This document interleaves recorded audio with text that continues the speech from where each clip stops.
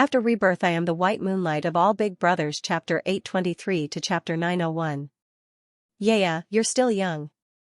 Actually, there's no need to rush into a relationship, Hanku said rationally. Yes. Hanheng immediately agreed. That's right. The best is yet to come. The next one will be even more obedient. Trust your uncle. You can't go wrong. Jiang Fuyue thought for a while and asked seriously, is there anyone better than Xie Dingyuan? This time, Hanheng was stumped. Chapter 823, I like him so much that my teeth hurt. Please wait for a moment. After the content has been updated, please refresh the page to get the latest update. September, school season. Although the summer vacation was over, it was still hot. The hot sun scorched the earth, and the news of Jiang Fuyue winning the award seemed to add more fire to the hot summer. The whole country was in an uproar, especially in the medical community. The Lasker Prize, also known as the Albert Lasker Prize, was another top prize in physiology and medicine in addition to the Nobel Prize. It was designed to honor scientists, doctors, and public service personnel who had made outstanding contributions to the field of medicine. The prize was divided into Basic Medical Research Award, Clinical Medical Research Award, Public Service Award, and Special Contribution Award. The first two were awarded to scientists, and the latter two were mostly awarded to groups. Every year, 25 outstanding scientists from all over the world would form a judging committee. After the judges' strict confidentiality and fair review and selection, the winners would be announced by the Albert and Mary Lasker Foundation in September. When Jiang Fuyue appeared in Huaxia's Basic Medical Research Award Medical after that, the global medical community was shocked. Needless to say, when the news came, many people couldn't even believe it. Really? Are you kidding me? A prank? Is the official announcement too high profile? Is someone trying to prank Jiang Fuyue? Until the screenshot of the award list on Lasker's official website was posted, F***CK. It's true. Sister, you won an award, and it's in basic medical research. Can you stop using English and say something that everyone can understand? Basic Medical Research Award, my God. Sister you, can you be more awesome? What's wrong with the Basic Medical Research Award? Is it very awesome? First of all, the Lasker Prize is awesome, and the Basic Medical Research Award is even more awesome. Let's put it this way, so far, only Professor Tu from Huaxia has won the Lasker Prize, but it's not the Basic Medical Research Award, it's the Clinical Medical Research Award. Next, let's talk about the difference between the Basic Medical Research Award and the Clinical Medical Research Award. As everyone knew, the Lasker Prize was also known as the Nobel Prize vein in the medical community. According to statistics, 48% of the Lasker Prize for basic medical research went on to win the Nobel Prize, while this proportion was only 28% of the Clinical Medical Research Prize winners. To put it simply, the proportion of people who won the Lasker Prize for basic medical research and then won the Nobel Prize was even higher. Oh my God! If Sister Yu wins this award, will she be able to win the Nobel Prize? Not necessarily. I can only say that there is hope. Impossible. Sister Yu is too young. Well, a 20-year-old Nobel Prize winner is indeed very difficult. What's wrong with being young? As long as there were results, who cared about age? Those who are singing bad songs are just jealous, right? TSK, it seems like there are a lot of high-class haters disguised as fans recently. They claim to be protecting Sister Yu, but in fact, they are sparing no effort to ruin Sister Yu's image. I've wanted to say this for a long time. Using ignorance as your confidence and bravery as your excuse, you've been flying freely all the way. I can't bear to watch. I can only say that. There are all kinds of birds in the sea. People are afraid of being famous just like pigs are afraid of being fat. Sister Yu is popular in the entertainment circle, and those younger fans are following the trend. They say that Sister Yu is awesome, but in fact, they don't understand Sister Yu's spirit at all. I'm an old fan. I used to be a fan of Sister Yu because of her looks, her talent, and finally her character. I'm also an old fan. I see Sister Yu's bravery, fearlessness, and spirit of never giving up. Some people only see her glamorous appearance and the glory she carries. They are extremely superficial. Sister Yu is not a celebrity. She doesn't need popularity, publicity, or marketing. Don't bring the entertainment circle's methods to the academic circle. Scientific research is not blasphemous, and it is not a tool for so-called fans to flaunt themselves. Those who are fans of Sister Yu for the sake of chasing the latest trends can leave. Go back to your fandom obediently. However, how could the people who had been attacked take this lying down? Immediately, through the screen, they fiercely typed on the keyboard and fought back.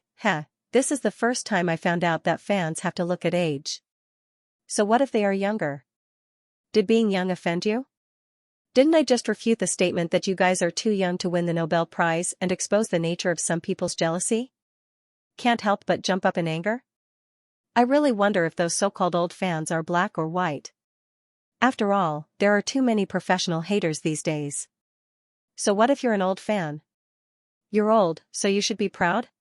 Aren't you just a fan of Xianxia? Look at all of you. Do you have a sense of superiority as a fan? What are you? And that Yu family army is really funny. What era is it that they still have a small group? It's like a pyramid scheme. I think it's more like a prostitute. The real fans were so angry by the arrogant remarks that smoke was coming out of their heads. This was no longer a war of words. The two big hats of pyramid schemes and prostitutes were obviously aimed at Sister Yu. Experienced internet surfers knew at a glance that someone was guiding the wind behind the scenes. At this time, it was time for the Yu family army to make a move. First of all, we are not organized. We are all individual activities. As for why one person appeared and everyone followed, there is no choice. Who asked Sister Yu to be so popular? It's hard not to see related news and trending searches. Everyone saw it, so didn't they gather together? Therefore, we don't dare to wear the hats of pyramid scheme and prostitute. Secondly, those who want to defame Sister Yu behind her back, don't think that you can incite everyone by hiring a few haters to pretend to be fans. The real Yu family fans have sharp eyes and strong ability to identify haters. Thank you. Finally, regarding it being too young to win the Nobel Prize, note that we said it's very difficult, not impossible. Please look carefully before you argue. Don't change the concept casually. As for why it's difficult, let's invite the professionals to provide the data. It's here. According to statistics, the Nobel Prize in Medicine was awarded a total of 140 times between 1901 and 2050. The average age of all the winners was 58.0 years old. The average age of the male winners was 57.7 years old, while the average age of the female winners was 63.5 years old. Now do you know why it's difficult? The evidence is right in front of your eyes.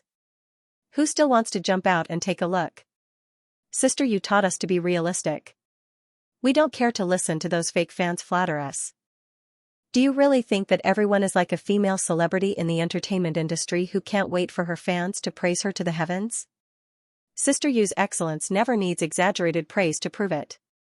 Whether the flowers are fragrant or not, there's no need to say anything. Passers-by will naturally know. By the way, Professor Xia also won this award before. Really? When he was 23 years old, he and the Chronic Myeloid Leukemia Relief Foundation he founded won the Lasker Basic Medical Research Award and the Public Service Award. Amazing. But my Sister Yu is even more amazing. She won it before she was 20 years old. Sob sob. After seeing so much, I finally saw an evenly matched love in real life. These two people are a perfect match. Actually, I'm a little curious about whose IQ is higher, the professor or Sister Yu. For now, let's look at Sister Yu. After all, she's young and smart. I suspect that you're implying that Professor Xia. Some CP fans found the list of winners announced on Lasker's official website. They cut off the name Xia Dingyuan and put it together with Jiang Fuyua's name. Then, they used photo editing software to make a big pink heart. The caption read, "The best couple in the academic world." Ah. I'm dead. It's so sweet. Don't save me. I'm going to drown in this pot of candy. I never thought that one day, I would actually be talking about a CP on the official website of an academic award. One word, addicted. If only Professor Xia and sister you could go on stage to win the award together. I'll vomit from talking about it. When the news of Jiang Fuyue winning the award reached Ming University, the whole school was excited. Li Chen put down his phone. His eyes were still a little dazed. After a while, he said. As expected of her. Liang Jingzhou was scrolling through the comments section when he heard this. Only Jiang Fuyue couldn't think of it. There's nothing she can't do. Gu Huaiyu clicked his tongue. I won't be surprised if Jiang Fuyue wins the Nobel Prize one day.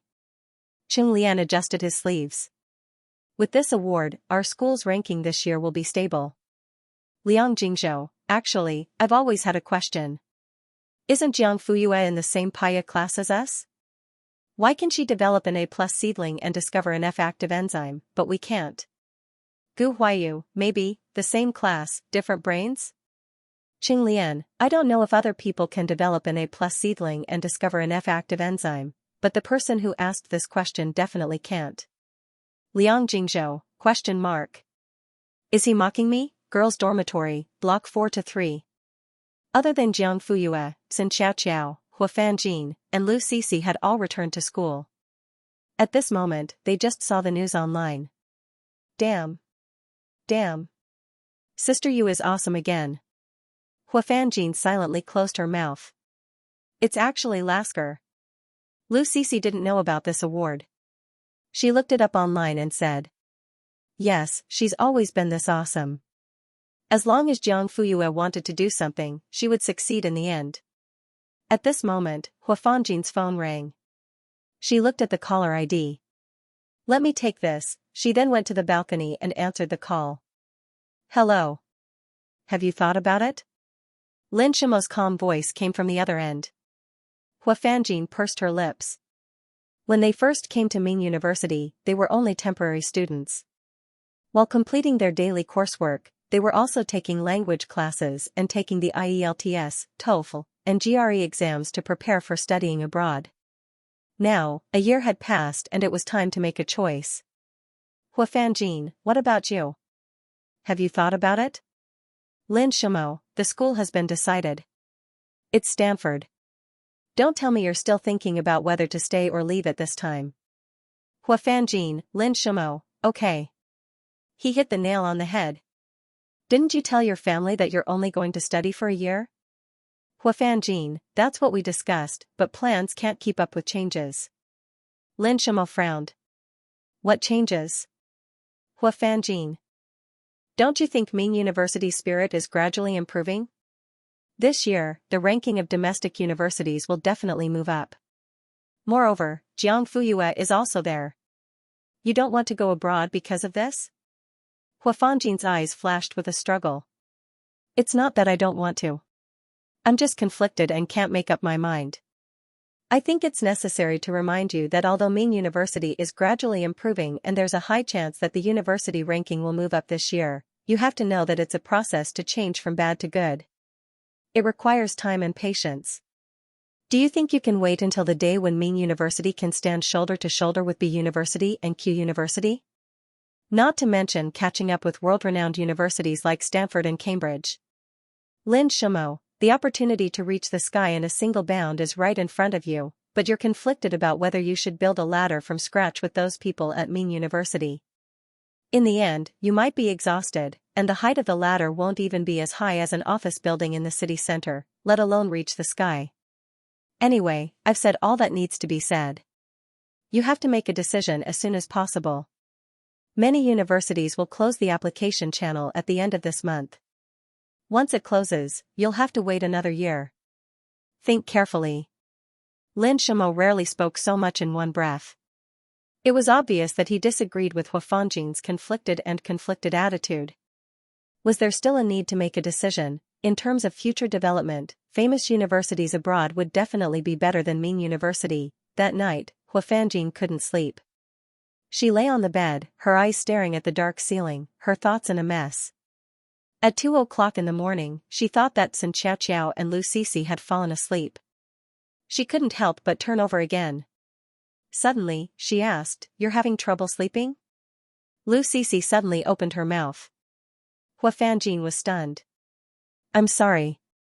Did I wake you up? Lu Sisi had always been a light sleeper. In the past, she used to be on guard against her drunk father who would abuse her. Now, she was on guard against enemies who could come to her door at any time to take her life. No, I'm not asleep either.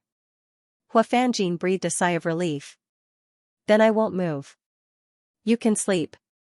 Talk? Did you encounter something difficult? After a long silence, a soft hum came from the darkness. It's quite difficult. If you don't mind, you can tell me. Although, I might not be able to help. Hua Fanjin briefly told her about his plans to leave the country. It's up to me to decide whether I want to stay or leave. What do you think I should choose? Lu Sisi, it's up to you whether you want to take a path that can lead you to a bright future or explore a new route. The former is less risky, but you can reach out and pick the stars. The latter is more risky. If you don't succeed, you'll die. If you succeed, you can embrace the moon. And how could the stars compete with the moon, Hua Fanjin? Isn't this a gamble? Lu Sisi, it's a gamble, a big gamble. Isn't it too big? But the returns are also high. Hua Fanjin was deep in thought. The next day, she called home first. Mrs. Hua. Have you decided? Hua Fanjin, yes. You won't regret it? No. Even if she really regretted it, she had to finish the path she had chosen. Mrs. Hua, okay, your dad and I don't want you to go so far. You're a girl, not a professor. Why do you have to be so educated? After ending the call, Hua Fanjin called Lin Shimo. Have you decided? Yes. Lin Shimo, okay, then I'll package all the information about Stanford and several other top universities and send it to you. Lin Shimo, about that, what do you want to say? Well, I'm sorry, but I've decided to stay at Ming University. There was silence on the other end, and then there was a bang, the call ended. On Xianxia's side, because she had said a few words that questioned Jiang Fuyue, she was severely reprimanded by old Madame Yang in front of a few of her sisters. After leaving the old mansion that day, the more she thought about it, the angrier she got. She had been thinking about little Nine wholeheartedly, but everyone did not understand her and even praised Jiang Fuyue. Look at you, aren't you just looking for trouble? You have to care about what kind of girlfriend your little brother chooses. If you ask me, you shouldn't interfere. Her husband gently persuaded her. Xianxia, I'm just angry. They're clearly not suitable for each other. But today, Jiang Fuyue's Lasker award was a slap to her face. Her husband, are you still saying that someone stole the research results? On the 21st of September, Jiang Fuyue boarded a flight to New York City with Xie Dingyuan. She was going to attend the Lasker Awards ceremony. Do you want to drink water? Xie Dingyuan asked. Jiang Fuyue shook her head and yawned. I'm not thirsty. Let's sleep for a while. Okay. Xie Dingyuan took out a blanket and helped her lie flat on the bed. Go to sleep. Jiang Fuyue looked at him in amusement. You're so considerate. You're even more virtuous than my wife.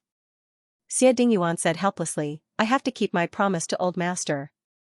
Otherwise, I'm afraid I'll be punished when I return to China. Originally, Han Qishan wanted Han Shen or Han Ke to accompany Jiang Fuyue. Because of this, the two of them even argued. Han Shen said, I have time and energy. I also have connections there. Of course, it's more suitable for me to accompany Yaya. Han Ke said, Big Brother has to manage the company. He can't be away for too long. I'm different. I have a lot of free time. After accompanying Yaya to receive the award, I can even play in New York for a few days. I'll treat it as a vacation. Han Shen said, I'll go. Han Ke said, I'll go. Han Shen said, second brother is not attentive enough. He can't take care of Yaya. Han Ke said, Big Brother has to take his documents and computer with him. He has to deal with business on the way. He can't take care of her. Han Shen said, Dad, you decide. Who should go? Han Ke said, you can't be biased. Anyway, you liked Big Brother and Third Brother the most when we were young. I'm stuck in the middle. I'm just a little pitiful and invisible, old Master Han." At this moment, Xie Dingyuan jumped out. "I'll accompany Yaya."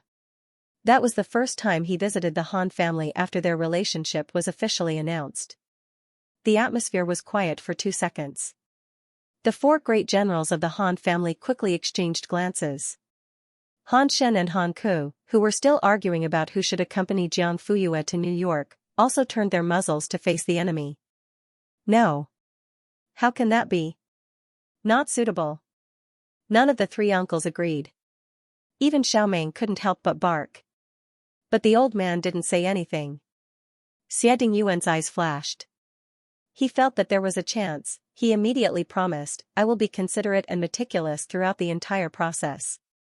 Han Qishan did not say anything. He thought for a moment and coughed softly.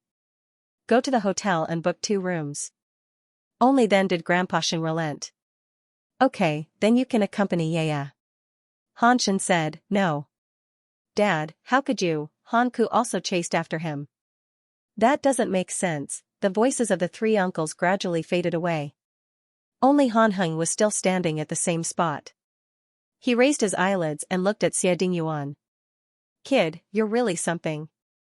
He knew what Grandpa Sheng was worried about, so he took the initiative to express his opinion. The netizens said that his EQ was low. Was there any misunderstanding about low EQ? Han Heng cleared his throat. "Remember, 2 rooms." After that, he patted Xiaoming's head. "Let's go." Just like that, the matter of Xie Dingyuan accompanying her to the award ceremony was settled. Jiang Fuyue said, "You're so obedient to Grandpa Sheng?" Xie Dingyuan nodded. "Of course, he will be my grandpa in the future." "Jiang Fuyue, I don't want to talk to you anymore." She pulled the blanket up and turned her back to the man. "I'm so sleepy." Xie Dingyuan's eyes flashed with a smile. "You won't be shy, right?" Jiang Fuyue ignored him. She did not move at all. It was as if she was asleep.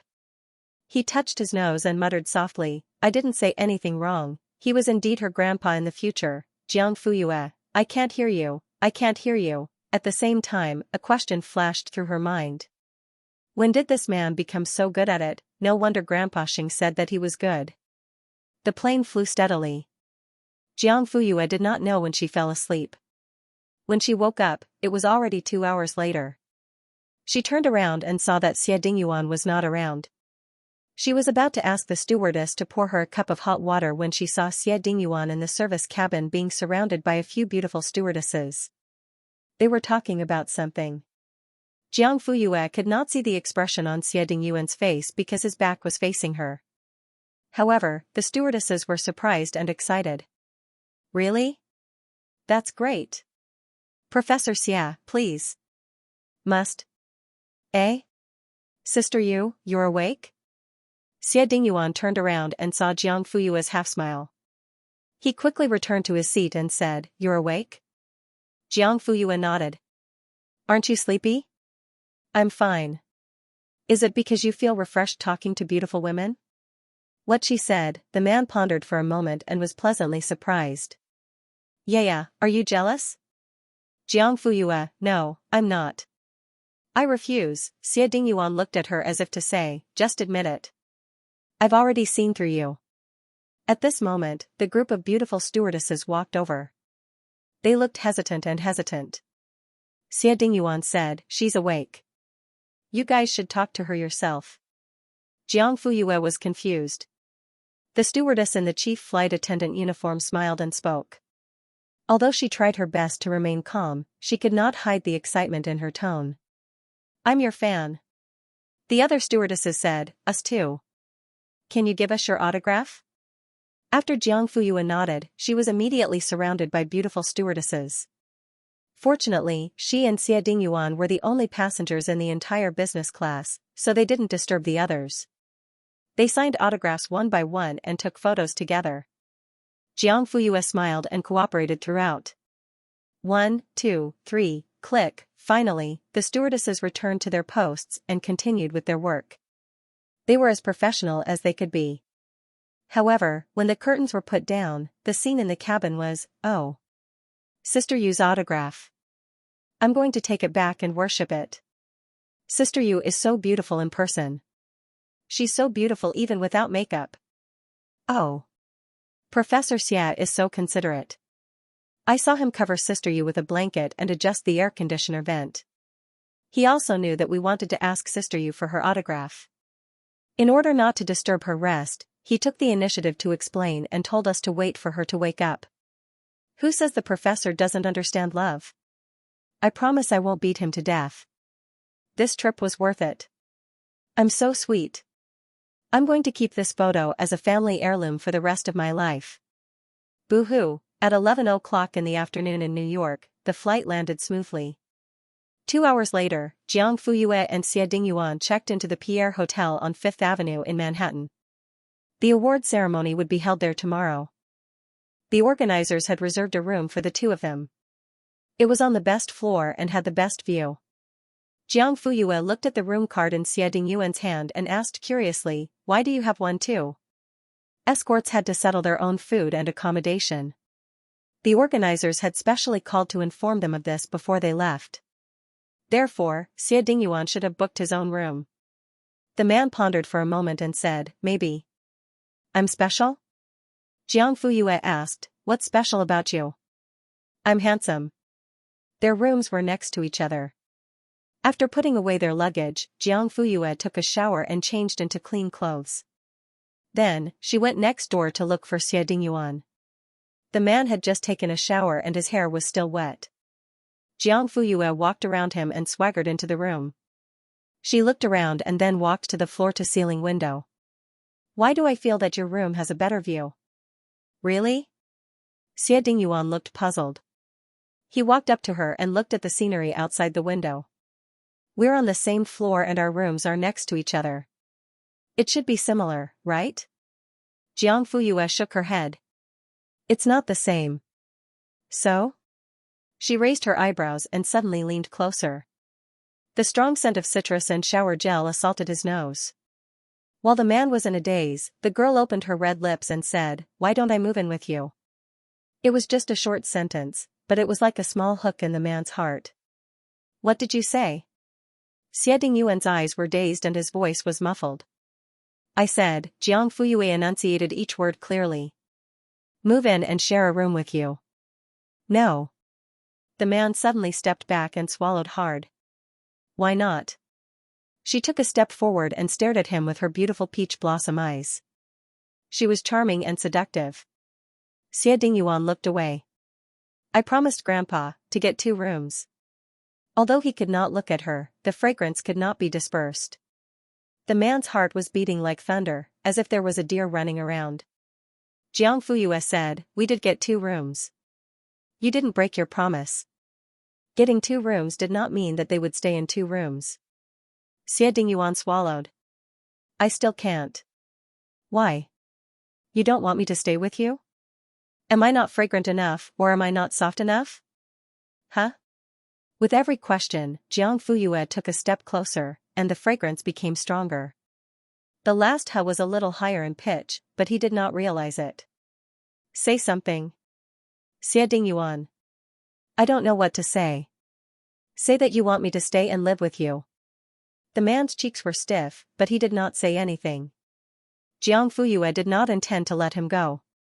She moved closer and closer, and the two of them were already pressed together.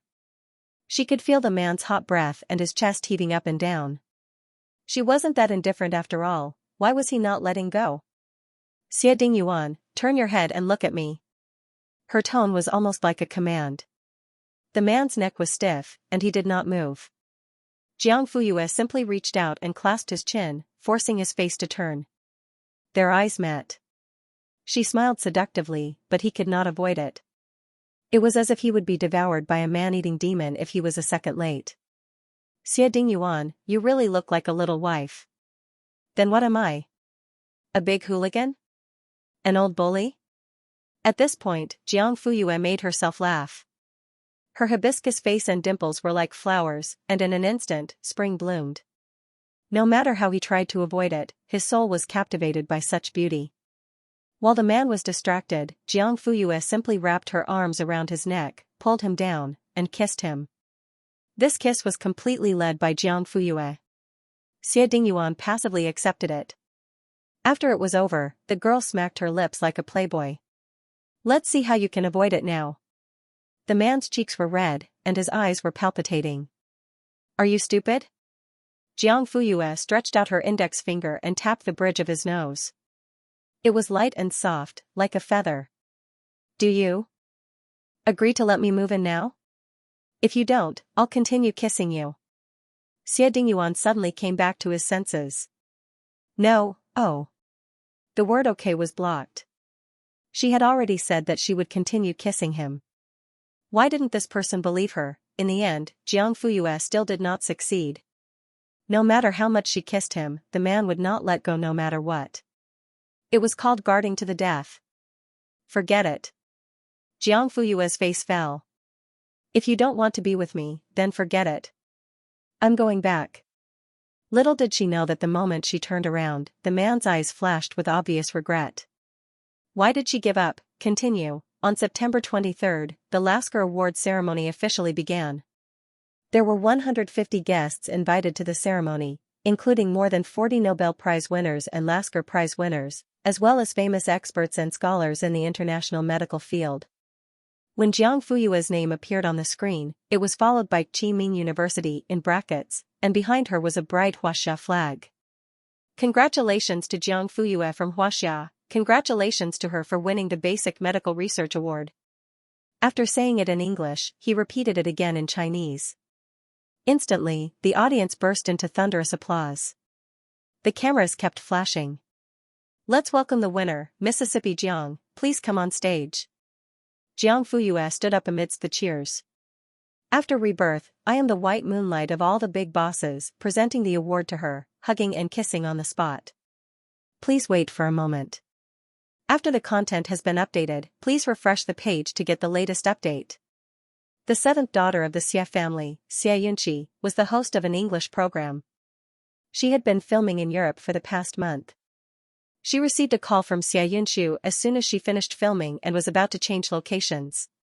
Sister, what's wrong? Yunqi, let me ask you, have you always been in contact with Xianxia? She paused for a moment. Not all the time. We'll chat occasionally. Sister, why are you suddenly asking this? Then give me her contact information. Ahem. After I kicked her out of the group chat, I blocked her WeChat too, so now she couldn't add her back. Xianxia was stunned. If she remembered correctly, Sister 4 hated Xianxia the most. Why do you want her contact information? Something. Xianxia frowned. She felt that something was wrong, so she didn't give her contact information immediately. What is it? Tell me. I'll see if I can help.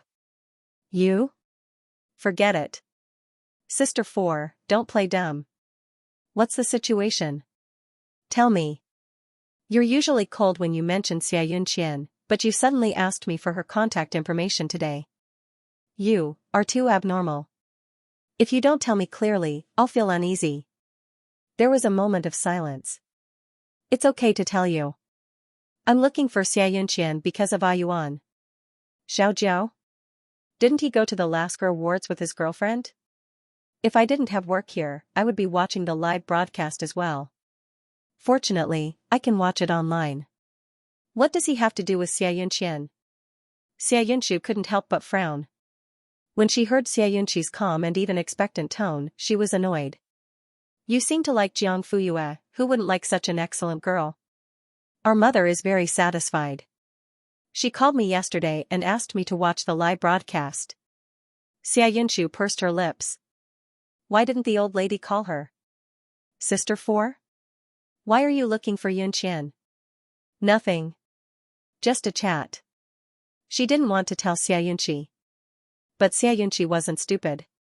She knew something was wrong when she heard her tone. Sister 4, are you doing something behind Dad and Mom's back? Xianxia's eyes flashed. What can I do? Then why do you want Yunqian's contact information? And it had to be when Little Nine had just announced that he had a girlfriend. It's not like you don't know how she feels about Little Nine. Don't worry, I'm not as bored as you think. Little Joe is our little brother. All these years, all 7 of us sisters have treated him like the apple of our eye, cough. Although Ah Yuan didn't appreciate it. Anyway, I won't hurt him. Hurry up and give me his contact information. I'm busy watching the livestream. Xianxia hesitated for a long time, and the cameraman urged her to send Xianxian's phone number in the end. Before hanging up, she couldn't help but remind her again, "Fourth sister, you must not cause trouble." Although Ah Yuan doesn't like to haggle, when he gets angry, the whole family won't be able to handle it. I know.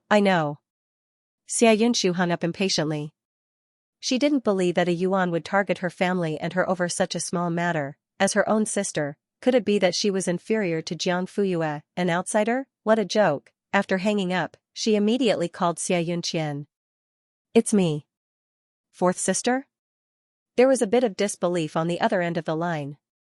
Xianxia took the initiative to call her. Did the sun rise from the west? Xianxia didn't like Xianxia, but she disliked Jiang Fuyue even more. Although Xianxia didn't understand, at least she didn't affect Xiadingyuan. But Jiang Fuyue directly changed little Jiao into a different person. She even agreed to kiss in public. It was simply, Fourth sister, how are you recently? Let's save the pleasantries. Who didn't know who was who? Xianxian's voice also softened. What's the matter? Just say it. Ah Yuan has a girlfriend, do you know? There was a moment of dead silence on the other end. Xianxia curled her lips. It seemed that she didn't know. In addition, he also announced his relationship to the public. Announced relationship? Xianxian's voice was a bit absent-minded. Yes, it was announced, and Xianxian's eyelids twitched. She heard a laugh on the other end of the line. It was a Yuan who asked for it. The official media released a statement and the whole network gave their blessings. Her heart suddenly sank. After a while, she said, Fourth sister, you didn't call just to tell me this news, right? Xianxia curled her lips. At the award ceremony. After the kiss, the applause and screams of the audience almost overturned the roof. Those who didn't know would think that this was a large-scale celebrity chase scene. After Xie Dingyuan gave the award, he returned to the audience and sat down. Professor Thomas consciously retreated to the side, leaving the entire stage to Jiang Fuyue. Under the strong lights, she was the focus of all the eyes in the venue. Professor Thomas said, "Next, let's invite Jiang to give her acceptance speech." Where is the applause? The venue was once again in an uproar. Jiang Fuyue held the trophy of the winged victory goddess of Samothrace trophy and raised it in front of her chest. She spoke to the standing microphone in Chinese to the whole world. Dear Chairman of the Lasker Foundation, the Lasker Prize Judging Committee, dear Nobel Prize winners and my fellow countrymen, as well as ladies and gentlemen present today, I am honored to receive the 2052 Lasker Prize for Basic Medical Research. But compared to winning the prize, what makes me happier is that the patients infected with the Schenkwald virus can be reborn. Humans are so small and fragile, yet so strong and tenacious. I was able to safely arrive at Continent F, survive several thrills, and finally successfully develop the A+ vaccine and discover the F-active enzyme, all because of my motherland's protection. So, today's honor is shared with me by my motherland, Huaxia. This award is not only an affirmation of myself, but also an affirmation of Huaxia's contribution to the role of a large country, assisting third world countries, bearing global responsibilities, and maintaining global stability.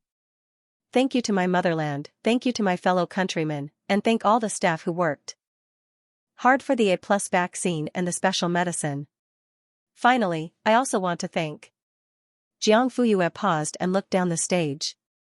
A gentle smile suddenly bloomed on her lips. She continued, a special person. The camera immediately turned to Xie Dingyuan in the guest seats. It was him who risked being infected and went in and out of the resettlement camp several times to help with the sampling. It was also him who firmly protected me in his arms in the smoke of the air raid. Thank you, Ah Yuan. The netizens who were watching the live broadcast in front of their screens went completely crazy. Sister Yu's acceptance speech barely mentioned herself.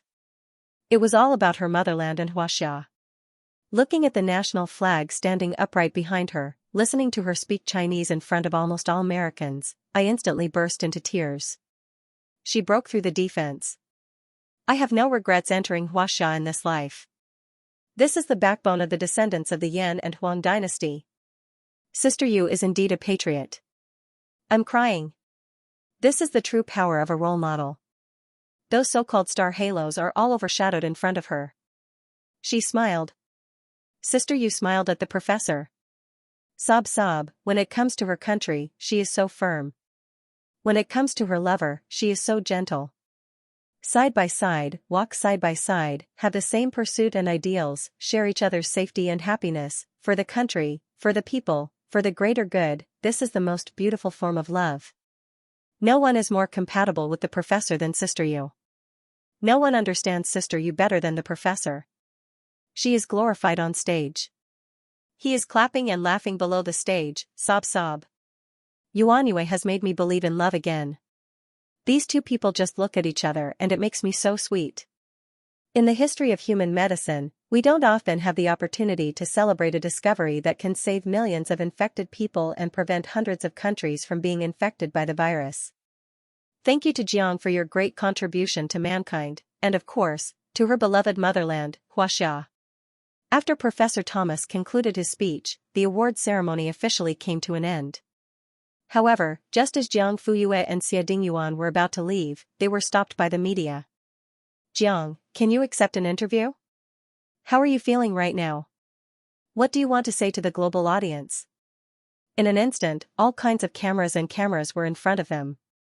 Xia Dingyuan protected her in his arms and casually pointed at a Huaxia reporter. We still have to attend the banquet, so I'm sorry. You can only ask one question, and it can't be more than 3 minutes. The reporter was stunned and immediately looked surprised. Sister Yu, Professor Xia, both of you are Lasker Prize winners. Do you have any words for the next generation of young people? Although it was only one question, he asked 2 people. This reporter was quite smart. Jiang Fuyue thought for a moment and said, "We must strive for greatness and not disappoint the times." The reporter turned the microphone to Xia Dingyuan and asked, "What about Professor Xie? We must be diligent and bring glory to China with our books and swords." The reporter looked at the two in a daze. Time's up. She finally reacted and stepped aside. Thank you for accepting the interview. Then, she watched the two leave. Soon, the crowd of reporters dispersed, but the Huaxia female reporter stood in place for a long time. Brother Wang, she swallowed and asked, "Did you record that just now?" The cameraman, Brother Wang, was shocked by those 2 sentences and couldn't react. Yes, I did. Let's go. Let's go back to the hotel. You edit, I'll write the report. We'll publish it tonight. She couldn't be the only one who was shocked, moved, and teary-eyed. The whole country had to do it together. We're not following the banquet? We're not following. We've already gotten the biggest exclusive. Okay. The 2 of them rushed back to the hotel where they were staying and began to work through the night with enthusiasm. It was 9 o'clock in the evening in New York. There was a 12-hour time difference, so it was exactly 9 o'clock in the morning in China. International Vision's official Weibo released a follow-up interview video of the awards ceremony. Xia Dingyuan and Jiang Fuyue, who were about to leave, were stopped by the media. Then, it was a message for the young people. One was ambitious, and the other was diligent. When Sister Yu said this sentence, I also cried. Why is Huaxia standing in the east? Because there are countless pioneers like Sister Yu who fought for the country. The red sun rises, its path is bright. Beautiful young China, not old with the sky, strong young China, boundless with the country. 2. These 2 deserve to be a match made in heaven. There's new material for the CP video clip. Sister Yu and the professor are really the best. This is what the young people should look like as idols. Please allow me to shout that sentence, Yuanyue Yyds, Eternal God. Soon, the official media started reposting the news. Waxenchv, Mr. Chichao's wish has now been realized. At International Vision, Video, People's Radio Television Station V, if a young man is a hero on Earth, then a country will be a hero on Earth. In less than half an hour, hashtag Xia Dingyuan Jiang Fuyue's message hashtag rushed to the top of the hot search list, followed by a black and red tag with the word explosive. Han Shishan hurriedly took a screenshot and posted it on his WeChat Moments. There was no need for any caption. Anyway, everyone knew what he wanted to express. My granddaughter is just like that. Of course, it was indeed very impressive. He was the youngest recipient of the Lasker Prize in Medicine and History, the backbone of Huaxia's new generation of scientific research, and the tsunami-level waves that made the previous waves tremble. Han Qishan, I've never been so proud in my life. Han Heng, hello? Did Wang Chai drink too much milk? Han Ku, are you sure? Han Shen, are you serious? Xiao Meng, woof woof. Han Qishan, I only have eyes for Yaya, everyone else is just a pawn. As for the Jiangji private home cuisine in Linhuai, the queue was as long as a dragon and the whole place was full. Customer 1, I brought my son here to eat the dishes that Sister Yu has eaten. Maybe he can also be a scientist in the future. Customer 2 stroked her protruding belly, come and share some of Zhang's parents' luck. I hope that my daughter will be as confident and smart as Sister Yu in the future. Customer 3, after eating Jiangji restaurant's dishes, come to my abyss moon pit. I heard that Professor Xia used to eat here often. Let's not talk about how lively it was in China for the time being. On the other hand, Xia Dingyuan and Jiang Fuyue left the ceremony and went back to their room to change clothes. Then, they were picked up by the special car sent by the organizer to a manor. The banquet had already begun. The invited guests were holding goblets and chatting cheerfully. Melodious music accompanied by a cool night breeze made the entire atmosphere soft and casual. Most of the men were wearing tuxedos with neat bow ties and elegant manners. There were relatively few women, but there were still some. They were all wearing decent evening gowns that were not revealing, not sensational, and not deliberately eye-catching. Regardless of the venue layout or the atmosphere, it was fundamentally different from the commercial cocktail parties in China.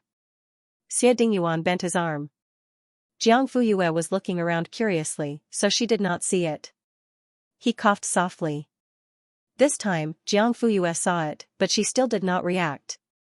The man's eyes flashed with helplessness. He lowered his head and whispered in her ear, hold my arm.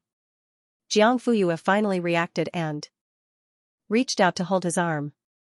The man smiled with satisfaction, and the corners of his eyes rose with joy. He took Jiang Fuyue to meet the winners of the Lasker Clinical Medical Research Award and the Special Contribution Award. He introduced them to each other, John Baird Dr. Glenn, Chief Researcher of AstraZeneca. Oh, Xia, long time no see. The two of them knew each other and had a good relationship. Xie Dingyuan introduced Jiang Fuyue to him.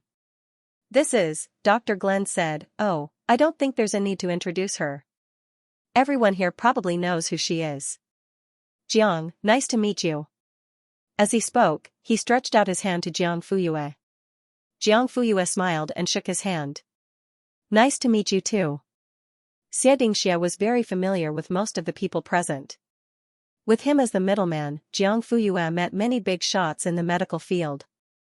While chatting happily, the two of them also exchanged contact information. Just like that, they built up a network. No wonder Xie Dingyuan, who did not like to socialize, was particularly enthusiastic today. Actually, he knew these people, so it did not matter if they came or not. But Jiang Fuyue did not know them. So, he was here to help her, Xie Dingyuan said. Why? Are you touched? The two of them stood by the fence of the garden, holding champagne in their hands. The moon was bright and the stars were shining. Jiang Fuyue said, thank you. It's not enough to just say thank you. You have to do it.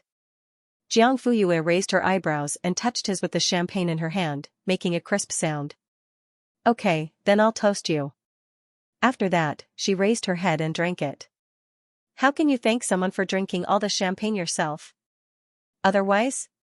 No matter what, you should at least treat me to a sip. Jiang Fuyue looked at the glass in his hand. Don't you have? Xie Dingyuan pulled her into his arms and lowered his head to kiss her deeply. The taste of champagne fermented between their lips and teeth. Jiang Fuyue's eyelashes fluttered slightly, but the man was insatiable. He actually reached out. Xie Dingyuan smiled like a big bear who had stolen honey. How could I taste it if I didn't? After the kiss, Jiang Fuyue's cheeks were red and her breath was unstable. The man smiled like a spring breeze, and his eyes were full of satisfaction. He smacked his lips and said, it tastes good. Jiang Fuyue pursed her lips and muttered softly, "You don't want to drink your own and snatch others. You're really something." Xie Dingyuan looked at the champagne in his hand and said seriously, "I don't think this glass is as good as yours." Jiang Fuyue's mouth twitched. It was the same champagne. "I'll be a fool if I believe you." "You don't believe me?" "I don't believe you." "Then try it." After that, the man raised his head and drank it. Then, he pulled her into his arms again and kissed her again. "Jiang Fuyue? Pay attention and taste it carefully. Which one is better? You have to test it." When the two of them separated, the lipstick on Jiang Fuyue's lips was gone. But the color of her lips was more delicate and bright than when the lipstick was still on. It was slightly swollen. It looked moist and sexy. Xie Dingyuan was very satisfied with his masterpiece. He rubbed his index finger gently and his dark eyes seemed to be drunk. Jiang Fuyue was so angry that she bit his finger. Ouch. She didn't know if it was because of pain or pleasure. Cough. "You can try, harder." The man's voice was hoarse and his eyes were deep. Jiang Fuyue, ? When she came back to her senses, she was about to say "stinky hooligan." But at this moment, a burst of laughter came from behind them. "Haha. So Professor Xia and Miss Jiang are here. It took me a long time to find you." He was speaking in Chinese. The two of them turned around and saw a man in his 50s or 60s with white hair walking towards them with a young girl. The girl was wearing a light blue long dress. The close-fitting cut outlined her good figure, but the neckline was pulled up to her neck, not even revealing her collarbone. Coupled with the gentle and elegant smile at the corner of her mouth, an obvious scholarly aura assaulted one's senses. It was a pity that it was too obvious. It was so obvious that it was deliberate. Xie Dingyuan's eyes were slightly cold. Jiang Fuyue didn't know these two people, but judging from Xie Dingyuan's reaction, they probably weren't good people. The man and the girl were already in front of them. They stopped and nodded to Jiang Fuyue. "Miss Jiang, I've heard a lot about you. I'm Fu Jingxin and this is my granddaughter, Fu Qing." However, judging from the subconscious vigilance in Xie Dingyuan's eyes, Jiang Fuyue felt that it was not that simple. Sure enough, Fu Jingxin is an expert in the field of immunology. When we sent a team to support Continent F, the higher-ups hesitated between him and me. However, Fu Jingxin had an important project in his hands at that time. Greater than 829 successful sleeping together, meeting Xianxia. Please wait a moment. After the content has been updated, please refresh the page to get the latest update. On the way there, Xie Dingyuan briefly explained the relationship between Xianxia and the Xie family to Jiang Fuyue. Nominally, she was the 8th daughter of the Xie family and was only 2 months older than Xie Dingyuan. But in reality, she was not the biological daughter of the old madam and had nothing to do with the old master. She was just the daughter of an old friend. Her parents had passed away in an accident and she had no close relatives to rely on. Fu Wanqiu saw that she had lost her mother at a young age and was moved by compassion. She brought her back to the Xie family and changed her name to Yunqian after the previous 7 daughters. She had been raised by the Xie family since she was young. The old master and the old madam also treated her as their biological daughter and never favored one over the other. Because they were about the same age, she and Xie Dingyuan played very well before the age of 6. But after the age of 6, Xie Dingyuan showed amazing talent in all aspects, and he was willing to spend more time studying and thinking. Xie Yunqian had no advantage in intelligence other than being a little prettier, let alone being as talented as Xie Dingyuan. So, the gap between the two quickly widened. Xie Dingyuan was busy learning functions and doing experiments, while she hugged her doll and played hide-and-seek. They did not see each other often, and soon they had no common topics to talk about. As she grew older, Xie Yunqian became more and more beautiful. She followed the old madam to all kinds of public events and gradually became famous in the circle. Xie Dingyuan, on the other hand, gradually fell in love with being alone during his long academic career. He did not like crowds and did not like to show his face. His mind was full of his projects, research, and thesis. In fact, he did not have a deep impression of Xie Yunqian. Compared to the other sisters who cared about him and cared for him, Xie Yunqian did not seem to like the identity of an older sister. She preferred to talk to him about, not very interesting topics, such as where a new restaurant opened, when a new movie was released, which celebrity was in a relationship with which celebrity, and so on. Although Xie Dingyuan was not interested, he still had the most basic courtesy and respect for his family. He put down his phone and did his experiment while waiting for her to finish. Then he called his assistant and asked him to help Xianxia book a table at the restaurant and buy movie tickets. Oh, and he also got the two celebrities' autographs. Oh, and I also prepared similar gifts for the other 7 sisters. He was very fair. Jiang Fuyue had a strange expression on her face for 2 seconds. To be honest, the straight man's straightforwardness almost broke her waist. People didn't talk about restaurants, movies, and gossip for you to do these things. Xie Dingyuan, why do you look like that? Did I do something wrong? Jiang Fuyue said seriously, no, you did very well. I think so too, but after that, she stopped looking for me. If it were me, I wouldn't look for you either. And then? Xie Dingyuan was puzzled. What do you mean? You're done with her? What else could it be? 3 years ago, she married and moved to country M. After that, she cut off all contact with her family, and the old lady rarely mentioned her. He had almost forgotten that there was such a person. Why did she suddenly call him and Yaya to have a meal together, although he was doubtful, due to their relationship and the fact that Xianxia happened to be in New York, it didn't seem right not to have a meal together. In the end, Xie Dingyuan agreed. However, this didn't disrupt the plan. He set the meeting time in the afternoon. In the morning, according to the original plan, he took Jiang Fuyue to see the church, listen to the choir, and feed the pigeons. The wind chime in front of the cafe made a crisp sound. Xie Dingyuan glanced around, then held Jiang Fuyue's hand and walked to a seat by the window. Xianxian's coffee cup was almost empty, and it seemed that she had been waiting for a long time. Ah Yuan. The woman's eyes were dazed for a moment, then she smiled. I haven't seen you for 3 years, and you're still the same as before. You haven't changed much. Xie Dingyuan looked at her seriously for a few seconds, then said, you look stronger than before. Pfft, Jiang Fuyue almost couldn't hold it in. Stronger, bro, are you serious? Xianxian was stunned, and for a moment, she choked. Oh really? Then she flipped her long hair awkwardly, and her smile froze. However, Xie Dingyuan didn't notice it at all, and he replied in a serious tone, yes. Xianxian, Jiang Fuyue. Actually, Xie Dingyuan wasn't completely without EQ, and he even knew to use the word strong to replace fat. Moreover, he wasn't lying. Xianxian did look fatter and darker than when she was in China, but all in all, wasn't she just strong? Xianxian forced herself to maintain her smile, and she didn't want to continue the conversation at all. Naturally, her gaze fell on Jiang Fuyue, who was holding Xie Dingyuan's hand tightly. Young, this was her first impression of this woman, no, to be precise, this girl. Black hair like a waterfall, skin as white as porcelain, a pair of peach blossom eyes that seemed to be able to speak, bright and beautiful, and youthful. This was a unique gift given by age. When she stood next to Xie Dingyuan, whether it was in terms of height, appearance, or professional achievements, they were really compatible.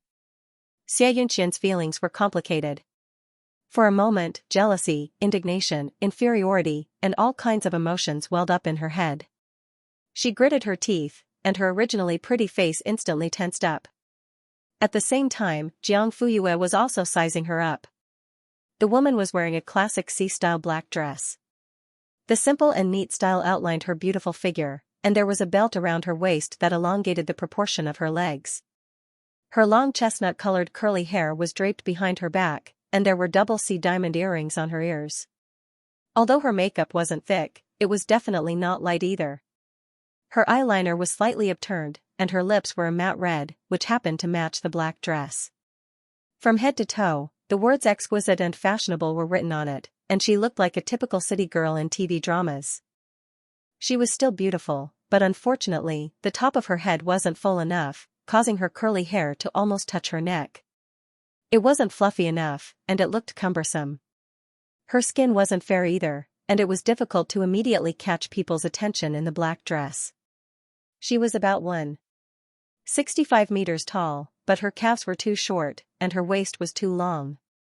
To put it bluntly, her proportions weren't good. Beauty was in the bones, not the skin. Not only was Jiang Fuyue beautiful, but her bone structure was also extremely superior. Xianxia might only be good-looking, but her bone structure couldn't stand up to scrutiny at all. Looking at them separately, both of them were considered beautiful. But when put together, the difference was obvious. Come, please sit. What would you like to drink? Xianxia smiled and greeted them, then changed the topic to Jiang Fuyue. Ah Yuan, aren't you going to introduce her? Xie Dingyuan said, my girlfriend, Jiang Fuyue. As he spoke, he placed their hands on the table. Don't be too showy. Although Xianxia was already prepared for the answer, after all, Xianxia had said everything that she shouldn't say, she was still blinded by the man's bold and undisguised straightforwardness. Jiang Fuyue just smiled and cooperated. Men liked to show off, so she wasn't shy. When she met Xianxian's gaze, she smiled and didn't avoid it, looking innocent and naive. Then, Xie Dingyuan consciously turned to Jiang Fuyue and introduced her. This is my 8th sister, Xianxian. Hello, sister. 8th sister, this title made Xianxian's barely maintained smile completely disappear. In the past, he had never called her sister, but now it was 8th sister? I saw the report of the Lasker Awards ceremony yesterday. I didn't expect you to be in New York too. We're all family, so we should come out and get together. Yes. Xie Dingyuan nodded. Jiang Fuyue obediently followed suit. Xianxian was speechless. What kind of silly thing was this? She only had a face, but not a brain. How infuriating. She forgot that Jiang Fuyue was the winner of the Lasker Award for Basic Medical Research this year, or maybe she didn't forget and just chose to ignore it. How are mom and dad?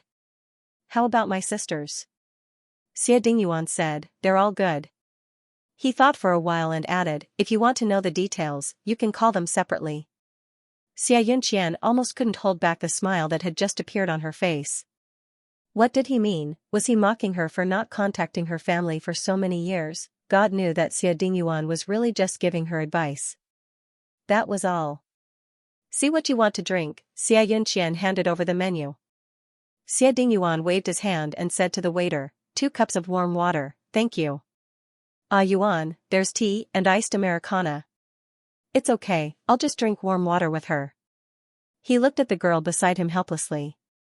Jiang Fuyue blinked and smiled obediently. She woke up this morning with a stomachache and went to the bathroom to take a look. She took a painkiller and almost felt better.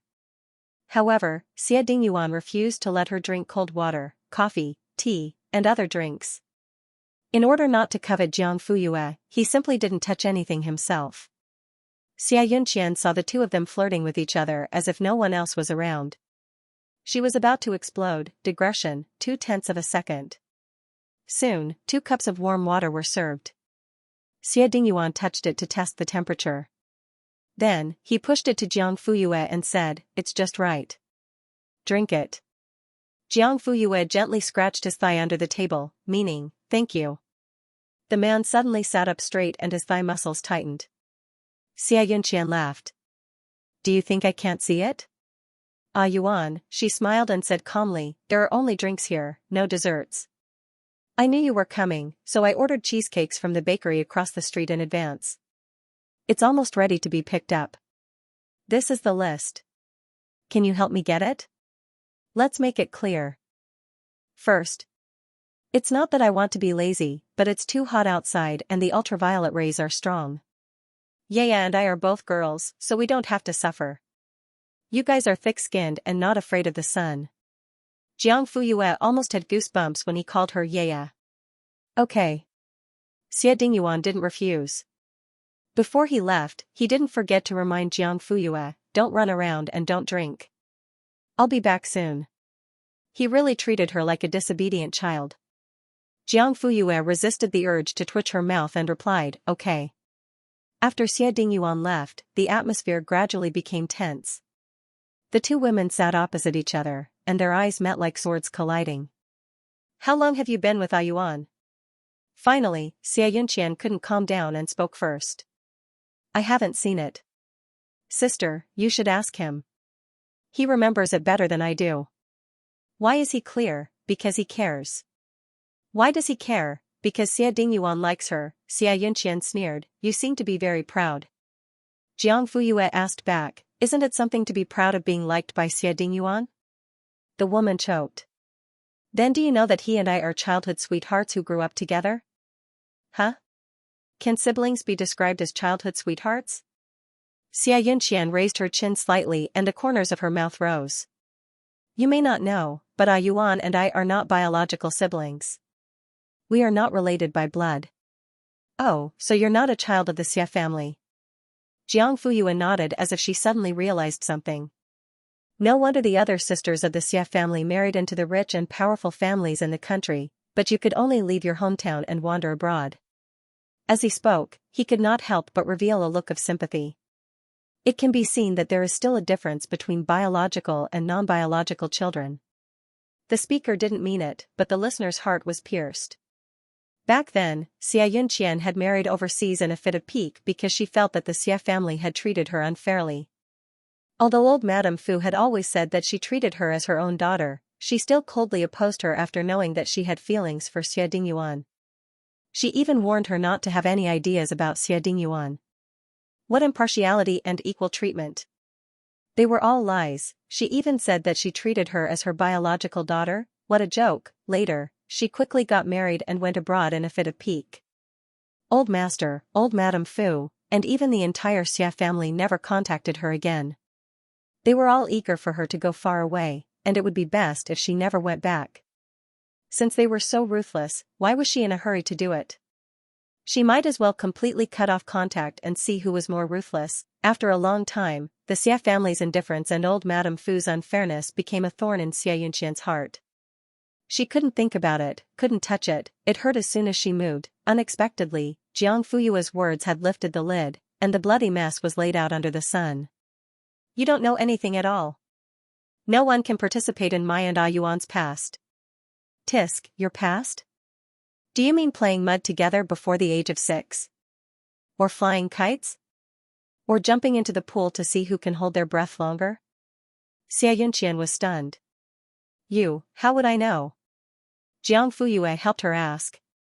Of course, it's because Xie Dingyuan told me. Otherwise, do you still need to guess? He even told you this? Is there anything that can't be told?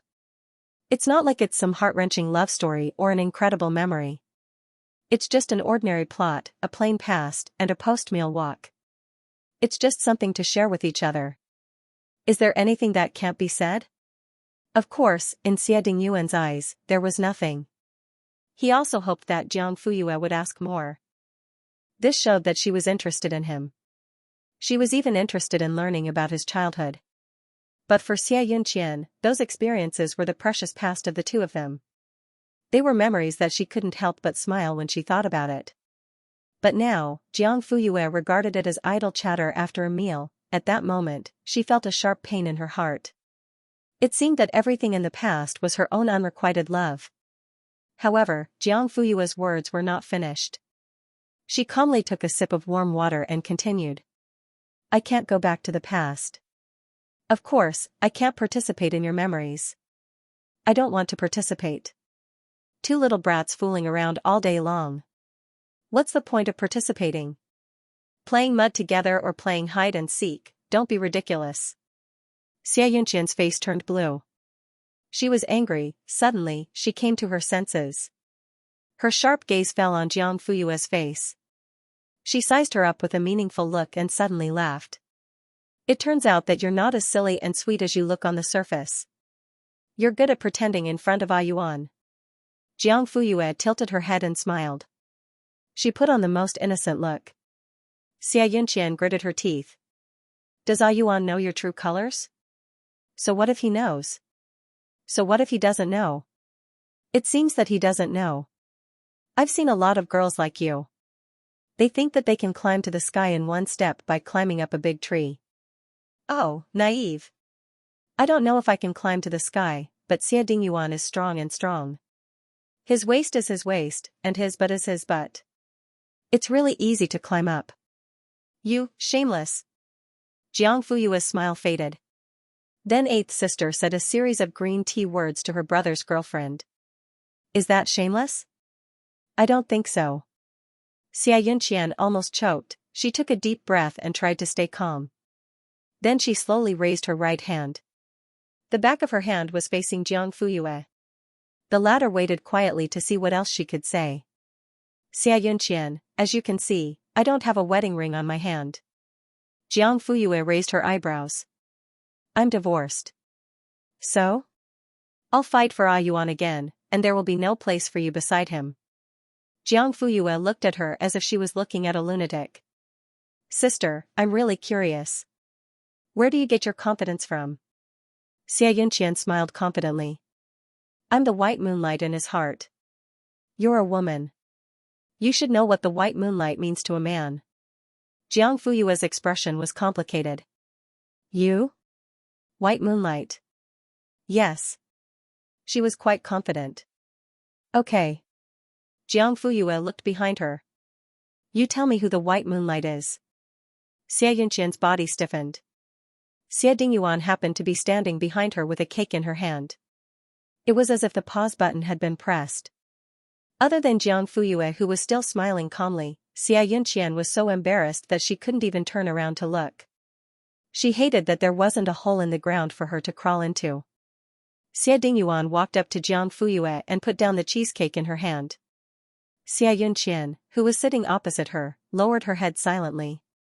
Old Xia was merciless in his insults. Please wait for a moment. After the content is updated, please refresh the page to get the latest update. When Old Master Han heard this, he immediately stood on his tiptoes and asked, Where? Where? Han Shen pointed to it for him to see. They saw that Jiang Fuyue and Xie Dingyuan were walking side by side at the third exit of the international airport. She was saying something, and the man was listening to her and nodding from time to time to express his agreement. Since they did not inform in advance that they were coming to pick them up, they did not pay attention to their surroundings when they came out.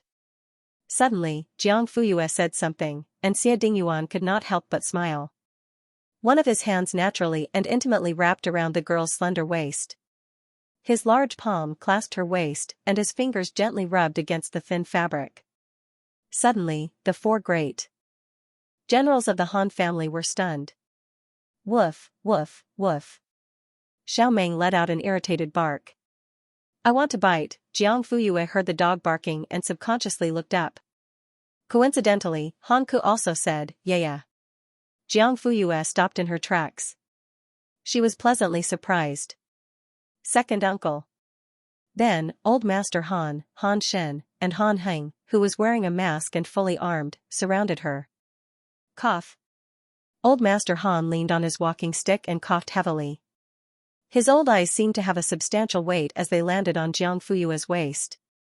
Xie Dingyuan then realized something and withdrew his hand as if he had been electrocuted. Han Qishan's cloudy face finally cleared up. Nan, it must have been hard on you. You've lost weight again. Han Shen consciously took Jiang Fuyue's luggage from Xie Dingyuan's hands. Han Ke stood in the middle to separate the two of them. When you weren't around, Xiao Meng went to your room every day and lay in front of your door, waiting for you to come back. He doesn't even like to eat snacks anymore. Han Heng quickly moved to the other side and added with a grin, that's right. He used to love taking walks, but now he won't come even if I call him 3 to 5 times. He even grumbles and doesn't even acknowledge little Ting. Soon, the two uncles stood on each side. Old Master Shen stood in front, Han Shen held the suitcase and waited behind. Jiang Fuyue was completely surrounded. Xie Dingyuan, Han Qishan gave his two debt collectors a well-done look, then lovingly said, Nan, I asked Xiao Lu to prepare a table full of dishes, all of which are your favorite. Let's go home. Yeah, it's so fragrant. I was already craving it when I left the house. Han Heng nodded. There's also soup. It was simmered last night, Han Kui added. The two of them chatted and were about to lead her out. Jiang Fuyue had just raised her foot when she suddenly remembered something and abruptly retracted it. She smiled obediently at her two uncles and said, I'll wait for a while, it'll be quick. Then, she walked around the two of them and went straight to Xie Dingyuan. She first reached out and hugged him, then quickly backed away. Then I'll go back first? Xia Dingyuan wanted to reach out and touch her face, but under the warning gazes of the four men of the Han family, he finally dismissed the idea and only said, okay. Jiang Fuyue moved her lips, but no sound came out. She said, wait for my call. The man smiled and nodded, then stood in the same spot and watched them leave. Soon, they got into a black car and were picked up. Professor, where are we going? The driver asked. Back to the old mansion. The Han family. Little Mrs. back. Aunt Lu heard the sound of the door opening and happily ran out of the kitchen.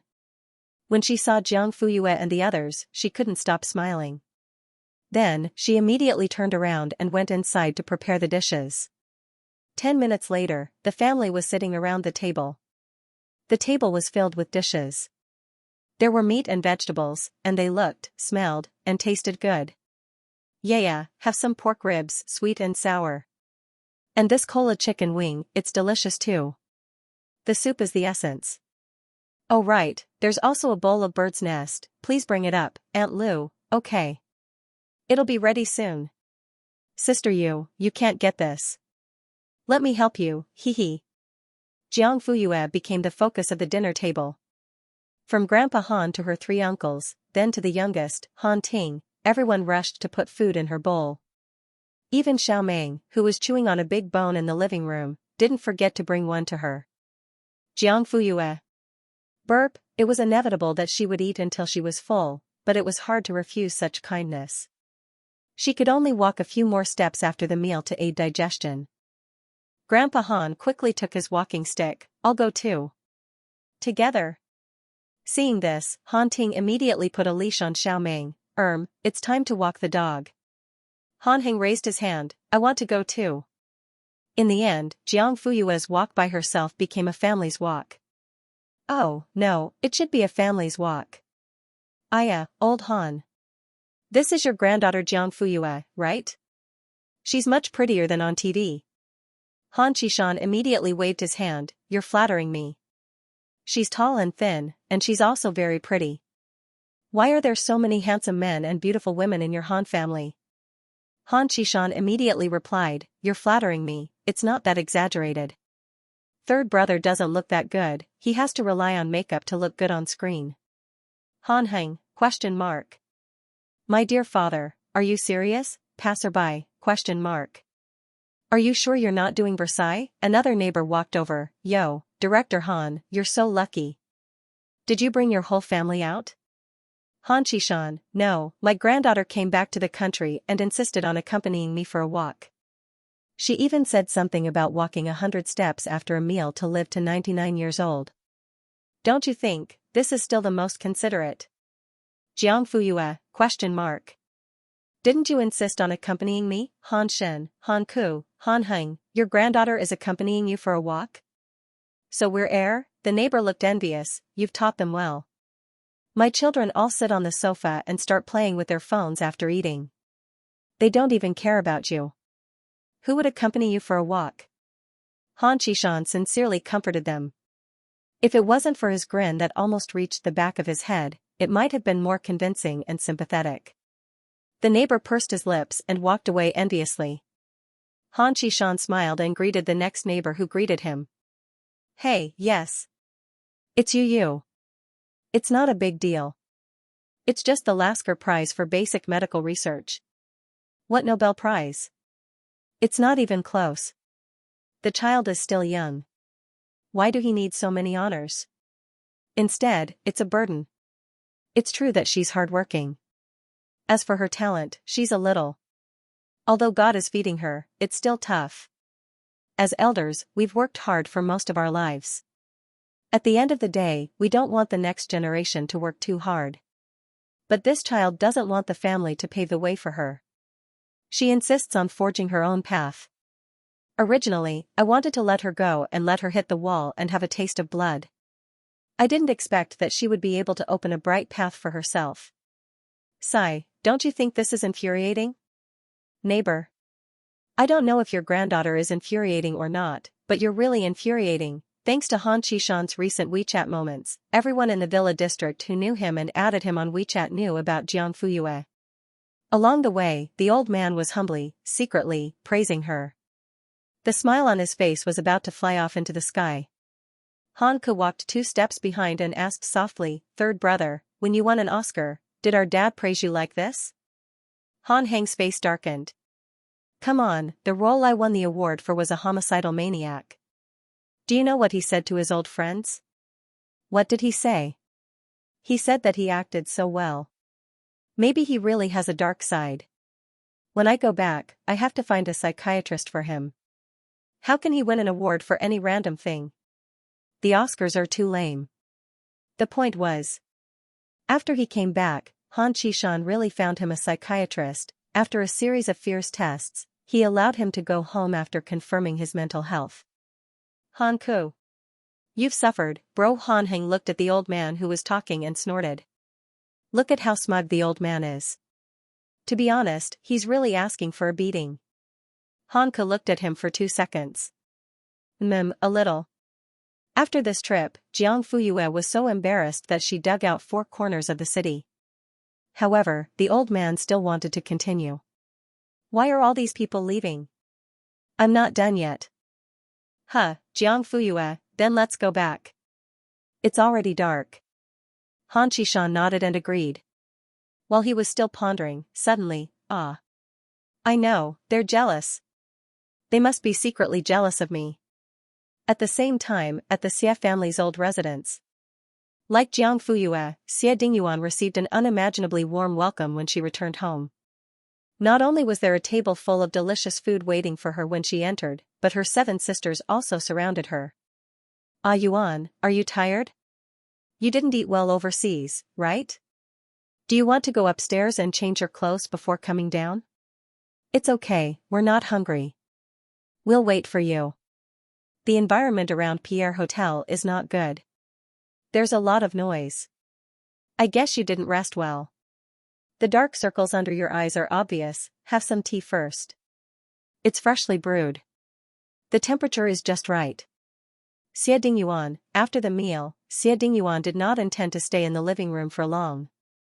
He was about to go upstairs when suddenly, "Ah Yuan, I received the gifts you sent back."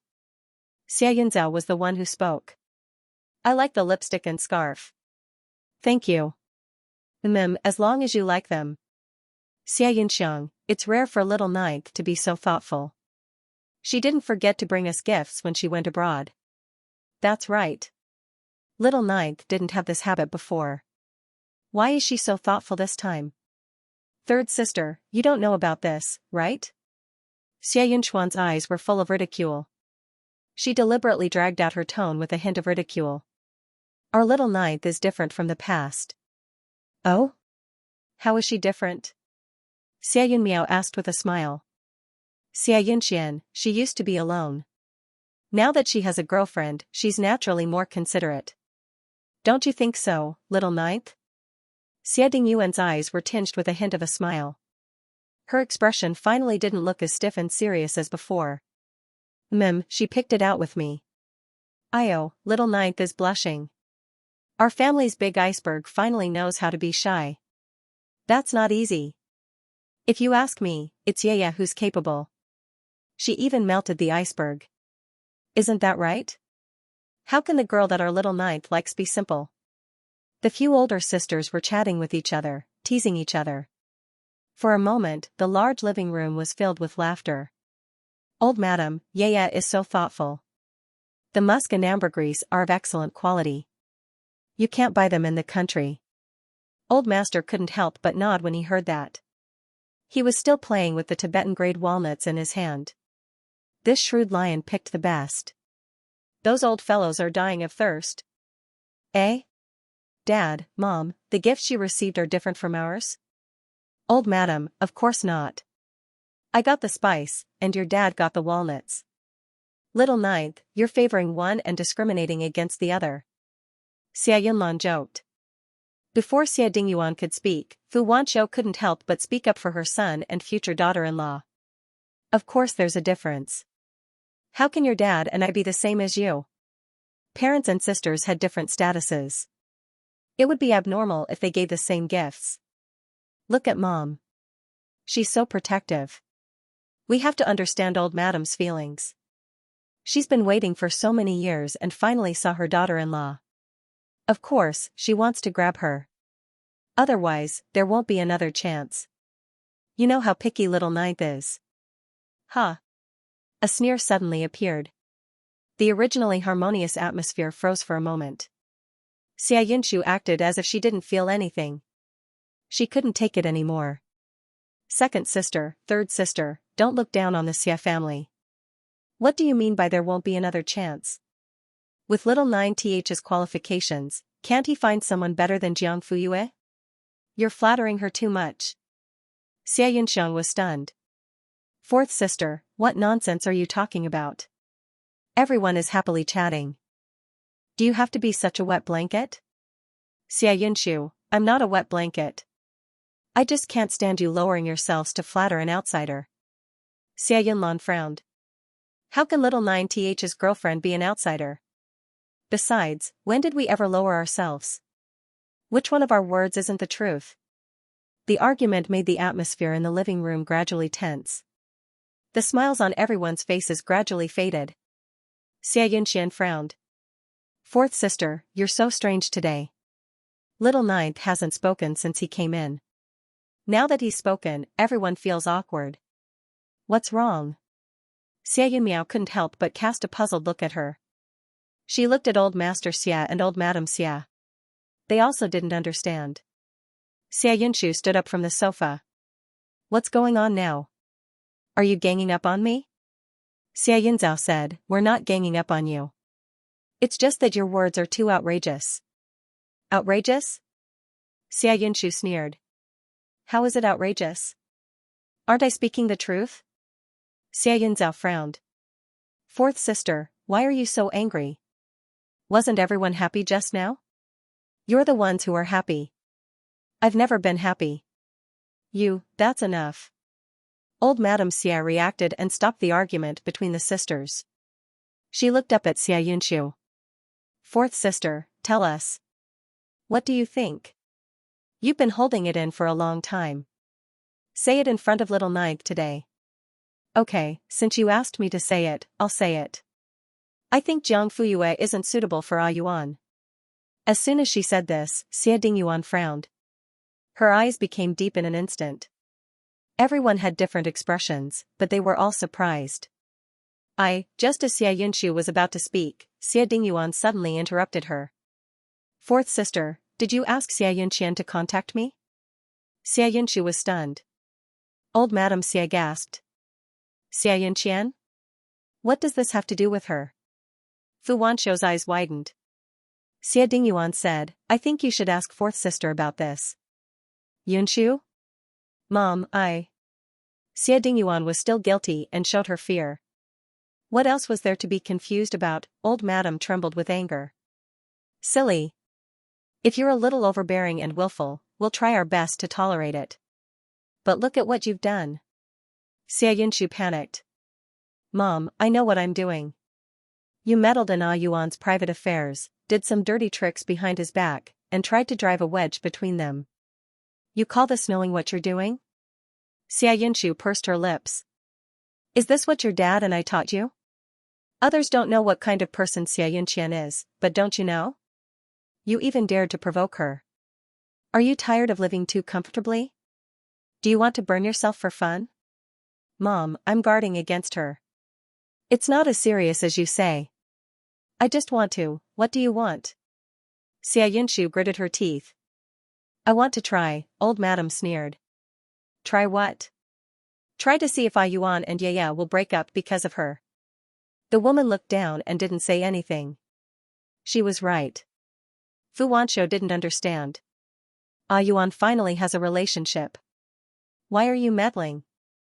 That's right, fourth sister. How can you do this? Xianxian is an ingrate. Aren't you afraid of being bitten by her if you cooperate with her? The word cooperate was like a loud slap to Xianxia's face. She had been put in the same position as Xianxian. Her sisters looked at her with astonishment, shock, and disappointment in their eyes. They were complicated. Fourth sister, you really didn't handle this matter well.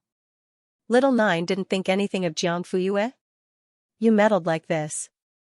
It's a bit meddling in other people's business. Didn't we agree that as long as little Nine is happy, it doesn't matter who his other half is? Cough. It's okay even if it's a man. Now that Jiang Fuyue was with a Yuan, it was 1,000 times better than having a male sister-in-law. What's more, that girl was beautiful and generous, smart, and extremely outstanding in her professional field. This kind of girl would be highly sought after no matter where she went. She was simply a perfect match for little Nine. Xianxia, what's there to be picky about? Xianxia said, Fourth sister, you used to be a very open-minded person. Why did you start to care about things like status and family background? The old madam also said, our family doesn't need a marriage alliance to seek benefits, as long as Yuan likes it. Listening to everyone's words, they all put on a kind and tolerant face. So, she was the only bad person? Heh. Xianxia laughed at herself. She still didn't feel that she had done anything wrong. She only felt sad. Are you going to collectively crusade against me now? Fourth brother. Xianxia frowned. Don't be so stubborn. I didn't do anything wrong. Xianxia suddenly raised her voice. I did everything for Xiaojiu's sake. I want him to marry a gentle, virtuous, and considerate wife. What did I do wrong? The old madam's face sank. She was about to speak, but at this moment, Xie Dingyuan spoke first. Fourth sister. Xianxia turned her head and looked at him. There were tears in her eyes, but also expectations. Yuan, you understand me, right? Fourth sister is wholeheartedly for your own good. It's good that you think you're infallible. I don't need it. He said word by word, his eyes cold. Think of herself, so she did everything because she thought she was infallible? Xianxia stumbled and her body swayed slightly. Her expression fell into a great confusion in an instant. It seemed that she couldn't accept such an evaluation and was on the verge of collapse. However, Xie Dingyuan didn't intend to let it go. You said that you want me to marry a gentle, virtuous, considerate, and obedient woman. But I can tell you clearly that Jiang Fuyue can't do all these. But so what? There are many gentle and virtuous women, but there is only one Jiang Fuyue. I like her. Even if she is sharp and scrupulous, inconsiderate, I still like her. So fourth sister, don't use the name of doing things for my own good and do things that hurt our sibling relationship. The next time we encounter this kind of situation, I won't let her suffer any grievances. Not letting her suffer any grievances meant that he wouldn't indulge her nonsense. It was persuasion and also a warning. In addition, I have made the decision to cut off the relationship with Xianxia. From now on, the Xie family doesn't have an eighth daughter. We won't involve each other. After that, he went straight upstairs and no longer cared about anything in the living room. His back was resolute. Xianxia felt like she was struck by lightning.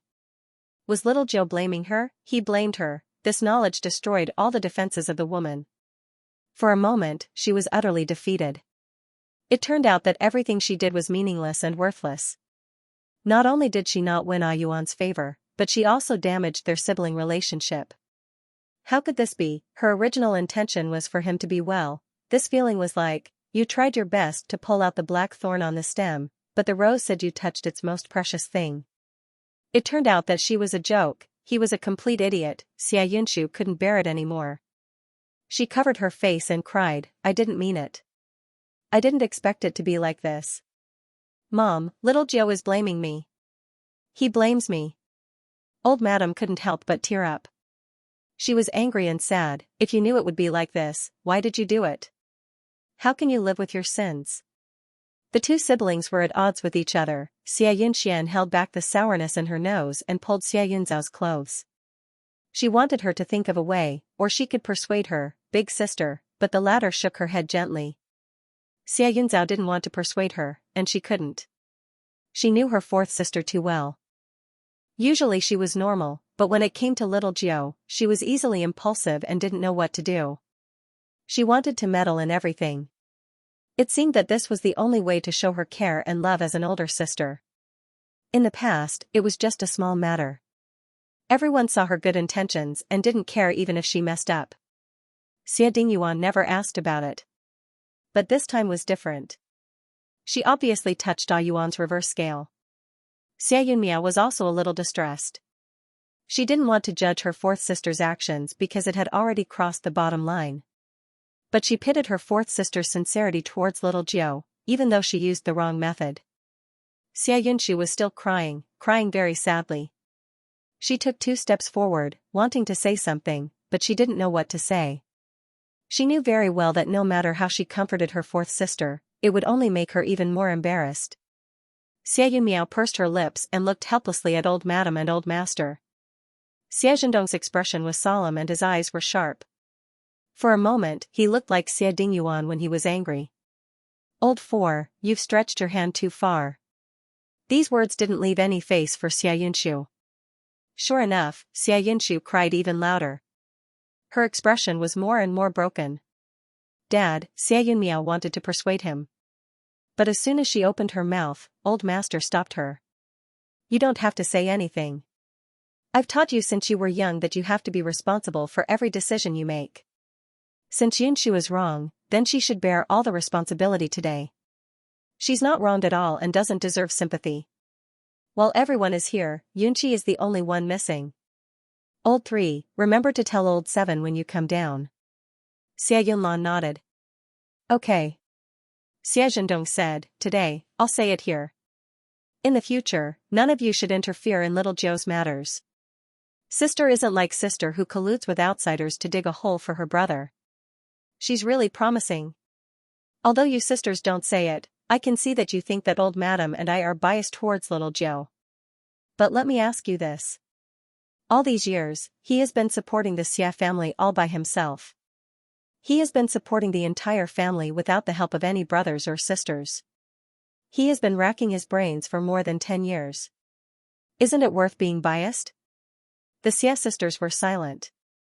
Old master and old madam didn't favor boys over girls. They just felt sorry for the one who had sacrificed the most. It had never been about gender. Especially old master Xia. He knew how heavy the burden of the Xia family was. Over the years, Ah Yuan had carried it without complaint.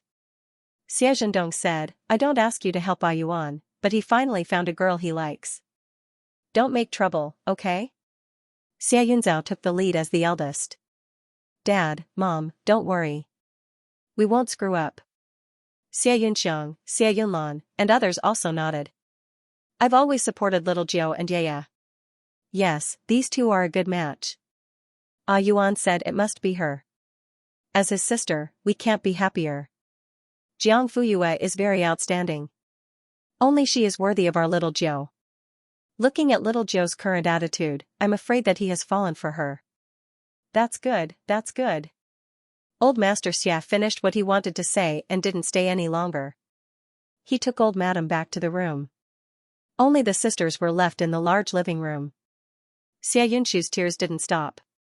From crying at the beginning, she was crying silently. Her red and swollen eyes and wet cheeks made people feel sorry for her. Fourth sister, don't cry. Xia Yunxian wanted to help her up.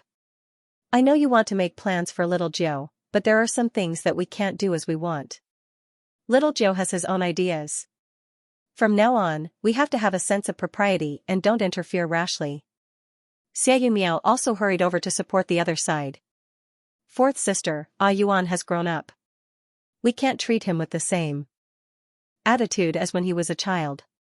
Xia Yunxu shook her head, tears rolling down her cheeks. You don't understand. Xia Yunlan couldn't stand it anymore and blurted out, what don't you understand? Don't you feel wronged and afraid because Ah Yuan didn't appreciate your kindness after you've done so much? Xia Yunxu's body stiffened. Yes, she felt wronged and afraid. Xia Yunxu was afraid when Ah Yuan said it has to be her and casually drove Xia Yunxian out of the house. Before this, she was so sure that Ah Yuan wouldn't point the gun at the house because of Jiang Fuyue. However, reality taught her what was called face-slapping. He lost his temper and said ruthless words. He also drove people away. Xia Dingyuan questioned her face to face and then a series of swift and decisive actions not only shocked others but also scared her. Little Jiu won't forgive me, he blames me, what should I do? Xianxia was helped to the sofa and murmured in a daze. Xianxian and Xianmiao looked at each other. In fact, they couldn't understand little Jiu's attitude. The bond of blood could not be broken just like that, but Xia Dingyuan had always been a person who made a clear distinction between love and hate. He would not tolerate you just because you were his sister. On the contrary, he would only have higher requirements for those close to him, and his tolerance would also be lower. Because they understood Xia Dingyuan's temper, they couldn't say anything to comfort Xia Yunshu. Xia Yunzhao didn't want to stay any longer. She said goodbye and prepared to leave. In fact, from the beginning to the end, she didn't say much. She didn't comment on Fourth's behavior. She was so calm that she was almost indifferent. Xia Yunxiang chased after her. Big sister, wait, Xia Yunzhao stopped, what's wrong? Big sister, you seem to have a problem with Fourth? Yes, I can't stand her tricks. Don't talk to me about doing good for little Jiu. If it's really for little Jiu, she shouldn't have poked his lung. She hurt the person he cares about the most. Xia Yunxiang could hear a bit of suppressed anger in her words. As for who this anger was directed at, it went without saying. Actually, Fourth didn't want to, enough. You guys keep talking about Fourth's sister, and she's the victim now? What? Who's the weak one? Xia Yunzhao sneered. Xia Yunxiang was a little shocked. Her big sister had always been virtuous and had the best personality among the sisters. But now, her eyes were cold, and she sounded like she was gnashing her teeth. On this matter, which one of you felt sorry for little Jiu? How can he endure it when his own sister instigated an outsider to destroy his relationship with his girlfriend? How is he going to explain it to Jiang Fuyue? Xia Yunshu is crying when you look at her, but little Jiu's heart is bleeding. Forget it, you don't understand at all. Xia Yunzhao laughed at herself and strode away. She was afraid that if she looked at the crying Xia Yunshu, she wouldn't be able to control herself and give her a big slap. At night, Jiang Fuyue took a shower and stayed in the room. Xiao Mei was lying beside her feet, begging to be touched. The moonlight outside the window was bleak, and the light in the room was gentle. She took out her phone and called Xia Dingyuan. After 2 rings, the call was picked up. Yeah, what are you doing? I'm writing a report. It's so late. Are you still busy? Can't they even let me rest up there? She grumbled with a hint of naivete. Xia Dingyuan's eyes were gentle. I'm not busy. It's just started. Then can you talk to me? Okay. The two of them murmured through the phone until the phone was hot and the battery showed that it was too low. Jiang Fuyue, I'm a little sleepy. Xia Dingyuan, go to sleep. Then you sleep too. Okay. Good night, yeah. After a good night's sleep, Jiang Fuyue went to Angelica the next day. Niao Rui had just woken up. Her hair was messy like a bird's nest, and her eyes were sleepy. Why are you here? Where's Grandmaster? She mainly came to ask Yi Qianji about Mingyu's treatment. The acupuncture treatment started before she went to Continent F. Now that half a year had passed, there should be some effect, right? In the room. You can go by yourself. Okay. Jiang Fuyue knocked on the door. After a while, Yi Qianji opened the door. Yeah? When did you come back? Digression, tomorrow at 2:00 p.m. The old man's eyes were full of surprise and joy. Immediately, he felt sorry for her. Your little face is tanned and thinner. Jiang Fuyue rubbed her cheek against his calloused palm. She looked a little intimate and a little innocent. But you're healthier now. Words alone don't count. Come, Yi Qianji stretched out his hand. Jiang Fuyue followed his advice and placed her wrist in front of him.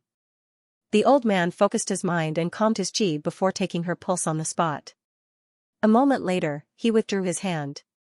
You're in good shape, but you still have to drink milk. Okay. The two went to the living room to talk. Niao Rui passed by the door and was caught by the old man. Little Rui, where are you going? Breakfast, of course. Do you want me to pack a bag for you? Haha, a bowl of mutton powder. Same old rules, put more coriander, onion, ginger, and garlic. Got it. Niao Rui answered skillfully, then waved his hand skillfully and strode away. Yi Qianji chuckled. This kid, Jiang Fuyue, was happy to see that the two were getting along well, and she couldn't help but smile. In order to find her, the old man had wandered outside for 20 years. Now that he could settle down and enjoy life, it couldn't be better. Before, Jiang Fuyue had been worried that he wouldn't get along well with Niao Rui, and Niao Chunhua was a wanderer who didn't see anyone all year round. With the old and the young living under the same roof, their habits, temperaments, and personalities were almost completely different. It was inevitable that there would be conflicts. But now it seemed that she had thought too much. "Grandmaster, what do you think of Niao Rui?" Yi Qianji smacked his lips. "A lazy kid who doesn't seek to improve himself. He only knows how to eat and sleep. Isn't he quite like you?" Jiang Fuyue muttered in a low voice. When the old man heard this, his eyes widened and he raised his voice. "He's far worse than me. I, Zhong Kuei, am in the top 3 of the district, but he can catch people without paying attention. How can we compare?" "Absolutely not." Yes. "He's just a rookie." The old man nodded in satisfaction. "Yes. He was addicted to food. Let me tell you, you don't even know him."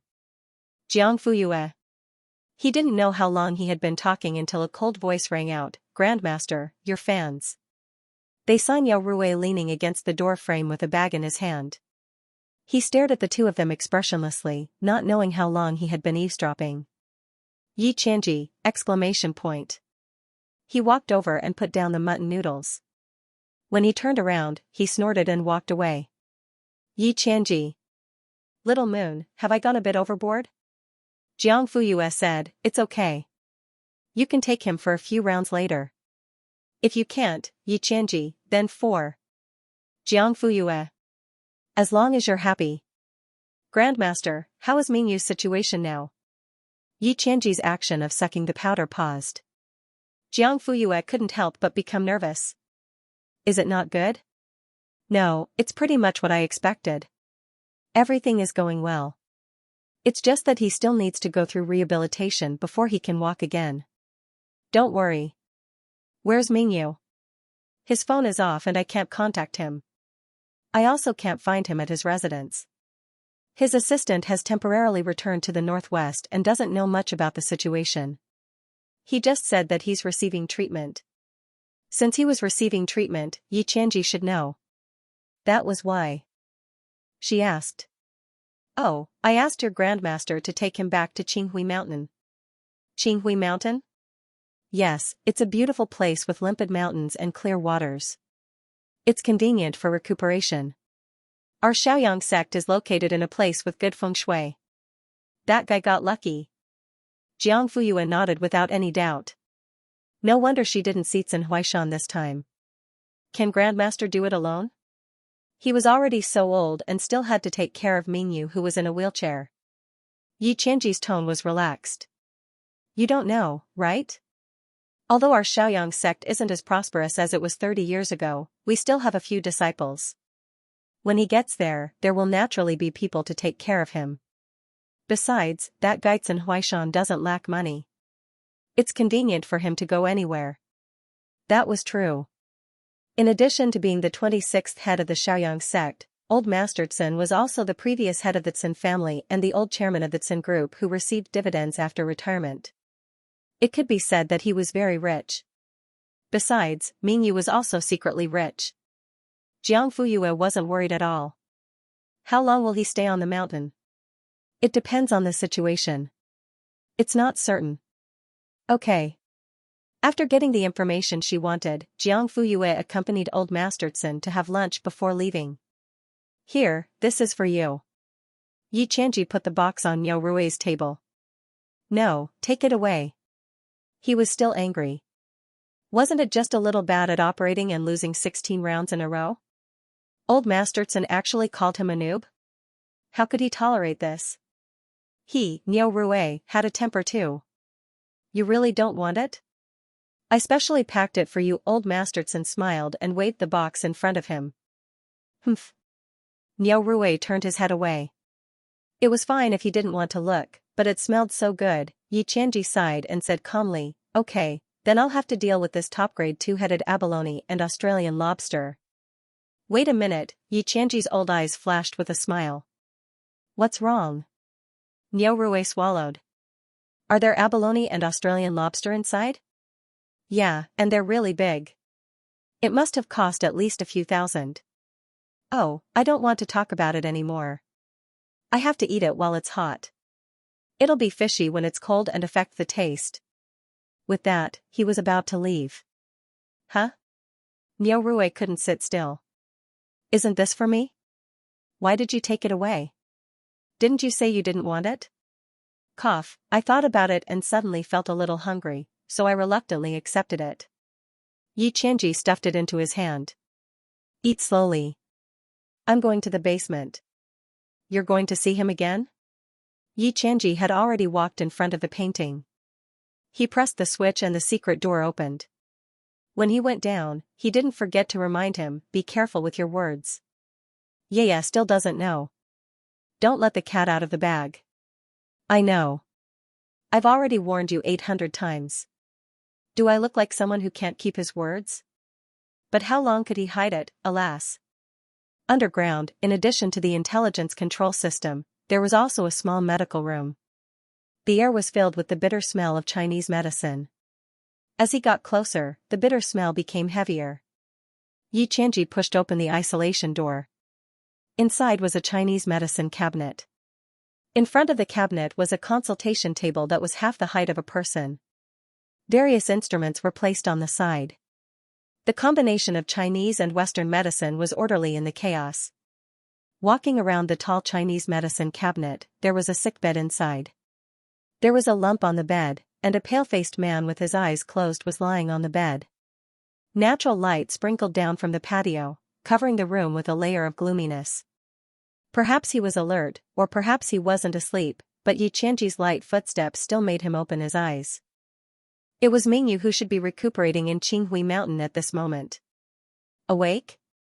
"Yes." "Drink the medicine while it's still hot." Mingyu got up obediently. Because his legs couldn't exert any strength, he could only hold the handles on both sides of the bed and use the strength of his upper body to sit up. Xianxia handed the medicine over. "This is the third batch. The prescription should be changed tomorrow." Mingyu took the bowl of medicine and drank it in one gulp. His expression didn't change. Xianxia could feel the bitterness just by looking at it. There was a lot of coptis inside. "Yaya came just now." Mingyu paused in his action of putting down the bowl and suddenly looked up. "Don't worry. I didn't tell her the actual situation. I only said that you and Oldson went to Qinghui Mountain and would be staying there for a while."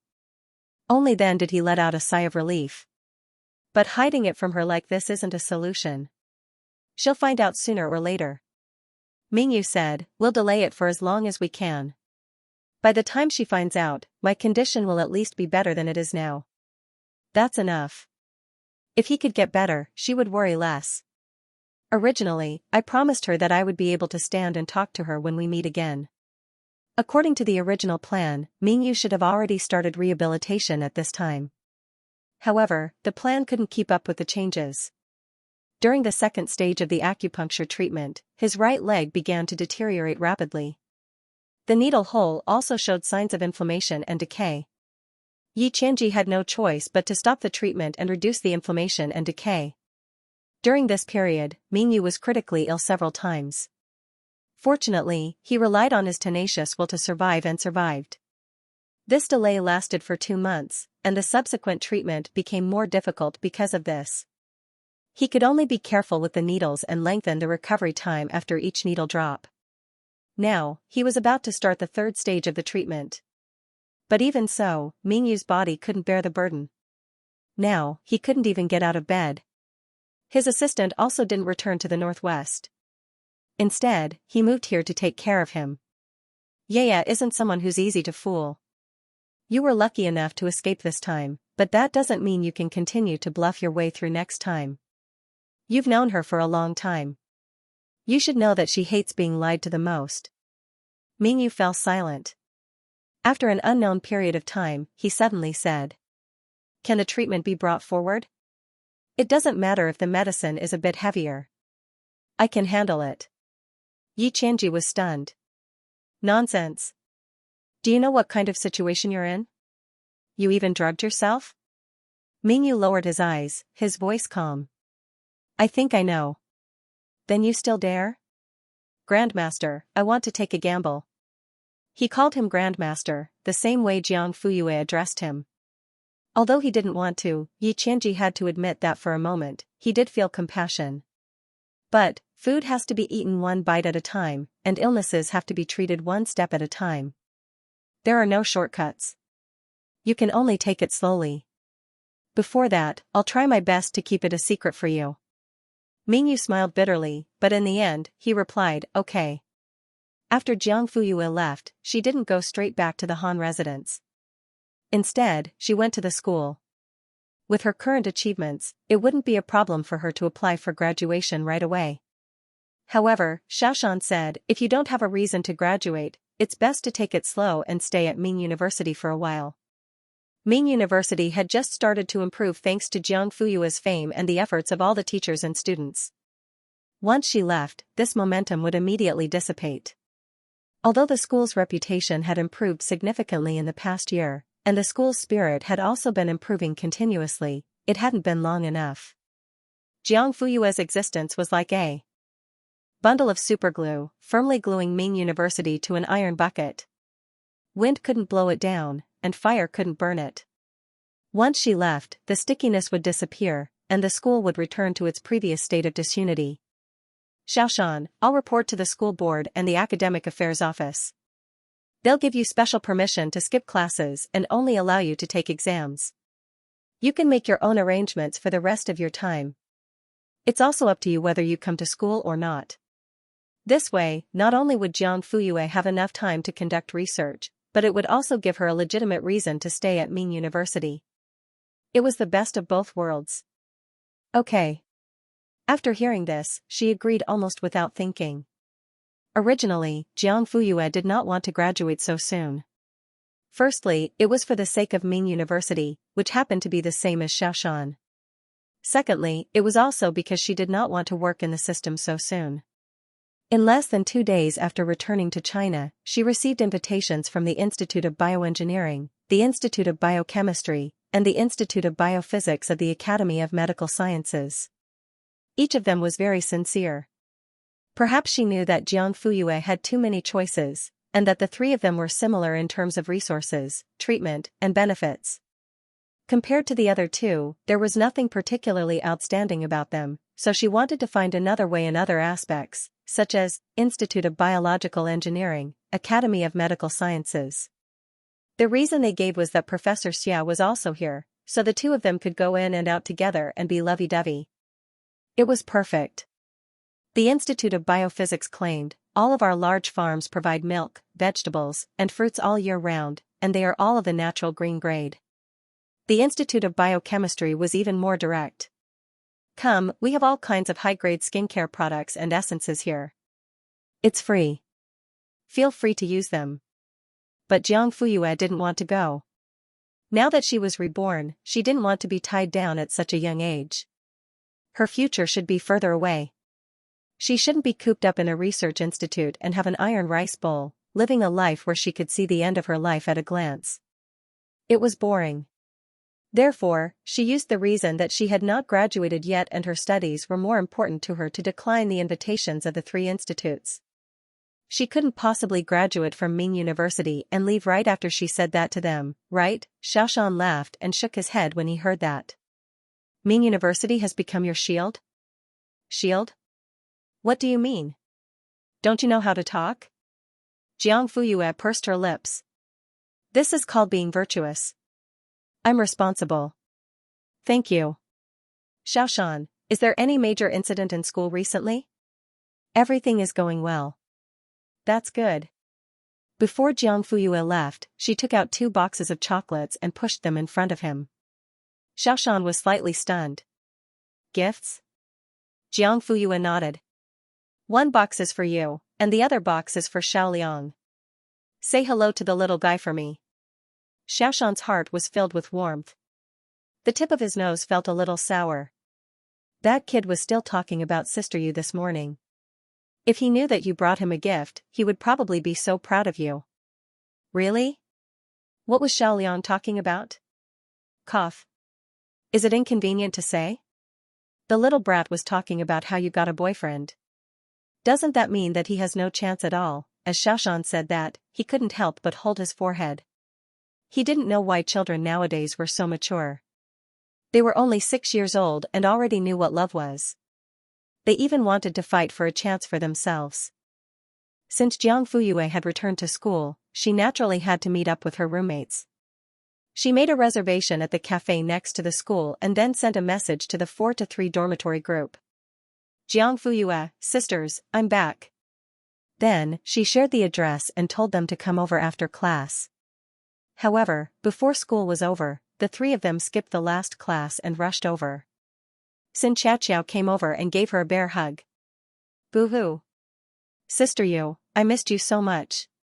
When you weren't around, no one could teach me questions or let me copy homework. Jiang Fuyue, ? The corner of Huafanjin's mouth twitched. Seeing that Xianxia was still acting lovey-dovey, he couldn't help but say, are you done hugging? Hurry up, it's almost time. Everyone has a share. Move aside, it's my turn. Xianxia could only reluctantly back away. Sigh, my future auntie is too popular. What should I do? Uncle's love rivals were not only men, but also women. My heart ached for him for 2 seconds. On the other side, Huafanjin was already rubbing his fists and rushing over. Then, Jiang Fuyue received her second bear hug of the day. Sister Yu, you were so cool when you went up on stage to receive the award. I watched the whole live broadcast and was so excited that my eyes were watery. You were so cool. Ah. Jiang Fuyue patted her back and said softly, actually, you can do it too. Huafanjin was stunned. Did he hear wrongly? Me? Yes, you can also be cool when you reach the peak of your own path. You can also make others cry. Finally, it was Lu Cici's turn. Compared to the previous 2, she just reached out her hands and gently hugged Jiang Fuyue before backing away. Her movements were fast and her expression was cool. If it weren't for her flushed cheeks that spread to the roots of her ears, no one would be able to tell that she was shy and nervous. Was he still the violent husband that could knock down 2 men with a single move from his big, blinking eyes and stammering eyes? The contrast was too big. Xianxia said, Cici, you're hugging her too lightly. It looks like she's weightless. Lu Cici said, it's enough. It was already a great blessing to be able to get close to her. She shouldn't ask for too much. Take a seat first. Jiang Fuyue pointed at the chairs. Okay. The 3 of them obeyed. Jiang Fuyue handed over the menu. It's my treat today. Order whatever you want. Wow.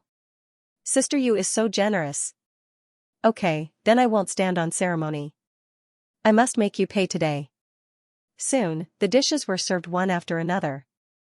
The 4 of them ate happily. Jiang Fuyue asked, do you want to drink anything? Huafanjin and Xianxia looked at each other. At that moment, they had perfect chemistry. Ahem. Can I request a bottle of beer? Huafanjin asked. Xianxia immediately raised her hand. Me too. Jiang Fuyue looked at Lu Cici inquisitively. The latter said, either is fine. Anyway, when she was in Camp A, she had undergone alcohol training. It was more than enough to deal with these 2 rich young ladies.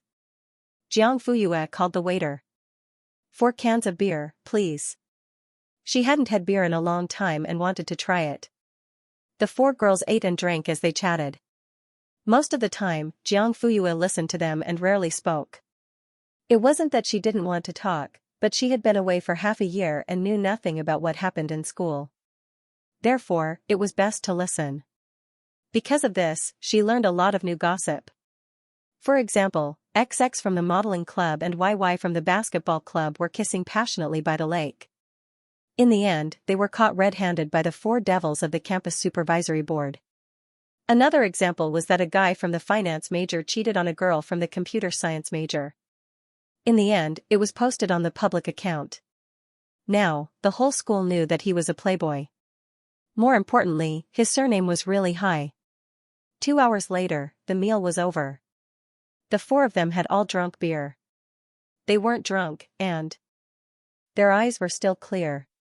However, their eyes were a little misty, and their cheeks were cherry pink. Jiang Fuyue went to pay the bill and then sent the three of them to the school gate. "I'm going home. I won't go in." The three of them said goodbye to her and then walked in. Jiang Fuyue watched them for a while. Just as she was about to turn and leave, Huafanjin came back. "Sister Yu." "Ahem. I have something to tell you." "Digression, tomorrow." "Okay, go ahead." Huafanjin pursed her lips. Jiang Fuyue blinked and asked, "Miss Hua, are you shy? Are you planning to confess your love to me?" "Eh? I'm straight." "Straight?" With this interruption, Huafanjin's nervousness dissipated. "It's like this," she briefly told Jiang Fuyue about her decision to give up on studying abroad. "I feel like I should take this opportunity to do something, but other than going to school on time every day, I have no idea what else I can do. So, Sister Yu, can you point me in the right direction?" With Huafanjin's ability, it would be a waste of her talent if she only focused on teaching. Her current state was, she was very free and wanted to do something, but she didn't know where to start. She had been so conflicted these days that she almost went bald. Jiang Fuyue smiled and teased, "Are you looking for me to point you in the right direction?" It was a joke, but Huafanjin suddenly became serious and looked at her with a pair of bright almond-shaped eyes. "Yes, I want to prove to everyone that even if I stay in China and don't go abroad, I can still become better, go further, and stand higher." Jiang Fuyue was stunned. She was shocked by the light in Huafanjin's eyes, but she said, "It's not an easy path. Instead of giving up halfway, why don't you continue to be the eldest daughter of the Hua family?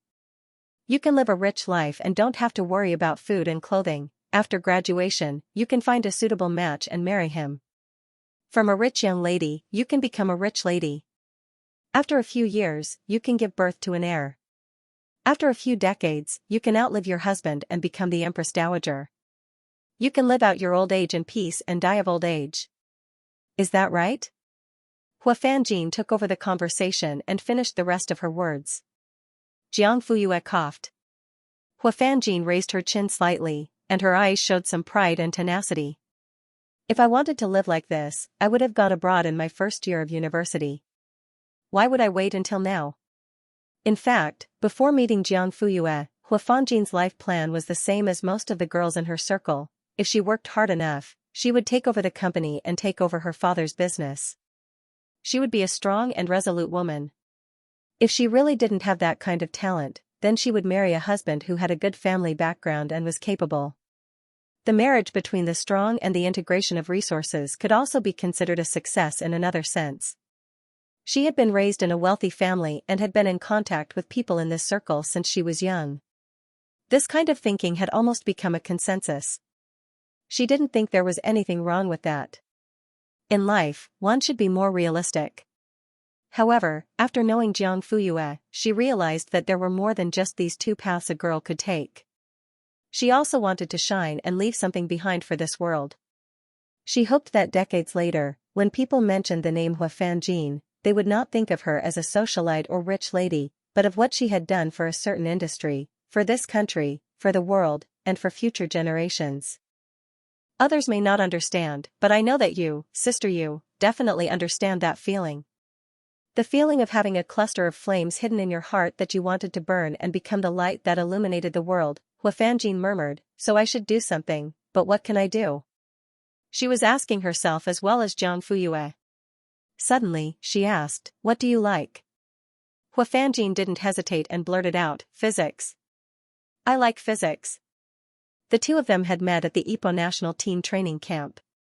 Jiang Fuyue thought that it was just a shortcut for her to get into a higher school and get guaranteed admission to a higher school. She didn't expect that she really loved it. "You don't believe it, right?" She smiled bitterly.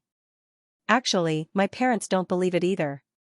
The reason why they agreed to hire a teacher to teach me was that I could get a guaranteed admission to the highest school.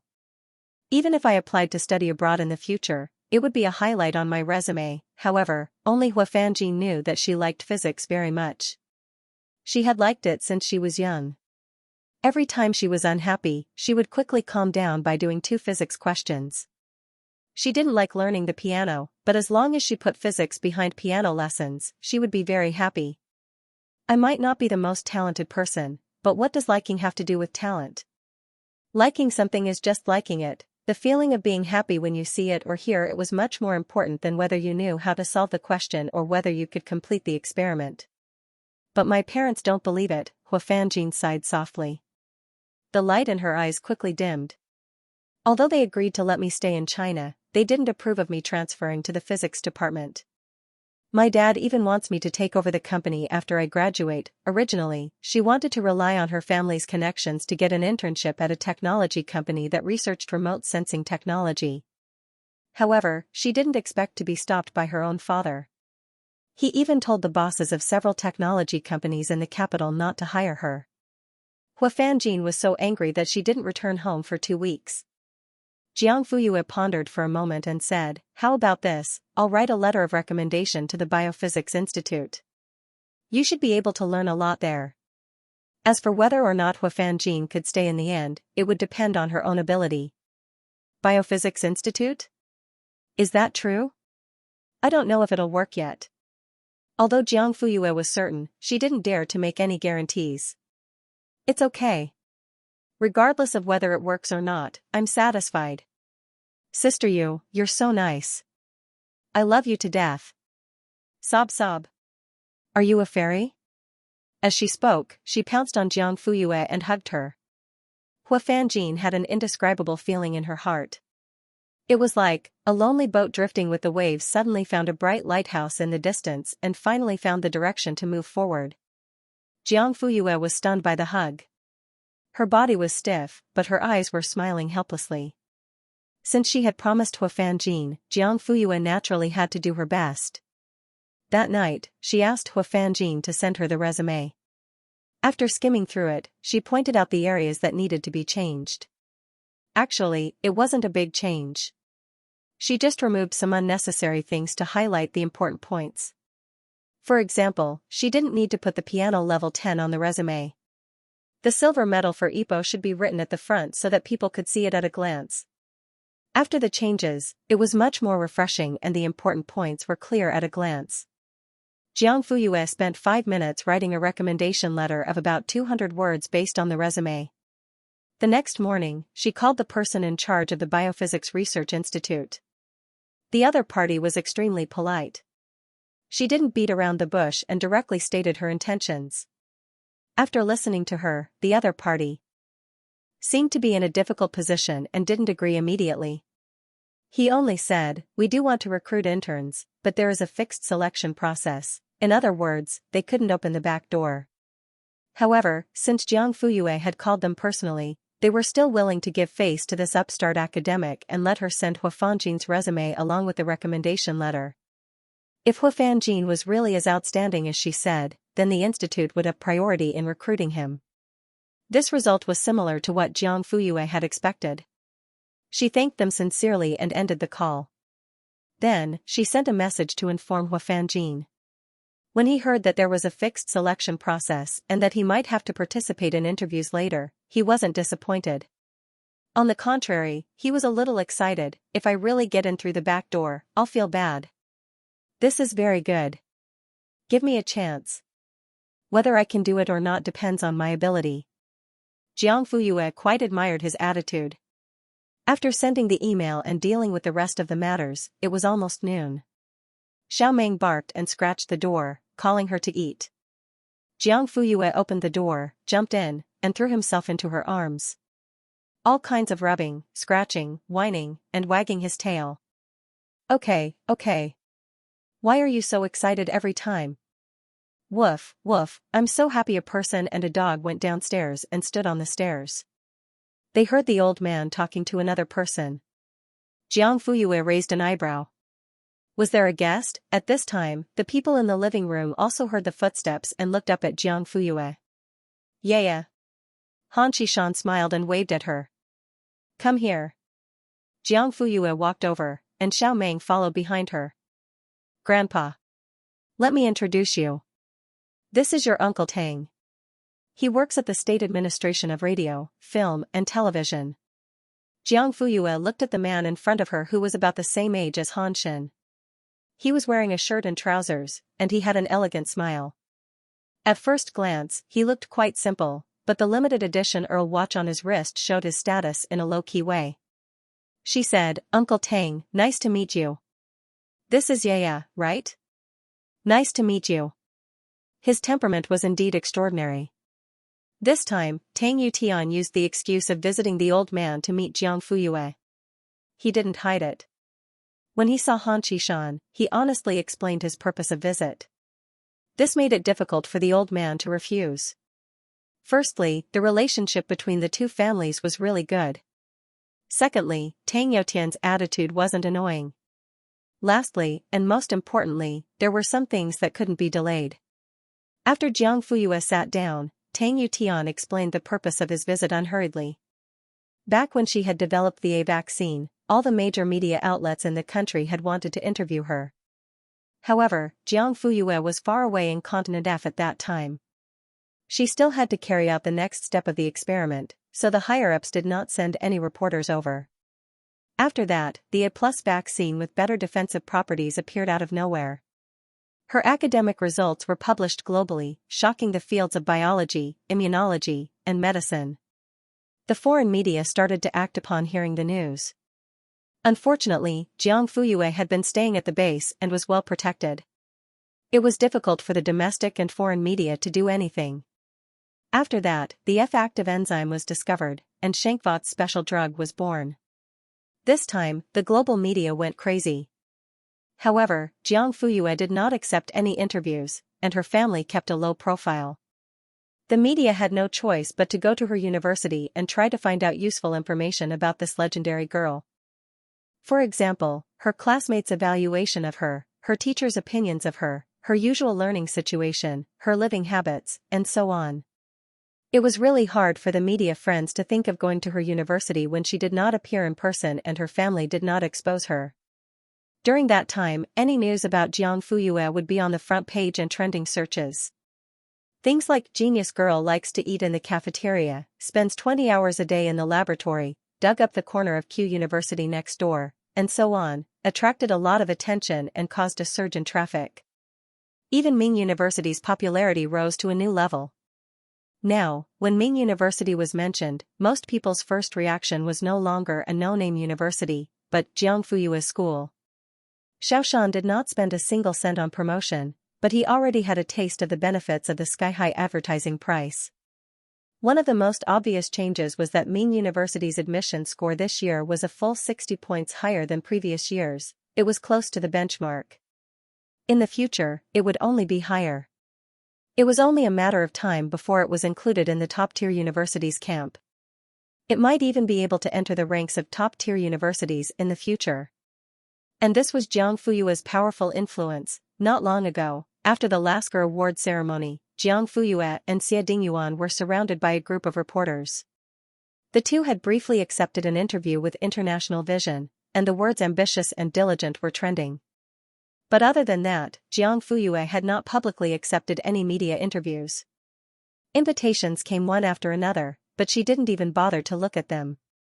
The outside world began to make all kinds of outrageous guesses, such as Jiang Fuyue has been infected with Schenkvo and is terminally ill, the one who appeared at the Lasker Awards ceremony was just a substitute, she and Professor Xia were separated by the higher-ups, and so on.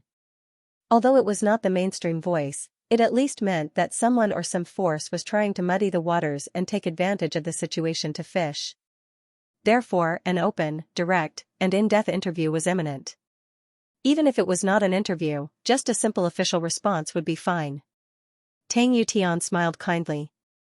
His tone was half serious and half teasing. "I'm here today mainly to ask in person. Do you think we have any hope for this interview opportunity?" Jiang Fuyue did not accept any interviews, and she was also inclined to cooperate with the media. This was the first thing to be clear. If it was the former, then the headquarters would naturally respect her wishes. But if it was the latter, then they might have to be cautious. Today, Jiang Fuyue could be said to be a new name card launched by Huaxia's academic community to the world. Her actions and every move, in a sense, represented Huaxia's face and the country's honor and disgrace. It was extremely important. If she was inclined to choose an orthodox media to complete this interview with the world's attention, then the headquarters would be happy to see it. But if it was a small media outlet with a bad reputation and a record of scandals, then it was absolutely impossible. Tang Yutian was very polite and was also very good at persuading people. He broke down the pros and cons and analyzed them bit by bit for Jiang Fuyue. In response, Jiang Fuyue nodded throughout to express her agreement. Tang Yutian. Then what do you think? Are you willing to accept the interview? Actually, Jiang Fuyue did not like to be in the limelight. She asked, what do the higher-ups think? Tang Yutian smiled. He thought this girl was very interesting. We definitely want you to accept it. It's not a lot, just once. Ahem. This is also a form of publicity for China. Between countries, it's the same as between people. We all want to have a good reputation. Countries also needed influence. Jiang Fuyue's research results not only saved countless lives, but also allowed other countries to see Huaxia's research standards and talent pool on a global scale. Okay, she agreed. When it came to patriotism, Jiang Fuyue had always spared no effort. Tang Yutian breathed a sigh of relief. This trip was not in vain. His mission was completed. Then we will start making arrangements. When the time is confirmed, we will let you know. Okay. After sending Tang Yutian off, the family began to eat lunch. During the meal, Han Shen asked Tang Yutian about the purpose of his visit. He's smart. He knew to start with the old man. Han Heng suddenly put down his chopsticks. He was a little confused. Who did you say was here? Tang Yutian, from the headquarters. You're in the entertainment industry. Don't tell me you don't know him? How could he not know him? They couldn't be more familiar with each other. This father Tang, who made all the directors and stars in the industry tremble in fear, was nicknamed One Cut Off, also known as Movie Killer. Every year, countless movies, web dramas, and TV series were banned. Some time ago, a batch of small-budget self-produced dramas with sensitive themes were taken off the shelves. Moreover, he was known for being upright and outspoken, and for being decisive in killing. He was an iron wall that countless public relations personnel in the industry couldn't conquer. 2 of Han Heng's movies had been shut down by this person, and one of them hadn't even been released yet. Fortunately, the Han and Tang families were family friends. This man didn't show any mercy to him at all. Han Heng had thought that this man was cold and aloof, but today he took the initiative to visit. He even had a smile on his face and was amiable. Are you sure? He took the initiative? And he even smiled? Are you sure you didn't see wrongly? Jiang Fuyue said, when he talked to me, he did smile the whole time. Second uncle was making tea next to him. If you don't believe me, you can ask him. Han Heng turned to look at Han Ku. Is this for real? The latter nodded at him gently. Han Heng, ? So, I don't deserve it? Jiang Fuyue frowned slightly.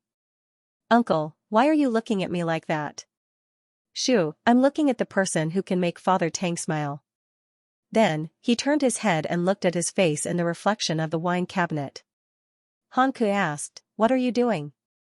Han Heng said, I'm looking at the uncle of the person who can make Father Tang smile. Well, he's quite handsome. You're crazy. After dinner, Jiang Fuyue went back to her room to tidy up. She changed her clothes and put on some light makeup. Then, she picked up her bag and prepared to go out. She had an appointment with Xie Dingyuan to watch a movie in the afternoon. Speaking of which, after the 2 of them confirmed their relationship, they didn't have much time to spend alone except for a few trips. They didn't do the things that ordinary couples often did. For example, going to the amusement park, riding the Ferris wheel, exploring the haunted house, or playing a game, none of them. The 2 of them often met in the laboratory, the conference room, academic exchanges, research reports, and other public places. Is you going out? Han Shen asked casually, as if he didn't mean it. However, Grandpa Tang, Han Ku, and Han Heng all pricked up their ears. Yes. You have an appointment with someone? Yes. Is it the one from the Xia family? Han Shen was smiling, but he was not happy at all. Jiang Fuyue didn't hide it and said that they had an appointment to watch a movie. Watch a movie? Grandpa Tang's mouth almost turned into a straight line. Han Ke and Han Heng were also very jealous. The little cabbage at home, she was going to be a pig. Han Shen suddenly felt that it was not easy to raise his daughter. His lips moved, but in the end, he didn't say anything. She was in a relationship. It was true that he couldn't bear to part with her, but he had to slowly learn to respect her choice. It was okay to be jealous, but he couldn't ruin it as a parent. Be careful on the road. Okay. Xie Dingyuan drove over to pick her up. The two of them arrived at the cinema 10 minutes early. The movie was an interstellar science fiction movie. It talked about time travel and involved Einstein's general theory of relativity. It embodied the concepts of black holes, gravitational penetration, gravitational waves, space-time relationships, and other concepts. Well, even watching a movie had a scientific flavor. Invitations came one after another, but she didn't care about them. The outside world began to make all kinds of ridiculous speculations, such as Jiang Fuyue has been infected with Shengfo and is terminally ill. The person who appeared at the Lasker Award ceremony was just a substitute. She and Professor Xia were separated by the higher-ups, etc. Although it wasn't the mainstream opinion, it at least showed that someone or some force was trying to muddy the waters and take advantage of the opportunity to fish. Therefore, an open, direct, and in-depth interview was imminent. Even if it wasn't an interview, a simple official response would be fine. Tang Yutian smiled kindly, and his tone was half serious and half teasing. I'm here today mainly to ask in person, do you think we have any hope for this interview? Jiang Fuyue didn't accept any interviews, and she was also inclined to cooperate with the media. This was the first thing to be clear. If it was the former, then the headquarters would naturally respect her wishes. But if it was the latter, then they might have to be cautious. Today, Jiang Fuyue could be said to be a new name card launched by Huaxia's academic community to the world. Her every action and action, in a sense, represented Huaxia's face and the country's honor and disgrace. It was extremely important. If she was inclined to choose an orthodox media to complete this interview with the world's attention, then the headquarters would be happy to see it. But if it was a small media outlet with a bad reputation, then it was definitely not acceptable. Tang Yutian was very polite and was also very good at persuading people. He broke down the pros and cons and analyzed them bit by bit for Jiang Fuyue. In response, Jiang Fuyue nodded throughout to show her agreement. Tang Yutian. Then what do you think? Are you willing to be interviewed? Actually, Jiang Fuyue didn't like to be in the limelight, so she asked, what do the higher-ups think? Tang Yutian smiled. He thought this girl was very interesting. We definitely want you to accept it. It's not a lot, just once. Ahem. This is also a form of publicity for China. Between countries, it's the same as between people. We all want to have a good reputation. The country also needed influence. Jiang Fuyue's research had not only saved countless lives, but it had also allowed other countries to see Huaxia's scientific research and talent pool on a global scale. All right, she agreed. She had always spared no effort when it came to patriotism. Tang Yutian heaved a sigh of relief. The mission was considered complete. Then we'll start making arrangements here. When the time is confirmed, we'll inform you. All right. After sending Tang Yutian off, the family began to eat lunch. During the banquet, Han Shen asked about Tang Yutian's intentions. He's smart. He knows to start with Old Master. Han Heng suddenly put down his chopsticks, his eyes slightly confused. Who did you say was here? Tang Yutian, from the headquarters. You're in the entertainment industry, don't tell me you don't know him? How could he not know him? They couldn't be more familiar with each other. This Papa Tang, who made all the directors and stars in the circle tremble in fear, was nicknamed One Cut Off, also known as Movie Slayer. Every year, countless movies, web dramas, and TV series were shut down. Some time ago, a batch of small-budget self-produced dramas with sensitive themes were taken off the shelves. Moreover, he was known for being upright and outspoken, and for being decisive in killing. He was an iron wall that countless public relations personnel in the industry couldn't conquer. 2 of Han Heng's movies had been destroyed by this person, and one of them hadn't even been released yet. Fortunately, the Han and Tang families were family friends, but this person didn't give him any face at all.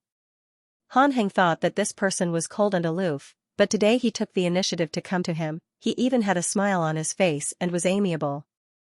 "Are you sure?" "He took the initiative? And he even smiled?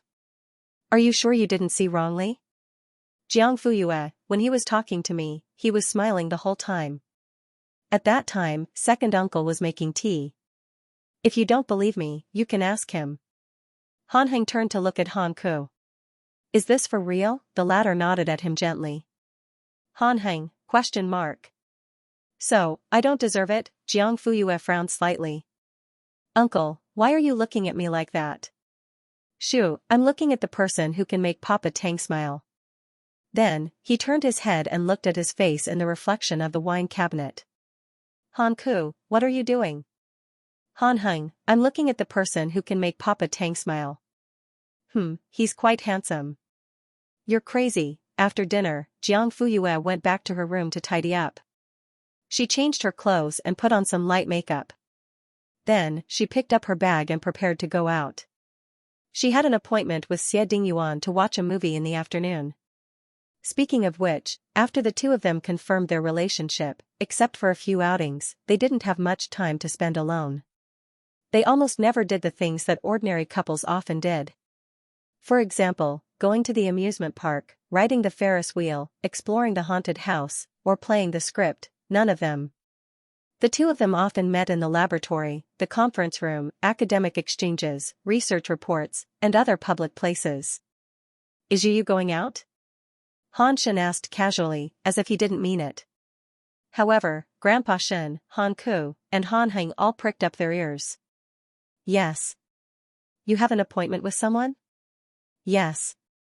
"Is it that person from the Xia family?" Han Shen was smiling, but he was not happy at all. Jiang Fuyue didn't hide it and said that they had an appointment to watch a movie. Watch a movie? Grandpa Shen's mouth almost turned into a straight line. Han Ke and Han Heng were also very jealous. The little cabbage at home, she was going to be a pig. Han Shen suddenly felt that it was not easy to raise his daughter. His lips moved, but in the end, he didn't say anything. She was in a relationship. It was true that he couldn't bear to part with her, but he had to slowly learn to respect her choice. It was okay to be jealous, but he couldn't ruin it as a parent. Be careful on the road. Okay.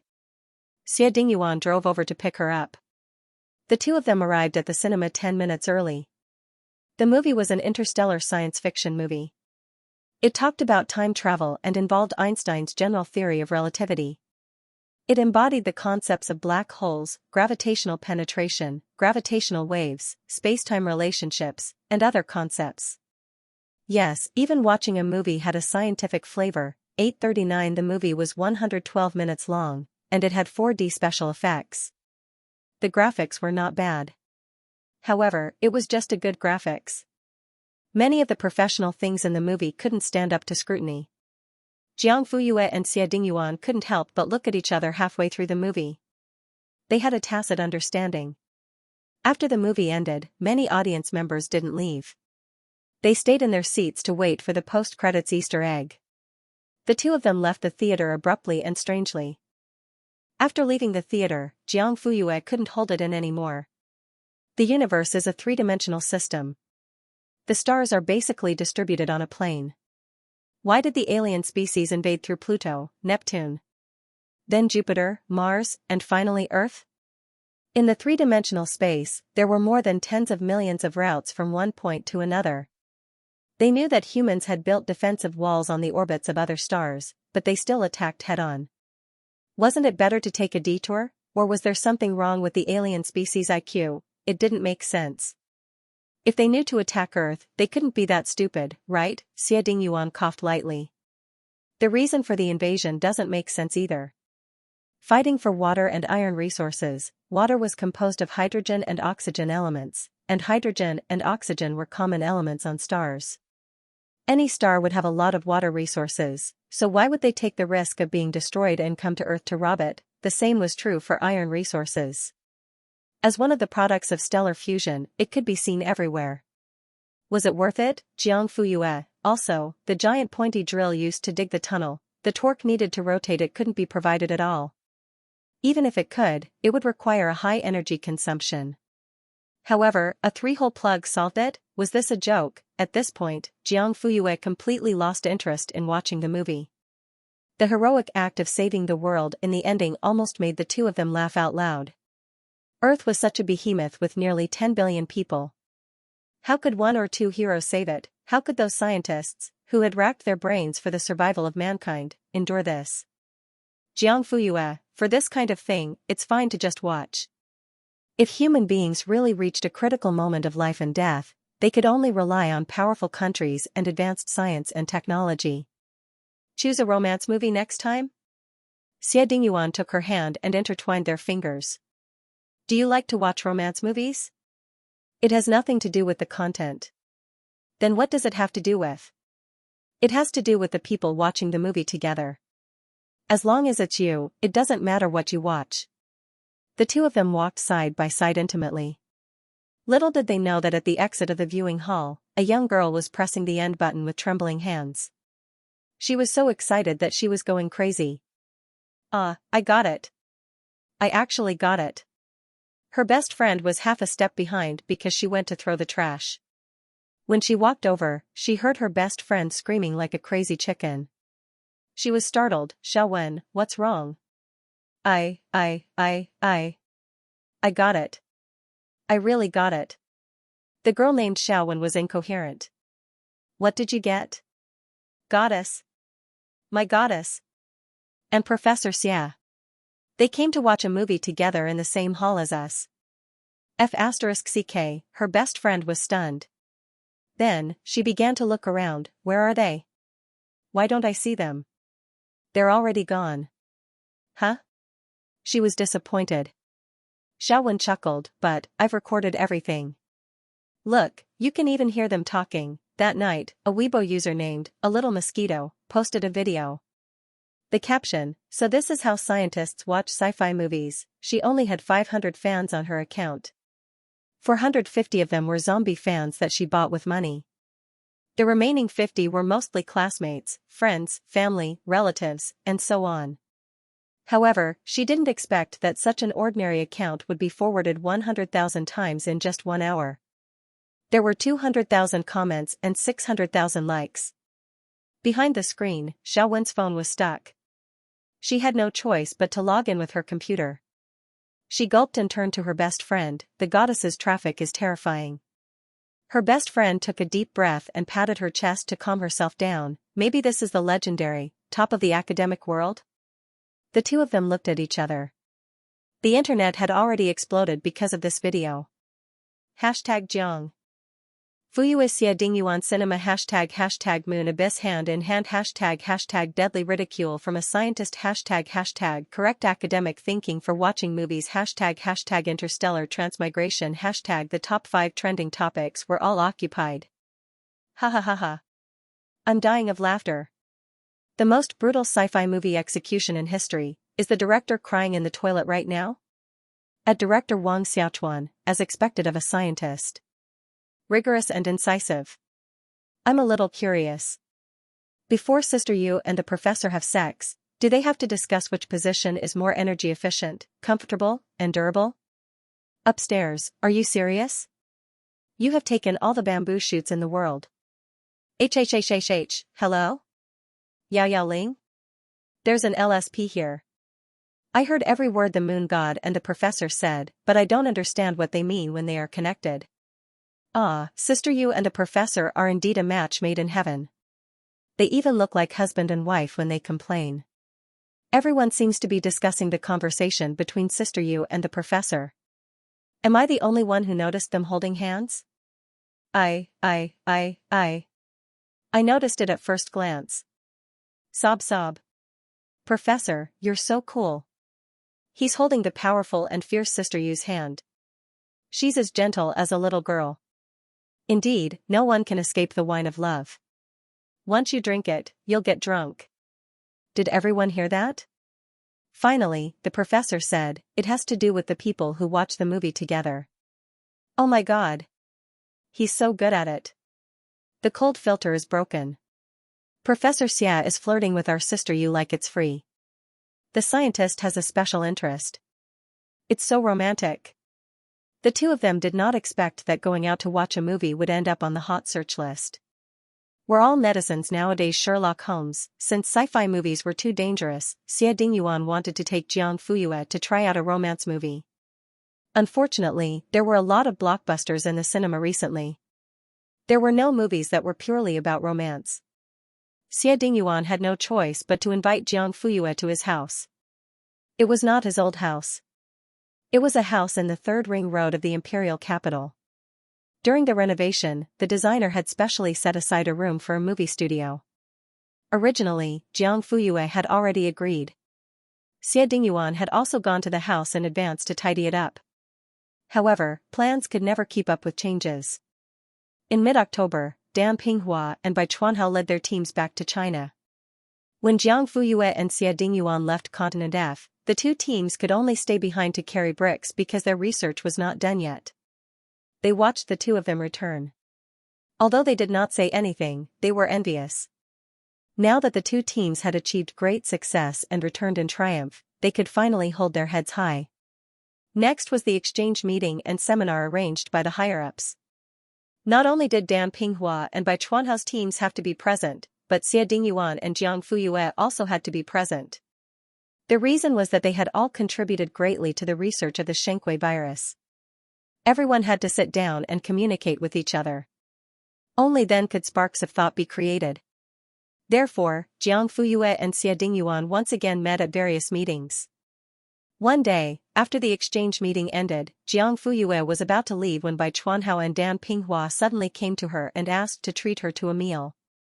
When Jiang Fuyue saw the sincerity of these two people, she could not refuse and could only agree. When they arrived at the restaurant, Jiang Fuyue realized that all the members of the two teams were there. She was surrounded and sat at the head of the table. Question mark. What was going on? Bai Chuanhao raised his glass first. This toast to you is to thank you.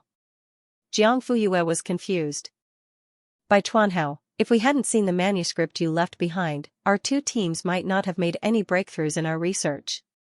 Manuscript. Jiang Fuyue remembered that when she was cleaning up the laboratory before she left the base, she had found a pile of scrapped paper. It was a list of thought steps she had casually written down during the research process and the logical link between each experimental step. After Rebirth, I am the white moonlight of all big bosses, 840 only because she's strong, lemon old Xie please wait for a moment. After the content has been updated, please refresh the page to get the latest update. The show gathered 101 contestants. Through missions, training, and assessments, the contestants were trained by celebrity mentors to grow.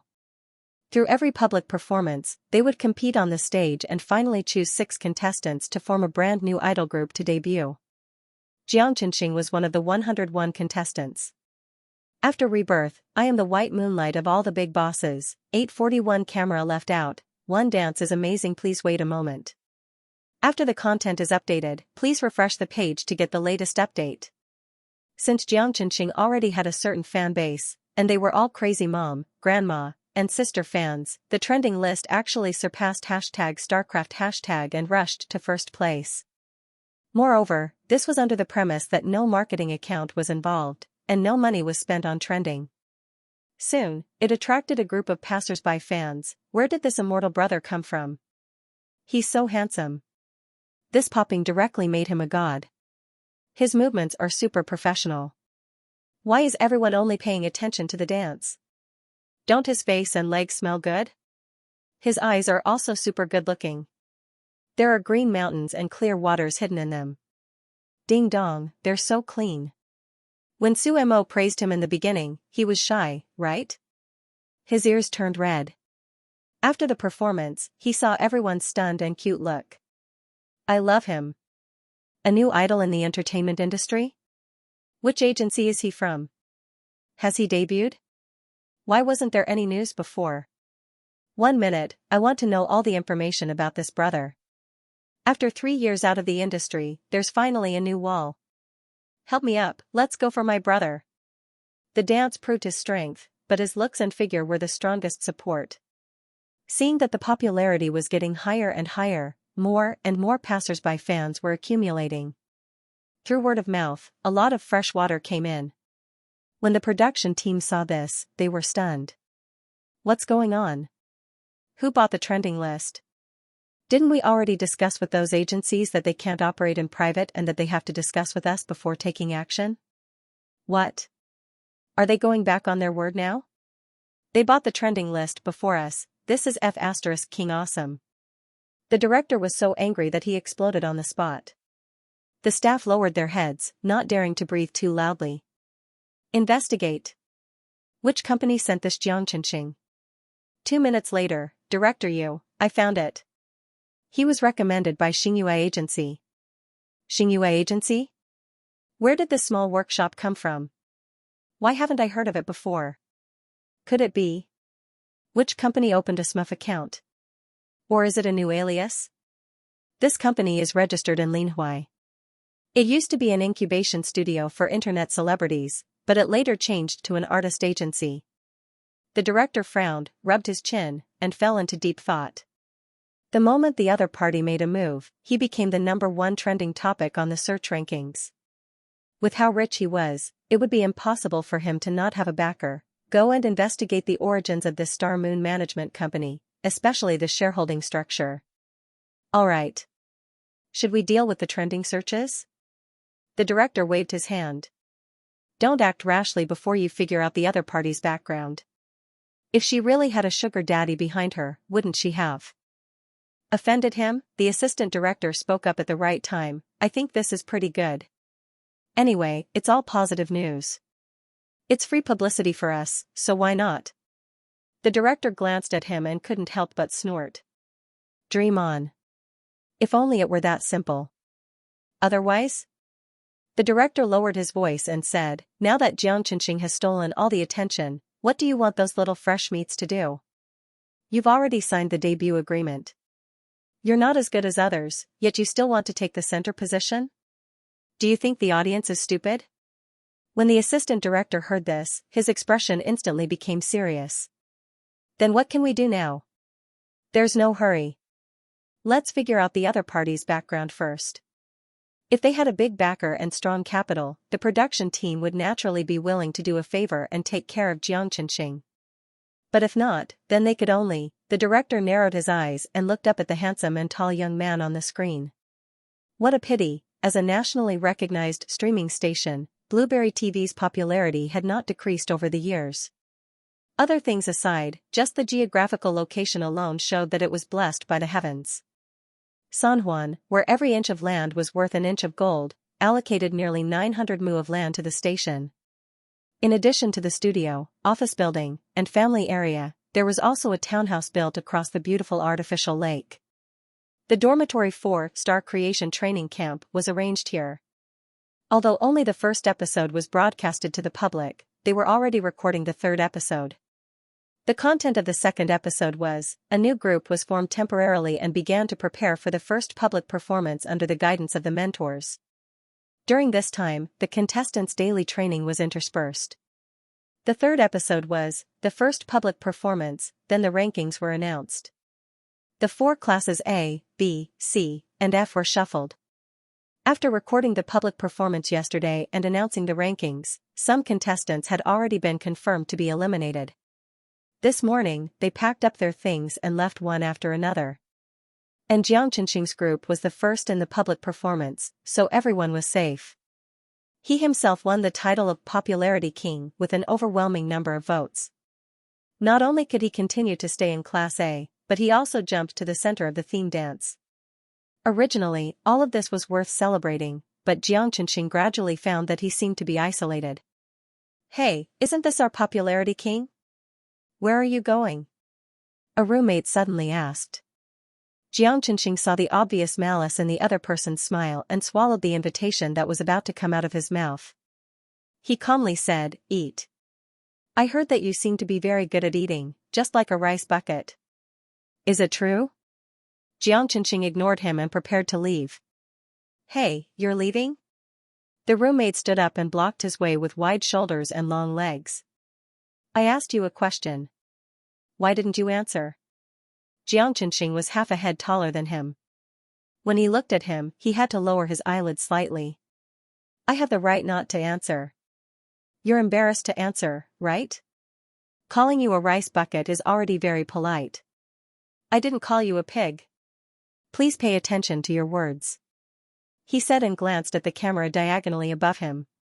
The roommate sneered. Don't look. Don't I know there are cameras? Do I need you to remind me? But so what?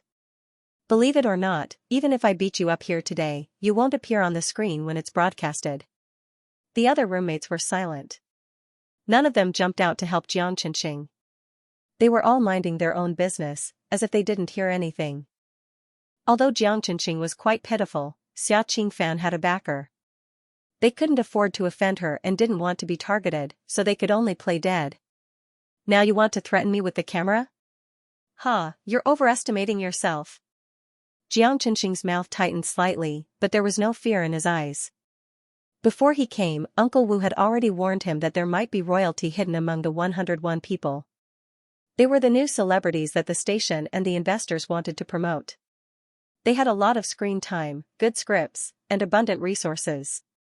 If he met them, he should avoid them as much as possible. Jiang Chenxing didn't think it would be so coincidental. After all, there were more than 100 people, so it was unlikely that he would encounter them. He didn't think that he would be so lucky and encounter them. However, Uncle Wu also said that if he couldn't avoid them, he shouldn't be afraid. If he was wronged, he would definitely support him. Therefore, Jiang Chenxing only glanced at Xia Qingfan indifferently. Up to you. Can you move aside now? Xia Qingfan was stunned. Suddenly, she became irritable and directly pushed him on the shoulder. Who do you think you are? Who do you think you are? So what if you can dance? You think you're awesome just because you got first place, idiot. Jiang Chenxing took a step back and brushed his left shoulder where he touched, as if he was sweeping away something dirty. If the person who got first place is an idiot, then what are you if you didn't get first place? You're worse than an idiot? Xia Qingfan was stunned. You mother****, didn't you want to hit me? Jiang Chenxing took a step forward and took the initiative to get in front of her. Hurry up, I'm in a hurry to eat. Xia Qingfan, ? You don't want to hit me? Okay, then I'll leave first. After saying that, she walked past him and left the dormitory. Xia Qingfan was stunned in place. The anger was still frozen on her face, and it didn't disappear for a long time. She looked a little funny. After a while, she finally reacted. She was angry that she had been fooled, and she kicked Jiang Chenxing's chair over. There was a loud bang, followed by his angry curses that could be heard throughout the corridor.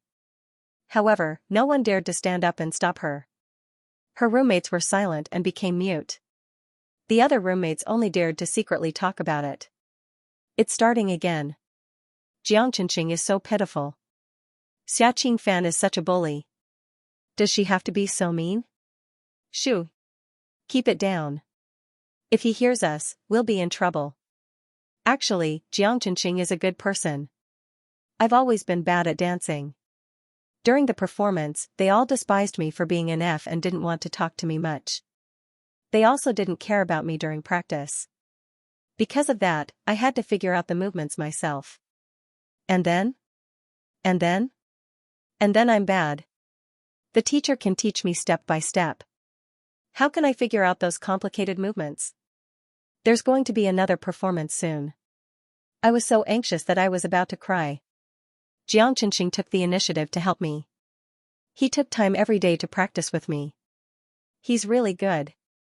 He can figure out the movements after watching the video once. He's talented and has a good personality. Xia Qingfan is jealous. That's why she keeps causing trouble for him. Anyone with a discerning eye can see who's right and who's wrong, but no one dares to interfere.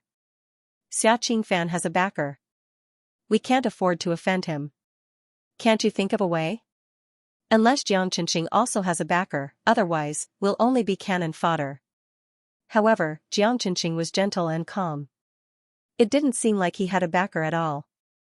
As the old saying goes, a man's wealth is his own ruin. Without an external backer, the more outstanding Jiang Qinqing is, the more he'll be targeted. After dealing with Xia Qingfan, there was another one waiting for them. Isn't he an internet celebrity? He has more than 10 million fans. Can't we? The power of fans is limited. They can't compete with capital. Then, is there no other way? Sigh, a sigh. After throwing a tantrum, Xia Qingfan cursed and fell on the bed. His feet, which were not removed, rested on the chair opposite him. His roommate was sitting on a chair with his back facing him, fixing his hair. He felt something and turned around to take a look. A pair of big shoes came into view, but he didn't say anything. He even gave a flattering smile. What? Do you have a problem with that? No, no, no. Brother Fan, do whatever you want. Huh? Xia Qingfan sneered. This person was giving in to him and flattering him, but he didn't appreciate it at all. However, if it was Jiang Qinqing, he thought that he would be very happy. As early as the recording of the first episode, Xia Qingfan felt that this guy with the surname Jiang would be a strong opponent. He didn't expect that Jiang Qinqing would lead the group to take off in the second and third episodes. He even snatched the center position of the theme dance that he was determined to win. Before this, he had already argued with the director. Why should we choose him? Who is this show supporting? Have you guys figured it out? The young master was furious. The director explained in a cold sweat, the show has just started. We can't be too obvious. If the audience notices, they'll definitely think that you're a member of the royal family. This will only attract criticism. This was quite tactful. To put it bluntly, with Xia Qingfan's current ability, he didn't deserve the center position of the theme dance. If he forced himself to take the center position, it would only attract criticism. If he didn't deserve the center position, the fairness of the entire show would be questioned. The director definitely wouldn't agree to this. Therefore, he earnestly persuaded him, this is just the beginning. Don't be anxious. There are still many episodes left.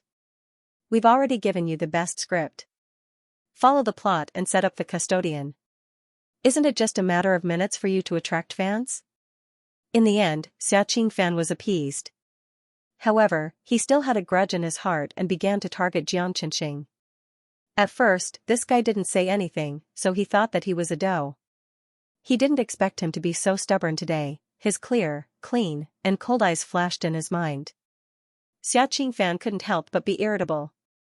Bang, he kicked the chair with his foot, venting his anger. His roommate was kicked over along with his chair. His face was distorted from the pain. Anger flashed in his eyes, but he didn't dare to say anything. Why are you lying on the ground? Who are you acting for? Get up. Brother Fan. My waist hurts. Slow down. Xia Qingfan scolded, trash. Seeing that he was going to kick him again, his roommate was so scared that he couldn't care less about his waist. He struggled to get up and stood up. Brother Fan, I'm fine. Xia Qingfan curled his lips and reluctantly withdrew his leg. He pondered. The first episode had already been broadcasted. He didn't know what the comments on the internet were like. After all, he also got an A in the preliminaries. He felt that his performance was not bad. As for his looks and figure, they were both top-notch. He would definitely attract a lot of fans. Maybe he would even have a fan club. The more he thought about it, the more curious he became. However, he wasn't allowed to use his phone during training. Xia Qingfan rolled his eyes, got up, tidied his clothes, and styled his hair in front of the mirror. He hadn't debuted yet, but the burden of being an idol was quite heavy. However, how many of the boys who could live here were ugly? Each of them had their own characteristics. Xia Qingfan tidied himself up and went out. The roommate who was kicked couldn't help but let out a long sigh. He finally left. Another roommate looked concerned. Are you okay? As if. My waist hurts. I suddenly admired Jiang Qinqing. He dared to confront him directly. When Jiang Qinqing was mentioned, everyone fell silent. It was true that they wanted to be left alone, but they also sympathized with him. In the end, they didn't have the courage to stand up for him. Xia Qingfan walked to the end of the corridor and kicked open the temporary office door of the program team. Then, he swaggered in. A staff member was cutting a film. When he heard the noise, he immediately turned around. Seeing that the person was wearing a uniform, he couldn't help but frown. "Are you a student? This place doesn't allow anyone to come in and out." Xia Qingfan looked her up and down. "TSK, old woman. Are you new?" She didn't even know him. The woman pushed the glasses on the bridge of her nose and couldn't help but frown. "If you don't leave, I'll call the disciplinary team. If you don't want to be scolded, hurry up and leave." "TSK, Xia Qingfan sneered. "You." Just then, another staff member came in. The woman seemed to have regained her confidence. "Editor Lin, this student, he." Unexpectedly, before she could finish speaking, she saw Editor Lin, who was usually high and mighty, greet the student with a smile. He even called him young master fan. The woman's expression changed slightly. After all, she had worked behind the scenes for so many years. She guessed that the other party might have a strong background and wasn't someone she could afford to offend. Xia Qingfan interrupted Editor Lin's flattery and pointed at the woman. "Do you still want me to leave now?" The woman's expression stiffened. "Give me your phone." "But according to the rules, students aren't allowed to use their phones during the closed recording period. Stop talking nonsense."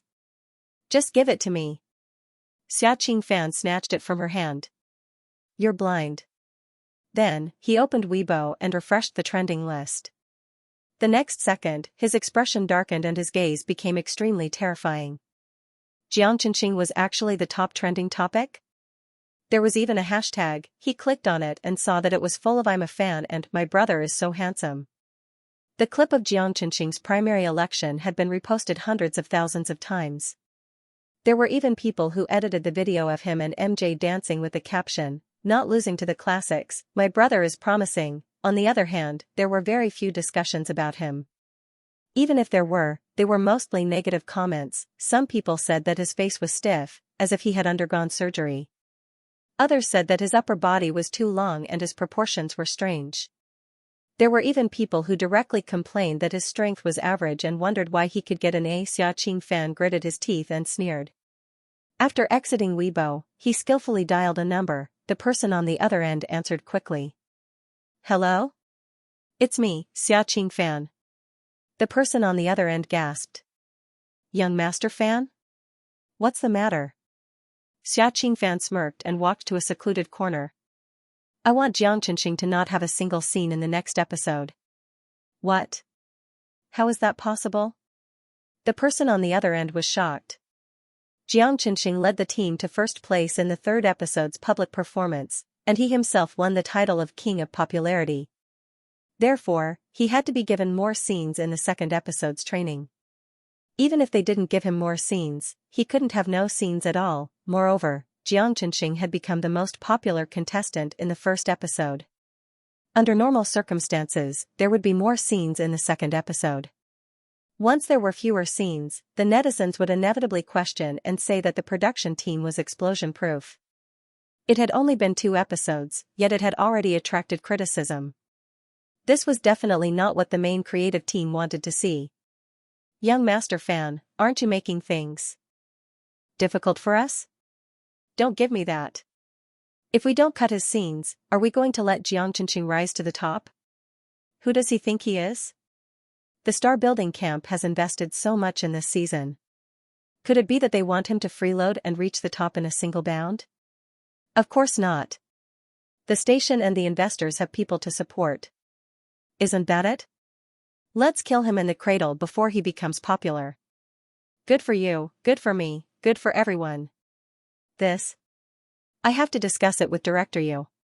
Seeing that the other party had relented, Xia Qingfan knew that this matter was most likely settled, so she swiftly ended the call.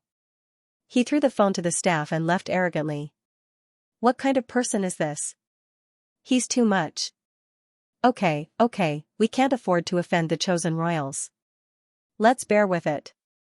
Xiaoqing Fan called the person in charge of the overall planning team. The other party turned around and told the director his request. Huh, no scenes at all? He really dares to dream. Director Yu sneered when he heard this. He didn't think that this request was unreasonable. He just didn't like to be told what to do. Actually, he wasn't surprised that Xiaoqing Fan would make this request.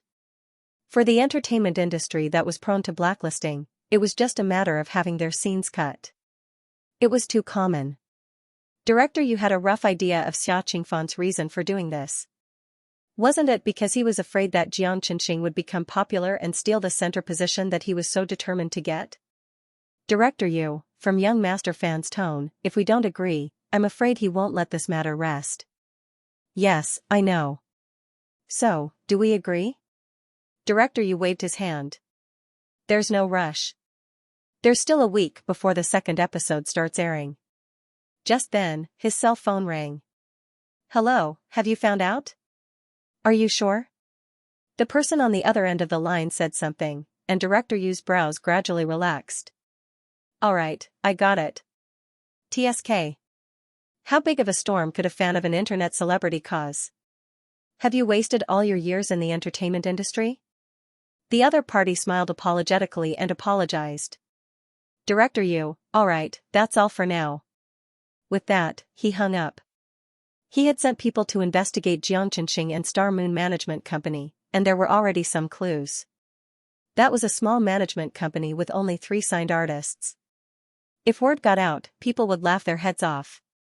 The boss was called Wu Qian, and there was no such person in the industry at all. The shareholding structure behind it was also very simple. Wu Qian was both the legal person and the major shareholder. The backers and financial backers that he had been worried about were all gone. The only redeeming factor was that he had single-handedly cultivated Jiang Qinxing, a food-streaming internet celebrity who had tens of millions of fans. However, an internet celebrity was an internet celebrity. It was a completely different concept from a real celebrity. As for the tens of millions of fans, who knew how much water was mixed into it? In short, Jiang Qinxing had no backers and no backers. There was nothing to be afraid of. Director Yu, give Xiaoqing Fan a definite answer. Tell him that I agree to his request. Try to cut out Jiang Qinxing's personal scenes, but the scenes with the other contestants will still be kept. But young master Fan said that there can't be a single scene. Tisk. Are you afraid that everyone doesn't know that the production team is deliberately suppressing Jiang Qinxing? There should be a limit to being willful. It won't do anyone any good to provoke a public backlash. Tell him to take care of himself. Yes, I'll pass on the message. The person in charge of the coordination team wiped his sweat and slipped away. All of them were ancestors with tempers. If he could, he didn't want to serve any of them. However, Hu asked Xiaoqing Fan to call him directly. Sigh, how troublesome. The recording went very quickly, and the second public performance was about to begin. During this time, although Xiaoqing Fan still treated Jiang Qinxing with disdain, he only attacked him verbally and did not touch him physically. Jiang Qinxing only treated him as a mosquito buzzing around. He ignored him, did not care, and did not get angry. Anyone who saw his composure would have to say that it was good. Xiaoqing Fan felt as if his fist had hit cotton. There was no sense of accomplishment at all. He was flustered and exasperated several times and wanted to fly into a rage. However, he seemed to have thought of something and was able to stop himself in time every time. His expression was strange and calm, and he looked at Jiang Qinxing with pity in his eyes. It was as if he had seen a tall building rise and a tall building fall. He was also secretly pleased. It was too horrifying. Someone privately told Jiang Qinxing to be careful. Xiaoqing Fan was obviously up to no good. He might be up to no good. Jiang Qinxing sincerely thanked the person and said that he would be careful. However, he turned around and acted as if nothing had happened. He continued to train, eat, and rest every day. Gradually, some people felt that Jiang Qinxing was unfathomable. However, some people thought that he was just putting on an act. The atmosphere in the training camp was getting tenser by the day. Everyone had a certain understanding of each other's strength. Who was the potential stock and who was the biological son gradually came to the surface. Under such circumstances, the second episode of Star Creation Training Camp was broadcasted. The 6 contestants who were selected for Class A were selected according to the order of drawing lots to form a new group. Among them, Xianxia was the most popular. His performance was that everyone wanted to be in the same group as him. They were even willing to fight on the spot. Naturally, Xianxia became the focus of attention. When the contestants were interviewed, a few people who were asked had high opinions of him. In addition, a little fresh meat named Chuli also performed well and was given a lot of close-up shots. The other members of Class A, including Xianxia, were glanced at. Next, they chose the songs for the public performance. The camera focused on Xiaoqing Fan, Zhou Chenlin, and Chu Xiaohan. Xianxia and his team members were also glanced at. Then, the intensive daily training began. Chuli's hard work, Xiaoqing Fan's talent, Zhou Chenlin's high notes, and Chu Xiaohan's rap were all shown in close-up shots one by one in front of the audience. However, Xianxia led his team members to practice, adjust the formation, choreograph, rehearsal, and so on. They were either directly cut off or only shown from afar. At the end of the video, there was a preview of the next public performance. Only here was Xianxia's only close-up shot. After enough suspense, it came to an abrupt end and raised everyone's expectations for the first public performance to the max. This time, under the joint promotion of the management company and marketing account, Chuli, Xiaoqing, and Zhou Chenlin were all trending. Everyone seemed to have forgotten about Xianxia's existence. After all, there were 101 little guys with good figures and good looks. Naturally, they would have a deeper impression of whoever the camera favored. Xiaoqing took out his phone and looked at the trending list. His name was at the top and he was immediately in a good mood. When his 2 roommates saw this, they complimented him, "Brother Fan, you're amazing. Your Weibo fans are also increasing quickly." As for his blatant behavior of using his phone in the dormitory, everyone seemed to be selectively blind. Xiaoqing glanced at Xianxia and smiled. He pushed away the 2 people in front of him who were complimenting him and walked straight over. The second episode seems to be more popular than the first. It's as if it doesn't cost money. "Here, I'll lend you my phone. You can use it." Xianxia didn't even look up. "No, thank you." Xiaoqing frowned. "Don't be ungrateful." Xianxia stood up. "I'm just following the rules. I don't use my phone." Then, he left. It was time to eat.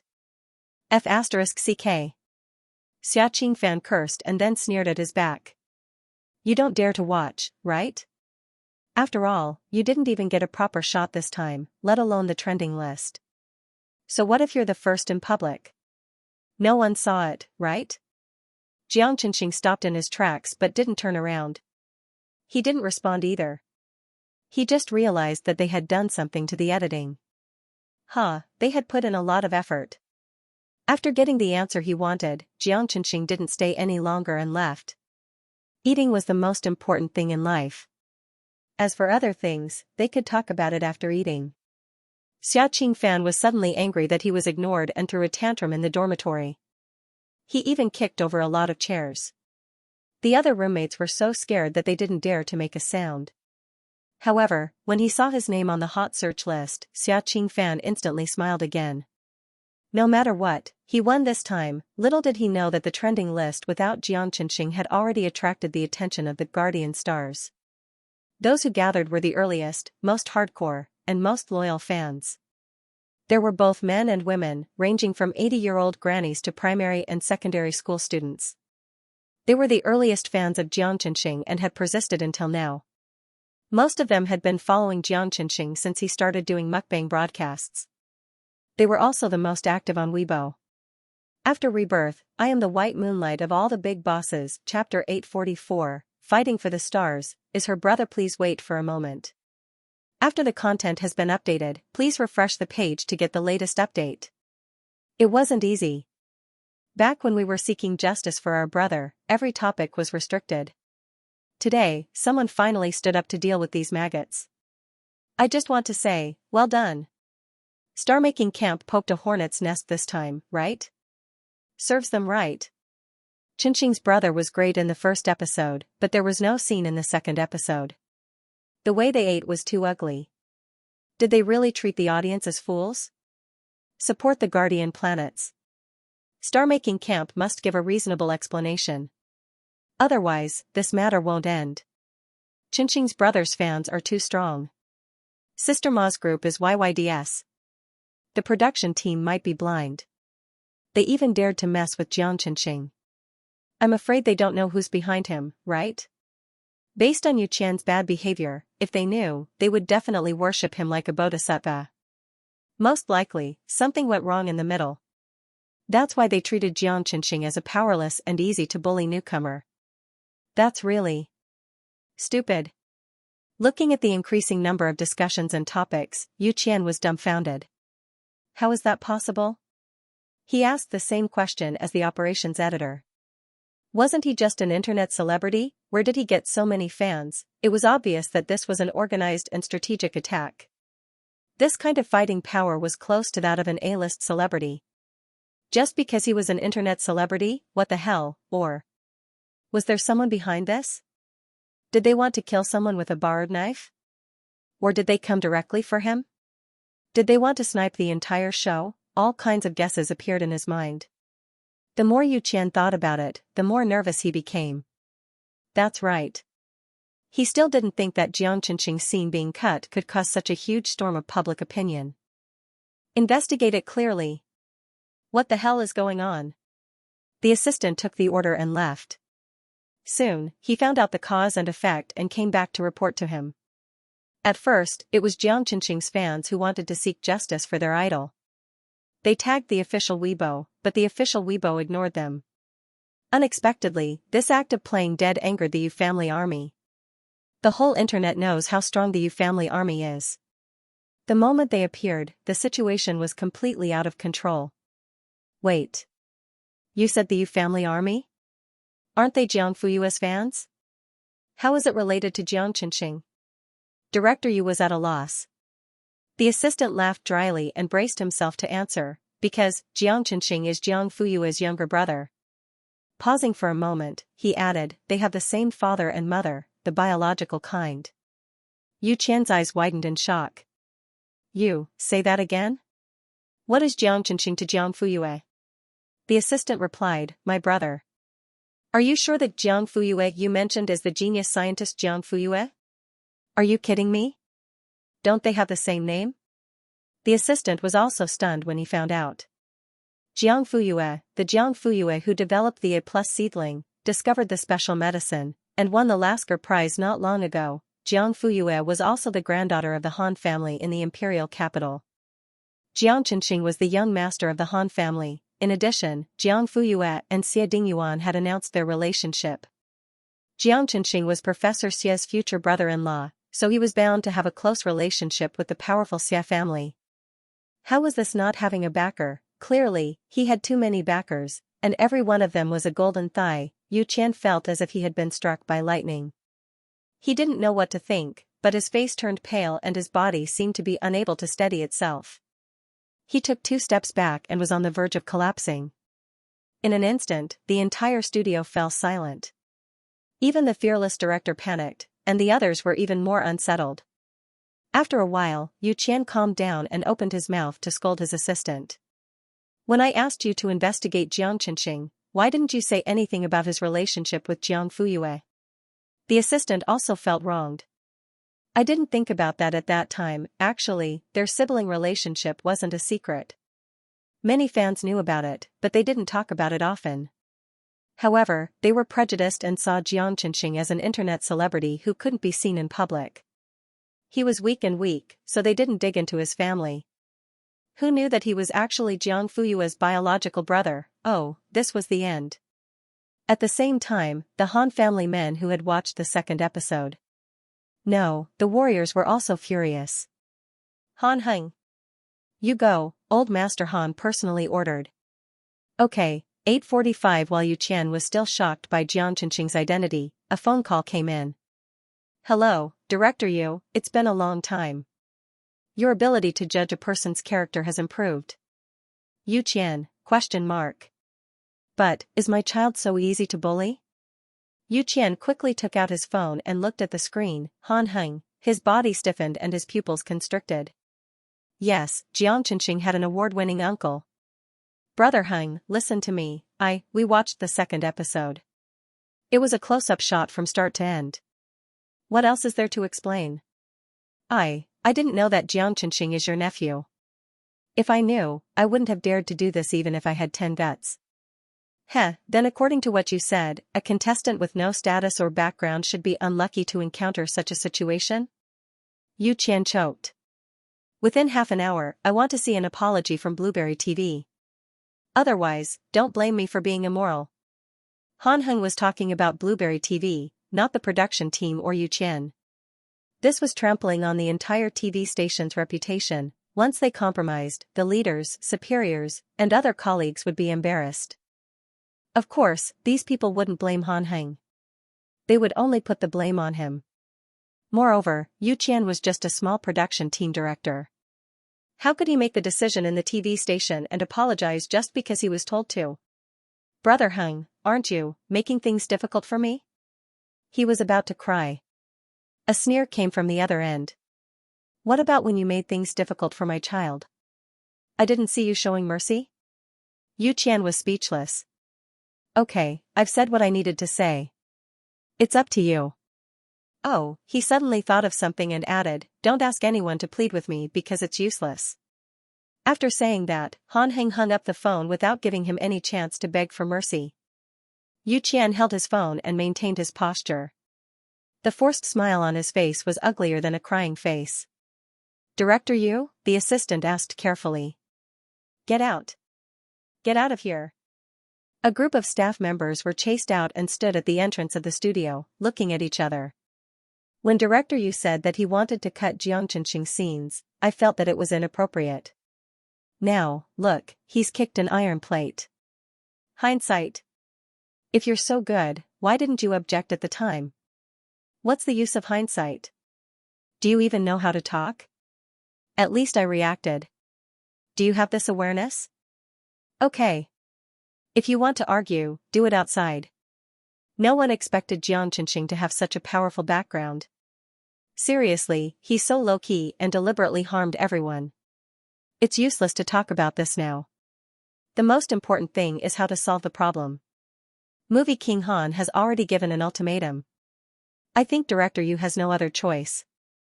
Do we really have to publicly apologize in the name of the station? That would be a huge loss of face. It doesn't matter if it's embarrassing. The key is that it implicates others. Our days in this station will be difficult in the future. I'm just puzzled.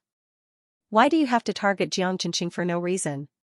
I've seen the live performance. He's clearly a capable and well-behaved boy. Why do they want to cut his scenes? Ahem. It's a long story.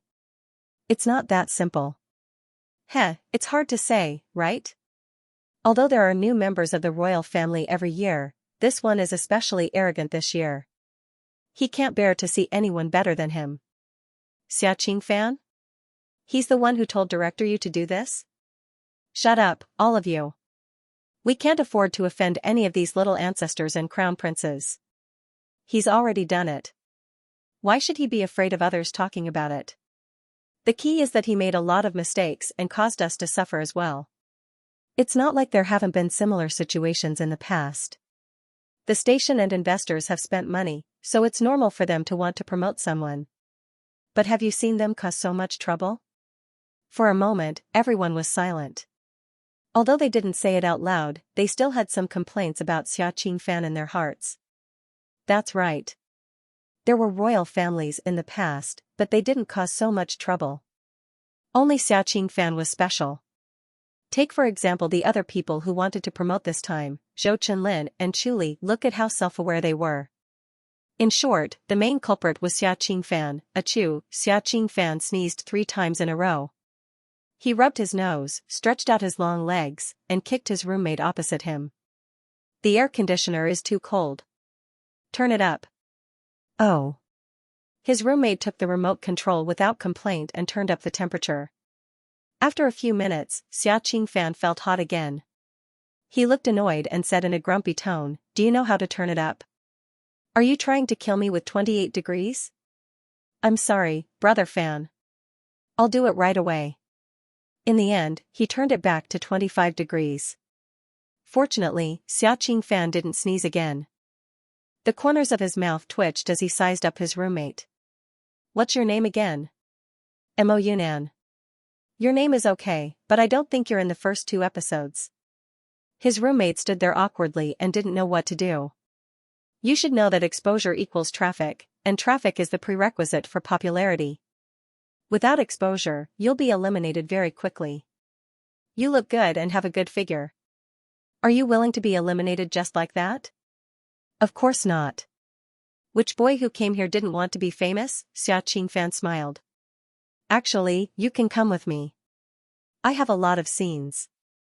As long as I bring you along, it won't be a problem to take off. Mo Yunnan's eyes lit up and he looked happy. Brother Fan, really? You're willing to bring me along? Of course. But.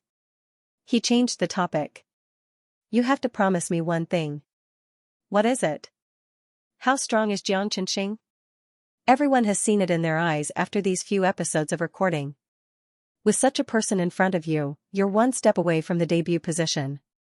Why don't we work together to drive him away? Huh? Mo Yunnan was shocked. That's not very good, right? What's not good about it? You have to know that competition is cruel. No success comes without bloodshed. Mo Yunnan rolled his eyes but didn't agree.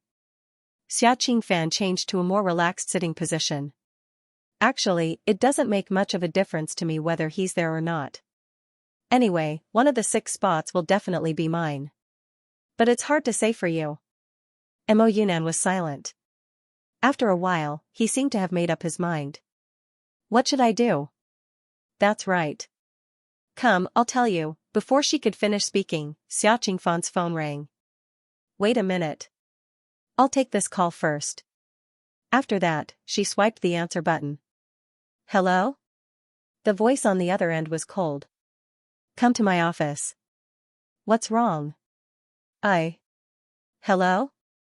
Hello? Xiaoqing Fan looked at the phone and couldn't help but frown. 15 minutes later, in the director's office in the administrative building. Xiaoqing Fan didn't knock on the door. He directly pushed it open and swaggered in. Uncle, why are you looking for me? Bang. Before he could finish his sentence, he heard a muffled sound. A middle-aged man in a suit suddenly slammed the table and stood up. He glared at him. Xiaoqing Fan was stunned. The man grabbed a stack of documents in front of him and threw it at him. Look at what you've done. Xiaoqing Fan was puzzled. Uncle, what are you doing? After that, he casually picked up a piece of A4 paper. The next second, his eyes widened. Lawyer's letter? However, this wasn't the reason why he was surprised. He was surprised because the name Jiang Chenxing appeared on the paper. At the bottom right corner of the paper were Qingxin Law Office and Xingyue Management Agency. Did you see it clearly? You asked Yu Qian to cut out the scenes of this Jiang Chenxing. Now, his management agency has sent a lawyer's letter to the station. They want to take legal action. Impossible. Xiaoqing Fan reacted quickly. Jiang Chenxing has no power or influence.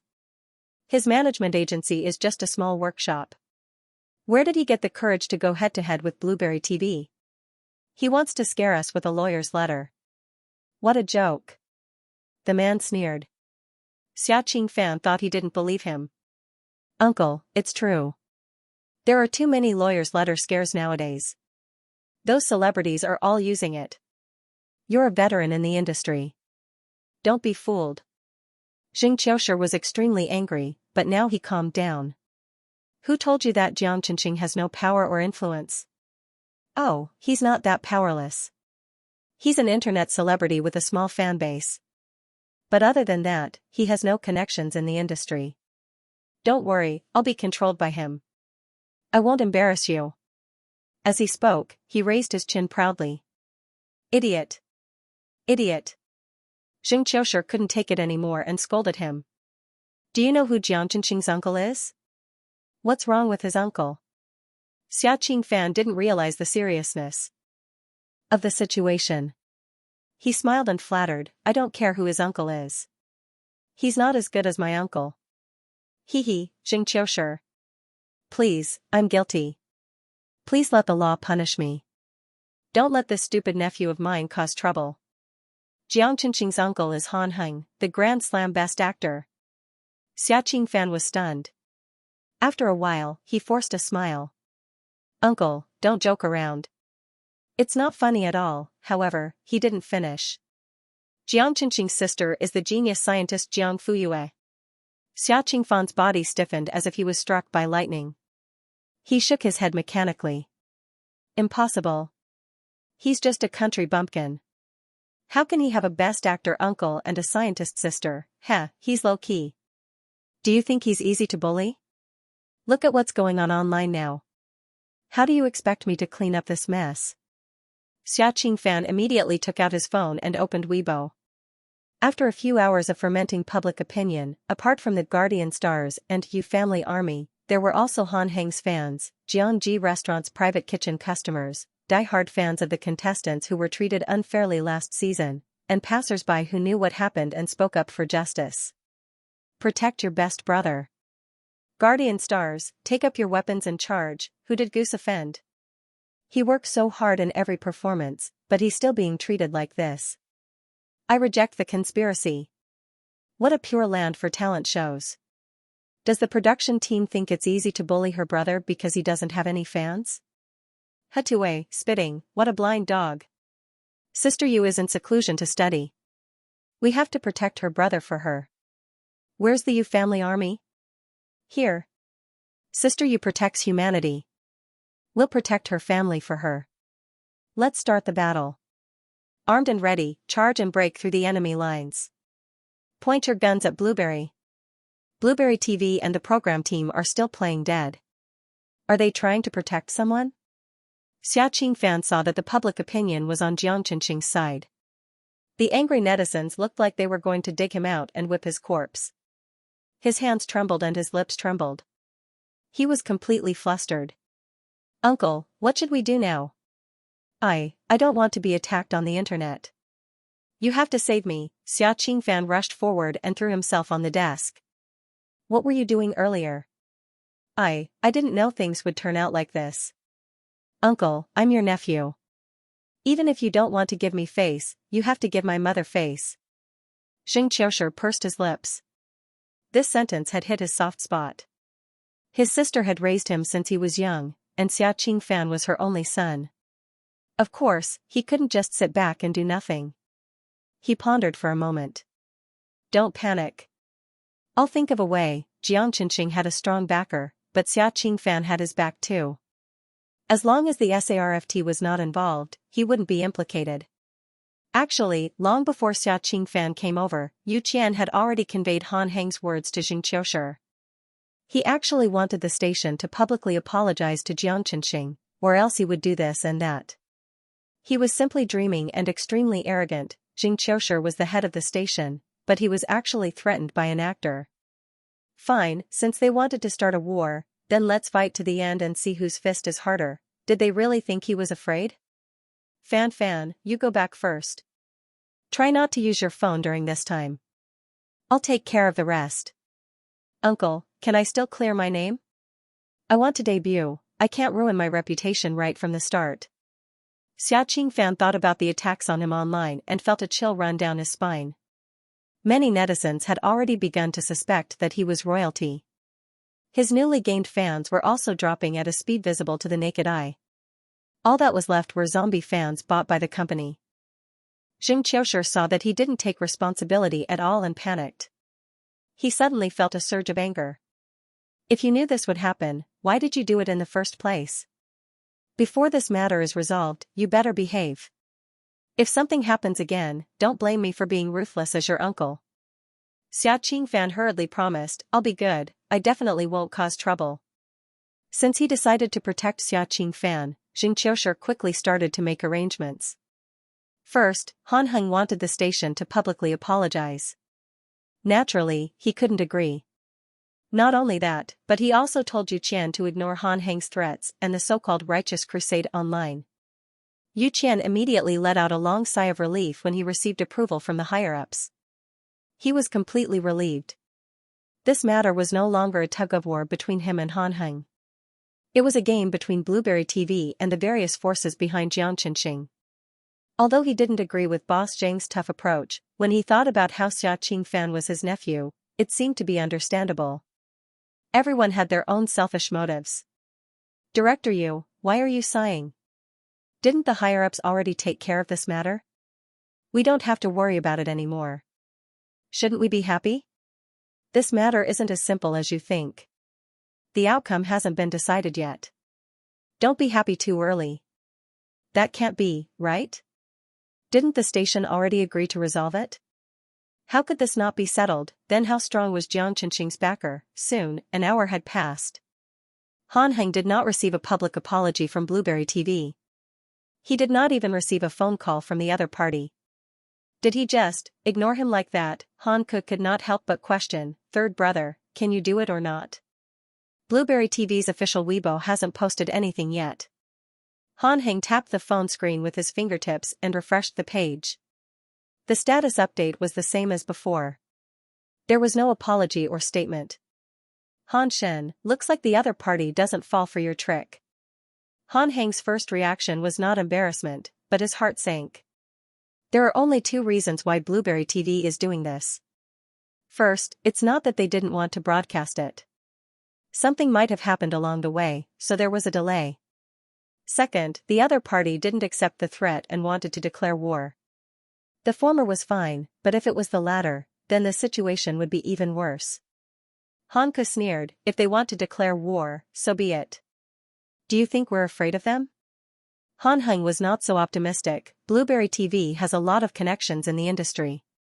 The current station head, Xianxia, is said to be very popular there. Han Shen, we don't have any connections in the entertainment industry. We might not be able to do anything to them for the time being. As the saying went, a strong dragon could not suppress a local snake. In the entertainment industry, Blueberry TV was the old fox. Han Heng sneered and typed on his phone. Then, he pressed the screen and exhaled heavily. Who cares if they can do anything to us? Show your attitude first. Han Ke suddenly had a bad premonition. What did you do just now? Han Heng said casually, nothing. I just posted on Weibo. Little did he know that this Weibo post had pushed the already intense public opinion crusade to a new climax.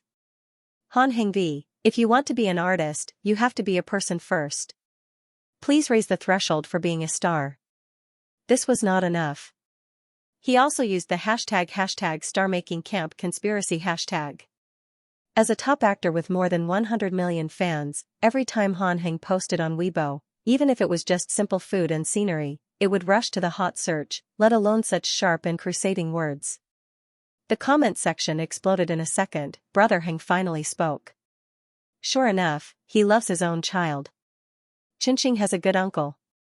Brother Heng has never taken sides publicly. This time, he jumped out to speak before the bullets flew. If Brother Heng is a father, he will definitely be a child slave. Xiaxia Fan learned from him. If you want to be an artist, you have to be a person first. Sisters, protect the best little Qinxing for Brother Heng. Let's go, support. While a star enjoys the worship of thousands of people, he should also consciously shoulder the responsibility of being a role model. A certain program team is shameless. They don't even have the basic virtue of being a person. I suggest Yu Qian retake the ideological and political class. If he fails, he will be banned. Blueberry TV, are you afraid? When Han Heng's agent, Brother Bing, found out, #Han Heng's post hashtag had already rushed to the top of the hot search. He was mad. He first shouted in the office for 3 minutes, then he made a phone call, my best actor, my brother, my grandfather, my ancestor. Are you crazy?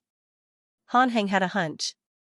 When he answered the phone, he pulled the phone away. When the other side finished shouting, he put it back to his ear. I'm not crazy. But this is something I must do. Brother Bing was silent for a long time. Okay, the studio will fully cooperate. Huh, Han Heng raised his eyebrows and was slightly surprised. Why aren't you nagging this time? It doesn't feel like you. In the past, when Han Heng impulsively posted on Weibo, which time did he not get nagged for 30 to 40 minutes, moreover, Brother Bing's nagging was not repetitive. He mixed sarcasm with ginseng and rooster. He would not stop until the person was scolded into a sieve. For this, he also got the nickname Tang Sing, the number one in the entertainment industry. Brother Bing did not know whether to laugh or cry. You are serious. Why should I stop you? Wait. Wait for what? 15 minutes later, Han Heng's studio posted a termination statement on its official Weibo. It mentioned that the 3 programs with Blueberry Station would be postponed indefinitely. In the future, they would not participate in any activities hosted by Blueberry Station. The caption, refused to wallow in the mire. Just got one, Brother Bing V5, mighty, shocking. Brother Heng posted on Weibo, but Bing Bing did not get angry. He even stood his ground.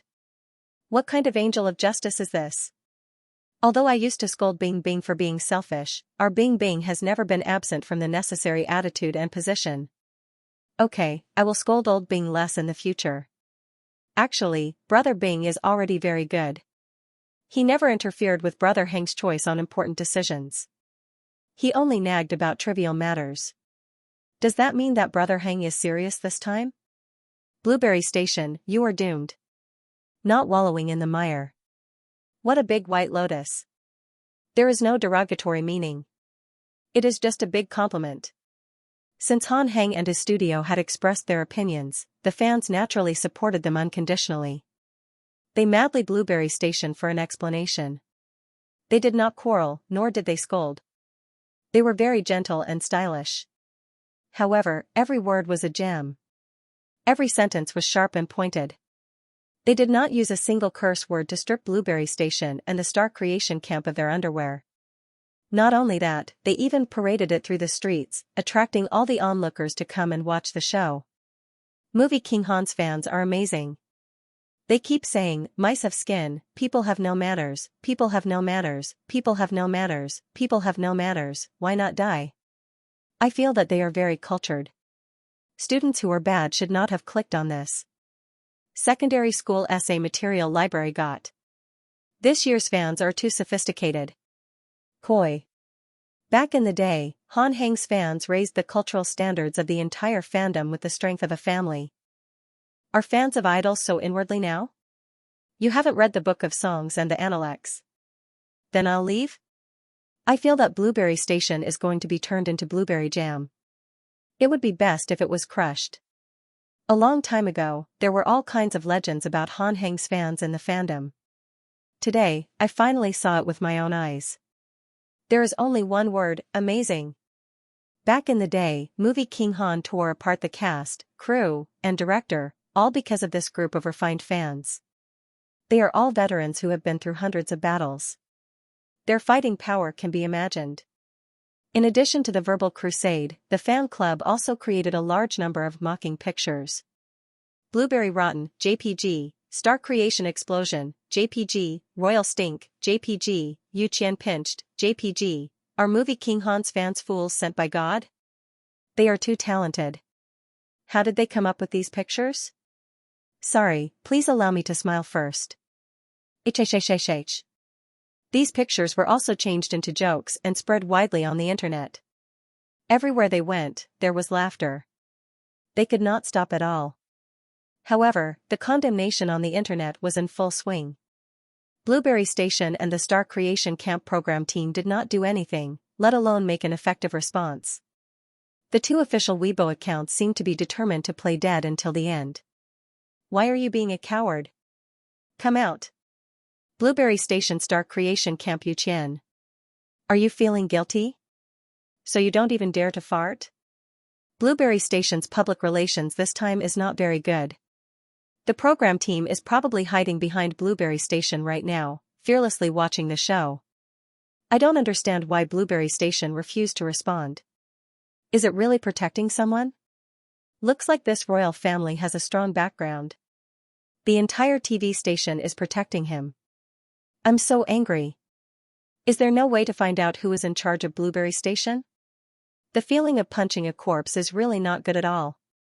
At this time, Xianxia was sitting in his office, holding his phone and smiling as he watched the netizens stomp their feet. An indescribable carefree feeling arose spontaneously. Go ahead, let's see what you can do, be angry, it's best if you die from anger. The fans of Star Creation Camp in the past few seasons were also very crazy. The program team would often be scolded if there was a slight mistake.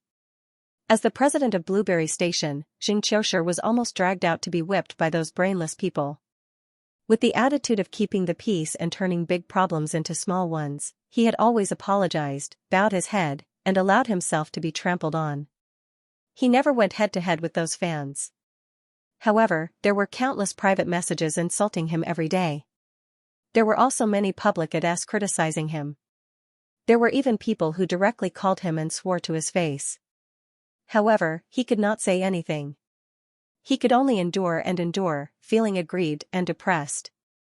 Perhaps he had been too depressed before, but this time, he actually got a great sense of pleasure from these fans who were hopping mad but unable to do anything. It was not over yet. There were even more aggrieved things to come.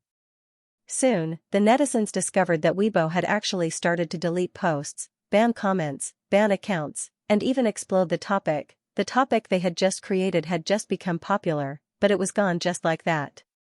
Some comments attacking Blueberry Station and exposing the dark secrets of Star Creation Camp were also censored. Blueberry Station is actually trying to control public opinion. I just want to ask, who gave them the guts? Is this the legendary boss who can suppress people to death? The advantage of power is that it allows the person who has it to do whatever he wants. How ironic. Is the president going to do anything about it? You want to shut everyone's mouths? Dream on. The last person who wanted to shut everyone's mouths was nailed to the pillar of shame. In history. Is there going to be another one today? A cold song for Blueberry Station. However, the posts were still being deleted, and they were getting more and more unscrupulous. Once people posted something that involved sensitive words, it would be censored in less than 2 minutes. The netizens started to get angry. Xianxia, on the other hand, was calm and collected as she watched all of this. The corners of her mouth curled up into a smile as she sighed happily. Just a bunch of mobs. Who could they threaten? He really did not believe this. In the evening, the sun was setting. The suppression and deletion of posts were still going on. It was a silent game of resistance and suppression. Xianxia drove away from the TV station as if nothing had happened. Half an hour later, she stopped in front of a club. Boss Xing is here. Please come in. After entering, she pushed open the door of the private room. Another middle-aged man was sitting quietly and drinking tea. The fragrance of the tea lingered in the air, and the atmosphere was very different from the surrounding environment. Xianxia smiled. Director Zhang, I'm really sorry to have kept you waiting. This tea is not bad. Try it. Xianxia went forward and sat cross-legged. She sniffed and tasted it, then put down the teacup and nodded with a smile. The taste is fresh, mellow, and sweet. The color of the soup is bright green, and the aroma is fresh. It has a faint orchid fragrance and a sweet aftertaste. It has a unique monkey flavor. The best quality Taiping Hokue. Director Zhang has good taste. When the man heard that, his slightly serious expression suddenly eased. He smiled slightly. Why else would people in the industry like to look for you to drink tea? After tasting the tea and talking, I feel relaxed, it's great. Xianxia touched her nose and said modestly, as the saying goes, those who know how to drink tea are not as good as those who know how to brew tea. If you ask me, your kung fu tea is the best. Alright, let's not flatter each other anymore, it's too estranged. You can't ask me out today just to drink tea, right? Tell me, what's the matter? Cough, I'm ashamed to say that I have to trouble you again. It's not a big deal. It's just that a bunch of flies on the internet have been causing a lot of trouble recently. I've already asked someone to deal with it, but I'm afraid that it will alarm the higher-ups. You also know that if the higher-ups interfere in our industry, the meaning will be different, so. There had to be someone in the middle to mediate. He had to at least give him 2 days to suppress this matter. During this period, As long as the higher-ups did not interfere, say anything, it was only a matter of time before everything calmed down. Director Zhang frowned and a flash of annoyance flashed in his eyes. Which fan is it this time? The atmosphere of the entire film and television industry has been corrupted by this group of fans. Xianxia, it's not a big deal. Alright, I'll take care of Guanying for you. Settle it as soon as possible. Don't make the internet a mess. That Weibo thing is happening every day. It's annoying to see it. For example, he never looked at it. Xianxia smiled and took the initiative to pour a cup of tea for him. Don't worry, I'll take care of it. This matter was settled. As soon as Xianxia left the clubhouse, she immediately called Xianxia. Sister, don't worry. Everything will be resolved soon. She didn't know what the other end of the line said, but the man's eyebrows relaxed. We're siblings. Fan is also my nephew. How can I just watch him be ruined? After the call ended, Xianxia didn't even have time to put down the phone before Xia Qingfan rushed forward. Mom, what did my uncle say? The woman glared at him. She was in her 40s and there were already fine lines at the corners of her eyes, but her voice was still sweet and soft. You only know how to trouble your uncle. Don't do this again. Xia Qingfan heard and knew that the matter was settled. He immediately took out his phone and logged into Weibo. He ignored the insulting private messages and clicked on the hot searches. He was instantly delighted. Those unfavorable terms and topics were either removed or banned. Even if one or two of them were still on the list, their popularity was not as high as before. Their rankings were very low. In the top 10 of the hot searches, only the peaceful times were left. The bloodshed during the day had been wiped clean. Uncle is still the best. The woman sighed. You should stop causing trouble. How many messes has your uncle cleaned up over the years? It was obviously a reprimand, but if one looked carefully, one would find that there was a hidden affection and indulgence. Sure enough, Xia Qingfan didn't listen at all. He casually replied, I know. Then, he took his coat and was about to leave. Eh? Where are you going so late? Back to the training camp. Everything has been resolved and the show will definitely continue. If I don't go back, am I going to give the center position to someone else? The woman complained. We don't lack food and clothes at home. We don't lack money. Why do you have to suffer? Being a celebrity is not only tiring, but you also have no privacy. What if you encounter a situation like today again? Fan, I only hope that you'll be safe and healthy. I don't ask for anything else. Enough. Xia Qingfan interrupted unhappily. There's no reason to give up halfway. Unless I successfully debut, I won't be satisfied. After that, he put on his other shoe, closed the door and left. Soon, the sound of a car engine starting came from the courtyard. The woman sighed helplessly. However, she was already thinking about letting her brother give the center position to her son. It shouldn't be difficult, right? He was the director. On the other hand, Xia Qingfan sped all the way back to the villa where she stayed during the training. He kicked open the dormitory door, startling his other roommates. They stared at him with their eyes wide open. However, Xia Qingfan did not feel that her behavior was inappropriate. She glanced around and asked, Where's Jiang Qinqing? No one answered. His sharp gaze landed on Mo Yunan. You, speak. Don't make me repeat myself. Mo Yunan stammered, He is not here. He was taken away by his family. If I remember correctly, students are not allowed to leave during the training period, right? Once discovered, they will be disqualified. This was very shameless. He himself had just returned. Seeing that no one spoke, Xia Qingfan sneered, Don't think that just because Jiang Qinqing has a backer, you can do whatever you want. Look at me now, am I not doing anything? If you're smart enough, you should know which side you're on.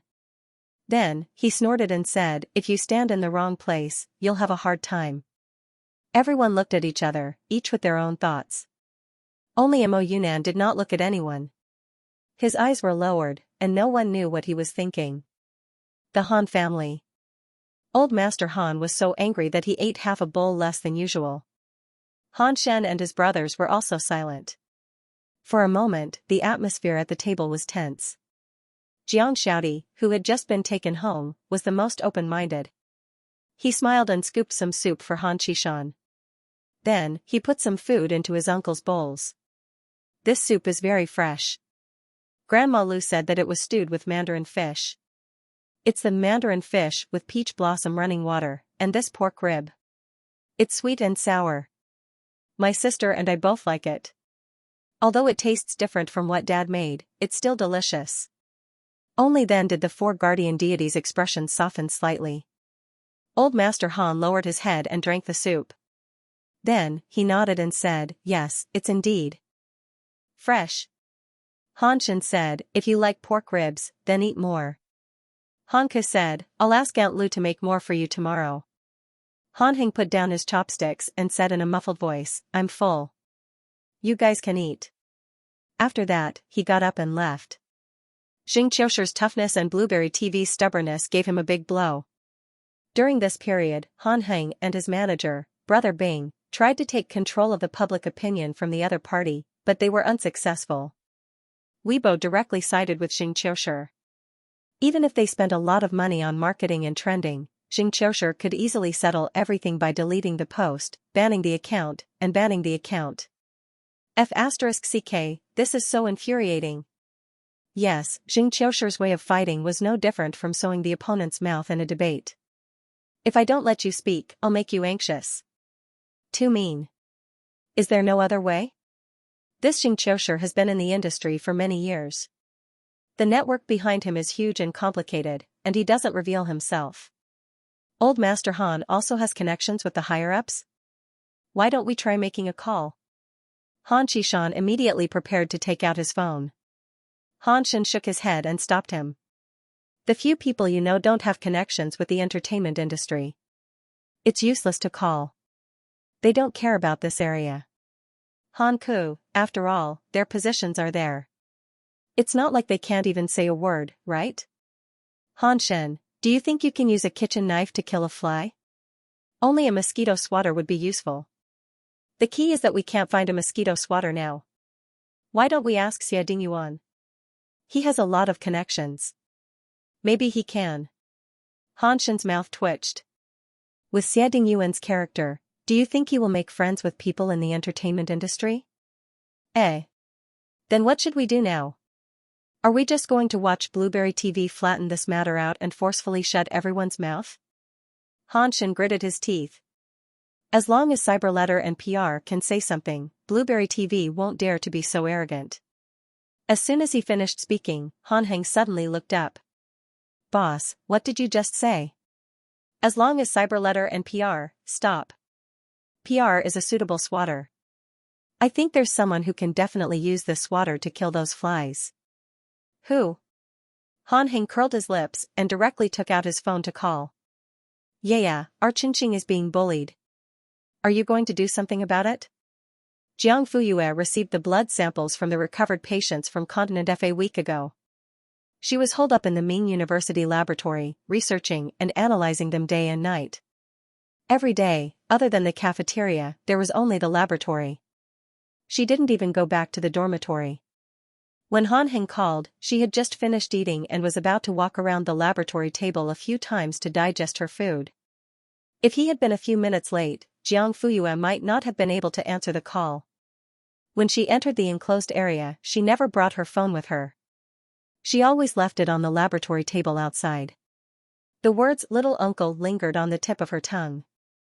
Before she could say it, she heard that Jiang Qingqing was being bullied.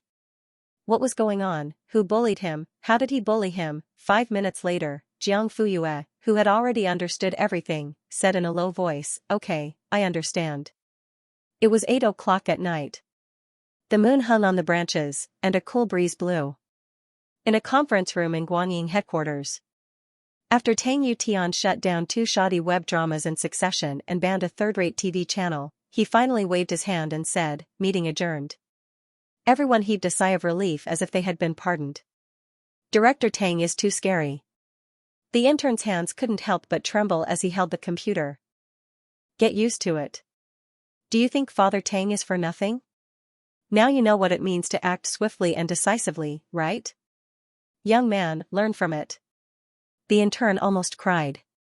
I don't know how to do it, and I'm not worthy. Tang Yutian pressed his temples tiredly. Just as he was about to pack up and leave, his phone suddenly rang. It was an unknown number on the screen. He frowned and hesitated for a moment before choosing to answer. However, his tone was cold enough to freeze a person. Hello? It wasn't that he was unreasonable, but there were too many people who wanted to get in through the back door. On the other end of the line, the same indifferent tone was as cold as his. It's me, Jiang Fuyue.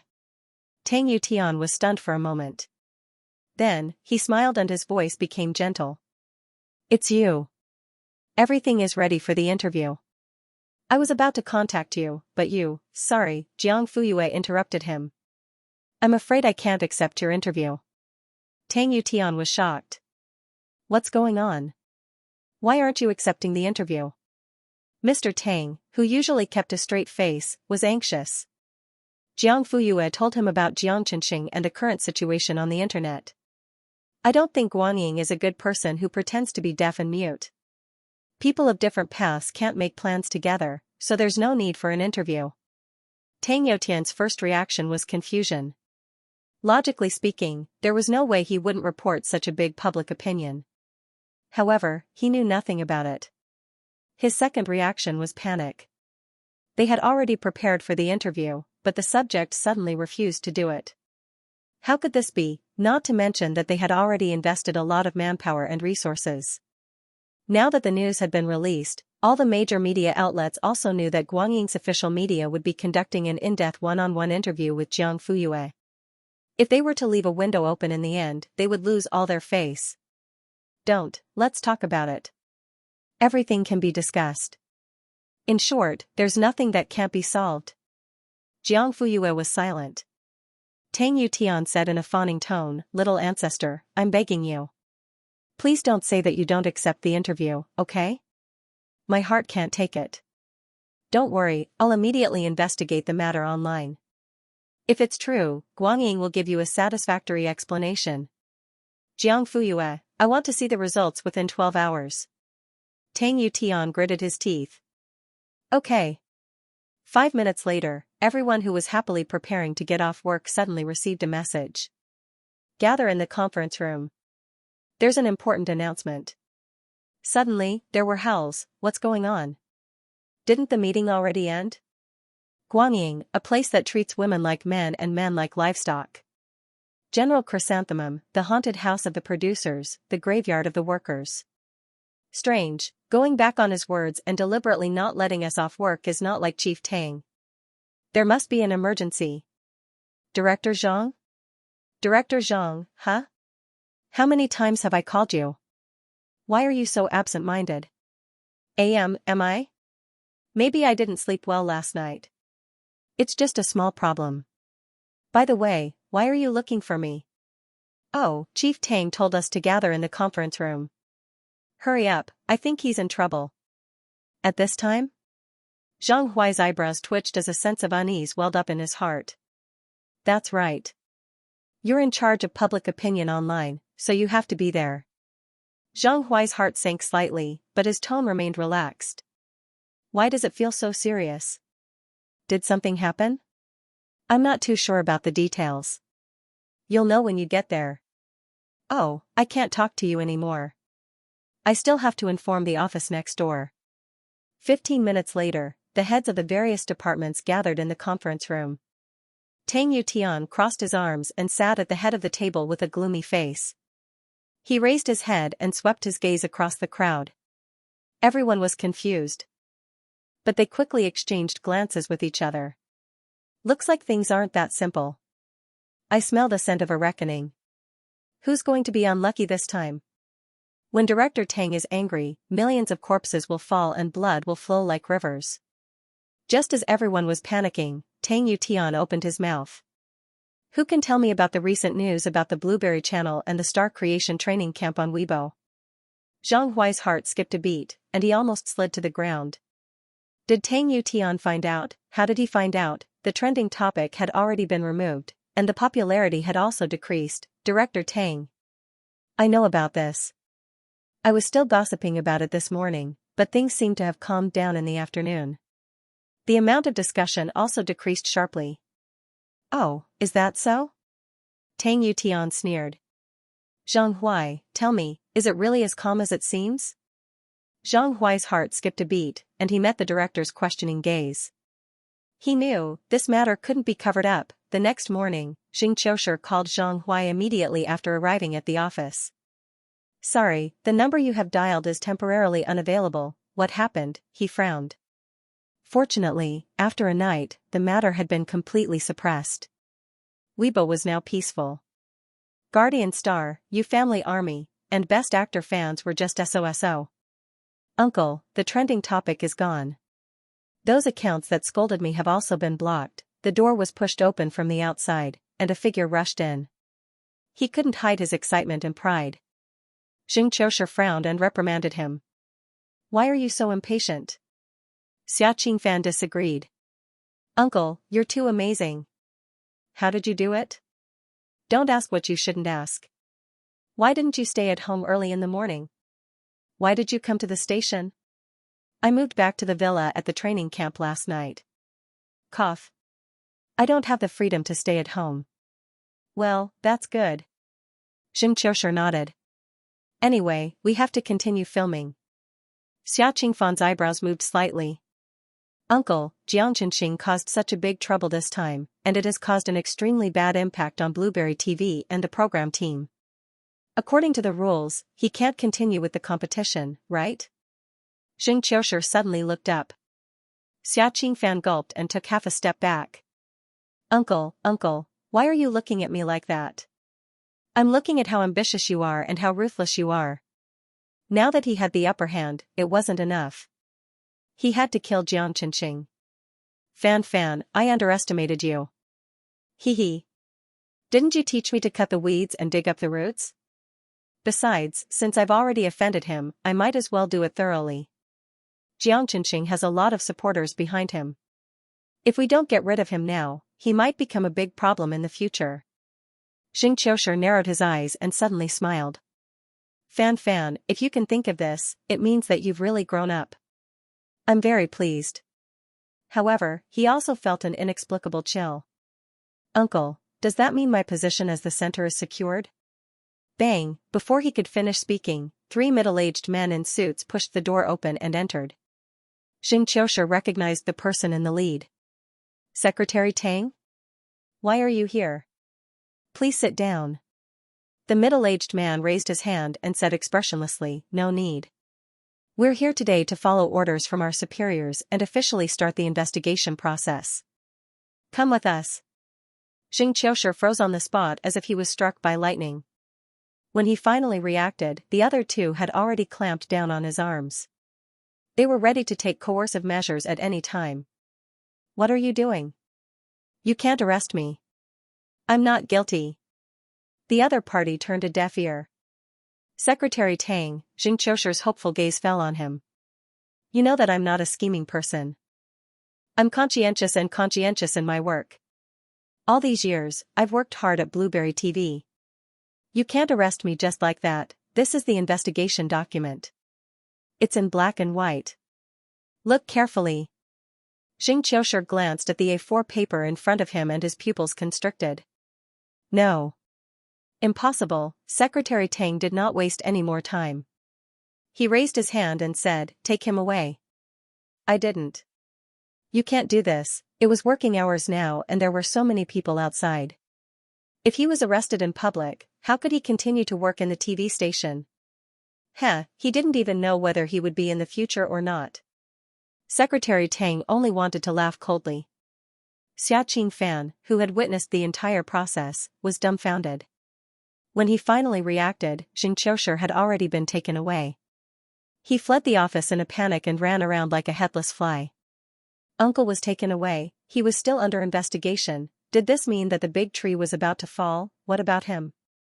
Was his position as the center still in the bag? At 10 o'clock a.m., Guanyu's official Weibo issued an announcement. Cyberspace Alliance General Manager Zhu ordered Weibo to immediately rectify the situation and suspend updating the hot search list for 1 week from 1500 hours AM on X day X to 1500 hours AM on X plus 7 day X to 1500 hours AM on X plus 7 day X due to Weibo's interference with the order of online communication. We will seriously deal with the responsible persons and impose strict fines and administrative penalties on the platforms that violated the rules. Please pay attention to Cyberspace Alliance and General Manager Zhu's official website for detailed information. Half an hour later, Blueberry Station's official Weibo made the latest personnel changes. The former station head, Xianxia, was temporarily suspended for investigation. The former deputy station head, Zhou Jinkai, was temporarily acting as the station head.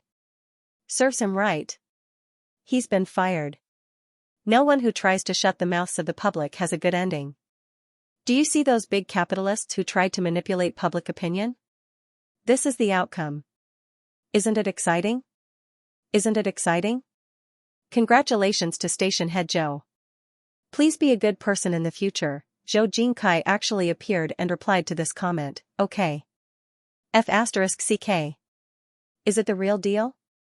Man, you've successfully piqued my interest. The new station head seems to be quite approachable. This is not only a victory for us fans, but also a victory for justice and fairness.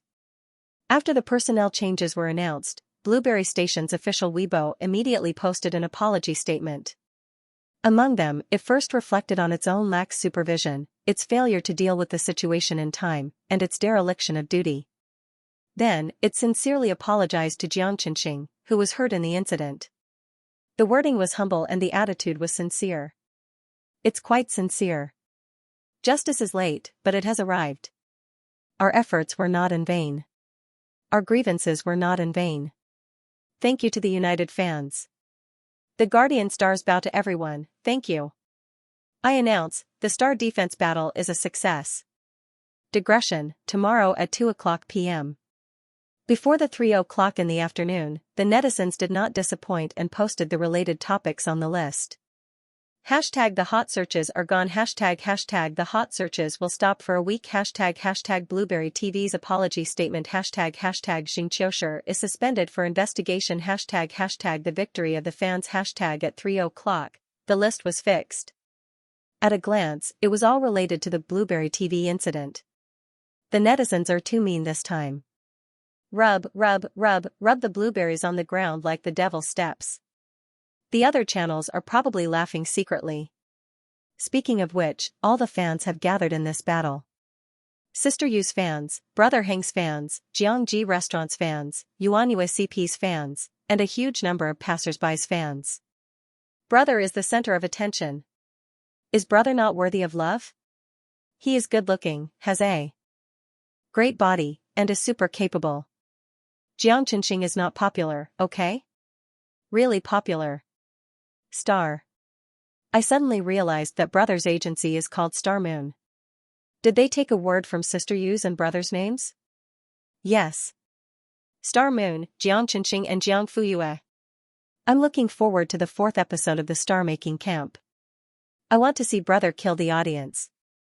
I feel that this program team is a bit ungrateful. Blueberry TV has already apologized, but they are still playing dead. Yu Qian wanted to say that he was not playing dead. He was really dying. After Xianxia was taken away for investigation, Blueberry TV was turned upside down overnight. The star-making camp was the fuse of the incident, so Yu Qian, the director, naturally had to be investigated. For 2 consecutive days, he was detained in a small room and interrogated by the relevant personnel from time to time. The other party would use different wording to ask the same question and repeatedly pester him. Once there was a loophole in his statement or if it was inconsistent with the previous one, there would be a new round of questioning and questioning. Under the high pressure and fear, Yu Qian's entire body became haggard at a speed visible to the naked eye. His mental state was also affected. In the end, he could no longer withstand such a soft knife and spilled all of Xianxia's illegal operations and personal affairs over the years. When he walked out of the small room, his legs were trembling. Do you think this is the end? He needed to appease the production team that had stopped working, and he also needed to personally visit the investors to apologize. Now that Xianxia was done for, Yu Qian's protection was gone. His relationships in the TV station were either damaged or broken. He was isolated and without help. However, the thing he was most worried about still happened. Cut it off? Why? The director glanced at him. Why do you think? The first 2 seasons of the Star Building Camp stirred up a lot of controversy, and the station turned a blind eye to it because of its popularity and viewership ratings. Now that the truth has been exposed, the truth can no longer be concealed. If we don't get rid of it, why should we keep it for the new year? Yu Qian, but we've already invested a lot of manpower and financial resources in the early stages. If we cut it off now, the station will lose everything. The director snorted and said, the station won't go so far as to lose everything just because of a show. You're the one who will lose everything, aren't you? After all, the fact that director Yu invested heavily in the Star Building Camp through a shell company has been dug out by netizens. Yu Qian's expression changed drastically as his body stiffened. Don't be nervous. It's just groundless gossip. The station doesn't have any evidence, right? Anyway, the show is going to be cut. It doesn't matter who invested in it. In the end, it's still a loss. Yu Qian forced a smile and nodded awkwardly. You're right. These netizens nowadays like to talk nonsense and create rumors out of thin air. What shell company, what investment, it's all ridiculous. The director took a deep look at him. Yu Qian suppressed his guilty conscience and looked back at him. Director, is there no room for negotiation? This season, the popularity of the Star Building Camp is higher than before. Now that this mess has increased its popularity, if it continues, the viewership ratings will definitely skyrocket. It might even become an unprecedented hit in the history of variety shows. At that time, Blueberry Station's popularity will rise, and its position as the leader of the media industry will be more stable. Also, Yu Qian poured out all the good things he wanted to say. The 3rd episode has already been broadcast, and the recording is about to start on the 6th episode. With Xianxia as the hot topic, even if we don't do any marketing, we can still. Enough. The director interrupted coldly. Popularity and viewership ratings are important, but you have to save your life first. Now that the station is being criticized, and the station head is being taken away for investigation, under such circumstances, do you think it's more important to keep a low profile and save your life, or to pursue the so-called popularity and traffic? Yu Qian, but, you don't have to say anything. Cutting the Star Building Camp is a unanimous decision made by the leaders of the station after a meeting. I still have something to do, so I won't see you out. Yu Qian walked out of the office in a daze. Suddenly, his legs went soft, and he fell to the ground. The staff passing by were shocked and went forward to help him up. Director Yu? Director Yu? Are you okay? Yu Qian acted as if he didn't hear anything. His pale face was in a daze, and he was like a pile of mud that couldn't be helped up at all. It's over, everything is over. The next day, the official Weibo of the Star Building Camp released a statement, due to certain reasons, from today onwards, the show will be suspended indefinitely. Thank you for your support of the Star Building Camp. See you again. F***CK, suspended directly? What the hell? It seems that this is not a small matter. This is the first time in history that an entire show has been suspended because of a netizen's attack. Awesome. No. I still want to see little brother Xianxia. Why is it suspended? Little brother can make a solo debut. He doesn't need to go through this kind of trash show. Does this count as overturning the entire boat with one move? Getting rid of all the hidden royal family and chosen ones in one move? Little brother Xianxia should make a solo debut. I want to see him dance. I heard that they have already recorded the 6th episode. Coincidentally, the 2nd public performance has just ended. Little brother Xianxia's group took 1st place again. Although the program team is trash, little brother is really fragrant. Although the Star Building Camp is extremely stinky, I am still grateful to them for bringing the goose to the public and letting everyone see the light of the stars. Just based on this, I will reluctantly scold them less. Some netizens discovered that after the program team released the statement, director Yu Qian's personal Weibo account was cleared of all content. His profile picture and background picture were also changed to black. Beat the dog while it's down. Who asked him to be the villain's accomplice and bully the goose? Serves him right. Look, the digging team revealed that he personally invested in the show through his shell company. Now that it has been suspended, I'm afraid he will lose everything. I'm afraid he is crying in the toilet right now. He reaps what he sows. He is not worthy of sympathy. I hope that from now on, other talent shows can take this as a warning. They will not forcefully promote the royal family and not treat the other contestants as human beings. It is said that this time, Daddy Light personally issued the kill order. Blueberry TV has no choice but to admit defeat. When did Daddy Light become so swift and decisive? It can't be helped. Sister, you wanted to reject his interview. As a result, he directly complained to the leader.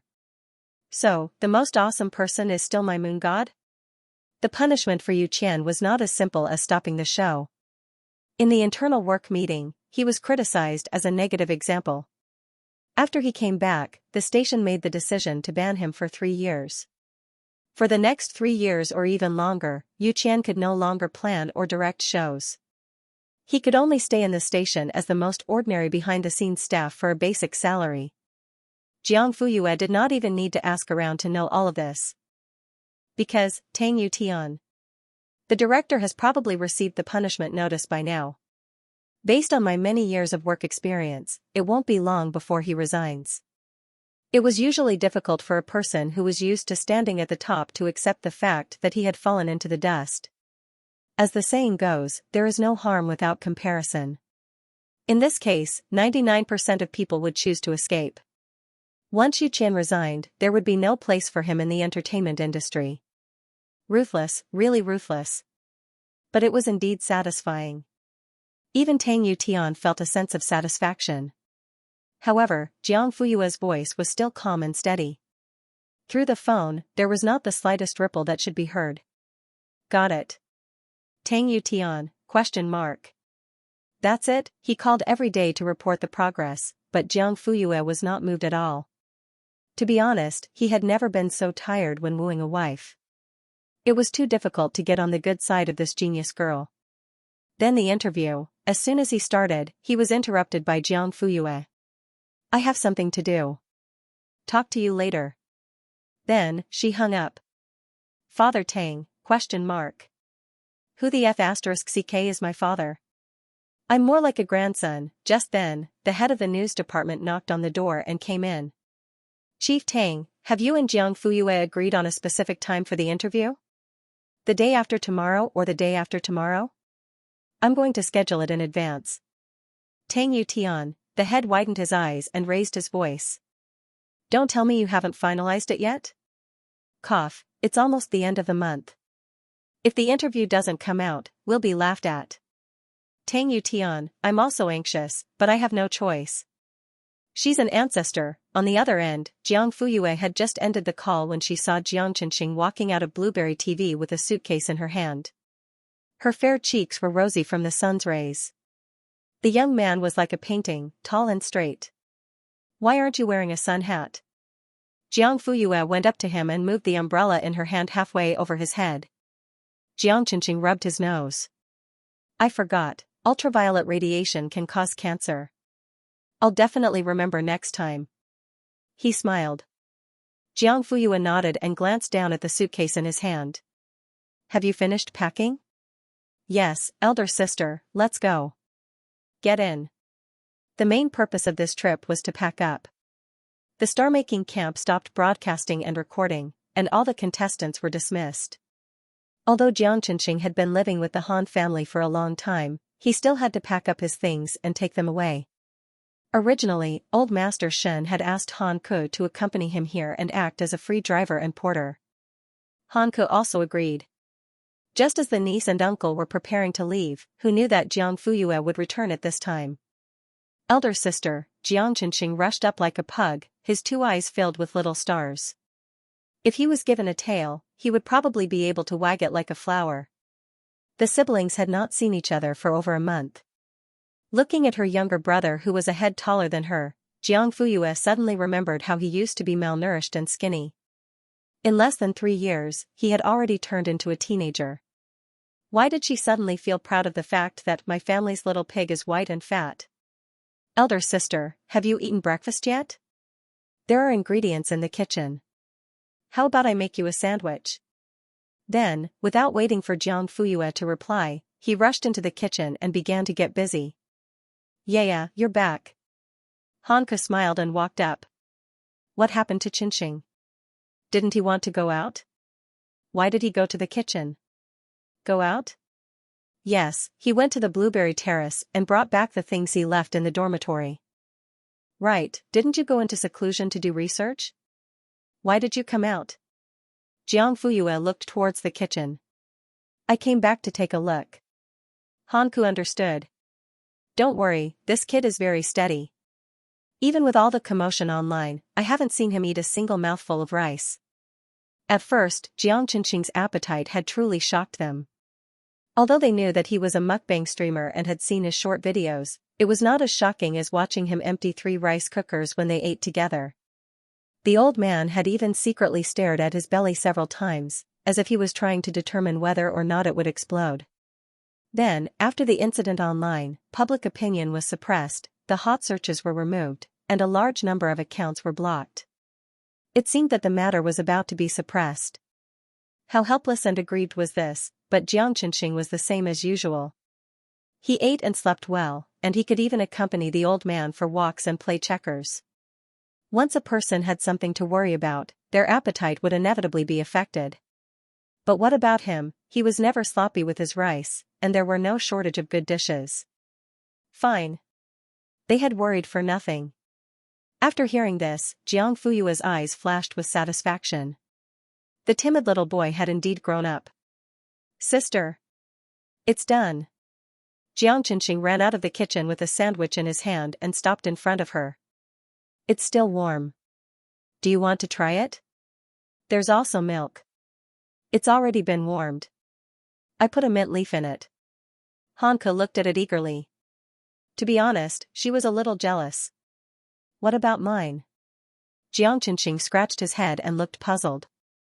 Second uncle, didn't you have breakfast? Oh. Jiang Fuyue finished the entire sandwich and drank the mint-scented milk. She took the car keys and turned to change her shoes. Let's go. I'll send you there.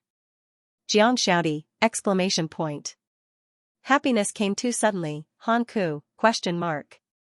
Am I invisible? Back to the present. Wait, a voice suddenly came from afar.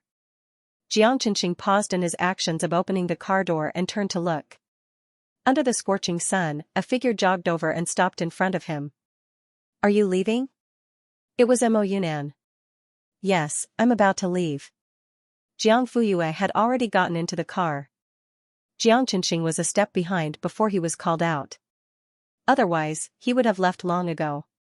Can I talk to you for a while? It won't take long. Jiang Qinxing bent over and explained the situation to Jiang Fuyue through the car window. After getting permission from the latter, he turned to Mo Yunnan again. Okay, go ahead. Mo Yunnan pursed his lips. Actually, I envy you. Jiang Qinxing, question mark. You're capable, have a good attitude, and protect your family and fans. As he spoke, he couldn't help but look into the car. The person inside should be the legendary super genius who developed the Xianxia vaccine, Jiang Fuyue. She actually came to pick up Jiang Qinxing personally. You're very good too. Mo Yunnan was slightly taken aback. Immediately, he forced a smile. Really? Obviously, he didn't believe him. Jiang Qinxing, you're thoughtful and kind. In the dormitory, almost everyone's behavior was against him, except for Mo Yunnan. In his impression, he was even a little too quiet. Really? Mo Yunnan's eyes lit up. He was good too, Jiang Qinxing nodded. I never lie. In this world, the weak succumb to the strong for the sake of self-preservation. This was understandable.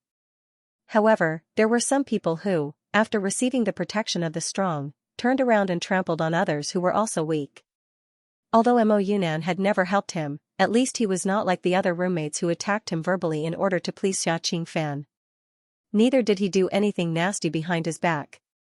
Mo Yunnan had a complicated expression and finally said, "Thank you." Then, he bowed deeply. "I'm sorry." Before Jiang Qinqing could say anything, he had already turned and left. Mo Yunnan posted a 40-minute recording on his personal Weibo. It included the other roommates mocking of Jiang Qinqing and Xia Qingfan's threatening, humiliating, and abusive words. The last 2 minutes were a conversation between him and Mo Yunnan. "Xia, how strong is Jiang Qinqing? Everyone has seen it with their own eyes after these few episodes. With such a person in front of you, you are one step away from your debut. Why don't we work together to drive him away?" "Mo, huh? That's not very good, right?" "Xia, what's not good about it? You have to know that competition is cruel. No success comes without bloodshed." "Xia, actually, it doesn't make much of a difference to me whether he is there or not. Anyway, one of the 6 spots will definitely be mine. As for you, it's hard to say." The accumulated anger in the beginning reached its limit in the last conversation. Then, there was a loud bang. It exploded. It turns out that character has nothing to do with appearance. Some people look good on the surface, but their bones are full of maggots. What a good way to kill with a borrowed knife. "Xia Qingfan, come out and face your death. Isn't this considered seduction? Call the police. Sentence him. Let him debut in prison. I'm crying. Why did such a good brother have to encounter such a thing?" The netizens guessed right. This Xiao something fan is the chosen royal family. He has so many scenes in the 2nd episode that it makes people sick. The neighboring Lu district has been dug out. Xia Qingfan is the nephew of Blueberry Station's former station head, Xianxia. Xia Qingfan has never been moldy. You're already rotten to the core. You stink. The entertainment industry rejects such unscrupulous idols. Guangying Zhongju, please ban her. Thank you. After posting the recording, Mo Yunnan quickly followed up with another long post. It was time to reveal the truth to the public.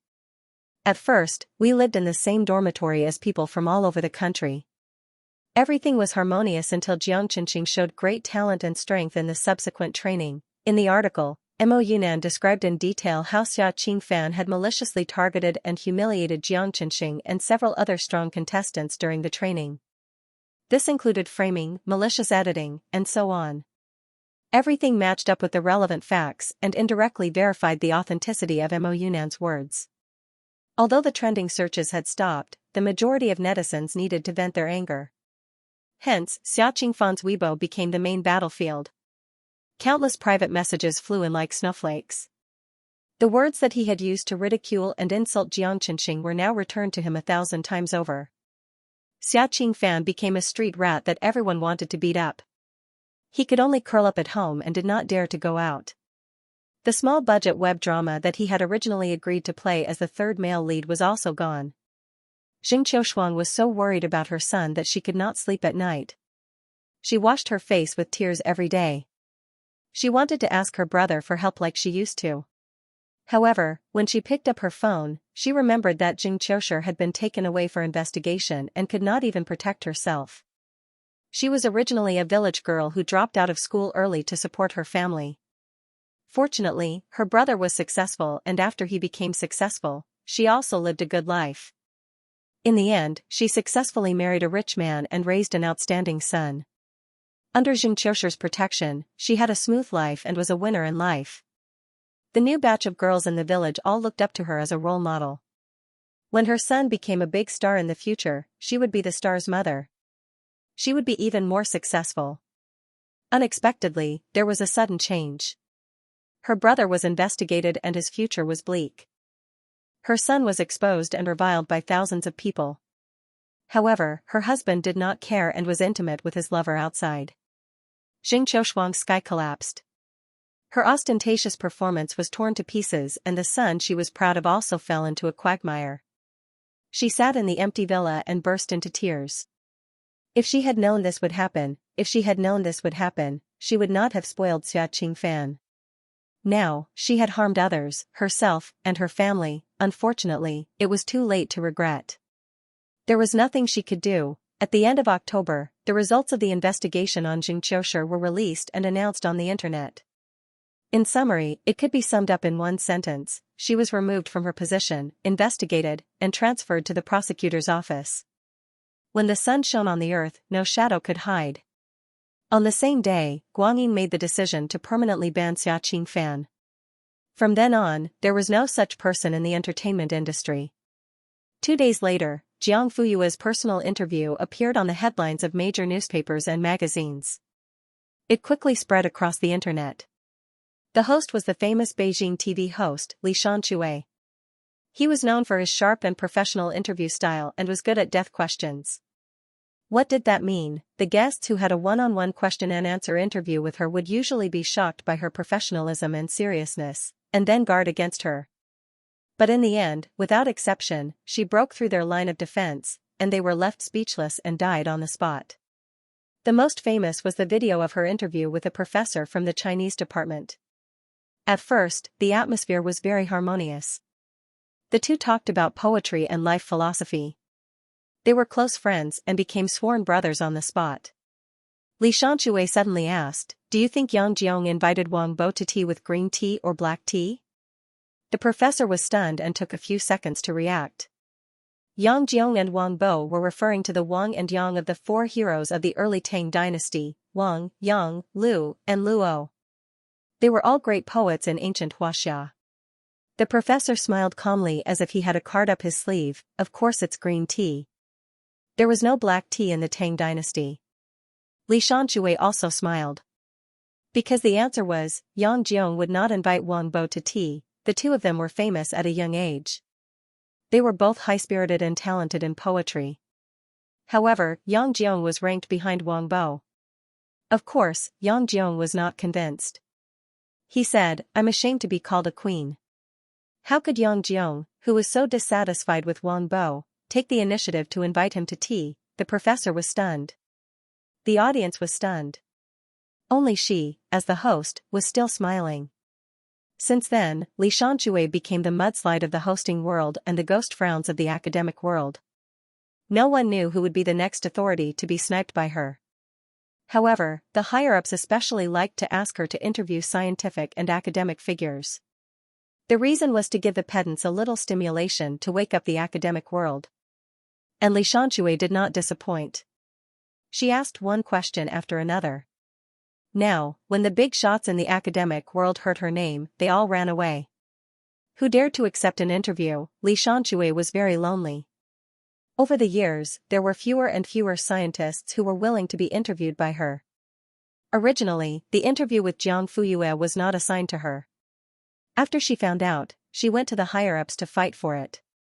She scored full marks in the college entrance examination, won the competition, was an all-around genius, a rising star in scientific research, and a 20-year-old Lasker Prize winner.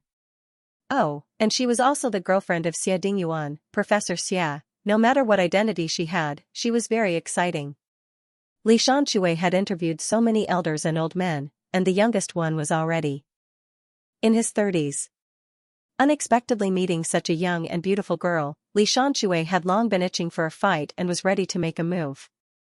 Previously, because of the Blueberry TV incident, the higher-ups delayed the interview again and again, and Jiang Fuyue did not seem to want to be interviewed. Xianxia was afraid that this thing would fall through, so she fought for it. Finally, it was done. According to the established procedure, before the official interview, the host would give the guest an outline of the questions so that the guest could prepare in advance and not make mistakes on the spot. Xianxia, can I not give it to you? Tang Yutian had a headache. What do you want to do now? Don't say I didn't warn you. Jiang Fuyue is. He paused. Xianxia asked, what about her? Mr. Tang said faintly, unfathomable. Xianxia, really? What should I do? After hearing what you said, I seem to be more interested in her. Tang Yutian, don't be careless. She's different from the people you've interviewed before. Okay, I'll accept your suggestion. About the outline. No. Tang Yutian immediately rejected. You have to give it to me. Everything has to be done according to procedure. Xianxia pursed her lips. She seemed to have thought of something and rolled her eyes. Fine, as for how much to give and how to give, it was up to her to decide. Tang Yu Tian? He felt a chill run down his spine. Before the official interview with Jiang Fuyue, Li Xianxia did a week of preparation work. This included but was not limited to watching videos, reading related papers, and even learning about Jiang Fuyue's family and relatives. Li Xianxia was surprised to find out that she was already very outstanding before she won the Lasker Prize. It was no exaggeration to say that no one her age could compete with her. As she learned more about Jiang Fuyue, she became more and more curious about this girl who was 20 years younger than her. First of all, she was talented beyond imagination. She had already started publishing papers in high school and was selected for the PRL. Secondly, she was versatile and knowledgeable. Mathematics, biology, physics, medicine, and computer science were all outstanding and had academic achievements. A scientist might not be able to understand a small branch of a discipline in their lifetime. However, she was proficient in everything. The common saying of specialization did not seem to work on her. What gave Li Xianxia more headaches were the 3 CNS papers that Jiang Fuyue had published: precise analytical propagators of anisotropic quantum dots with atomic spin orbital coupling under a magnetic field, analytical active human histone pre-mRNA 3-end processing complex, and microglia-mediated amnesia through complement-dependent synaptic elimination. The knowledge involved spanned across 3 major fields: physics, biology, and medicine. The level of professionalism and complexity was outrageous. Li Xianxia had a double master's degree from B University and Cambridge. After returning to China, she worked in the genetics laboratory at Q University for a year before changing careers to become a media person. Although she was not a serious scientific researcher, she had a scientific research background and was quite knowledgeable. But when it came to these, she was careless. 2 days before the interview, Li Xianxia sent Jiang Fuyue the interview outline as required. But this outline, F***CK. Why is it so long? Han Heng's eyes almost popped out of their sockets.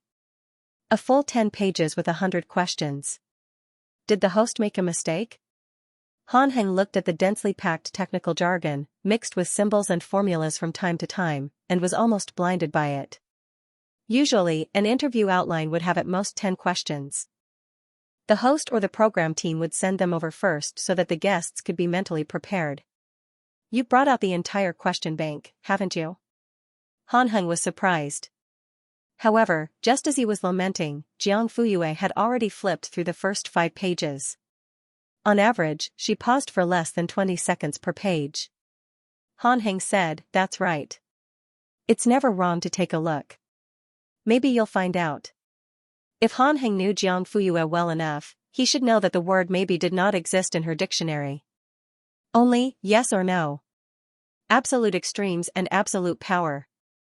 He had the confidence to control everything and was proud and arrogant. The truly powerful would never leave the decision to something like luck. As Han Heng spoke, he watched as Jiang Fuyue flipped through 10 pages before throwing it into the trash can. Eh?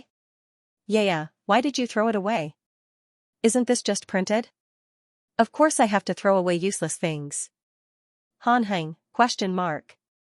Useless? What did she mean? She saw too many problems and decided to give up, on the day of the official interview, in a certain Beijing TV studio. The surrounding environment was very warm and cozy. It was the kind of comfort that could make people relax. There were not many guests below the stage. They were all internal staff and people brought by Jiang Fuyue. Tang Yu Tian took time out of his busy schedule to personally monitor the situation. He even brought 5 or 6 staff members with him so that he could deal with any unexpected situations. No matter what, he had to drag Jiang Fuyue through the interview today. All the compromising and flattering he had done during this period of time could not be in vain. The 4 great generals of the Han family and Han Ting's little King Kong were all present. Oh, he forgot about Xiao Meng, the dog King Kong, who was specially allowed to enter. Woof woof, I'm also famous. Why hasn't it started yet? Han Ting was a little anxious. He specially wore a small suit today, and his red bow tie was especially eye-catching. He was also holding a bouquet of perfumed lilies in his hands.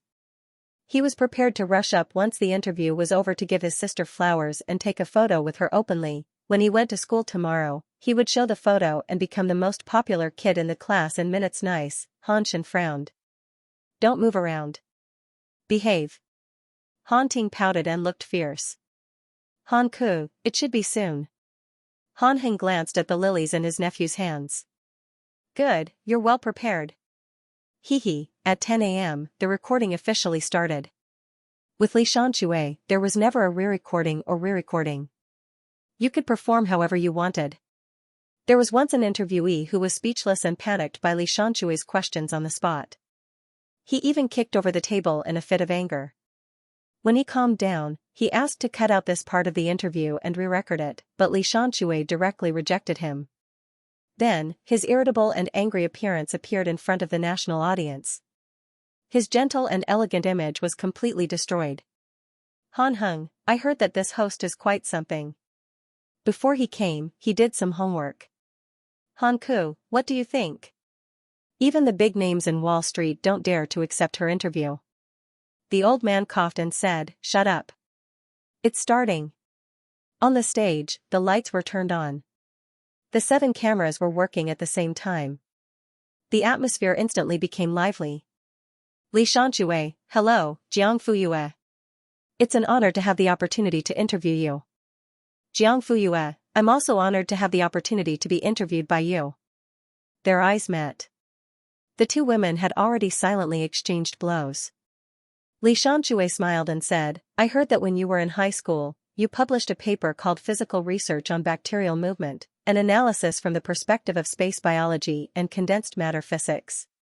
It successfully appeared on the front page of Physical Review Lists issue 872. Do you think this was a coincidence or inevitable? If she said it was a coincidence, it would be too fake. If she said it was inevitable, it would be too arrogant. The first question was not in the outline, and it was extremely aggressive. Jiang Fuyue said honestly, it was an accident. Oh? What do you mean? Completing this thesis was inevitable.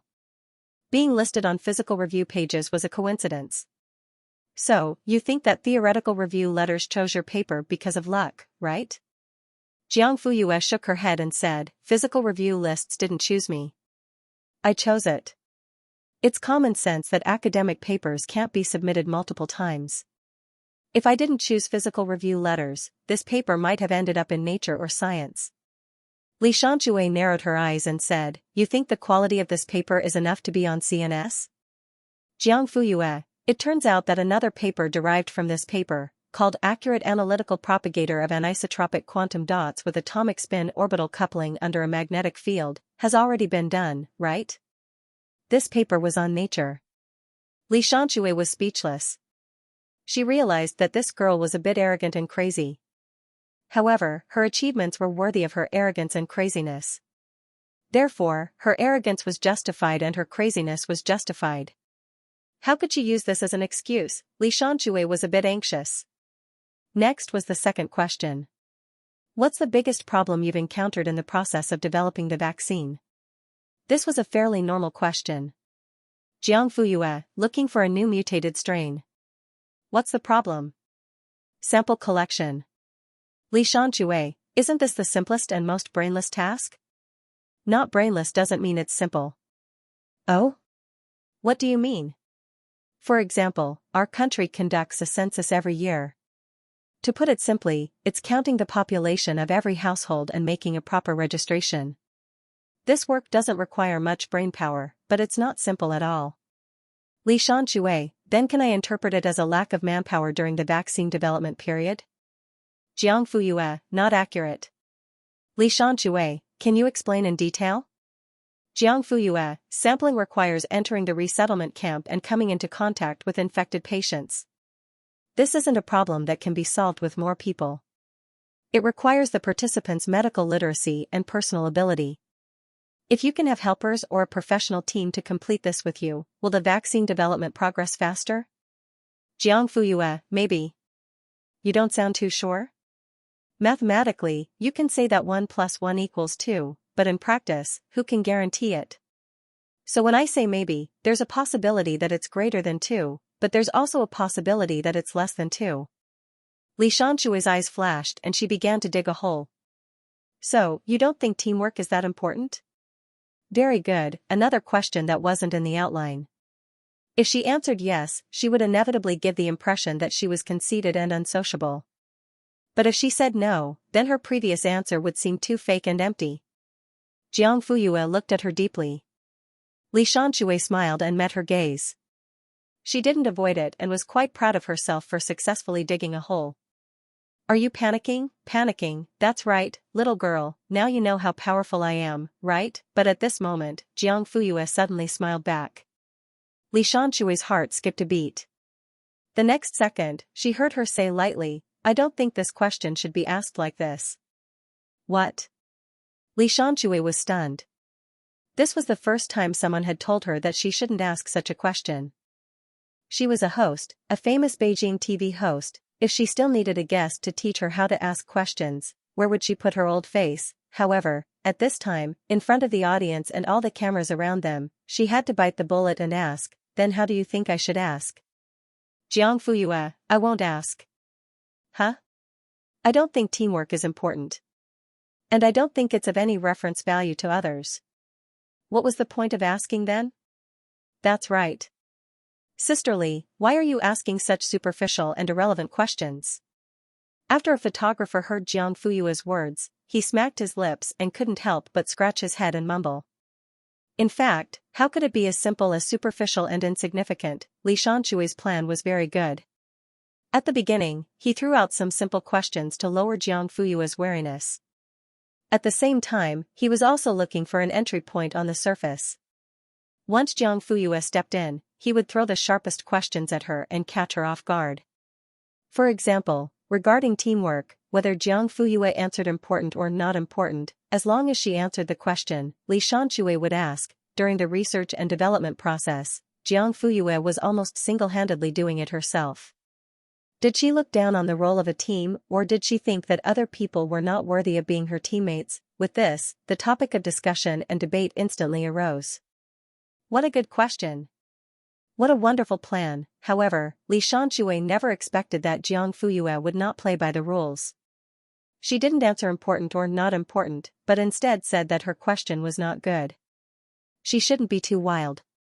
However, Xianxia had been famous for many years. Her reputation in the industry was not undeserved, and she was not easy to deal with. Seeing that Jiang Fuyue did not take the bait, she immediately changed her mind and made the worst and most regrettable decision of her career. She wanted to talk to Jiang Fuyue about her profession. Xianxia used to have a double master's degree, and she had asked countless doctoral students, postdocs, and even famous scientists. She was also very confident in her scientific accomplishments. Not only because she graduated from a famous school, but also because she had been constantly learning and absorbing the latest knowledge in various fields over the years. Netizens once commented that she was the most scholarly host, and the most eloquent one among the scholars. Xianxia, I heard that you have dabbled in various disciplines? Jiang Fuyue, a little bit. Xianxia smiled and said, then let's talk about quantum mechanics? Jiang Fuyue nodded her head. Her voice was still indifferent and unperturbed. Sure. Xianxia began her performance. The double-slit electron interference experiment has been going on for nearly 100 years, and the microphysics behind it has long been widely known. Quantum mechanics has also been tested by various other experiments, and the current expansion and application are endless. However, ordinary people still have a deviation from the so-called intuitive understanding. From this point, it is not difficult to see that there is still debate about the interpretation of quantum mechanics in the physics community. What do you think? Jiang Fuyue pondered for a moment, and her eyebrows gradually furrowed. Xianxia's eyes lit up, thinking that she was stumped. Who knew? Actually, from what you just said, I don't quite understand what you want to say. You mentioned the double-slit electron interference experiment. If you just want to ask my opinion on this experiment, it's very simple. In the early years, it was understood that it was the statistical result of a large number of particles, until humans were able to let electrons or photons pass through one by one.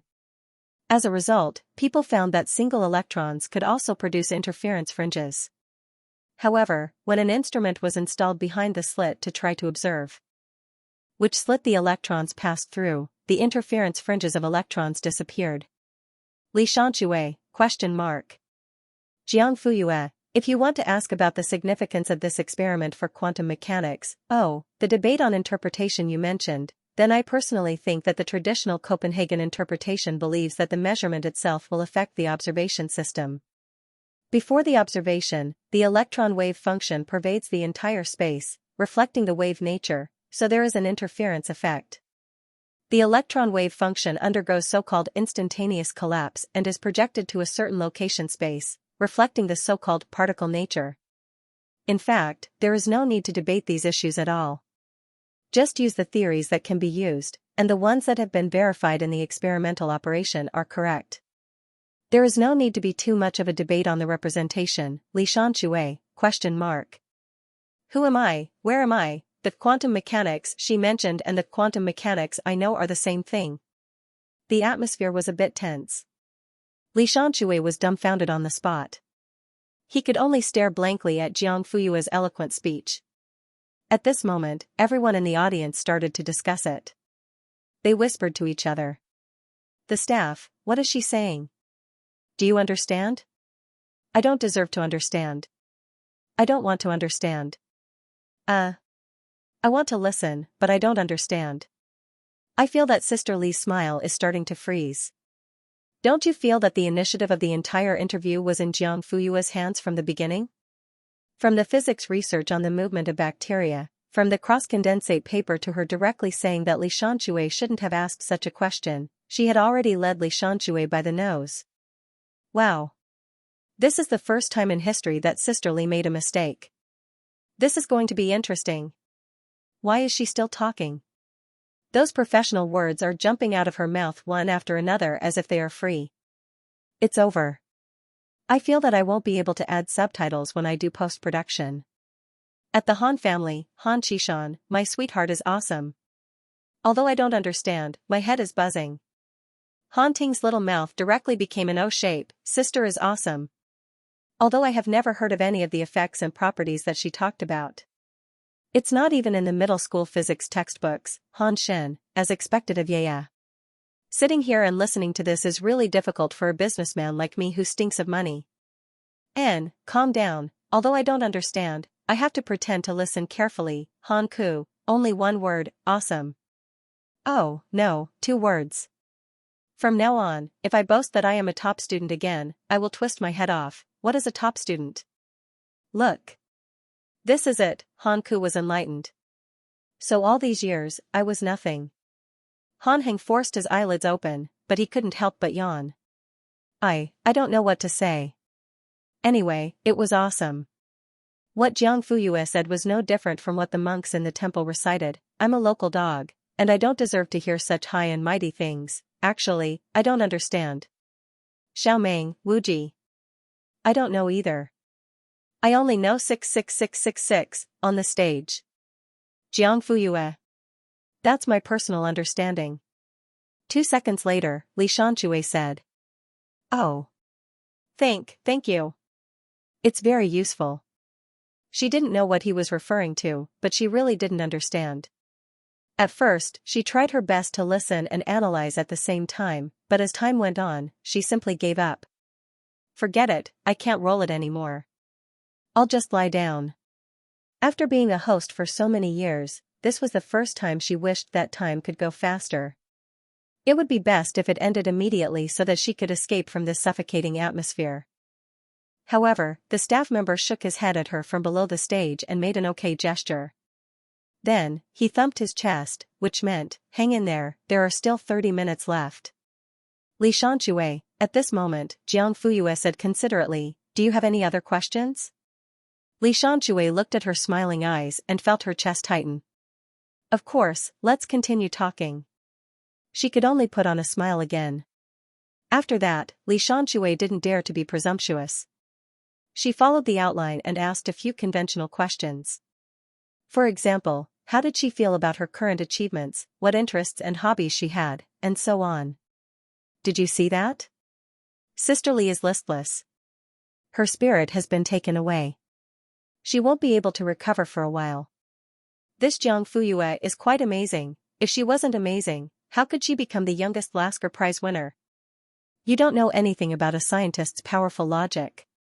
Finally, it was the last 10 minutes. Xianxia slowly exhaled. Soon, it will be over soon. She comforted herself. An interview was more tiring than running 2 kilometers. Running was tiring, but facing Jiang Fuyue was not only mentally taxing, but also heartbreaking. Any other questions? Jiang Fuyue asked again. Xianxia, no, today's interview is over. Jiang Fuyue, I do. Huh? I still have a question for the host, is that okay? Xianxia, no, you don't want to. However, she still had a smile on her face and said kindly, of course, I'm also curious about what you want to ask me. No, I'm not curious at all. I just want to get off work now. Jiang Fuyue, if you surpass the 2nd place, which place would that be? What? Xianxia's brain was sluggish for 2 seconds. Jiang Fuyue repeated the question again. After all, she had a double master's degree from a famous university. Although she was a little confused at first, she quickly reacted, still 2nd place. Jiang Fuyue, then what about the last place? Xianxia, the 2nd last place. Jiang Fuyue laughed. Xianxia was also stunned. She was already in the last place. How could she surpass that? F*ck, she was tricked. Just like how she tricked the Chinese department, do you think Yang Jiong would treat Wang Bo to green tea or black tea? Of course, it would be green tea. There was no black tea in the Tang dynasty. No, Yang Jiong would not treat Wang Bo to tea, it was exactly the same. Xianxia almost fainted. At this moment, the stage supervisor reported, time is up, the interview can end. The interview, which lasted for 1 hour and 8 minutes, came to an end amidst the smiles of the guests and the bewilderment of the host. Jiang Fuyue stood up and bowed slightly to the camera. Her posture was perfect and impeccable. As the host, Xianxia was half a beat slower. He stepped forward and almost couldn't hold back his smile. Below the stage, Han Ting seized the opportunity and rushed onto the stage with the fresh lilies. Sister, here you go. Just as Jiang Fuyue was about to reach out to take it, the door of the studio was pushed open from the outside and a tall figure came in against the light. As he got closer and closer, his face, which was originally shrouded in shadows, suddenly became clear. The man was wearing a simple shirt and trousers. His collar was buttoned up to the last button. Although there was a smile on his face, it couldn't hide a trace of fatigue. Unknowingly, everyone at the scene had stopped what they were doing, and the sounds of conversation had also been completely restrained. Han Ting was still holding the flowers, but his gaze unconsciously fell on the person who came in and he was stunned for a moment. Under the gaze of everyone present, Xie Dingyuan walked step by step towards Jiang Fuyue. Then, he handed the purple tulips to her with both hands. For you. Jiang Fuyue raised her eyebrows. When did you come back? A week ago, Xie Dingyuan went back to Linhui to deal with company matters. Jiang Fuyue even drove him to the airport and asked when he would be back. He said he wasn't sure. Last night, when the two of them had a video call, he didn't reveal himself. She didn't expect him to appear here unexpectedly. Sure enough, I just got off the plane. Why did you suddenly think of giving me flowers? Does a boyfriend need a reason to give his girlfriend flowers? Jiang Fuyue took it, and a fragrant scent wafted over. She looked up and smiled. Of course not. Xie Dingyuan also smiled and put his long arm around the girl's slender waist. He said goodbye to the elders of the Han family and the two of them left together. Han Ting was still standing in the same place, holding the bouquet of lilies. Suddenly, Jiang Fuyue stopped in her tracks and bypassed Xie Dingyuan's arm. She turned back and reached out to take the flowers in Han Ting's arms. Then, she patted his head and smiled. Thank you, it's very beautiful. Then, she left with Xie Dingyuan. Happiness came so suddenly that Han Ting was still standing in the same place and he was still in a daze. He didn't react for a while. Clap, Han Heng snapped his fingers. Come back to your senses, little dummy. You can't even see your sister's back anymore. Why are you still in a daze? Han Ting abruptly turned his head. Uncle. How can there be such a kind, cute, beautiful and gentle little fairy like my sister? Han Heng said seriously, actually, I've thought about this for a long time. Everyone. Do you have any shame? Li Xianxia, on the other hand, couldn't help but twitch his mouth and roll his eyes. Does your family's B. Ufs was left to leave. And was. Third brother, go and ask Dad if he wants to eat dinner at home or outside? Han Ke confidently ordered his younger brother to do as he was told. Third brother, go and ask Dad if he wants to eat dinner at home or outside. Han Heng was looking down at the photos. He didn't think much of it and walked up to his father. Dad, tonight, what do you think Xie Dingyuan means? Huh? He abducted Nan Nan the moment he came. Isn't that too arrogant? Then, didn't he say hello to us before? That doesn't count as abduction, right, Han Qishan? I told you that I was going to beat you up before I hit you. Isn't that considered beating you up? Xie Dingyuan really didn't know how to respond to that. Han Heng, since you were unhappy, why didn't you stop them at that time? And to watch the two of them leave without doing anything, Han Qishan choked. Han Shen walked to the other side and said helplessly, Dad, didn't we agree to give the children space and not meddle in their affairs? The old man muttered, that's true, but we can't just watch our little cabbage be taken away when the pig is here. Xie Dingyuan, achoo, Jiang Fuyue, do you have a cold? Nope. I'm guessing the old man is scolding me for taking you away. Jiang Fuyue took it as a joke. If he didn't agree, he would have stopped you. Why would he scold you behind your back? Qishan, Jiang Fuyue and the others left, but the staff still had a lot of work to do. Sister Li, you haven't left yet? Li Xianxia was facing the mirror and fixing her makeup. She was a little absent-minded. It's Xiaowen. Thank you for your hard work today. It's not hard. You're the one who's worked hard. It was just a casual remark, but it had a different meaning in Li Xianxui's ears. She had set a trap for Jiang Fuyue but failed. Instead, she had been fooled by her. Wasn't that hard? Sister Li, I'll get back to work. Take your time. Hey, Xiaowen, wait. Where's the director? I looked around just now, but I didn't see him. He's in the editing room reviewing the film. Okay, I got it. Go do your work. Okay. 5 minutes later, there was a knock on the door of the editing room. The director was a little impatient. Who is it? It's me, Li Xianxue. Oh. Sister Li, please come in, you keep calling me sister.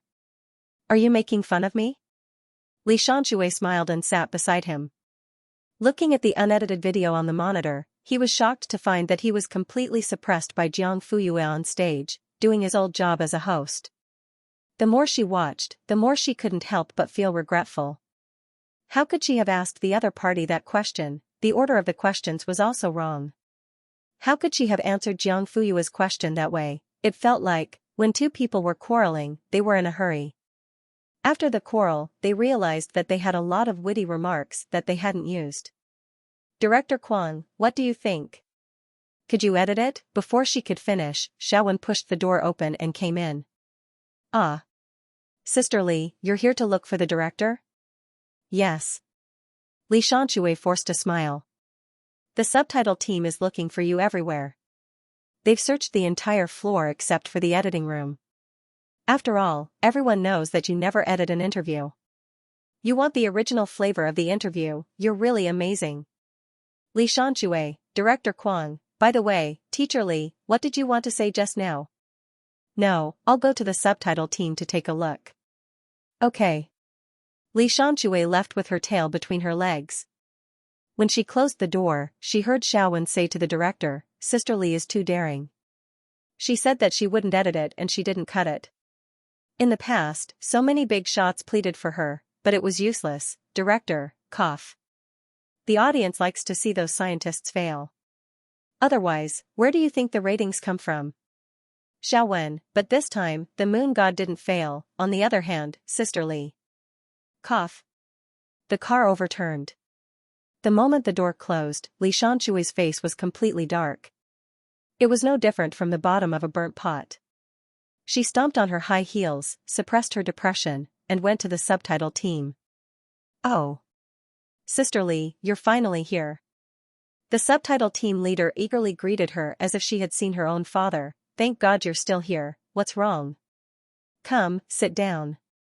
It's like this, we'll produce the subtitles based on the live recording. Everything else is fine, but the moon god is talking about electronic wave function diffusion? And this, what was this, instantaneous collapse and projection? And QP index, what particle?" Then, he mumbled. "How do we get all of this? I'm just an undergraduate graduate. I really don't know these technical terms. Fortunately, you're here." "Li Xianxue, me?" "Yes. You have a double master's degree from a famous school and can speak directly to scientists in various fields.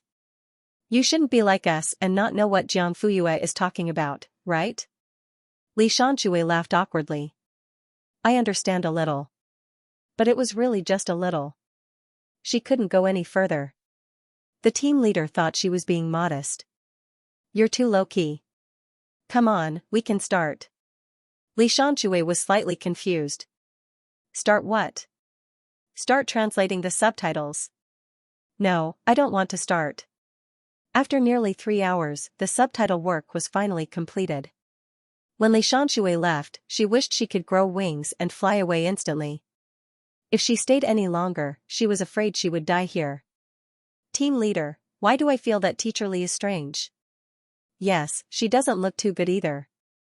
In fact, she can't answer many technical terms at once. Like us, she has to check the information before she can know. I just want to know how the moon god can come up with so many technical terms in one breath. I feel like I'm listening to a thesis. It's terrifying. Today, I experienced the fear of being dominated by the Demon King up close.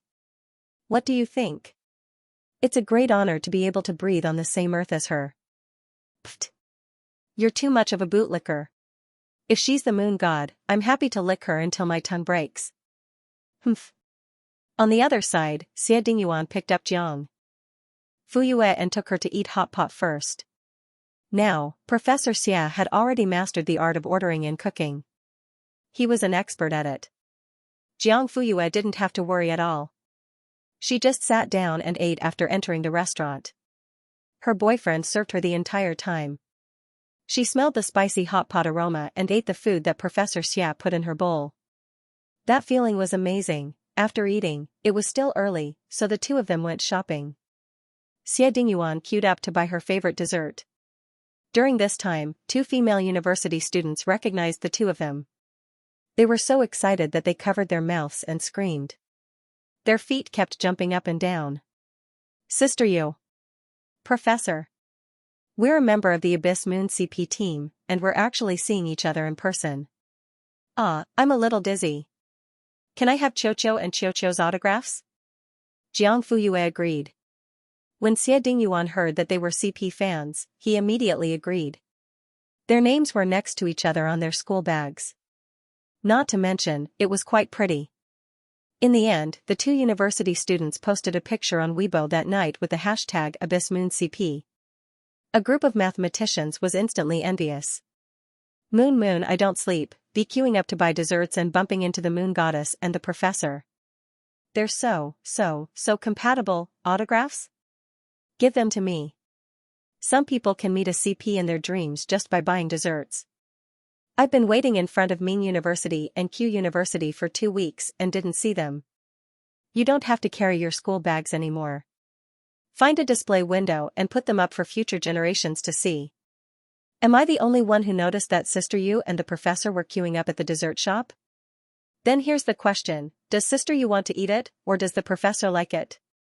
I'll bet a pack of spicy sticks that Sister Yu likes sweets, and the professor is just an emotionless cue tool. 2 packs of spicy sticks, the professor likes it. Some scientists look cold on the surface, but they're actually sweet inside. After eating and drinking to their heart's content, Xie Dingyuan sent Jiang Fuyue home. 30 minutes later, the car stopped in front of the Han family's villa. He turned around and saw the person in the front passenger seat sleeping soundly with her head tilted.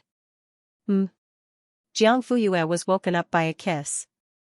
No, to be precise, she was nibbled. You're a dog. She backed away slightly and put her hands on the man's chest. Yeah, I miss you. He had only been away for a week, but he felt that something was wrong. Jiang Fuyue's eyes softened and she put down her hands gently. I miss you too. A little. Really? Nope. Bad girl. The two of them continued to entangle for a while before Xie Dingyuan let her go. Yeah, she turned around and looked at the man's handsome face through the half-lowered car window. What's wrong? I'm going to transfer the core business of Hanqing to the capital. In this way, he would not have to go back to Linhui to deal with the company's matters. On the last day of October, Jiang Fuyue's interview was broadcasted. The correct chapters of I'm the White Moonlight of All the Big Bosses After My Rebirth will continue to be updated on the new website. There will be no advertisements on the website. Please bookmark and recommend the new website. If you like I'm the White Moonlight of All the Big Bosses After My Rebirth, please bookmark I'm the White Moonlight of All the Big Bosses After My Rebirth. Tang Yutian had spent a lot of effort on publicity. Han Qishan said, he's just showing off. So many domestic media outlets had racked their brains and used all sorts of methods to get Jiang Fuyue's interview, but he got it. Once the news was released, the way everyone looked at Guang HV immediately changed. Since it was publicity, the host naturally had to be announced in advance. Damn, it's actually Oldly. The big devil. It's rumored that all the intellectuals, scholars, and professors who were interviewed by Li Shanxue failed. None of them survived. Can Sister Yu handle the mudslide in the hosting world? Worried, on the day of the broadcast, a certain video website that had obtained authorization had an exclusive release. The most prominent position of the website was a publicity banner, Death Question, Li Shanxue vs Genius Scientist, Jiang Fuyue in less than 10 minutes, the number of views soared to 1 million, and the number of active users reached a record high. Backstage maintenance staff, too scary. Even the top celebrities can't do much, right? Sister Yu, YYDS. In order to wait for the interview, Xianxia ran to her room right after lunch. Her mother, Xia Yunmiao, chased after her and shouted at her back, run slowly. Don't fall. This child is getting more and more unruly. When she returned to her room, Xianxia turned on her iPad and put on her wireless earphones. Then, she took out 2 packets of potato chips from the drawer and clicked on the interview video. The first thing that came into view was Jiang Fuyue's exquisite and beautiful face. The camera zoomed in for a close-up. It was said that you look fat on screen, so many celebrities had to slim down in order to look good on screen. However, when Xianxia looked at Jiang Fuyue in the video, she felt that even if some people were fat, they were still beautiful. Especially when the close-up was taken, her white and tender skin was like a peeled egg, and there were almost no pores. Gulp. She swallowed her saliva. In the video, Li Shanxue and Jiang Fuyue were greeting each other. One was honored to be interviewed, and the other was honored to be interviewed. The bullet screen was like falling snowflakes, drowning the entire video window. It's over, it's over. The interview hasn't even officially started, and I can already smell the gunpowder. Li Shanxue is indeed the #1 sister in Beijing and Taiwan. Her aura is extremely stable. However, Sister Yu's aura is even stronger. She doesn't need to say anything. She just sits down on a chair and the aura of a queen comes out. What followed was a question and answer session between the two of them. When Jiang Fuyue spat out a long string of professional terms, Xianxia almost dropped the potato chips in her hand. Other than confusion, there was only confusion. When she finally reacted, she couldn't help but blurt out, Sister Yu is awesome. She had her earphones on and was so focused on the screen that she didn't even notice Xia Yunmiao standing behind her. Are you watching Jiang Fuyue's interview? Mom? Xianxia choked. Cough, cough, cough. Chips flew out of her mouth. Xia Yunmiao quickly patted her back and said helplessly, You're already a university student. Why are you still so clumsy? Drink some water to calm down. Xianxia quickly took the cup and gulped down half of it. Who told you to walk without making a sound? I've already stood at the door and called you twice. How is that not making a sound? Cough. I didn't hear you. Xianxia mumbled softly. However, Xianxia had no intention of leaving. She dragged the dressing stool and sat down with her daughter. What are you doing? Watching the interview. Hee, you're watching your future sister-in-law, right? Xianxia glared at her. What are you talking about? Can't I watch your classmate? Sure. Why not? Anyway, my classmate is your future sister-in-law. She's my future auntie. There's no difference. The mother and daughter sat in front of the tablet and ate the same bag of chips. They watched the interview with relish. Half a minute later, Xianxia, what is she saying? Xianxia, I don't understand. Oh. That's good. I'm not the only noob. In the end, Jiang Fuyue's question segment, how many places would it take to surpass? The last place? Li Xianxue, who was in the video, was stunned. Even the bullet screen froze for a moment. Xianxia and Xianxia didn't react in time. Until Jiang Fuyue announced the answer. The bullet screen exploded. Is this the legendary giving someone a taste of their own medicine? Sister Yu is so mean. But I still love her so much. Li Xianxue was stumped by the question. She's so experienced that she failed. She can't help it. Who asked her to run into the moon god? She dug a hole for herself and got tricked instead. 2 seconds of silence for Sister Li. No one has ever dared to behave atrociously in front of Sister Yu. Xianxia, that's amazing. She turned to look at her mother. Xianxia mumbled, that's amazing, no wonder Huasi didn't get anything out of it. She even offended little Nine and was blamed by the whole family. With her level, did she think that she could make Jiang Fuyue back off? If they really met, she wouldn't even know how to speak. After watching the video, the whole internet was discussing it enthusiastically. Xianxia scrolled through Weibo and read the comments while laughing so hard that she rolled on the bed. Xianxia left the room and returned to the living room. She immediately took out her phone and called the old lady.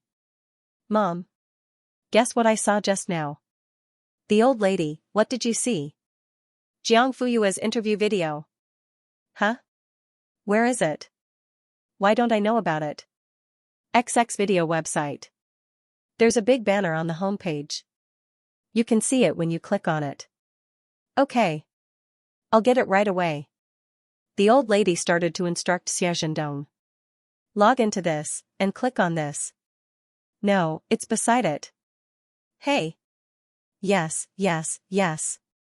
Xianxia organized her words and asked tentatively, Mom, do you think we should invite Jiang Fuyue over for a meal or something? I want to. I've mentioned it twice, but Yuan didn't say anything. I don't know what he means. I see, why did you suddenly think of this? I saw the video just now. I just asked casually. Yuan has to take the initiative. We can't do anything even if we're anxious. If he doesn't bring her home, how can we go to him? Xianxia rolled her eyes. Actually, I have an idea, huh? The old lady was excited. What idea? It's Xiaoxia's birthday next week. I'll organize a birthday party for her at home. She and Jiang Fuyue are roommates, so she'll definitely be invited. Then, they'll naturally meet, right? That's a good idea. That night, Xianxia told her daughter about the birthday party. Xianxia jumped up and down happily in the room. Really?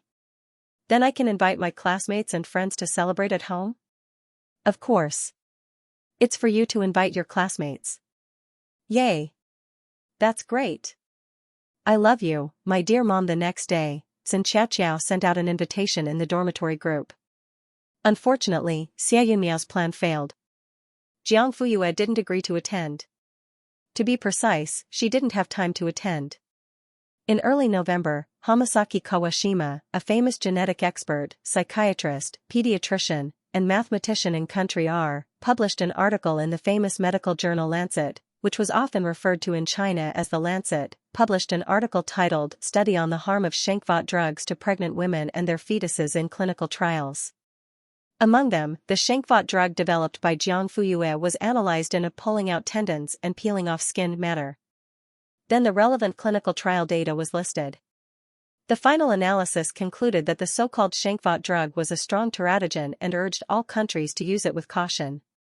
Speaking of which, this Hamasaki Kawashima had a few connections with Jiang Fuyue. First of all, both of them were winners of the Lasker Prize in Medicine. Hamasaki Kawashima won in 2010, and Jiang Fuyue won in 2052. Both of them were successful at a young age, and they were both awarded for their achievements in virus-specific drugs and vaccines. They were more or less similar. The foreign media once called Jiang Fuyue the young version of Hamasaki Kawashima. In the end, Jiang Fuyue directly said no and told them not to call her that in the future. Her attitude was tough, and her eyes were slightly contemptuous. A camera captured a country our reporter's face turning green. He wanted to speak several times, probably to retort, but he only opened his mouth each time. When he met Jiang Fuyue's fierce gaze, he instantly cowered. In the end, he didn't say a word, and his expression was distorted. The next day, this video was sent back to China and posted on the internet. It was immediately discovered by sharp-eyed Xianxia netizens and made into a gift package with text, twisted from anger, "The clown is angry, the fear of being dominated by the moon." Since then, the young version of Hamasaki Kawashima had never appeared in any foreign media reports. Of course, there were also voices of criticism from the outside world for Jiang Fuyue's merciless approach. They said that she had offended a senior like Hamasaki Kawashima just after winning the award. She was arrogant and had low standards. Jiang Fuyue did not deny it, nor did she argue. No matter what the outside world said, she didn't accept it. She hated it. She clearly expressed her rejection and disgust. She was also self-righteous. Everyone thought of the grievances between Xianxia and country that had existed since 100 years and had not been reconciled. Suddenly, they could understand her approach.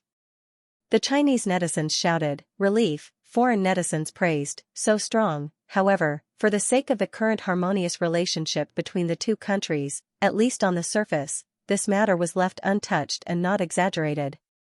Well, Xianxia Kawashima, Xianxia, and Xianxias, to say, to Xianxia, to Xianxia Huakan. S to have white tea hun. Tuzazazazaz hun ss to hun. Coincidentally, Jiang Fuyue had fought with both of his sons before. First, he defeated the Japanese team led by Chiba Hamasaki in the international competition. Then, during the exchange period, he played zither, chess, calligraphy, and painting in front of all the teachers and students of Linnan High School. He directly stepped on the chess genius Hamasaki Naohara and rubbed her on the floor.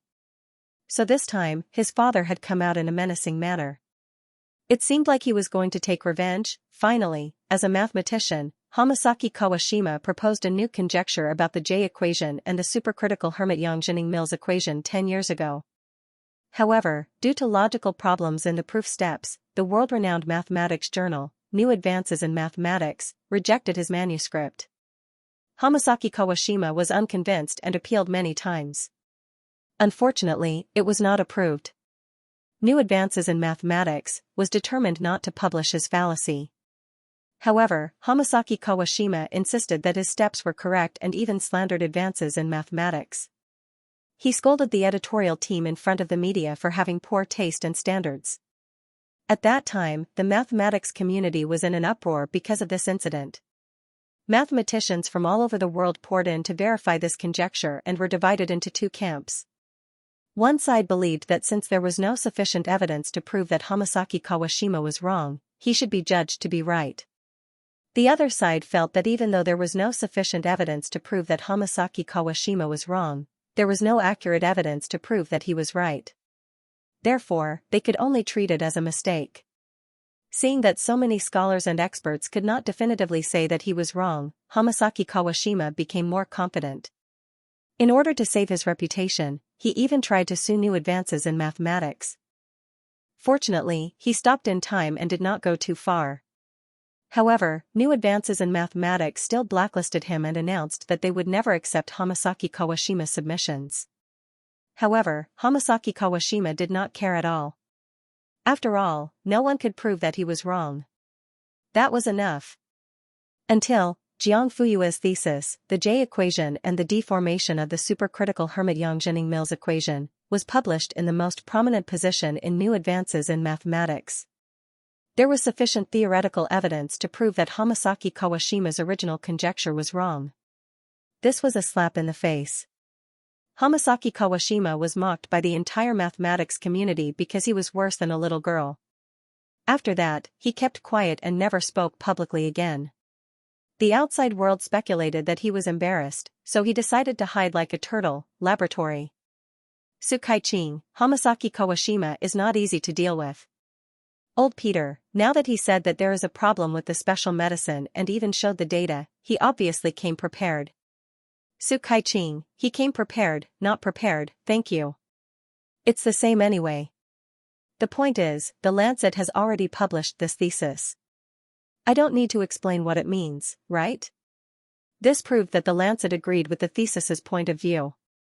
The Lancet was one of the 4 internationally recognized general medical journals sponsored by Elsevier Publishing Company. According to the latest Lancet magazine official website, last year's journal citation report and Clarivate Analytics analysis showed that the impact factor was as high as 60.392. This showed how influential and authoritative it was. The degree of harm to pregnant women and the fetus mentioned in the thesis was mainly based on the standards issued by the United States Food and Drug Administration, or FDA. It was usually divided into 5 categories: A, B, C, D, and X. Grade A was a drug that did not cause any harm to the fetus after clinical comparison and observation. It was a safe level. Grade B was a drug that did not cause any harm to the fetus in animal testing, but there was a lack of observational data in human clinical trials, or a drug that caused harm to the fetus in animal testing, but could not be confirmed in human clinical trials. Grade C, usually, grade A and B drugs were not harmful to the fetus, had no side effects, and could be safely used. For example, a variety of vitamins, as well as antibiotics like penicillins and cephalosporins. However, grade C and D drugs were harmful to the fetus or caused miscarriage. However, they were beneficial to pregnant women and should not be used rashly. For example, some antibiotics and hormone drugs. As for grade 10, whether it was from animal testing or clinical data, it was highly harmful to the fetus. It was a drug that was prohibited during pregnancy, such as anti-cancer drugs. In Hamasaki Kawashima's thesis, he privately classified Xianxia's special medicine as grade 10 without FDA approval. Sukai-ching, since the publication of the paper, many scholars and experts have publicly expressed their support for Hamasaki Kawashima. It's obvious that this old guy is here for you. Unfortunately, he only knew physics and knew nothing about medicine. He couldn't help much. Old Peter was also helpless. They weren't like Jiang Fuyue, who knew a little about everything. Hamasaki Kawashima's paper alone was enough to give him a headache. Different professions were worlds apart. It really wasn't a joke. Sukai-ching pondered for a moment. Why don't I ask old Qian from the medical department to help? He's an expert in the field of obstetrics and gynecology. He has a lot of clinical experience and academic achievements. Jiang Fuyue, wait a little longer. Let me study Hamasaki Kawashima's paper first. As she spoke, she turned another page unhurriedly. Sukai-ching. The eunuch is more anxious than the emperor. Hamasaki Kawashima's paper had a total of 46 pages. Jiang Fuyue divided it into 2 parts, the theoretical analysis and the experimental data. The theory took up the first 12 pages, the experimental data was sufficient, and there were a total of 30 pages. The last 4 pages were the summary. Jiang Fuyue spent 2 days reviewing the theoretical framework. She had to admit that Hamasaki Kawashima was really something. At least, there were no flaws in his basic logic. Step by step, the steps were all linked together, and it made sense. According to his train of thought, from the analysis of the special medicine's components to the adverse effects of the relevant components on pregnant women and the fetus, and finally using animal experiments and clinical data to support it, the set of operations directly hammered Xianxia's special medicine to death. Very good. The theoretical system was perfect, and the logical thinking was smooth. It was as solid as a piece of iron and indestructible.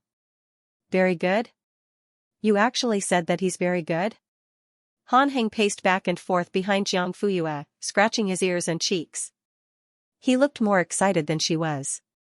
Otherwise? I'm telling the truth. Aren't you anxious? Jiang Fuyue put aside the first 12 pages she had read and slowly looked up. What's the use of being anxious? Han Heng choked.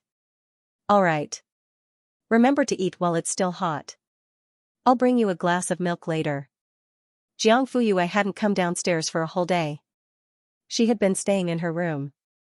Han Heng was here to deliver food to her. He couldn't help but ask. Thank you, uncle. Good girl. Next, Jiang Fuyue spent another day studying Hamasaki Kawashima's so-called animal experiments. This involved 157 control groups after controlling the variables. Jiang Fuyue alienated them one by one, created a new analysis form, and then imported it into the analysis software she programmed. And there was no problem with this part. In the end, only the clinical trial data was left. Because the number of human samples was not as easy to obtain as animal samples, this part of the support was slightly weaker, and whether or not it had any reference value was still unknown. Therefore, if he wanted to find a breakthrough, he could only start from there. After making up her mind, Jiang Fuyue immediately packed her things and prepared to rush to the laboratory.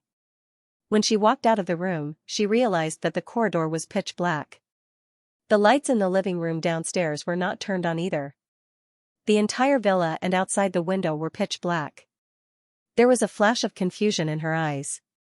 Just then, Han Heng came out of the room with his messy hair and sleepy eyes.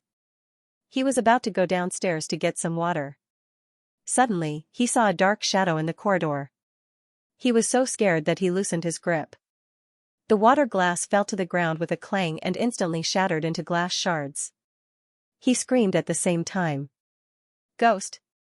Jiang Fuyue, this time, the whole family was alarmed. Old Master Li didn't even have time to grab his crutches.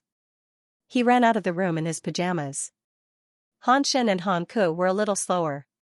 There were still traces of sleep on their cheeks. What's going on? Third brother, why are you screaming in the middle of the night? The four men were in different degrees of confusion. Some were screaming, some were scolding, and some were roaring. In the darkness, there was a clatter. Jiang Fuyue turned on the corridor lights. In an instant, the light was dazzling and everything was clear. Yeah? Old Master Li was startled. Han Shen gave Han Heng a slap on his back. Stop screaming. It's yeah. Gah, Han Heng was dumbfounded. His expression froze like a frightened dog. Yeah? Jiang Fuyue was helpless. She didn't expect that the whole family would be woken up by her screaming. I was going to the laboratory. When I came out of the bedroom, I bumped into Uncle, cough. Han Heng touched his nose and felt embarrassed. I thought, wait a minute, he suddenly reacted. It's so late. You're going to the laboratory? Jiang Fuyue nodded. Han Heng pointed at the clock on the wall in disbelief. My goodness, it's 3 o'clock in the morning, not 3 o'clock in the afternoon. It's so dark outside. You're saying you're going to the laboratory? Yes. Jiang Fuyue nodded. I'll be staying there for the next 2 weeks. I won't be going home for the time being. Grandpa Shen pondered for a moment and looked distressed. Is it very urgent? Why don't you wait until dawn? Jiang Fuyue replied, it's a little urgent. Han Heng's eyes widened. No matter how urgent it is, you can't, go ahead. Drive safely. Grandpa Shen interrupted him and said to Jiang Fuyue. Don't worry. She said word by word as if she was making a promise. Okay. Grandpa Shen nodded with a smile. Jiang Fuyue went downstairs and went out. Soon, the sound of the engine could be heard. In the end, it gradually disappeared. Han Heng asked, Dad, why did you let her go? Otherwise? It's an emergency. Can you stop her? Han Heng pursed his lips. But I can't not stop her. It's all that damned Sherry's fault. My son is living a good life. Okay, go to sleep. You have to believe in Yaya. When Jiang Fuyue arrived at the laboratory, it was 4:02 p.m. If it weren't for the delay at the gate, she would have arrived before 4 p.m. The uncle at the gate was dozing off in the pavilion. When the car's headlights shone, he woke up immediately. As it was too dark in the middle of the night and the lights were not bright enough, the uncle did not recognize Jiang Fuyue and directly stopped her car. "What's wrong with you? Why are you driving into the school in the middle of the night?" Jiang Fuyue showed him her ID and student ID. The uncle at the gate glanced at them but did not look at them carefully. "The school has regulations. You're not allowed to enter or leave the school after midnight." After that, he raised his chin. "Ming University is a proper university, unlike those loosely managed technical schools. You can't just enter as you wish. What if you're a bad person and something happens to the students inside? You have to know that Jiang Fuyue is from this school. Everyone here is the flower of our motherland and the future pillars of our country. How can the gate be open just like that? You can drive away. Come back after daybreak. We'll register according to the visiting procedures. We'll only let you in after confirming that there's no problem." Jiang Fuyue did not know whether to laugh or cry for a moment. The depression that had accumulated in her chest because of Hamasaki Kawashima's thesis instantly dissipated. "Uncle, you're very responsible." "Of course. Sister Yu has won glory for our school. I have to guard the gate well and use my own way to guard it." At that time, Xiaoshan was marking his son's homework and then perfecting his academic thesis. He had just slept for less than an hour when he was woken up by Jiang Fuyue's phone call. "Hello? It's me. Call the guard at the main entrance and tell them that I want to drive into the school." Originally, Xiaoshan was still squinting his eyes and had a lazy look on his face. "After Rebirth, I am the white moonlight of all the big bosses. 860 idle power. Please wait a moment. After the content has been updated, please refresh the page to get the latest update." The first person to step up was Fu Qing. Previously in New York, after the Lasker Award ceremony, Jiang Fuyue had seen her and her grandfather twice. The first time was at the Lasker dinner, and the second time was during her and Xie Dingyuan's private trip. They bumped into each other at the restaurant. Both times, Xie Dingyuan and Jiang Fuyue did not treat them well. Fu Qing was 30 years old this year, a postdoc at the medical university. She currently had 6 SCI papers in hand and was a rising star in the field of pediatric immunology. Her criticism of Jiang Fuyue, whether from a professional point of view or from her current position in the academic community, seemed to be justified. An expert in pediatric immunology questioned whether Schenkvat's special drug was harmful to pregnant women and the fetus. There was nothing wrong with that. If it were not for those two meetings, Jiang Fuyue would have almost believed that the grandfather and granddaughter inadvertently revealed vigilance and hostility in their conversation. After Fu Qing spoke out, several experts and scholars in the field of pediatric immunology soon publicly expressed their opinions and criticized Jiang Fuyue. Then, people in the field of virology also jumped out. Then, there was clinical medicine, biomedicine. In less than a week, Jiang Fuyue went from a genius new star and academic light to a rat crossing the street that everyone in the medical community in China wanted to beat up. Jiang Fuyue, as the person involved, knew nothing about all of this. She had been in the laboratory for 5 days. Su Kaiqing could not stand it anymore. At an academic report, in the face of unscrupulous slander from everyone, he could not help but say, just based on a paper from country R that has not been retested, they can't wait to slander Jiang Fuyue. Their table manners are too ugly. These words poked at the despicable side that many people thought was hidden but could not be more obvious. Jiang Fuyue became famous at a young age. She was an A+ seedling, had a special drug, and even won the Lasker Award in medicine. The key was that she was still so young and did not seriously study medicine. In other words, the award that symbolized the supreme glory of their industry was finally taken away by a layman. How many people's interests would be affected by this, and how many people would grit their teeth in envy? The collective attack this time was the result of a long period of accumulated resentment.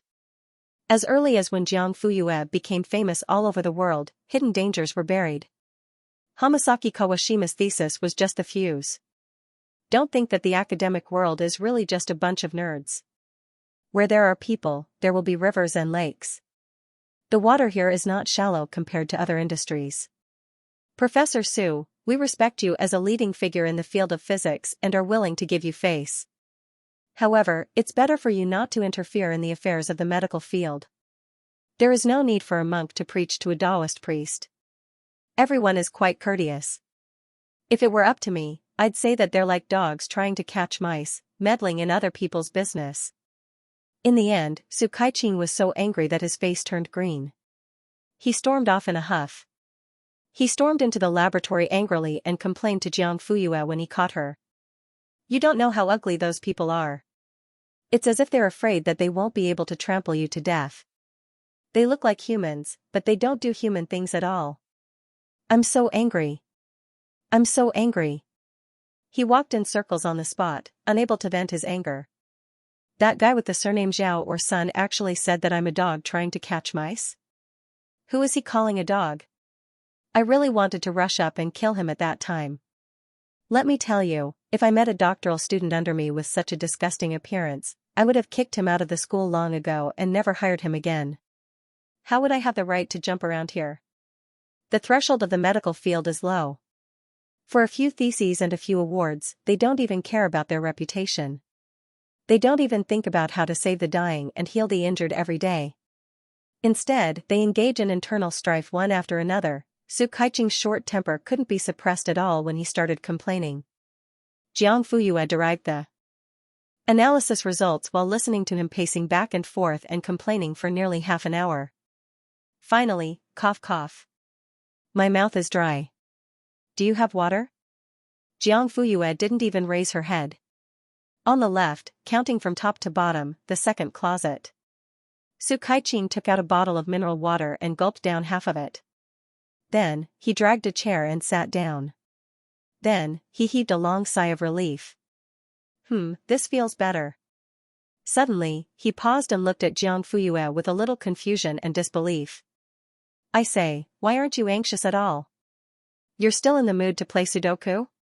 Yes, after Jiang Fuyue derived the results and waited for them to be printed, she casually took out a Sudoku 9-grid book and filled it in. She almost got the answer at a glance. After filling in this page, she flipped to the next page. She looked more relaxed than anyone else. Su Kaiqing, ? What kind of operation is this? I'm dumbfounded on the spot, she even asked, do you want to play? Su Kaiqing, you might as well piss me off to death. Jiang Fuyue, why are you talking about death when you're fine? I see that you're very healthy. Don't curse yourself. Su Kaiqing. No, I'm not good at all, the old man's chest heaved a few times. In the end, he was exasperated and left in a huff. Jiang Fuyue finished filling in the last grid of the book and put down her pen. She helplessly shouted, Old Su, come back. Just then, the analysis results were all printed. Su Kaiqing, no. Although he said that, his legs were very honest. He bent and came back. Why did you call me? He raised his chin proudly. You said that there's a professor surnamed Qian in Q University's medical department? Yes. Qian Yuan, what's up? Jiang Fuyue, I heard that he's also a gynecologist? Yes, but he doesn't treat patients anymore. Most of his time is spent teaching students. Why are you suddenly asking about him? How's your relationship with Professor Qian? Su Kaiqing, pretty good. Then can you do me a favor? Su Kaiqing's eyes lit up. Tell me. After a few days of closed-door research, Jiang Fuyue had already thoroughly understood Hamasaki Kawashima's paper. It was easy to replicate the parts involving animal experiments, but it was difficult to obtain samples for clinical trials. Not only did she have to satisfy the condition of a pregnant woman, but she also had to be a patient infected with the Xianxia virus.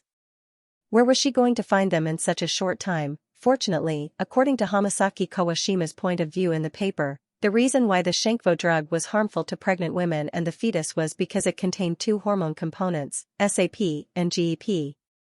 Currently, the FDA had classified these two drugs as Class C. Class C meant that animal studies proved that the drug was harmful to the fetus, teratogenic or embryonic death, etc., but there were either no controlled studies on pregnant women, or no studies on pregnant women and animals had been conducted.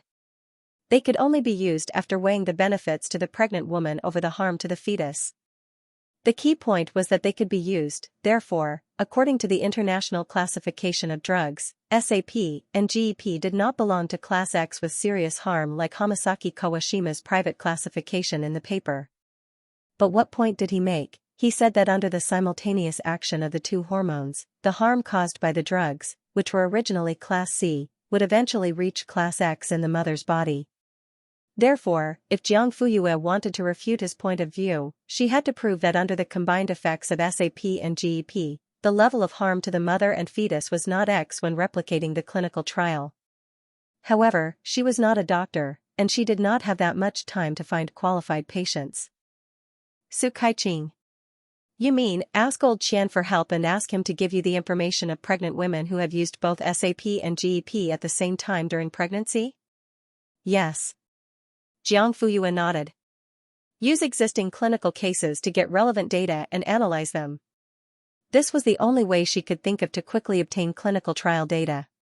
Su Kaiqing patted his chest and said, "No problem, leave it to me." He immediately took out his phone and contacted Qian Yuan. "Old Qian, it's me. I've been good recently. The experimental project is going well. Actually, I do have something I need your help with. Here's the thing." Su Kaiqing roughly told Jiang Fuyue about the problem she was facing and the help she wanted. "Qian Yuan, then you found the right person. I have all the pregnant women's medication data and physical data from the obstetrics and gynecology department of Q University over the past few decades, as well as fetal development and physical indicators after birth." Su Kaiqing's eyes lit up. He nodded at Jiang Fuyue in surprise. The latter also breathed a sigh of relief. "Okay, I'll listen to you. 2:00 in the afternoon, right? Okay, see you then." The call ended. Su Kaiqing put away his phone and made an okay gesture to Jiang Fuyue. "Done. He wants us to go to his laboratory in the afternoon and talk face to face." She thought that this matter was settled, but she did not expect. At 2:00 in the afternoon, Jiang Fuyue and Su Kaiqing arrived at Qian Yuan's laboratory on time. They looked around but didn't see him. Su Kaiqing grabbed a PhD student in a white coat and asked, "Where's Professor Qian?" Something happened in the department. The professor rushed over to deal with it. Su Kaiqing frowned, took out his phone, and looked at the screen. He didn't receive any messages from Qian Yuan, nor did he miss any calls. Logically speaking, a reliable person like old Qian would have already made an appointment. Even if he had something to do, he would have informed them in advance. "The appointment with the professor is at 2:00, right?" "Yes, didn't old Qian tell you?" He knew that old Qian wasn't such an unreliable person. Sure enough, the PhD student nodded. "It's a little complicated. It might not be handled in a short time. Why don't you two go back first and come back tomorrow?" Su Kaiqing frowned. "No. It's urgent. We can't wait." The PhD student looked troubled. "But, how about this? Old Qian can go do his work first. We'll wait."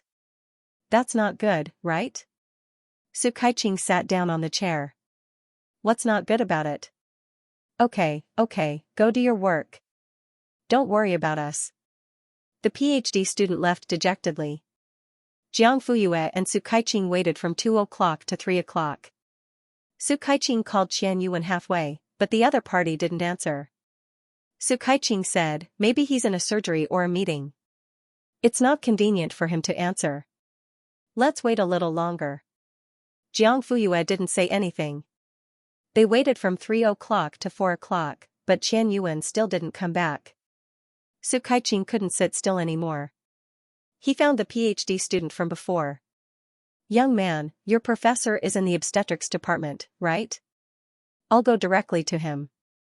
The PhD student's expression changed slightly. "Wait a minute, Su Kaiqing, ? It's like this. The flu season has changed recently, and the inpatient department has strictly controlled it. We can't go in and out casually." "Is that so?" Su Kaiqing furrowed his brows. Suddenly, his eyes flashed with sharpness. Don't tell me you're just spouting nonsense to brush us off? Absolutely not. I wouldn't dare. The PhD student was terrified.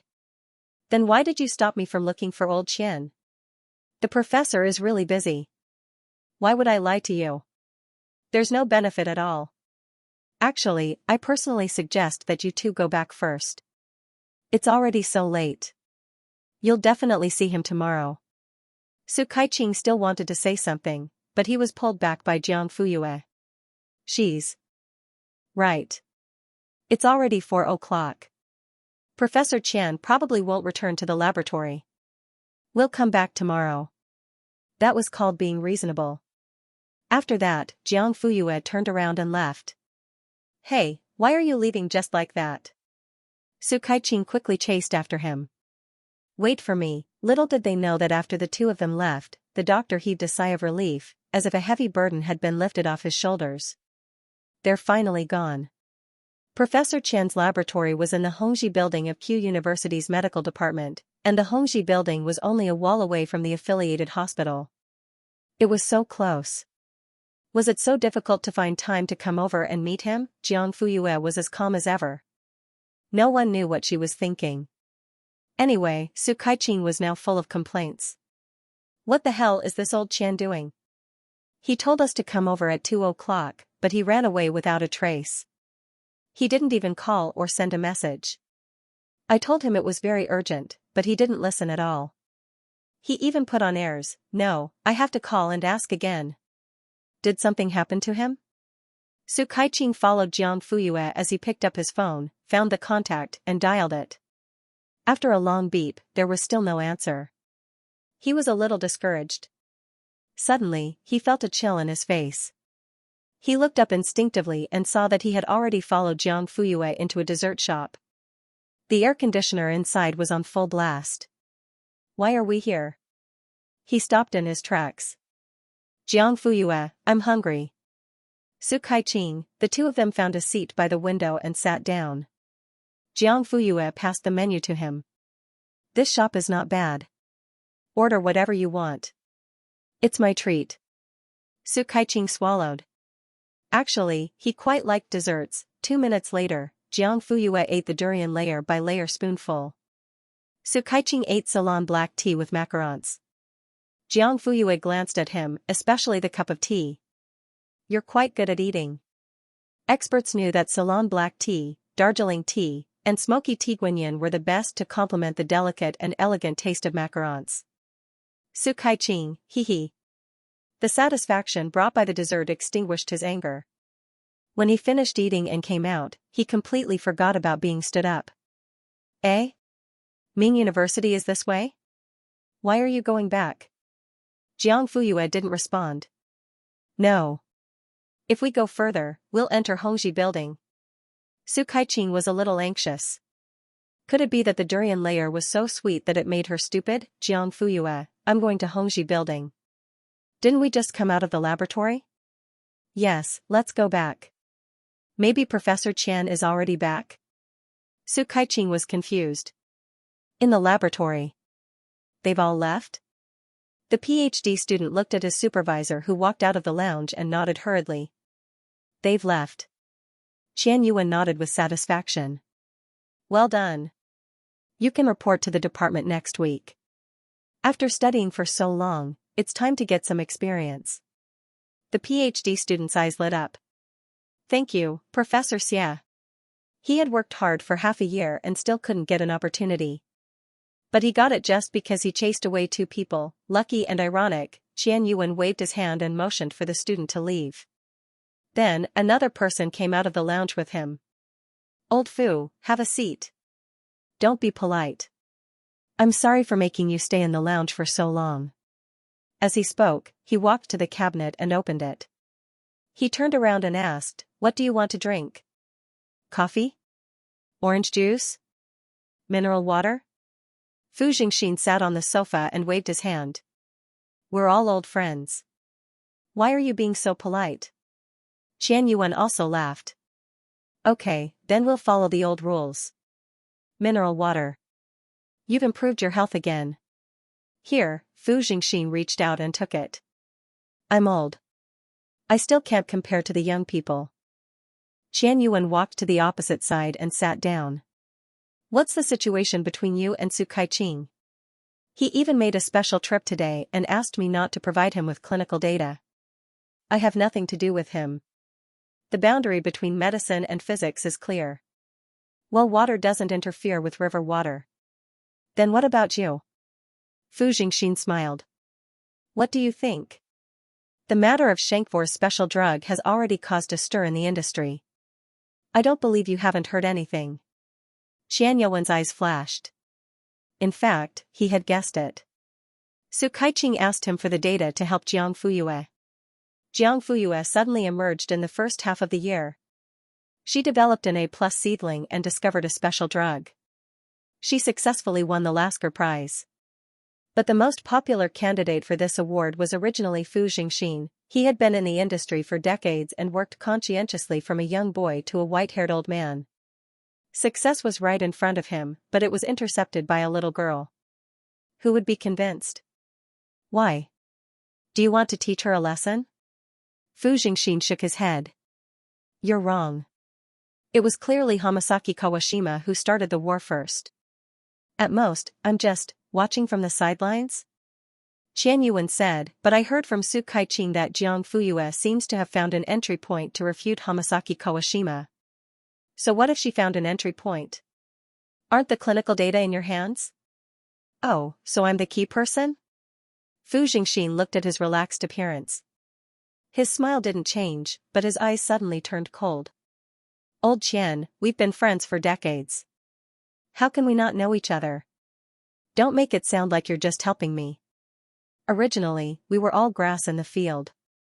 But suddenly, a little sapling like Jiang Fuyue appeared. If we don't suppress her now before she grows up, I'm afraid that when she grows up in the future, who will notice the weeds next to the tree at a glance? I'm a grass, and you're no exception. We don't have Jiang Fuyue's talent, and we're not as young as her. If we don't unite now and do something, in the future, not only me, but also you, will be nothing compared to her. So, you're not only helping me, but also helping yourself. Qian Yuan's mouth tightened. I didn't expect the two elders to think so highly of me. A cold and indifferent voice was heard. Jiang Fuyue and Su Kaiqing, who had left, suddenly appeared. One was smiling, and the other's face was as dark as ink. Qian Yuan was shocked, Fu Jingxin was also stunned. Great! You two bastards colluding with each other. How dare you team up to mess with us? Su Kaiqing shouted coldly and rushed forward without waiting for them to react. Old Qian, I thought you were a good person. I didn't expect you to be the same kind of person as this Fu bastard. Su Kaiqing pointed at his nose and spat all over his face. To think that I treated you as a good friend. After so many years, do you think you're worthy? Qian Yuan was stunned by the scolding and only reacted after a while. You can talk nicely. Why are you scolding me? Talk nicely? Are you worthy? I'm going to scold you, and I'm going to scold you to death. Su Kaiqing might be old and kind, but when he scolded people, he was full of energy. Although your academics and medical skills are average, and you're only relying on your age and experience, you're still a professor, right? Why are you doing such shameless things? You go back on your words, add insult to injury, and lie without batting an eyelid. Even the beggars on the street are nobler than you. At least they know how to make a living with their own abilities and don't harm others or commit crimes. Su Kaiqing rolled up his sleeves. No one knew which auntie on the street he learned this from, but he was full of vigor. Who committed crimes? Qian Yuan took half a step back, lacking in confidence. Su Kaiqing, I'm warning you. Don't take advantage of your seniority to teach others a lesson. Physics students may be afraid of you, but I'm not afraid of you. Yo. Yo. Yo, yo, yo. These three sounds were louder and louder, sarcastic and demonic. Su Kaiqing looked at him from head to toe as if he was looking at a clown. I've hit your sore spot, so you're angry and want to shed all pretense of cordiality? Blame me for being blind in the past. Why didn't I see clearly what kind of person you are? They say that doctors are benevolent, but I think you're evil. Greedy. Disgusting. You're an old worm.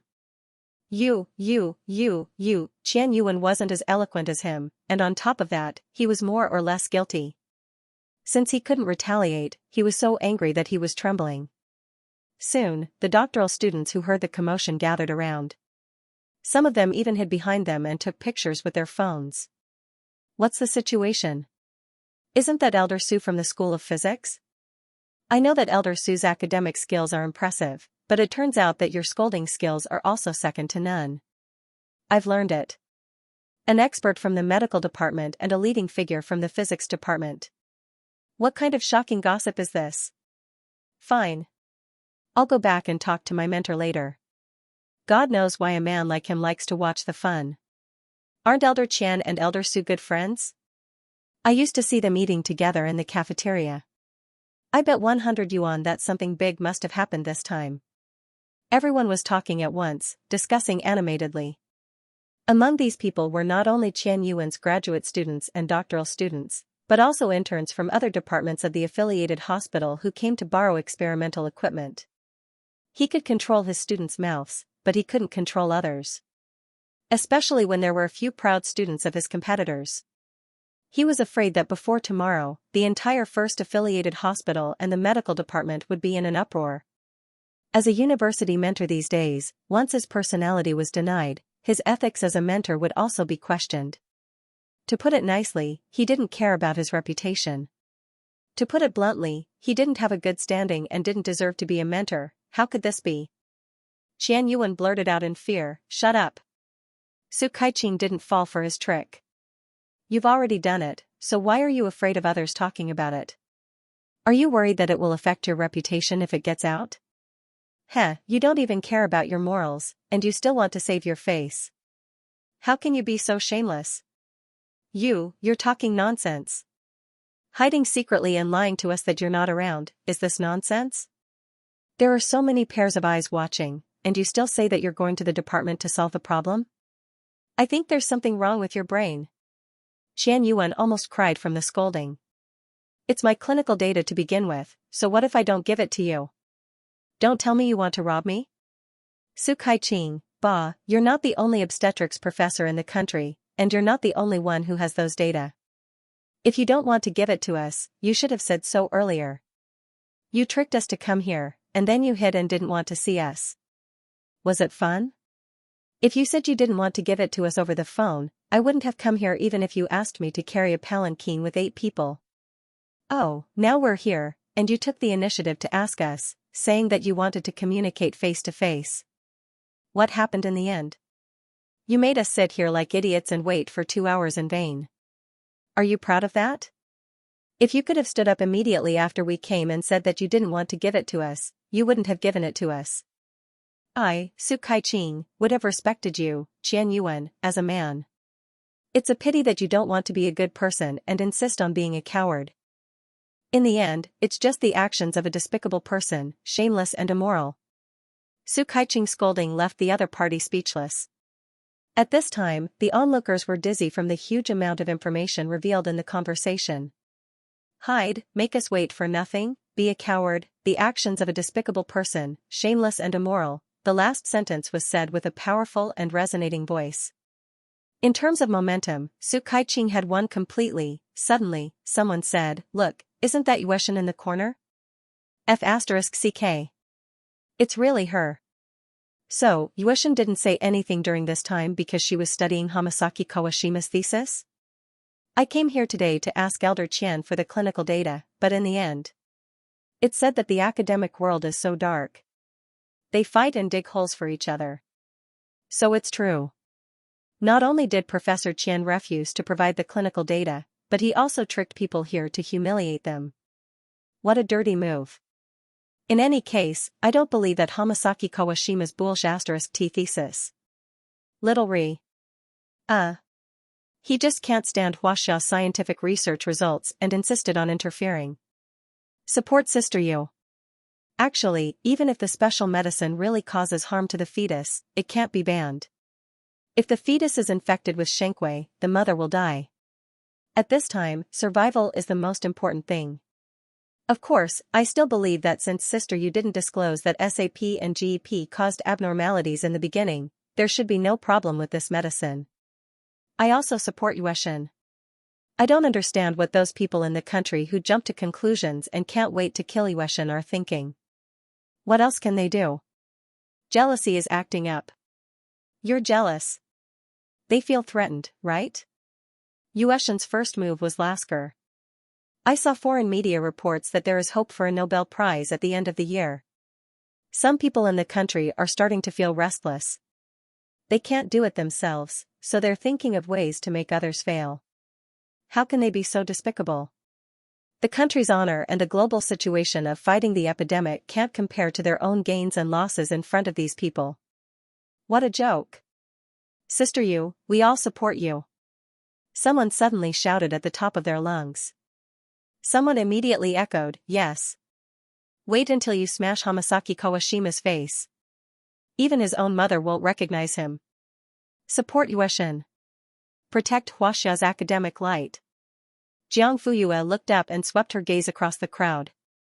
A surge of power filled her heart. Yes, these people are the future of Huaxia, and they, her gaze swept past Qian Yuan, who was already doubting his life and had a dark face.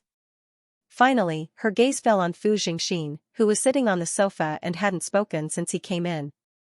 Even if the outside was intact, the inside of a rotten tree had long been eaten away. How could it compare with the new generation of scientific research forces? The more panicked and chaotic they were, the more frequently they used tricks, the more it proved that they were declining day by day, and that they were gradually approaching their prime. Jiang Fuyue walked in front of Fu Jingxin and looked down at him. Professor Fu, we meet again after we parted in New York. Fu Jingxin frowned. He didn't like being looked down upon. He immediately stood up and looked at Jiang Fuyue. He tried to use his superior aura to suppress this silly girl, but he found that she was unmoved and fearless. On the other hand, he saw a chilling coldness and ruthlessness on that young face. The invisible flames of war spread, and the smell of gunpowder between the two grew stronger. Suddenly, Fu Jingxin pulled out a smile. Yes, we meet again. How have you been? Jiang Fuyue said, thanks to you, Professor, everything is going well. Oh? But why did I hear that the medical world hasn't been peaceful recently? What does the medical world have to do with me? It's fine as long as I'm comfortable. Fu Jingxin frowned. You were the one who developed Shankvat's special medicine. Now that there's a problem, shouldn't you be responsible? But you actually said that you're comfortable? First of all, whether there's a problem with the medicine is another matter. Hamasaki Kawashima's paper alone is not enough to make the final conclusion. Since Professor Fu is so enthusiastic, an expert in the field of immunology, and so supportive of Hamasaki Kawashima's point of view, why don't you just rerun his experiment process? Fu Jingxin choked. He had not even read Hamasaki Kawashima's paper. He only knew that the special medicine was harmful to pregnant women and the fetus. The Lancet had also published it. Was this not enough to prove the correctness of his point of view? Young man, I'll give you a piece of advice. Don't be too arrogant. Jiang Fuyue smiled. Politeness demands reciprocity. Then I'll give you a reminder. Don't be too ruthless, and don't offend people too much. Every dog has its day. Who knows which family it will fall to tomorrow? It's better to leave a way out in front of people so that we can meet again in the future. Huh? Fu Jingxin sneered. You're still so stubborn even when you're about to die. I think you, hey. What are you doing? Seeing this, Su Kaiqing did not care to continue scolding Qian Yuan. He immediately jumped forward and used his body to separate Fu Jingxin and Jiang Fuyue. He then firmly protected the girl behind him. I heard everything. You were the one who was fanning the flames just now. You're still talking about grass and trees.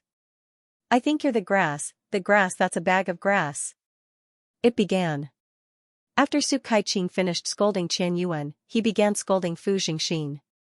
You could have fought openly, but you just like to be a stinky rat in the gutter. You can't fight head-on, but you're number one in backstabbing. From inside to outside, from top to bottom, you're rotten to the core. Fu Jingxin's face was covered in saliva. He even smelled the sweet smell of tea and excessive saccharin from Su Kaiqing's mouth.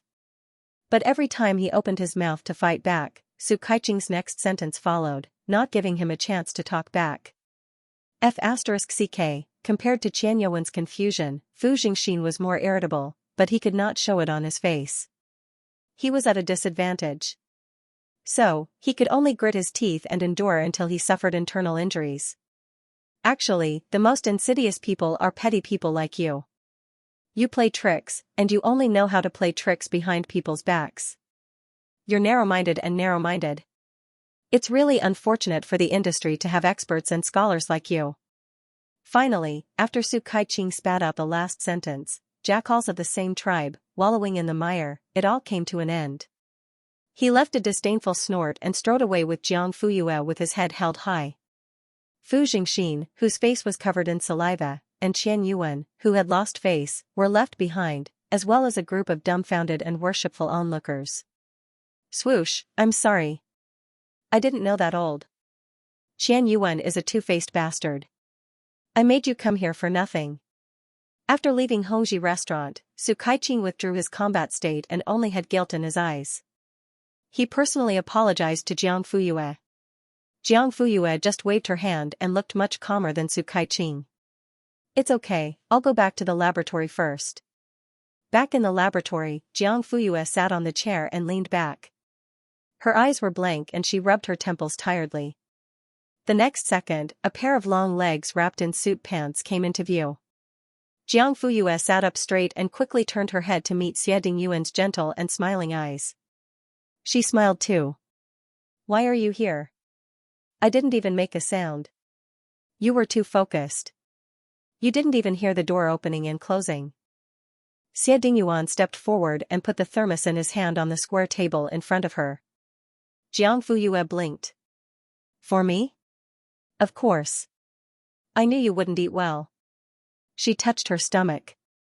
Actually, I just ate a piece of 1,000-layer corner slice.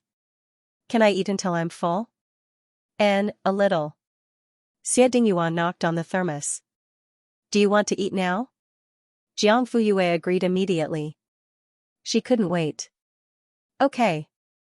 Sweet and sour pork ribs, tomato eggs, braised chicken wings, mapo tofu, and fish head vegetable tofu soup. The combination of meat and vegetables was perfect in color, smell, and taste.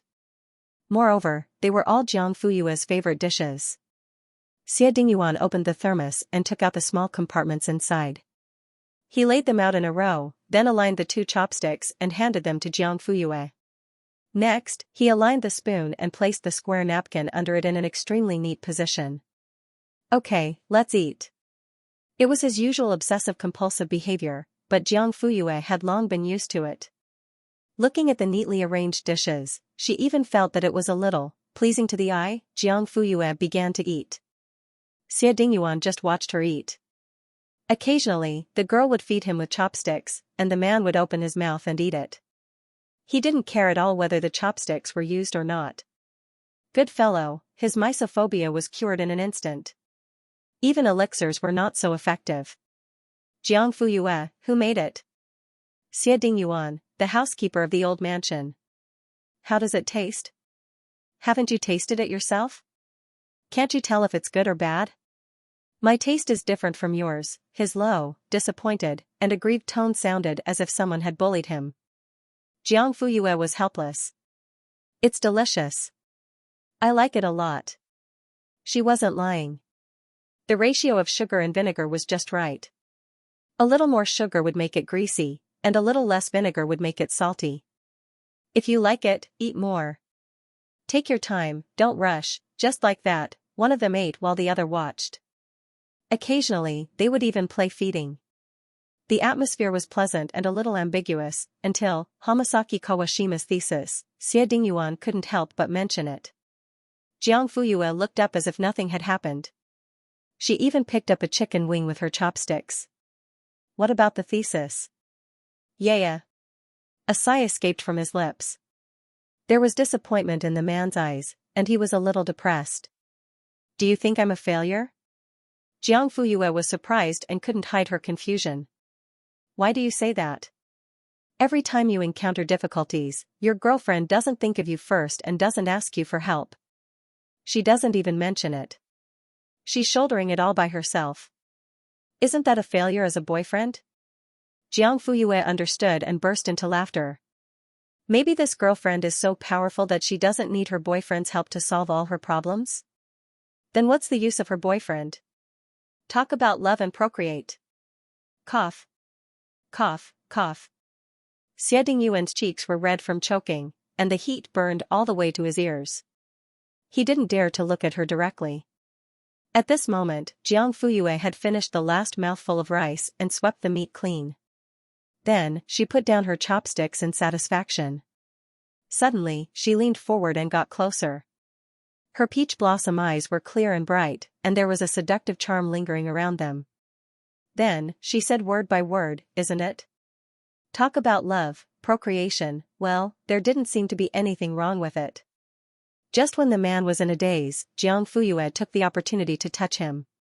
She didn't kiss him, the food was oily and affected the experience, but only used her cheek to gently touch his cheek. Xie Dingyuan's heart shrank, his scalp went numb, and his whole body froze. "So, you're not a failure at all. You even bring me food and soup. You're the perfect boyfriend." Xie Dingyuan had just recovered from the shock, but his face blushed again. Perfect. Perfect boyfriend. Even so, after the meal, Xie Dingyuan still asked Jiang Fuyue to explain the current situation after clearing the table. Jiang Fuyue wasn't a donkey who insisted on taking on everything. Since Xie Dingyuan took the initiative to ask and was willing to help, she wouldn't reject the man's kindness and concern. "If you don't come, I'll solve it myself. If you come, we'll face it together." This was her definition of the relationship between the two of them. "With you, I can do it, without you, I can also do it." They had an equal relationship, an equal status, and an equal soul. There was no need for anyone to rely on anyone, and no need for anyone to help anyone. There was also no division of labor between earning money to support the family and being as beautiful as a flower. Because, he could lean on her, and she could lean on him. They could support each other and move forward side by side. She could earn money to support the family, and she could also be as beautiful as a flower. And he was the same. Jiang Fuyue simply told Xie Dingyuan about her conjectures and verification methods for the thesis. That's about it. The man pondered for a moment. So, the biggest problem now is the lack of clinical trial data that meets the conditions? Jiang Fuyue nodded. "You can say that." He suddenly smiled. "Have you forgotten what I do for a living?" Jiang Fuyue was stunned, and her eyes immediately lit up. "Digression. In addition, I might have made a mistake in yesterday's digression. These 3 days, I'm only adding chapters, not exploding them all." Haha. Xie Dingyuan was the boss of History Biotechnology. What was History Biotechnology's business? Biopharmaceutical. According to the latest statistics, History Biotechnology's business covered more than 300 cities in the country, and it had launched high-quality innovative drugs in 7 major fields, including prescription drugs and vaccines for cancer, vaccines, anti-infection, inflammation and immunity, rare diseases, and many other fields. 10 years ago, it began to expand the overseas market. It had swallowed Vanabort, Pharmacia, and other companies, and swept the pharmaceutical market of Continent O, Continent M, and Continent F. After years of operation and research and development, History Biotechnology had become one of the largest multinational pharmaceutical companies in the world. Its business scope not only included basic drug production, scientific research, and development, but in recent years, it had also launched a medical database construction project. As the name implied, the medical database collected data through effective drug tracking and medication records, as well as patient feedback, and put it into corresponding data pools according to the medical system. When these data pools were combined, it was a huge database. It was no exaggeration to say that the data in Xianxia's hands compared to History Biotechnology's database was like a drop of water in the sea, or a ping-pong ball on Earth. It was insignificant, but, do I need permission to access the data? Xie Dingyuan nodded. "I'll book the tickets right away. I'll fly to Linhui tonight and hold a board meeting tomorrow. As long as more than half of the board members agree, you can access it." So troublesome? Jiang Fuyue was shocked. Xie Dingyuan not only had to appear in person, but he also had to pass a board resolution, but on second thought, the data of a pharmaceutical company was directly related to the relevant drugs, and the downstream of the drugs also involved the relevant pharmaceutical companies, large and small hospitals, and was directly related to the safety of the general public. No matter how careful they were, they could not be too careful. Do I still need to go through the approval process of the relevant departments? Xie Dingyuan nodded. History Biotechnology has a part of the state-owned assets business, and the data in the database is also involved, so, Jiang Fuyue frowned. That's not easy, right? Whether it was the board of directors or the relevant departments, it would be difficult to rashly request to access the data. After all, to History Biotechnology, she was neither an employee nor a partner. Other than the A+ vaccine being produced and exported to History Biotechnology, she had nothing to do with this company. Xie Dingyuan, don't worry about the approval. It's a call from the higher-ups. Based on Jiang Fuyue's research of A+ and the discovery of special drugs, the higher-ups would not make things too difficult for her. In comparison, the board of directors was actually more difficult. Unless, I will authorize you to hold half of my shares. This way, you will be a temporary shareholder of the company. Naturally, the board of directors will have no reason to refuse you access to the data. Half of the shares, Jiang Fuyue gasped. You dare to say that? Xie Dingyuan smiled. Not only do I dare to say it, I also dare to do it. But, won't this affect your decision-making power in history, Qing? It's not to transfer. Jiang Fuyue still felt that it was inappropriate. Alright, don't think too much about it. This is the only way to get the data as soon as possible. You can return it to me when the matter is settled.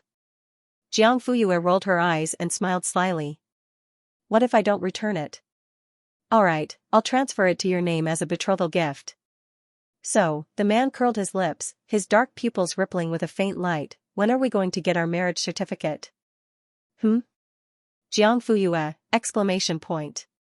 Oh my god. This person is getting better and better. I can't afford to offend him, he did as he said. Xie Dingyuan called his lawyer on the spot and asked him to draft an agreement and send it over. After Jiang Fuyue signed it, Xie Dingyuan also signed it and kept it. The lawyer wanted to say something but stopped himself.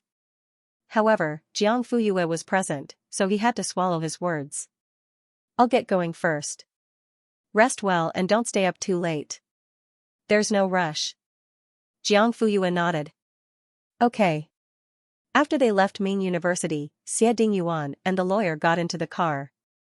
Mr. Xie, as your lawyer, I think I have to remind you what the agreement means. Finally, the lawyer couldn't hold it in anymore and said carefully. Once Miss Jiang uses the agreement and objects to your decision as a temporary shareholder, your right to speak in the company will fall to the board of directors. At that time, you don't have to say it. I know. Then why? Are you doing this? Xie Dingyuan waved his hand and said, she won't. The lawyer was speechless and sighed softly. He didn't expect the great scientist to be so hot-headed and irrational when he was in love. That night, Xie Dingyuan boarded a flight to Linhui. The next day, the board of directors held an interim meeting. Just as he had expected, everything went smoothly. However, a few directors were shocked by his decision to let Jiang Fuyue hold the shares. If it's just to let her access the data, there's no need to do this. With Han Qing's current scale and influence, it's too risky for you to do this. You should have told us in advance and we would have agreed. Why did you have to do this? However, Xie Dingyuan said, the two of us are one. There's no difference between Jiang Fuyue holding the shares and me holding the shares. I understand everyone's concerns and have thought about it carefully. Please don't worry. With just a few words, he appeased all the directors. This was Xie Dingyuan, they could trust him forever. After the meeting, Xie Dingyuan personally went to the authorization department with the authorization documents signed by the board of directors. After a series of input and verification procedures, Jiang Fuyue's identity information was listed in the highest authority column. Xie Dingyuan immediately called her to inform her. It's done. You can try to get in. 2 minutes later, the girl's surprised voice came from the other end. I got it. That afternoon, Xie Dingyuan left Linhui and flew back to the capital. He drove out of the airport and went straight to Ming University. Finally, before the sky turned dark, he knocked on the door of the laboratory. Jiang Fuyue looked at the travel-worn man outside the door. For a moment, her heart softened and she felt sorry for him. Are you silly? Why did you have to come back today? Can't you rest for a night? I can't wait. Because he was eager to go home. Jiang Fuyue let him in and took the bag from him. Is this your luggage? Why is it so light? 2 sets of clothes. It's not heavy. Oh. Jiang Fuyue put it aside and ran to get him a bottle of mineral water. Xie Dingyuan did not take it. I want to use your cup. You can drink this directly, cough. Plastic bottles are not environmentally friendly. A cup is better. Then I'll get you a new one, you don't have to be so wasteful. I'll use yours. Jiang Fuyue nodded. Okay, suddenly, she reacted and looked at the man. Hey. You did it on purpose, right? Xie Dingyuan said innocently, can't I use your cup? Jiang Fuyue, what could she do? Of course, she had to satisfy him. 2 minutes later, Xie Dingyuan held Jiang Fuyue's cup and sat on the chair, sipping the water. Jiang Fuyue's mouth twitched.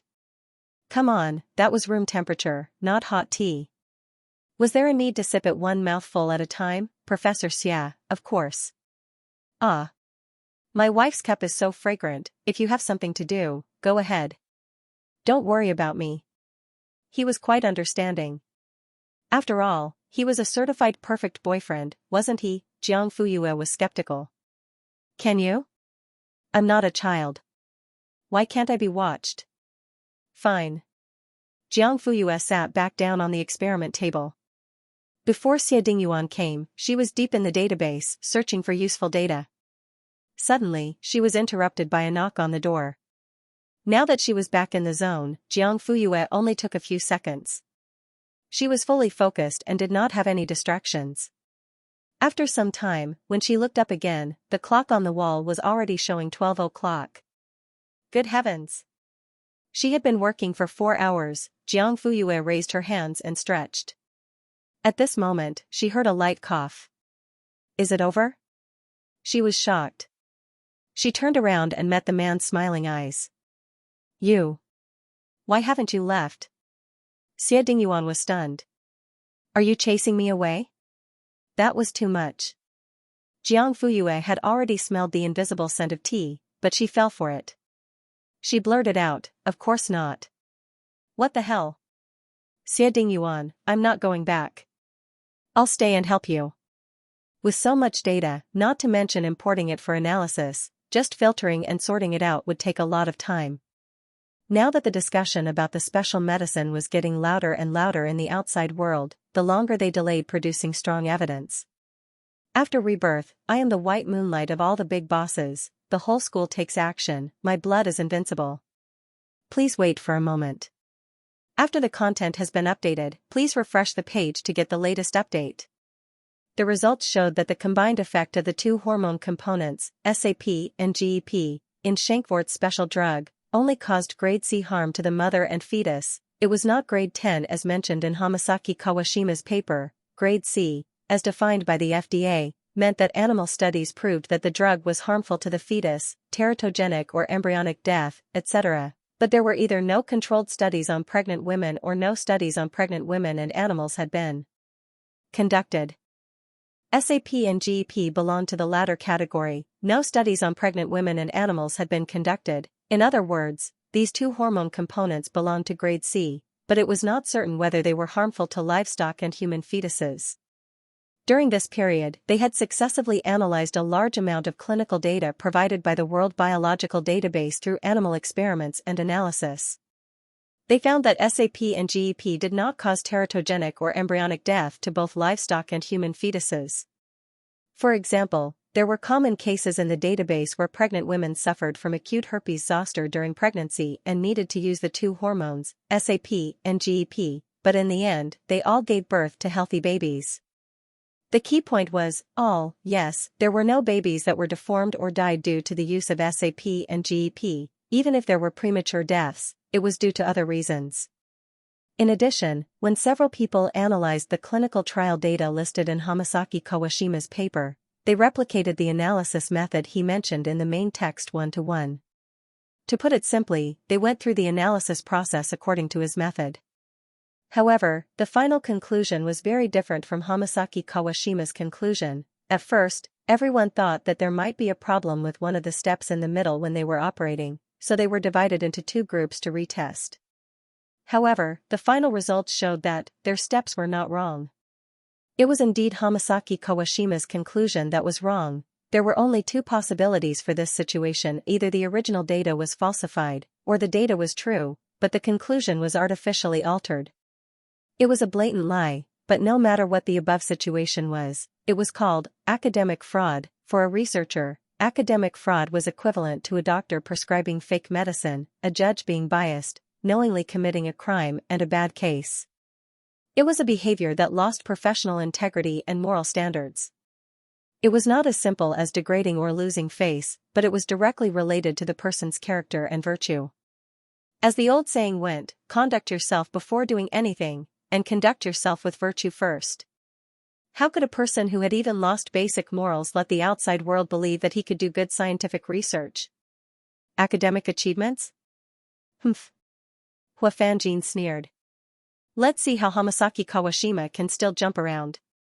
Old Peter said, if you ask me, it's best to kill him with one punch, so that we don't have to see such a scumbag in the academic world again.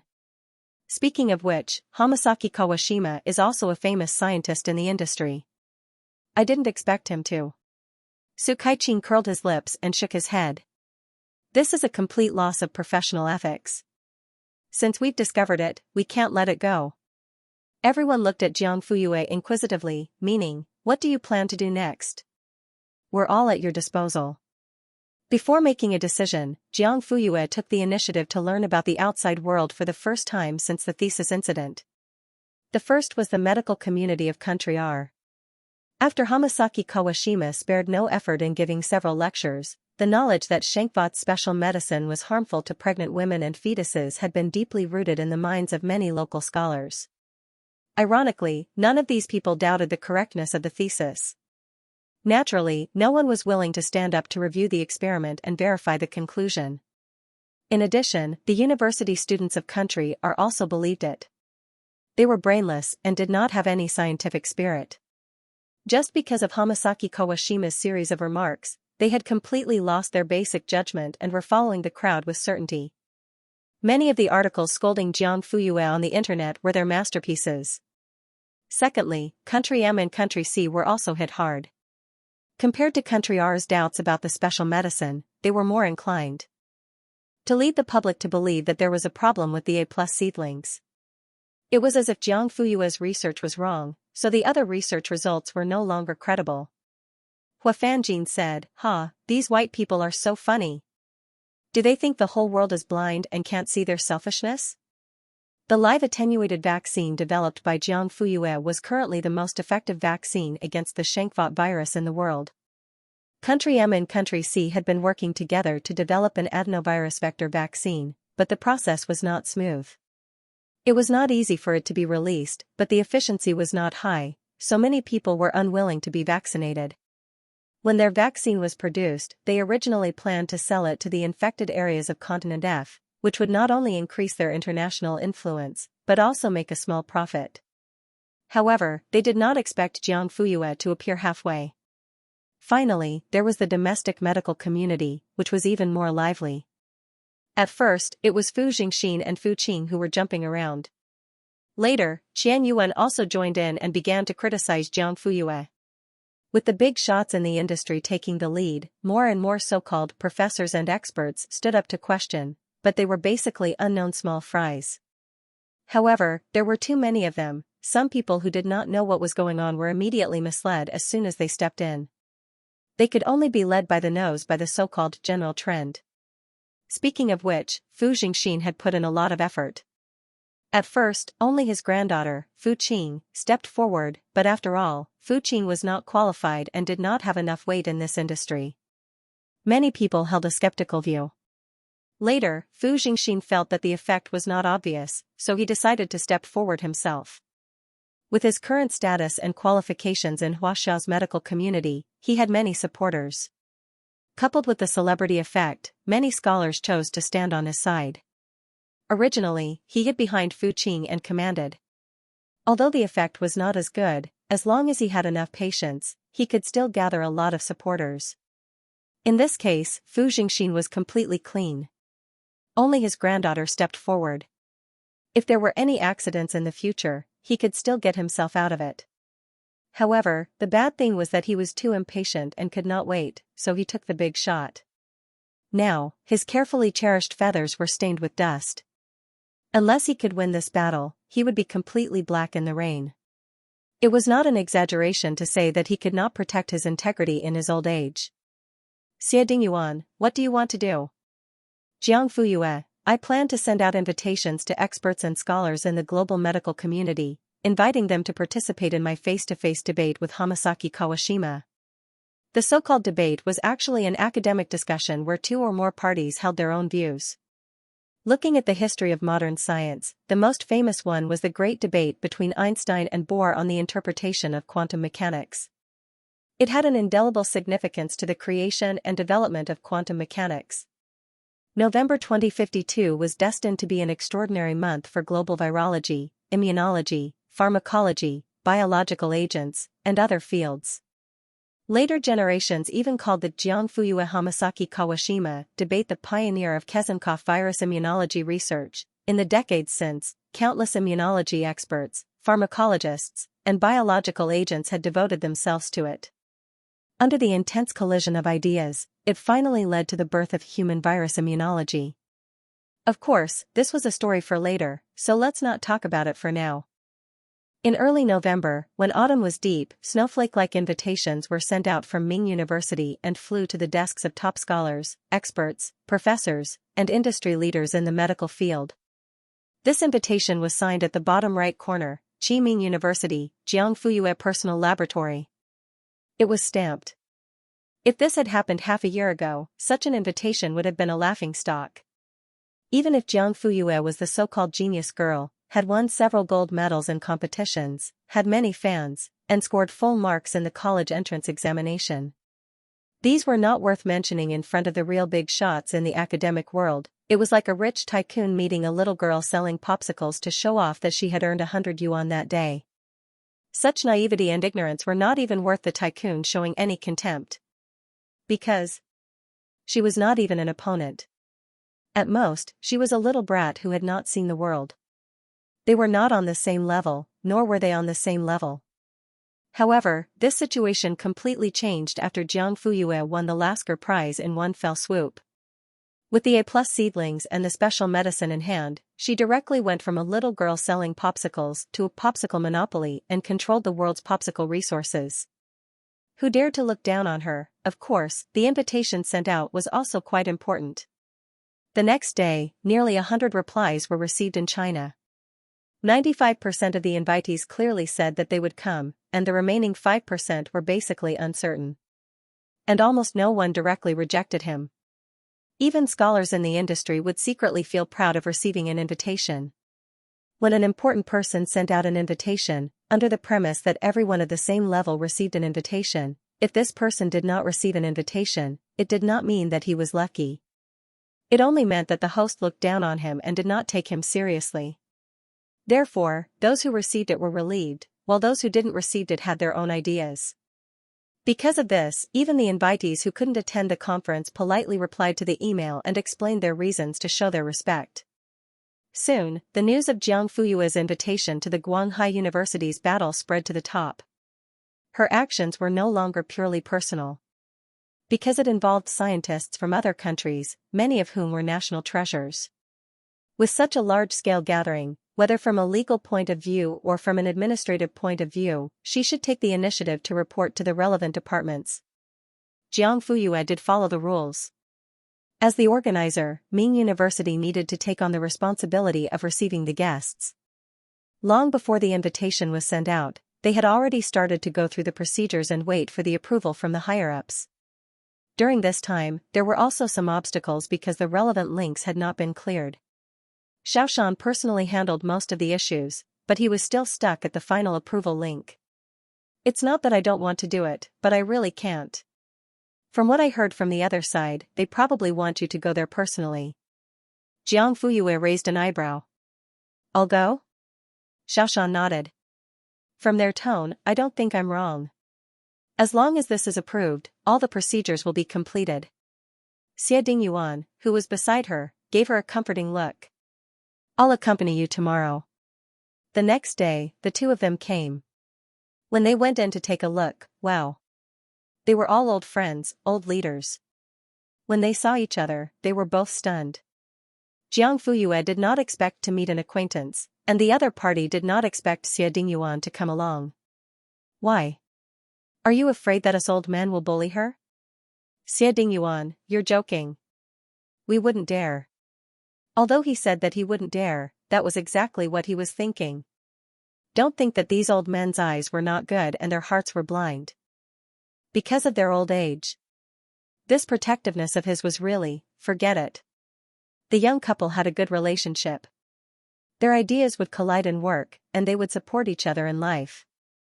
In other words, it would promote the country's scientific research standards. This was a good thing. Actually, I didn't ask you to come here today to block the approval. Cough. It's just that this debate, cough cough. Toward the end, the old master was a little embarrassed. In the end, he gritted his teeth and asked, how confident are you? Jiang Fuyue made such a big fuss. It seemed like she was well prepared and had a well thought out plan. However, the higher-ups were used to being calm. Without getting a definite answer, they could not be at ease. Today, they asked Jiang Fuyue to come over because they wanted her to give them an answer, this. If they messed up, how would they clean up the mess in front of so many researchers from all over the world? Jiang Fuyue understood how they felt. She pondered for a moment and replied concisely, I'm confident. Instantly, the old masters were completely relieved. They stamped the approval on the spot and handed it to Jiang Fuyue. Child, I wish you success. Thank you. Since both sides had reached a consensus, the higher-ups only needed to cooperate and provide the green light all the way and support. Even Su Kaiqing could not help but sigh. You're the best in the academic world. As expected of Worry. Once Dad made a move, everyone present would be stupid. They could not compare, nor could they afford to offend. He could not help but observe 2 seconds of silence for Fu Jingxin and Qian Yuan. At the same time, Hamasaki Kawashima, who was far away in Japan, also received an email from Jiang Fuyue. It was not an invitation, but a letter of challenge. It was said that Hamasaki Kawashima smashed a teapot and 2 teacups on the spot and cursed in his room. As for what he cursed, anyway, Jiang Fuyue could not hear it. The next day, Hamasaki Kawashima replied, I look forward to a battle with you. I can't wait. At this point, the arena had been set up. The attackers and defenders were also in position. They were only waiting for the audience to gather before they rang the gong to start the competition. What? Jiang Fuyue issued a letter of challenge to Hamasaki Kawashima? Fu Jingxin frowned and looked stunned. How dare she? Qian Yuan's face darkened as he handed the invitation over. See for yourself. Fu Jingxin opened it and glanced at it. Viciousness flashed across his eyes. The rabbit is anxious and has started to bite. Rabbit? Qian Yuan's tone was exaggerated. Do you have some misunderstanding about this animal? She was so fearless that she wouldn't let go once she bit down on something and insisted on tearing off a piece of meat. You actually thought she was a rabbit? I think she is more ferocious than a hungry wolf. Why, are you afraid? Fu Jingxin sneered. But this laugh was unpleasant. Qian Yuan looked up coldly. I'm afraid you haven't figured out the situation now. Since Jiang Fuyue dared to issue an invitation and request a face-to-face academic debate with Hamasaki Kawashima, it means that she must have discovered something. And this discovery is enough to kill Hamasaki Kawashima. Don't forget, you and your granddaughter were the first to jump out and question Jiang Fuyue in the country. Once Hamasaki Kawashima was done for, the Fu family and his granddaughter, including himself, would not be able to escape responsibility. At present, the domestic medical community took sides without thinking because of Fu Jingxin and Fu Qing's lead. Without experimental verification, they easily expressed their support for the statement in Hamasaki Kawashima's thesis and condemned Jiang Fuyue. Firstly, Jiang Fuyue was indeed eye-catching. Most of the peers in the industry were jealous and hated. Secondly, they were led astray by Fu Jingxin. Once the situation turned in the direction that was favorable to Jiang Fuyue, or even if Jiang Fuyue directly proved that Hamasaki Kawashima's thesis was wrong, then what awaited the three of them would be complaints and criticism from their peers. At that time, all the responsibility would be placed on their heads. Thinking of this, Qian Yuan could not help but shudder. There was fear in his eyes. Unexpectedly, after hearing this, Fu Jingxin sneered. She is a dabbler who has not received any systematic medical education. She was lucky to have developed the A+ vaccine and accidentally discovered the virus antibody. That's all. Moreover, she has not even graduated from university. Do you think such a young person who climbed to this position by sheer luck has the ability to challenge Hamasaki Kawashima? Hamasaki Kawashima had been famous for many years. He was a well-known figure in country R's and the world's medical community.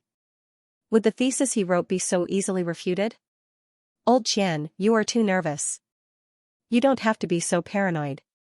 He picked up a corner of the invitation as if he was looking at a funny thing. It's just a bluff. You really believed it? Ridiculous. Qian Yuan looked at his arrogant and powerful appearance. It was as if he was looking at a moth that could not wait to be destroyed. Heh. Anyway, I'm not going to play with you. I hope that on the day of the debate, you can still be as calm as you are now. After saying this, he turned around and left. Qian Yuan regretted it. If he had known this would happen, he would not have been in such a hurry to make a public statement. Now, not only did he not get any benefits from Fu Jingxin, but he also offended Su Kaiqing and Jiang Fuyue. Over the years, he had relied on his excellent ability to be a fence-sitter to get to where he was today. However, he did not expect that he would fail. Fu Jingxin, that idiot, did not know that he was going to die. However, was Fu Jingxin really stupid? Of course not. After Qian Yuan left, his arrogant expression faded. He picked up the invitation again. The more he looked at it, the more his heart sank. Those words were indeed his true thoughts. He did not think that Jiang Fuyue, a silly girl, could pose any threat to Hamasaki Kawashima. However, there were some things that he had to guard against. A trace of ruthlessness flashed through his old eyes. Fu Jingxin took out his mobile phone and dialed the number of his granddaughter, Fu Qing. It's me. Whether it was Hamasaki Kawashima's initial special medicine or Jiang Fuyue's challenge, in general, it was an internal matter in the academic circle. Most people in the outside world did not know. However, on the third day after Jiang Fuyue sent out a large number of invitations, an explosive post appeared on a non-academic forum. The title was, Explosive. Shankbot's special medicine is seriously harmful. Jiang Fuyue saves people? Or kills people?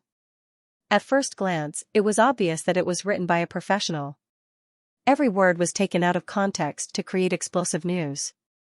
As this forum focused on sharing gossip on a daily basis, it gathered a large number of onlookers. In addition, the three words Jiang Fuyue had its own traffic. Soon, this post was transferred to Weibo. Half an hour later, it was on the hot search list without any effort. F***CK. When did this happen? Why didn't I hear anything about it? I just checked Hamasaki Kawashima's thesis. It was published a month ago. So my sister Yu has been wronged for so long? I can understand those foreign scientists adding insult to injury.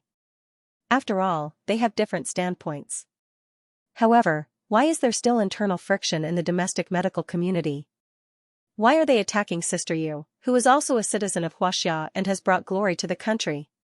She has done so much and sacrificed so much, yet she is treated so unfairly. Huaxia's academic community has long been rotten to the core. Jiang Fuyue's leg hair, can you stop washing it? Look carefully, it's a drug hazard. It's causing babies to be deformed and even miscarried.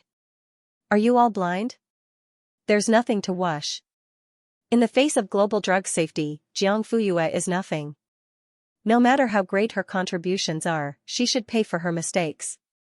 Under the malicious guidance, the voices criticizing Jiang Fuyue began to drown out those supporting her.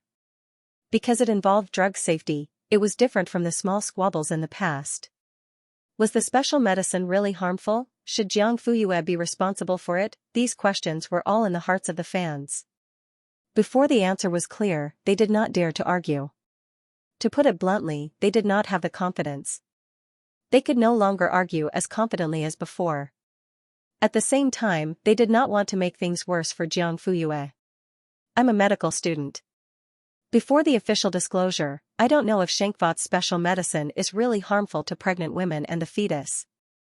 However, I'm willing to believe in Sister Yu. I believe in her professional ability and compassionate heart. I believe that she will not joke about human life.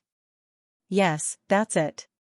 I also believe that a person who can use her body as a shield to save a little girl during a bombing is not an executioner who tramples on human life. Originally, it was just an internal conflict in the academic community. Everyone in the industry had a consensus, and that was, things within the industry should be settled within the industry. They would not be unethical and let people laugh at them for no reason. Perhaps this was what scholars meant by dignity. However, it was obvious that someone did not care about ethics this time. Xie Dingyuan, it's Fu Jingxin and Fu Qing's work.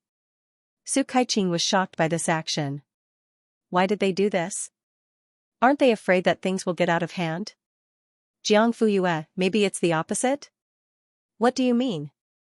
They're afraid. They took the risk and used the power of public opinion to put pressure on Jiang Fuyue, trying to make her retreat and give up on the academic debate. Stupid. Su Kaiqing, then what should we do next? Are we just going to let the internet stir up trouble? Are we not going to do anything? Jiang Fuyue picked up the glass of water and took a sip. Her voice was cold and unhurried. Since someone wants to make a big deal out of this, I'll fulfill his wish.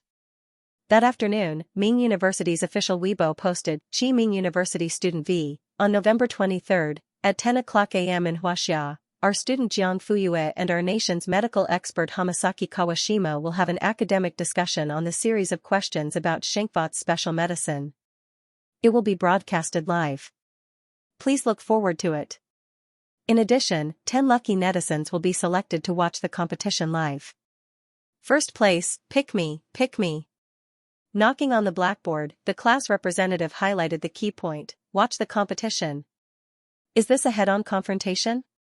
Sister Yu is awesome, Ming University V587, mighty and domineering, the melon seeds are ready, waiting to be slapped in the face.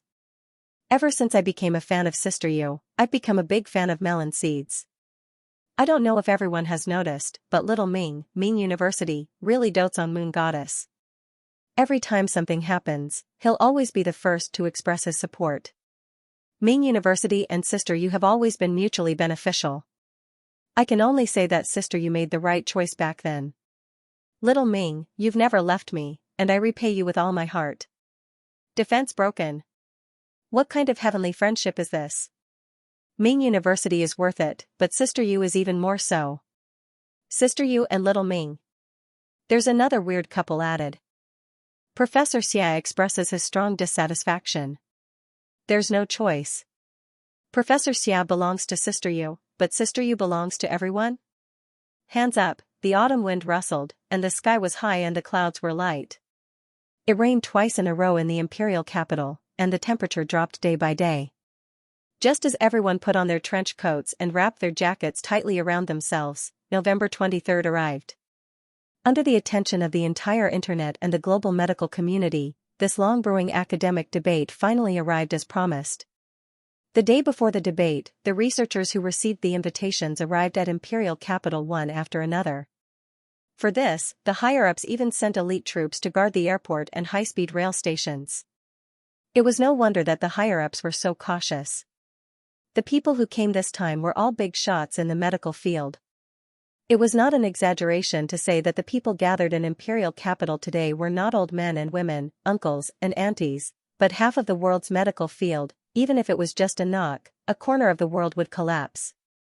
Under the arrangements of Li Chen, Liang Jingzhou, Gu Huayu, and Qing Lian, the students of Ming University formed 15 volunteer teams. They were in charge of receiving and arranging accommodation.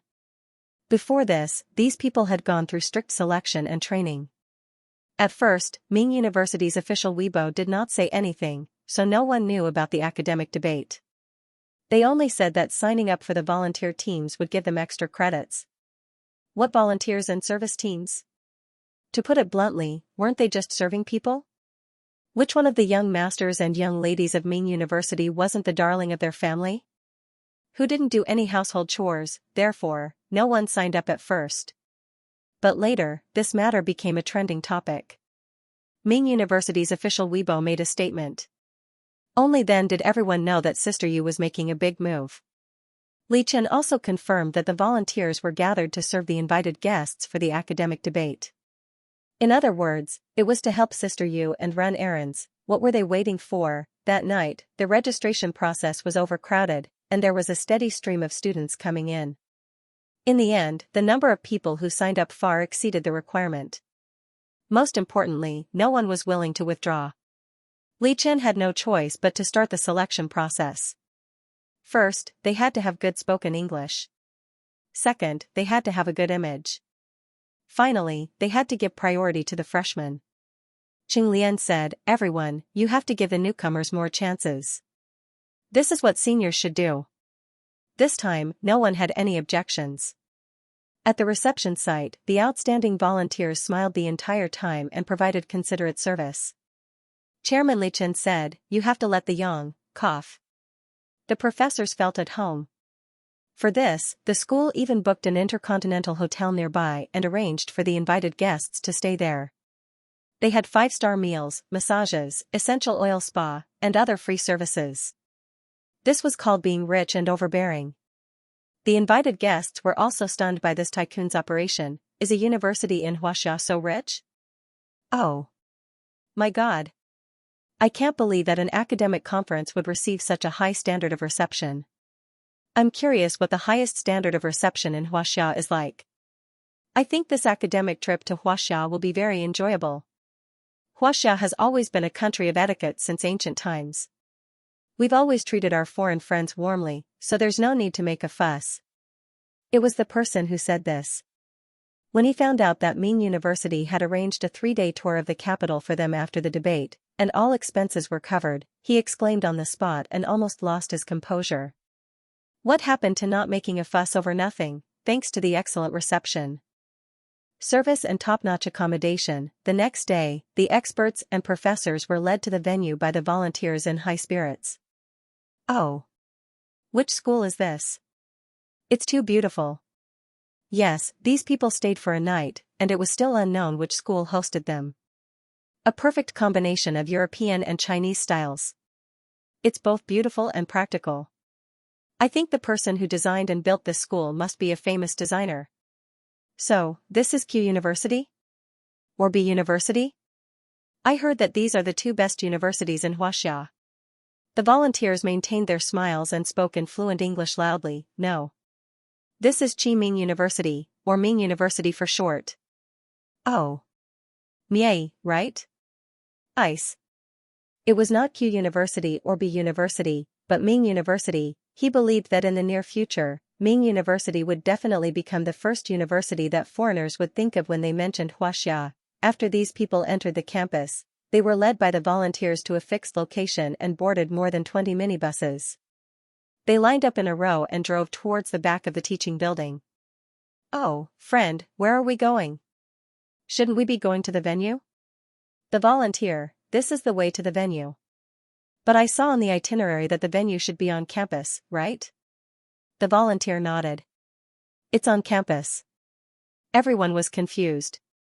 Weren't they going to leave the campus soon? But 5 minutes later, when the bus passed through a green forest, it suddenly opened up before their eyes. Green meadows spread out as far as the eye could see, and their hearts seemed to open up as well. Tall French parasol trees on both sides of the road elegantly spoke of the mood and romance. As the bus moved, the exclamations of the foreigners rose and fell one after another. They saw a fountain, a tennis court, a cafe, a gym, a space museum, and even a golf course that stretched as far as the eye could see. This was not the end. at the end of the lawn, a tall building rose from the ground. The overall shape of the building was trapezoidal, small at the top and large at the bottom. The exterior of the building used the world's latest hidden solar panel technology. While it was bursting with technology, it was also environmentally friendly. At the top of the building were three large words formed by LED light sources: endless building. Yes, the interdisciplinary experimental building that had been completed as early as March had been waiting for half a year to appear in such a manner. It made a grand appearance in front of the world's top scientists and scholars in an elegant and upright manner. The building was grand and solemn, and the awe-inspiring aura of the building made everyone exclaim. In front of the building was a huge artificial lake, with two fountains on the left and right. Further back was the road parking lot, neatly delineated, and surrounded by lawns. Oh. I thought the buildings in front were beautiful enough, but I didn't expect this building to be even more amazing. I saw the solar power equipment, so is the exterior of the building covered with solar panels? But why does it look like an ordinary exterior wall? How did they do it? This seems to be a new technology in the field of material physics. Xianxia is indeed a great country, and the people of Xianxia are also people with wisdom. How do you pronounce those three Chinese characters? Can you teach me? Can you introduce this building to us? What is it used for? It looks like it was just built? The volunteers were already prepared.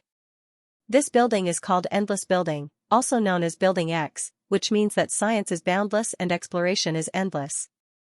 It has a total height of 22 floors. At this moment, Six, who was the chief engineer, was standing under a sycamore tree with his construction manager and technicians in suits and leather shoes.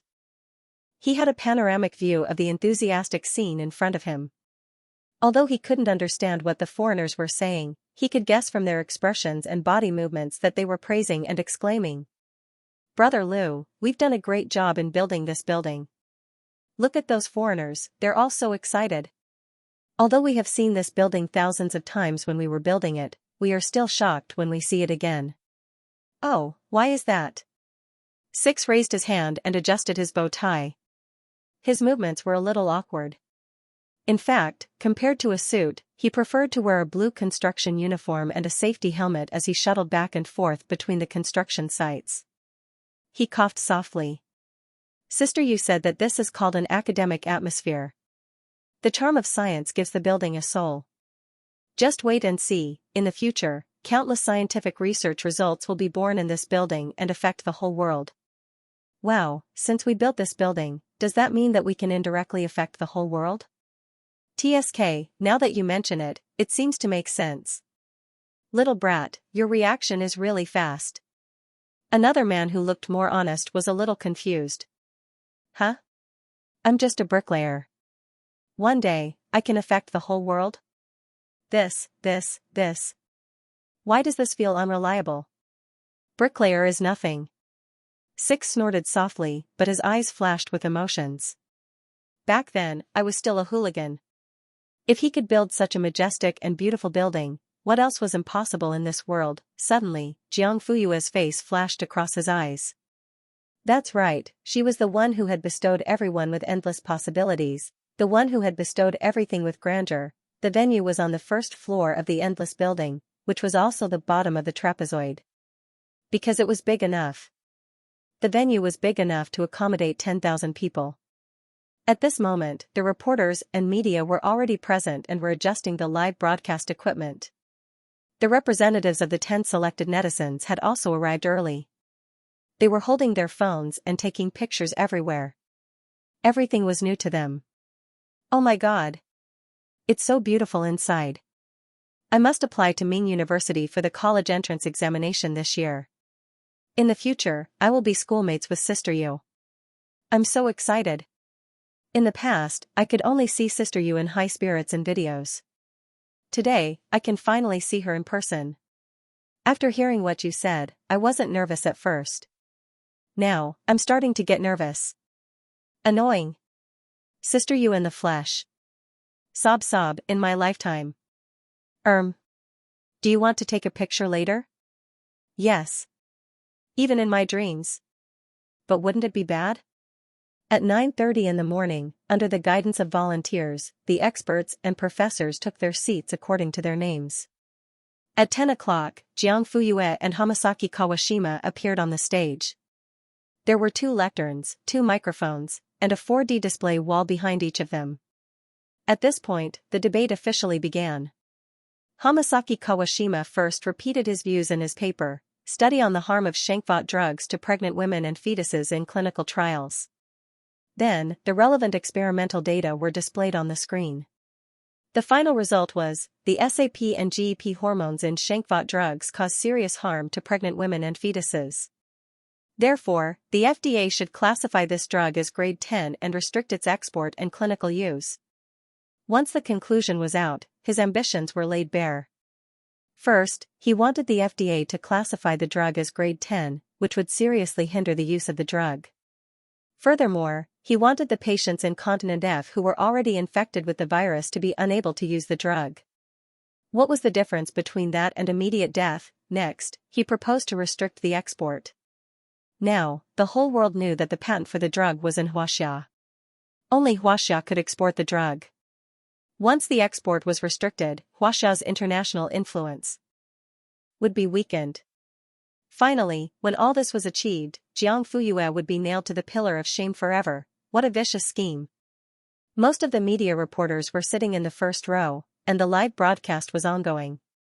More than a dozen phones were aimed at the stage, and the tense scene was clearly captured. Then, it was broadcasted to the entire internet. In other words, in addition to the invited experts, professors, and media reporters, the majority of netizens would also witness this debate. At the same time, the bullet screen was flooded with comments that covered the live broadcast page. This Hamasaki Kawashima doesn't look like a good person. His face is like a shoehorn. Shoehorn +1. Those who said Hamasaki is a shoehorn, are you polite? Hey, what's there to be polite about? That's right, for those who live a good life, you can't be too polite, okay? Please point the camera at Sister Yu. Thank you, but I don't want to see the sols. Yes, I need to wash my eyes. First the shoehorn, now the sols. You guys have taken all the bamboo shoots in the world. It's we, not you. Don't be so polite, I really love Sister Yu's calm expression. Say, where is this? Ming University? I've been to Ming University before, but I don't think there's such a place. Learn more about Ming University's trump card, the Endless Tower. Wow. I got it. It's behind the teaching building, the newly built building next to the golf course, right? Someone on the forum said that this place will become a holy land for future scientists. It will integrate scientific research and leisure, and create the world's largest interdisciplinary work community. F***CK. Isn't this a big pigsty to put all the scientists in?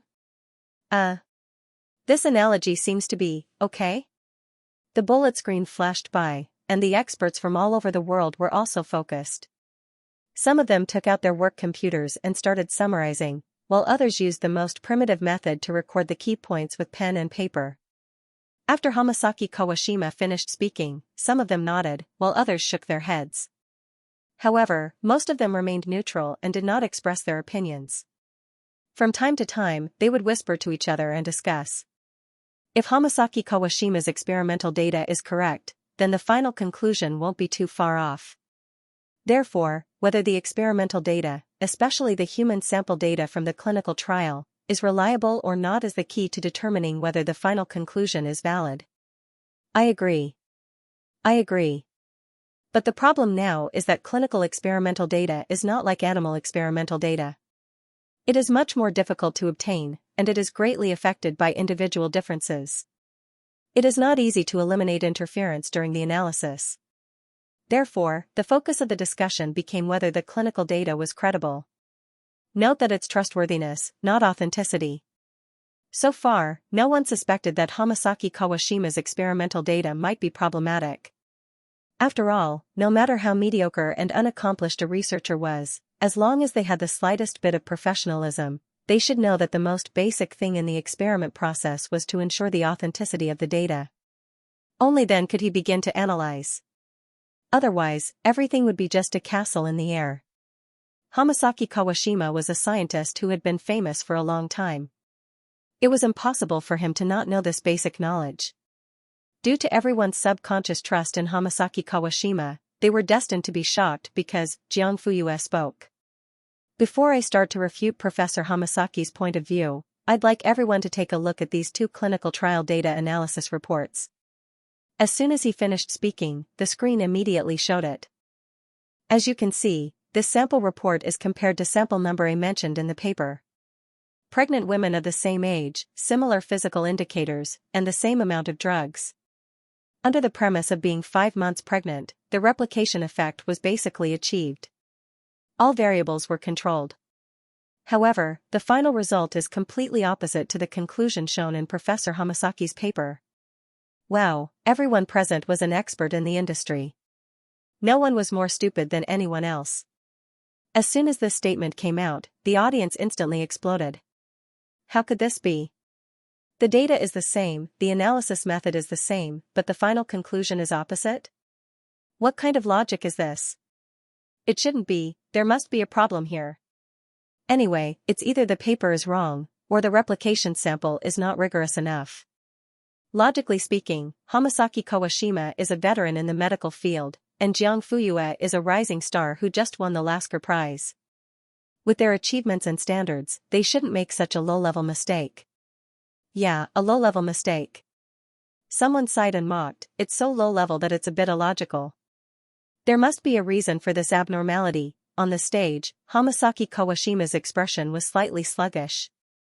He subconsciously sat up straight and looked at Jiang Fuyue for the first time. Suddenly, the girl looked at him. Their eyes met in midair. Hamasaki Kawashima's eyes narrowed slightly, but she smiled slightly. Professor Hamasaki, why do you think this is? Hamasaki Kawashima calmly picked up the microphone. First of all, there are individual differences in the samples. The samples you listed are similar to the samples I used, but they are not exactly the same. In other words, there are errors in the control variables. Therefore, it can only be that there is a problem with your samples, or the analysis steps are not rigorous enough. Secondly, I used a vertical plus vertical analysis method, which involves the removal of influence factors. This is only described in 1 sentence in the paper. You may not have noticed, so this step was missed when you replicated the experiment.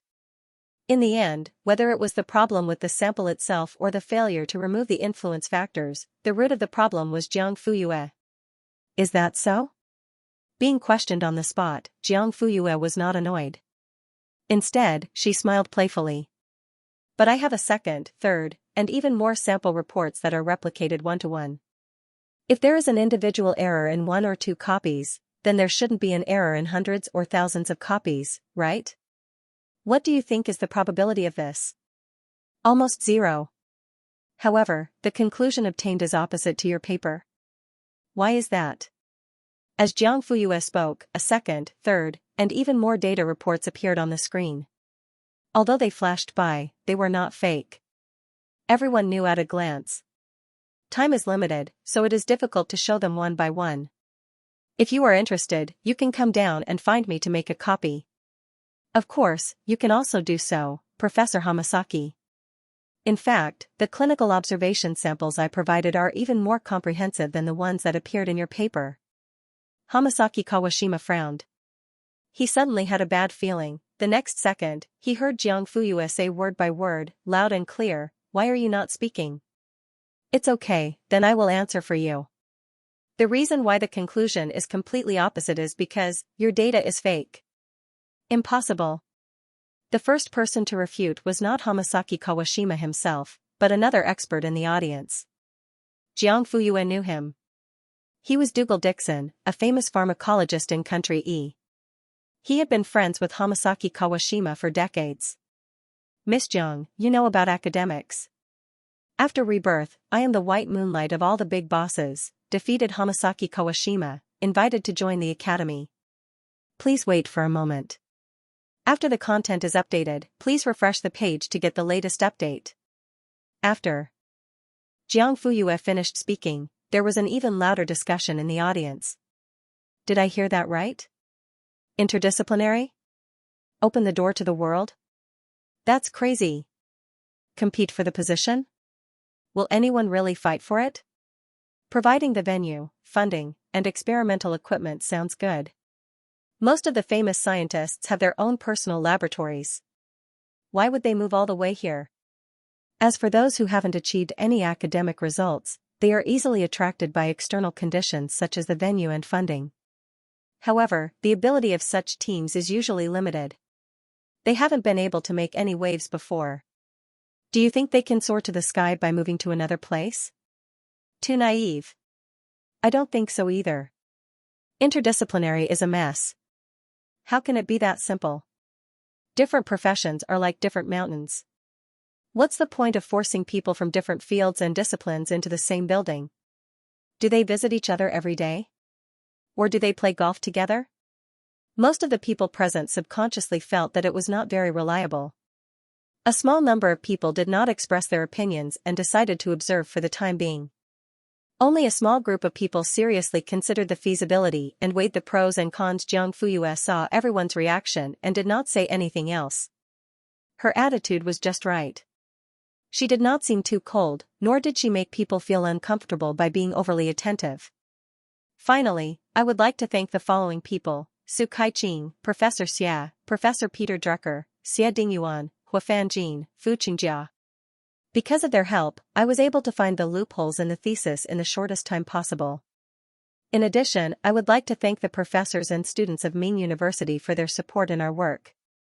Without their solid support, this academic debate would not have been successful. The people who were named walked from backstage to the front one after another. From Su Kaiqing to Ming University's representative Xiaoshan, Ming University's representatives, Li Chen, Liang Jingzhou, Qing Lian, Gu Huayu, and 2 volunteer representatives, stood in a row on the stage and received the attention of the audience, media reporters, and many netizens behind the screen. Although Su Kaiqing and old Peter had already enjoyed such success and attention, they still had excited smiles on their faces.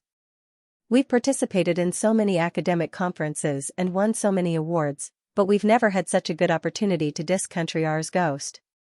This time, it's perfect. Old Peter immediately nodded in agreement. Following Cho would be promising. Below the stage, Huafanjin's heart skipped a beat when he heard Jiang Fuyue say his name. Amidst the applause, she was invited to the stage. It turned out that this was what it looked like from the top. Everyone, be it experts or professors, was so small that they could only serve as a foil. Every time they focused and looked up at the stage, they were looking up at science and praying for the truth. Perhaps this was the charm of scientific research. Although the scholars who pursued it appeared mediocre on the outside, there was a blazing fire hidden in their hearts. When thoughts conversed with thoughts, when knowledge collided with knowledge, that was the most brilliant moment of life. Huafanjin smiled with tears in his eyes. She thought that she had finally found her future path. She had never been so clear and determined. Fu Qingjia was even more confused than Huafanjin. The moment he heard his name, he froze on the spot and only reacted after being pushed by a staff member. Then, he was invited to the stage in a daze. He did not expect Jiang Fuyue to thank him by name, nor did he expect that he would be one of them. He was just helping out. What did he do to deserve it? Li Chen was quite calm, at least on the surface. However, if one looked closely, they would notice that his arms were trembling uncontrollably from excitement. Qing Lian and Gu Huayu's situation was similar to his. They stood on the stage and forced themselves to calm down. They tried their best not to appear like peasants, but their overly bright eyes still revealed the surging emotions in their hearts. Liang Jingzhou was much more outgoing. He was originally a simple-minded person, but now, he looked even more silly when he smiled foolishly. The 4 of them did not expect that they would one day be able to stand in front of a group of scientists and receive applause and praise with their heads held high. 2 years ago, they were still lawless, arrogant, and unbridled playboys. As for the 2 volunteer representatives, their eyes were already red and hot tears were rolling down their cheeks. In the past, they had treated Ming University as a place where they could pass their days. They were ignorant and incompetent, free and undisciplined. Anyway, it was just a random university. What was the big deal, now, as they listened to the exclamations of those foreigners and saw the undisguised envy on their faces? They realized for the first time that Ming University was so good that they should be proud of it. They did not even dare to relax and indulge in it anymore, because she was afraid that she was not worthy of Ming University. However, just as everyone was either moved, excited, or grateful to look below the stage, there was one person who did not do so. He tilted his head and stared intently at Jiang Fuyue, as if nothing else existed. There was only her left in his world. Coincidentally, at this moment, the camera panned over and captured the entire scene. It was then transmitted to the live broadcast. Then, the netizens were jealous, the couple fans went crazy, and the bullet screen exploded. Ah! Is this the legendary wife-gazing face? You're shining brightly on the stage. I'm watching you shine from the side. Even TV dramas don't dare to shoot like this. I finally believe that Professor Xiao loves Sister Yu more. Can't you see that Sister Yu is only focused on talking and doesn't even look at him? I suddenly feel a little sorry for the professor. I guess the professor is thinking in his heart right now, ah. My wife is so beautiful. Daughter-in-law, quick, look at me. Really, just one look. Oh my god. Everyone's imaginations are too good. I'll give you the keyboard. Quickly type a book of cookies without the lights on. No lights on? What does that mean? Ahem. It means that when you do that, it's not the kind where the lights turn off. It's the kind where you need to know the details. The character design is ready. Iron and Steel Science Big Boss vs Beautiful Genius Girl. You look at the whole world, and I quietly look at you, who has the whole world in her eyes. What kind of love is this? Someone. Kill me to liven things up for them. The single dog is crying. The country owes me thanks, the country owes me a Professor Xia. I reject your dog food and kick over your dog bowl. It's so blissful to be their CP fan. I get to eat candy every day. Sob sob. At this point, the debate was completely over. The guests left the venue in an orderly manner. Next, Ming University provided them with a 3-day tour of the capital. Of course, if they did not want to participate, they could also leave. Everything followed the principle of voluntariness. As for the cost, did Ming University look like they were short of money? Soon, 3/4 of the venue was empty. Most of the remaining people were volunteers and staff who were in charge of cleaning up the mess. Are you going? I don't dare. Go. It wasn't easy to get this opportunity. If you miss this opportunity, you won't get another one. Isn't it bad to rush up rashly? Sister Yu doesn't know us either.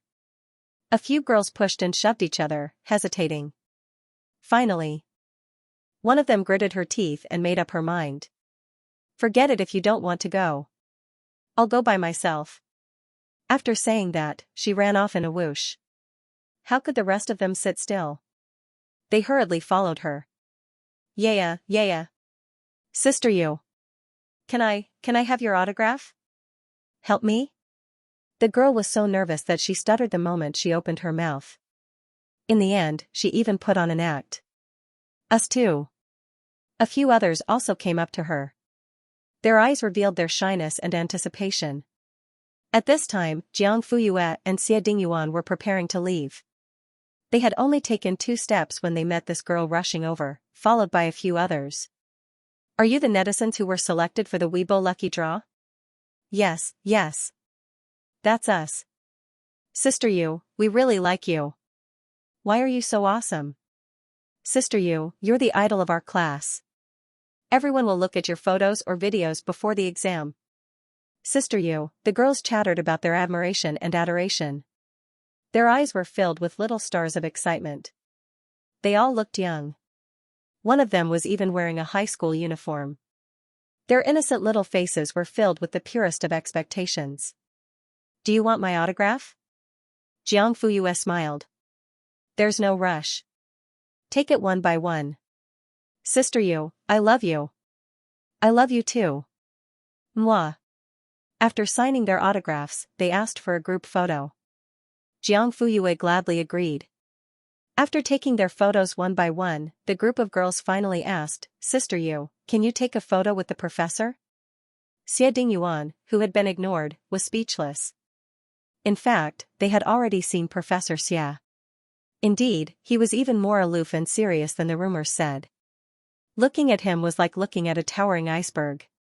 One more look and they would be frozen. Therefore, they did not deliberately ignore him. They did not even have the courage to say hello.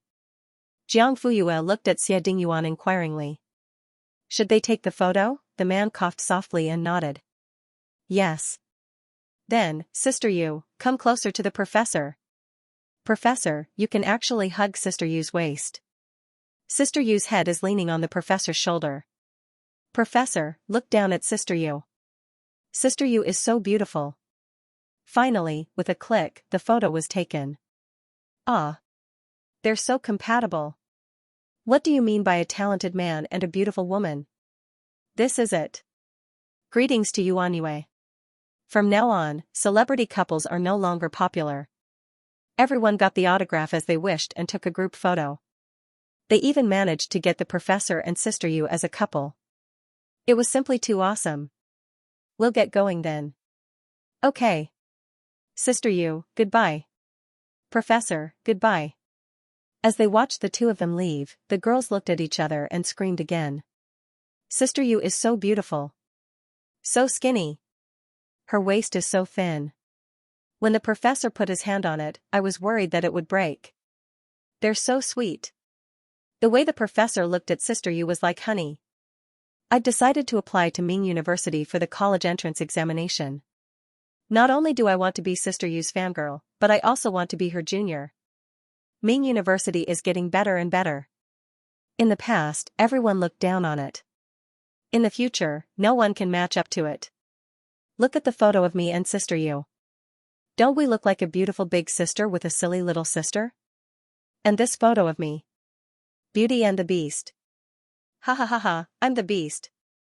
The girls' crisp laughter could be heard from afar. Ah. Today was such a beautiful day, however, at this moment, Professor Xia, who had left, returned. Can I have a photo of me and Yaya? The laughter stopped abruptly. The girls were stunned. After at least 10 seconds, they reacted. Of course. Then, both of them turned on their Bluetooth phones and the transfer was successful. Xie Dingyuan, thank you. You're welcome. Were they dreaming just now? Professor Xia actually asked them for a photo. That night, the girls posted the photo they had obtained on Weibo. This was also what they had promised their fans when they were chosen by Ming University's official Weibo. Go Fugue, don't forget us. I'll definitely take a close-up photo of Sister Yu and post it so that everyone can bask in the joy of the scene. One of the girls could not help but mention that there was a photo of Professor Xia and Sister Yu. She even said that Professor Xia had specially turned back to ask them for this photo. Then, the comments became, "You're a real idiot. I didn't expect you to be this kind of Professor Xia. I bet 2 packets of spicy sticks that he must have secretly come back behind Sister Yu's back. He didn't even tell Sister Yu that he took the photo. I didn't know the professor was so boring, cough cough. I know. Jiang Fuyue was crowned as a god in the academic world after this debate. The more thoroughly Hamasaki Kawashima lost, the more highly she would be praised. She also took this opportunity to organize the new findings from Hamasaki Kawashima's paper into a paper and submitted it to the Lancet. Su Kai-ching, you did it on purpose, didn't you? Jiang Fuyue smiled and did not say anything. Half a month later, the Lancet's latest issue not only published her paper, refuting Hamasaki Kawashima's research on the harm of Shankvot drugs on pregnant women and fetuses during clinical trials, but also included an unprecedented apology statement in Chinese. The content was that Hamasaki Kawashima's wrong paper was published in the journal because the review was not rigorous enough. For this, they expressed their sincerest apology to Ms. Jiang Fuyue and hoped that she could forgive them. In addition, the Lancet editorial team also removed Hamasaki Kawashima's paper, revised the electronic version, and recalled the sold publications. The apology statement would be at the top of the official website for half a month. It was full of sincerity. It also surprised many experts and professors in the industry. People like The Lancet, an influential international authoritative academic journal, had always been licked. Arrogance was engraved in their bones. No one had ever dared to slap them in the face in front of the whole world like Jiang Fuyue. The key was that this slap was so loud that they could not fight back. In the history of academia, this apology was called the bowing of willow leaves, the humility of authority. With this move, Jiang Fuyue had successfully displayed her strong yet weak side to the world. Strong was strong as in tough, and harmful was harmful as in harmful. From then on, the academic world knew that there was a genius girl in Xianxia named Jiang Fuyue. She was not to be messed with. When everything was settled, Jiang Fuyue began her recuperation life under the strong request of her family. She still remembered that day when she was dragged out of the laboratory by Xianxia like a little chick. "Uncle?" Jiang Fuyue was dumbfounded at the time. What was going on? Did she not want face? Su Kaiqing and old Peter were stunned at first, but when they heard how she addressed the person, they began to snicker. Xianxia said, "How many calls did you make to your family? You said you were going back, but in the end, it's like you grew in the laboratory."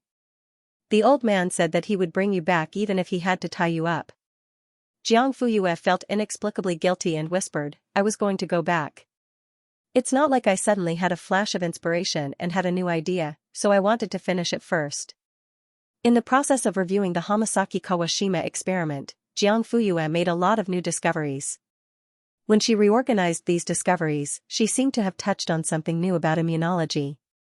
She couldn't wait to explore the results, so she even rejected Xie Dingyuan's date and immersed herself in various experiments, forgetting the time. And also forgetting to go home. That was why Xianxia had personally come to arrest her. I don't know what kind of boyfriend Xie Dingyuan is. It's not easy for him to have some free time, but he didn't take his girlfriend out to play. He left you alone in the laboratory and didn't even ask about you.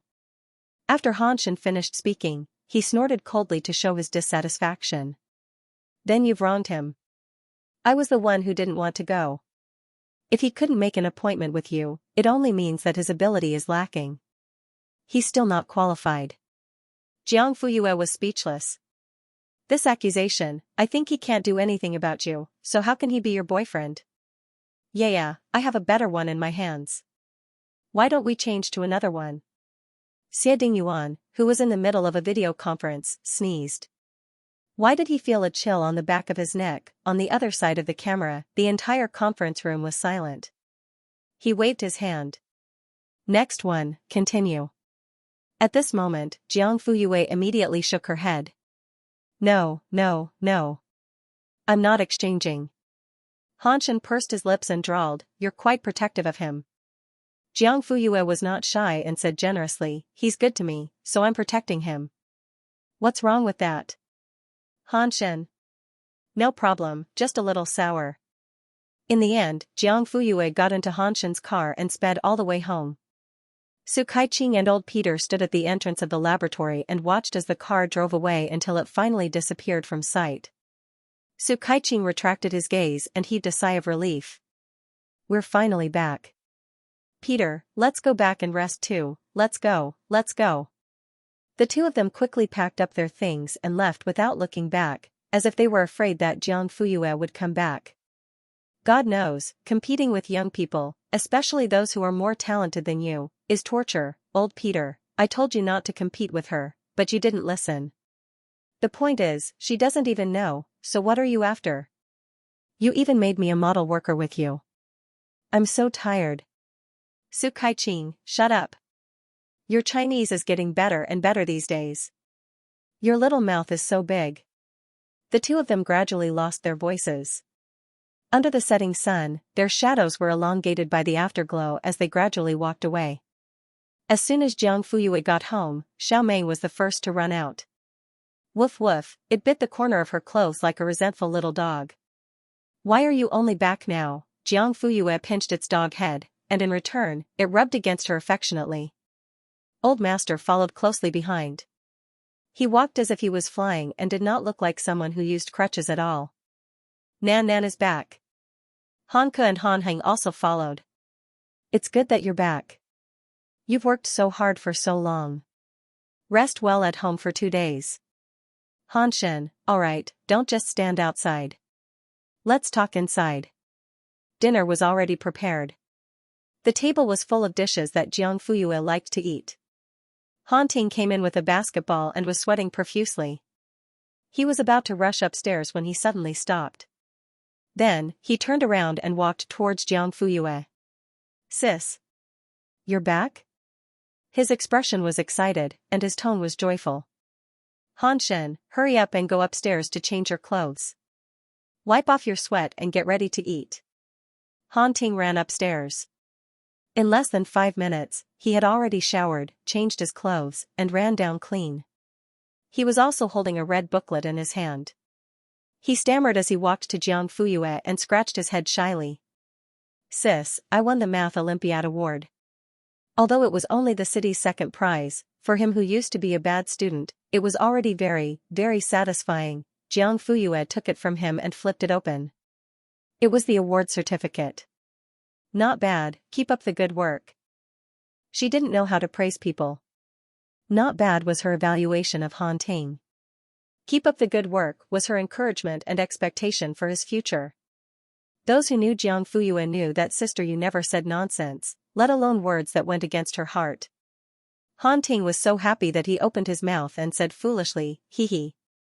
It's all because I did the test paper that you gave me. That's why I did so well. Sis, don't worry, I will continue to work hard. Han Shen looked at the red booklet in his son's hand and frowned. You won an award? When?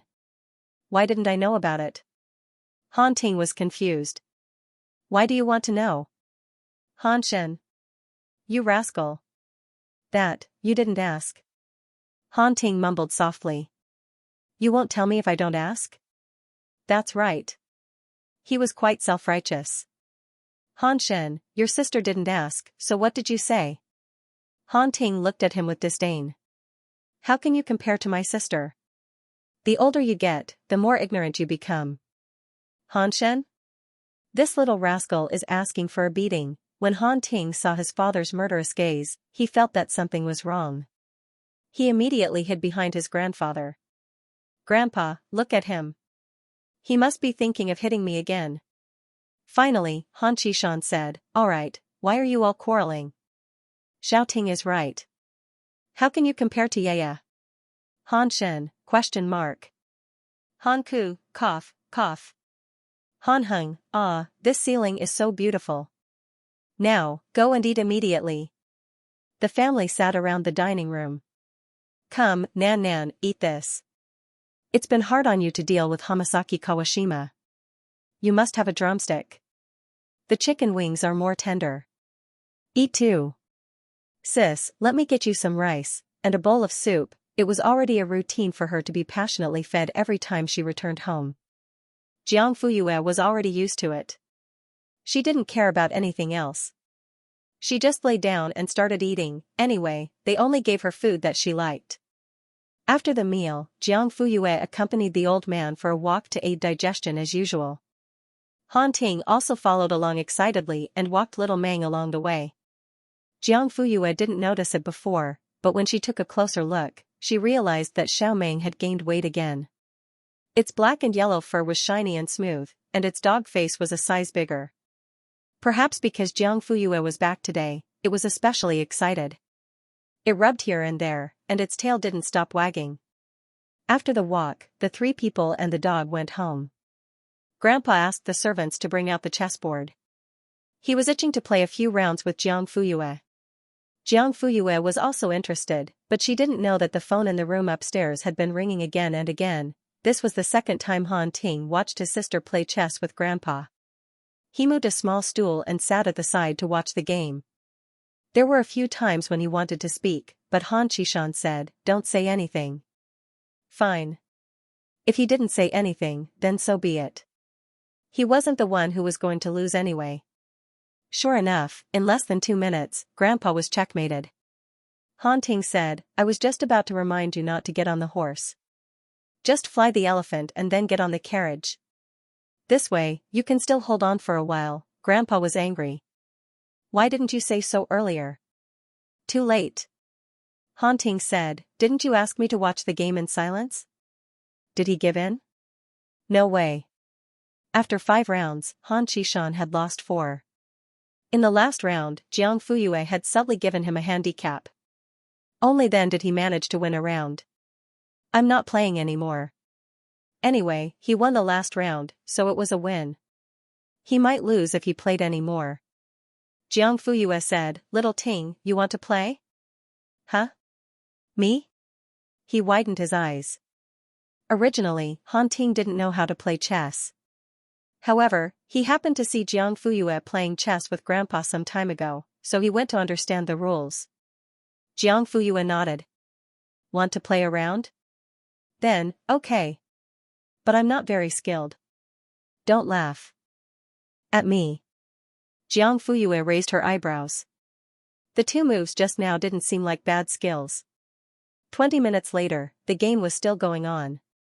Han Ting held his chin and frowned, deep in thought. Then, he took the next step cautiously. Checkmate. Jiang Fuyue sat up straight. Her knight moved forward to protect the checkmate. The crisis was temporarily resolved. Han Ting, checkmate again. Jiang Fuyue's knight returned to its position. In the end, Han Ting took out her knight with a turn of his hand. Jiang Fuyue clicked her tongue. Han Ting looked up at her and smiled foolishly. Hee, the game finally ended after a full 40 minutes. Although Jiang Fuyue won in the end, it wasn't as easy as winning against Old Master Han. Han Ting scratched his head and wasn't depressed. "I told you my skills weren't good enough. See, I lost, and it took me so long." He thought that it was normal for the game to end in 10 to 20 minutes like Old Master Han. He didn't know that the more difficult the opponent was, the longer the game would drag on if both sides were evenly matched. "How long have you been learning?" Jiang Fuyue suddenly asked. "Huh? What did I learn?" Han Ting wasn't in the right state. "Chinese chess." "N." He thought for a while. "About 2 months?" "Yes, more than 2 months, less than 3 months." "What's wrong?" Jiang Fuyue's expression was complicated. "Sister? It's okay. You're very talented." Yi Qianji once said that Lu Mingyue had a superior aptitude for learning Chinese chess. But now, Jiang Fuyue could feel that Han Ting's talent in chess, at least in Chinese chess, should be better than hers. After all, she couldn't play at this level when she only learned chess for 2 to 3 months in her previous life. Han Ting was a little confused and didn't believe it at all. He felt that his sister was comforting him. But he still accepted this favor. He gave Jiang Fuyue a grateful smile. Jiang Fuyue knew that he misunderstood. She didn't explain and only asked, "Do you like Chinese chess?" "In the past, I didn't like it when I didn't understand it. But now that I know the rules, I think it's pretty fun. It's just like that decapitation game where you eliminate the minions along the way before finally killing the big boss. Of course, if your level is high enough, you can also assassinate the boss." Speaking of games, the child's eyes lit up. He was very excited. After Han Ting returned to his room upstairs, Jiang Fuyue found Han Shen. "Yeye? Why are you here?" Han Shen was quite surprised to see Jiang Fuyue looking for him in the study. She didn't beat around the bush and simply told her about the game of chess with Han Ting. Han Shen didn't quite understand. His confused expression was exactly the same as Han Ting's. They were indeed father and son. Chinese chess? When did this brat learn how to play chess? Wasn't he hugging that stupid basketball all day long? Jiang Fuyue's mouth twitched. How little did she care about her son? "Are you sure she's his biological daughter?" Jiang Fuyue solemnly said again. "Han Ting knows how to play chess, and he is very talented in this area." "Him? Talented? Yeah, don't joke around." Han Shen waved his hand as if he had heard a funny joke. Jiang Fuyue's expression turned slightly cold. "Uncle, do you think I'm joking?" Han Shen's smile froze. His gaze was slightly dazed as he met her serious gaze. After a while, he finally reacted. "Really?" "Yes. But I still don't quite believe it. That brat has never been serious since he was young." "This?" She suddenly told him that the brat was actually quite outstanding. To be honest, Han Shen was also someone who was used to seeing storms and waves. However, he still felt that he was caught off guard and couldn't believe it. Perhaps because he had been disappointed too many times, he gradually lost hope. He didn't even think of passing the position of the heir to Han Ting. In the future, when he retired, he would hire a professional manager to manage the company. Han Shen, maybe he just got lucky? Or maybe he really played a little better? As for talent, I don't think so, right? Uncle, he almost beat me.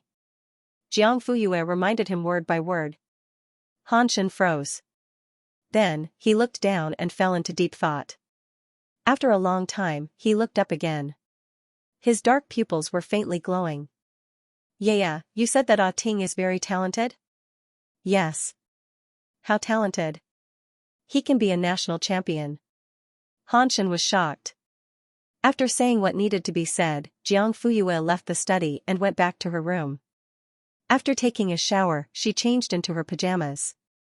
When she picked up the phone on the dressing table, she found that there were 3 missed calls, and all of them were from the same person. She hurriedly dialed back.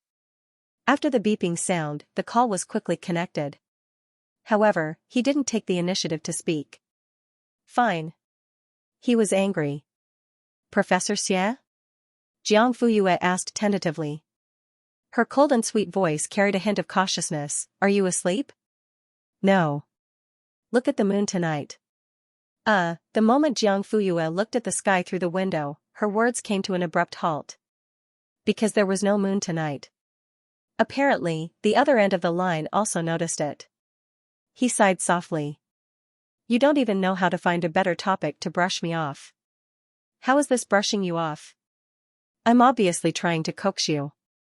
Coax me? Yes, you're angry, and it's because of me. Shouldn't I coax you properly? On the other end of the line, Xie Dingyuan was holding the phone. His ears suddenly turned red. Yes, the temperature of the phone screen must be too high. Sorry, I went home. My phone is upstairs in my room. I didn't hear your call. Suddenly, Xie Dingyuan was like a deflated rubber ball. He lost all his energy. I heard from Mr. Su and Professor Peter that you left the laboratory this afternoon and didn't answer the phone. I thought something happened. Jiang Fuyue didn't answer the phone. Usually, it was because she was working. Her phone was on silent mode or turned off directly. However, even when she wasn't working, she still didn't answer the phone. No wonder Xie Dingyuan was worried. It's good that you're fine. Are you at home? Xie Dingyuan, yes. What about you? Me too. The man's Adam's apple bobbed. Are you done showering? In the room? Jiang Fuyue, yes. Then, can we do a video call? Okay. The two of them hung up the phone and switched to a video call. The moment the call was connected, Jiang Fuyue appeared on the screen, wearing a pink spaghetti strap nightgown. The dim yellow light shone on the girl's snow-white and thin shoulders. Her slender neck, exquisite collarbone, and skin as smooth and white as milk jelly. The man was stunned. Gulp, he couldn't help but swallow his saliva. Jiang Fuyue blinked. Are you thirsty? Thirsty, and hot. Question mark. It was already late autumn. How could it be hot? Oh, Xie Dingyuan was probably the same as her. The floor heating was on in the room. Wasn't she also wearing a nightgown? The two of them chatted for a while. During this time, Xie Dingyuan's eyes were drifting. Every time he looked at the screen, he would look away. Jiang Fuyue. Do you still have things to do? She knew that this person had obsessive-compulsive disorder. He probably hadn't finished his task today and was too embarrassed to hang up the phone. That was why he couldn't sit still. Xie Dingyuan. What? Jiang Fuyue understood how he felt. She felt the same way about today's matters.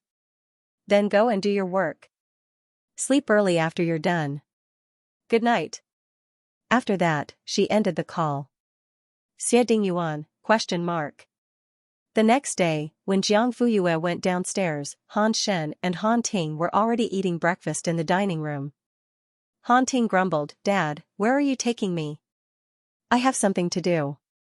Han Shen did not say what exactly it was. After breakfast, he brought Han Ting out. The father and son bickered as they walked. To be precise, it was Han Ting who kept nagging, while Han Shen maintained his aloofness as a father. At 10 o'clock in the morning, Xie Dingyuan called Jiang Fuyue. I'm here. Come out. So fast? Not positive on a date. Something's wrong with your mind. TSK Jiang Fuyue checked herself in the full-body mirror. After confirming that there was no problem, she tied her purse, took her sunglasses and sun hat and went downstairs. When she walked out of the villa, she saw a blue convertible car in front of her. Xie Dingyuan was sitting in the driver's seat. He was wearing sunglasses, and he turned his head and smiled at her. To be honest, Jiang Fuyue was stunned for a moment. First of all, it was this flashy blue McLaren. It was the iconic car of a rich second generation. Didn't Xie Dingyuan like black Mercedes-Benz? Secondly, it was his outfit. She could not see his pants, so it was hard to comment. His usual shirt was changed into a black t-shirt, and his hair was combed up and styled. He looked more than 10 years younger. Yes, cool boy is cool. Jiang Fuyue opened the scissor door of the front passenger seat, closed her legs, and sat in the car. She was glad that she did not wear a skirt today. She wore skinny jeans and riveted boots, so the way she sat in the sports car did not look pretentious. As soon as she fastened her seatbelt, the man could not wait to step on the accelerator. The roaring sound of the engine was suddenly heard. Then, the car shot out like an arrow from a bow. Only a shadow was left on the spacious street. This man was a little crazy today. Jiang Fuyue sat in the car, tilted her head and looked at him with a half-smile. Cough. Xie Dingyuan was the first to lose his cool.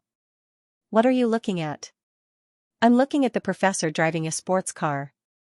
The man blushed and looked a little embarrassed. His eyes showed some uncertainty. Is it strange for me to do this? But didn't the old madam say, girls, especially young and beautiful girls, mostly like bright and handsome boys? You wear a shirt and trousers all day and drive a black Mercedes-Benz. You look like an old man. Are you afraid that others don't know the age difference between you and Yaya? At that moment, Xie Dingyuan was stunned. His eyes were filled with confusion. Can't I dress like this? But Yaya had never mentioned it. Okay, leave it to me. The old lady patted her chest and began to dress him up. 15 minutes later, Xie Dingyuan put on a new t-shirt that she had found in Zhong Xiang's wardrobe and a pair of sunglasses that her mother had given her. Her hair had also been styled. She got into the McLaren that had been parked in the garage for a long time but still looked brand new. Before they left, the old lady promised, "My son is so handsome. Yaya will definitely like it." But from the looks of it, it seemed that, Jiang Fuyue, it's a little strange. The corners of his mouth tightened. But the next second, the girl's words changed abruptly. You're really handsome, just like a college graduate. Really? The man's eyes lit up. His dark pupils were obviously filled with joy, and the corners of his eyes and the tips of his eyebrows relaxed. Jiang Fuyue, was this your style when you were in your early 20s? What kind of style is this? N. Chinibu Playboy. Xie Dingyuan. Didn't you just say that I'm handsome? Why did it change? Jiang Fuyue seemed to know what he was mumbling about. She smiled and said, handsome and Chinibu Playboy don't contradict each other. I'm not Playboy. The honest man's ears were red as he choked out this sentence. Yes, you're not Playboy, and you're very loyal. Was she praising him again? Xie Dingyuan felt his heart go up and down, sometimes heavy and sometimes light.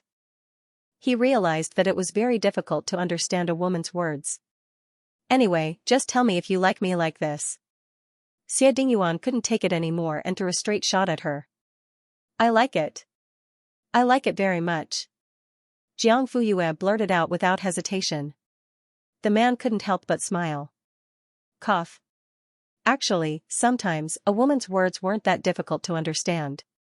Jiang Fuyue, where are we going now?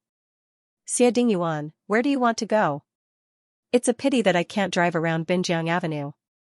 Okay, let's go to Binjiang Avenue first. It was late autumn.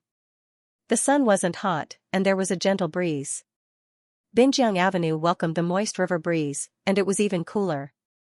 The McLaren sped past, and Jiang Fuyue's long hair was flying in the wind. After driving around, she was a little itchy. Who said that only men liked good cars? Women liked them too. Let me drive around? Xie Dingyuan naturally wouldn't refuse. They stopped at the side of the road and exchanged seats. Jiang Fuyue put her hand on the steering wheel and looked straight ahead. Are you ready? Xie Dingyuan, ? Ready for what? Without waiting for him to speak, he stepped on the gas pedal to the maximum, making a whooshing sound. Then, the car sped off. Xie Dingyuan leaned back and hit the back of the seat. He was a little dazed by the strong wind. Jiang Fuyue felt the pleasure of speeding and didn't let go of the accelerator. As the car sped up, the smile on her face got bigger. Yeah. Xie Dingyuan was rarely strict. There's a speed limit, don't mess around. Jiang Fuyue, I'm not speeding. The man glanced at the dashboard. She really wasn't speeding, but she kept jumping on the edge of the speed limit. Are you scared? She raised her voice and laughed heartily. He gritted his teeth. Little crazy. Jiang Fuyue laughed. She could only maintain this speed for 30 seconds. Okay, I know you're law-abiding. After saying that, she slowed down the car. It was said that Jiang Fuyue was law-abiding, but that was not the case. She followed her own rules and followed the rules in her heart. Therefore, compared to Xie Dingyuan's absolute integrity, her behavior was more casual. At the same time, it meant that she couldn't control herself. She would still do what she thought was right even if her morals didn't allow her to. However, when it came to Xie Dingyuan, she didn't mind following the principles of the general public. In a relationship, other than enjoying the other party's accommodation, there was also a need to give feedback occasionally.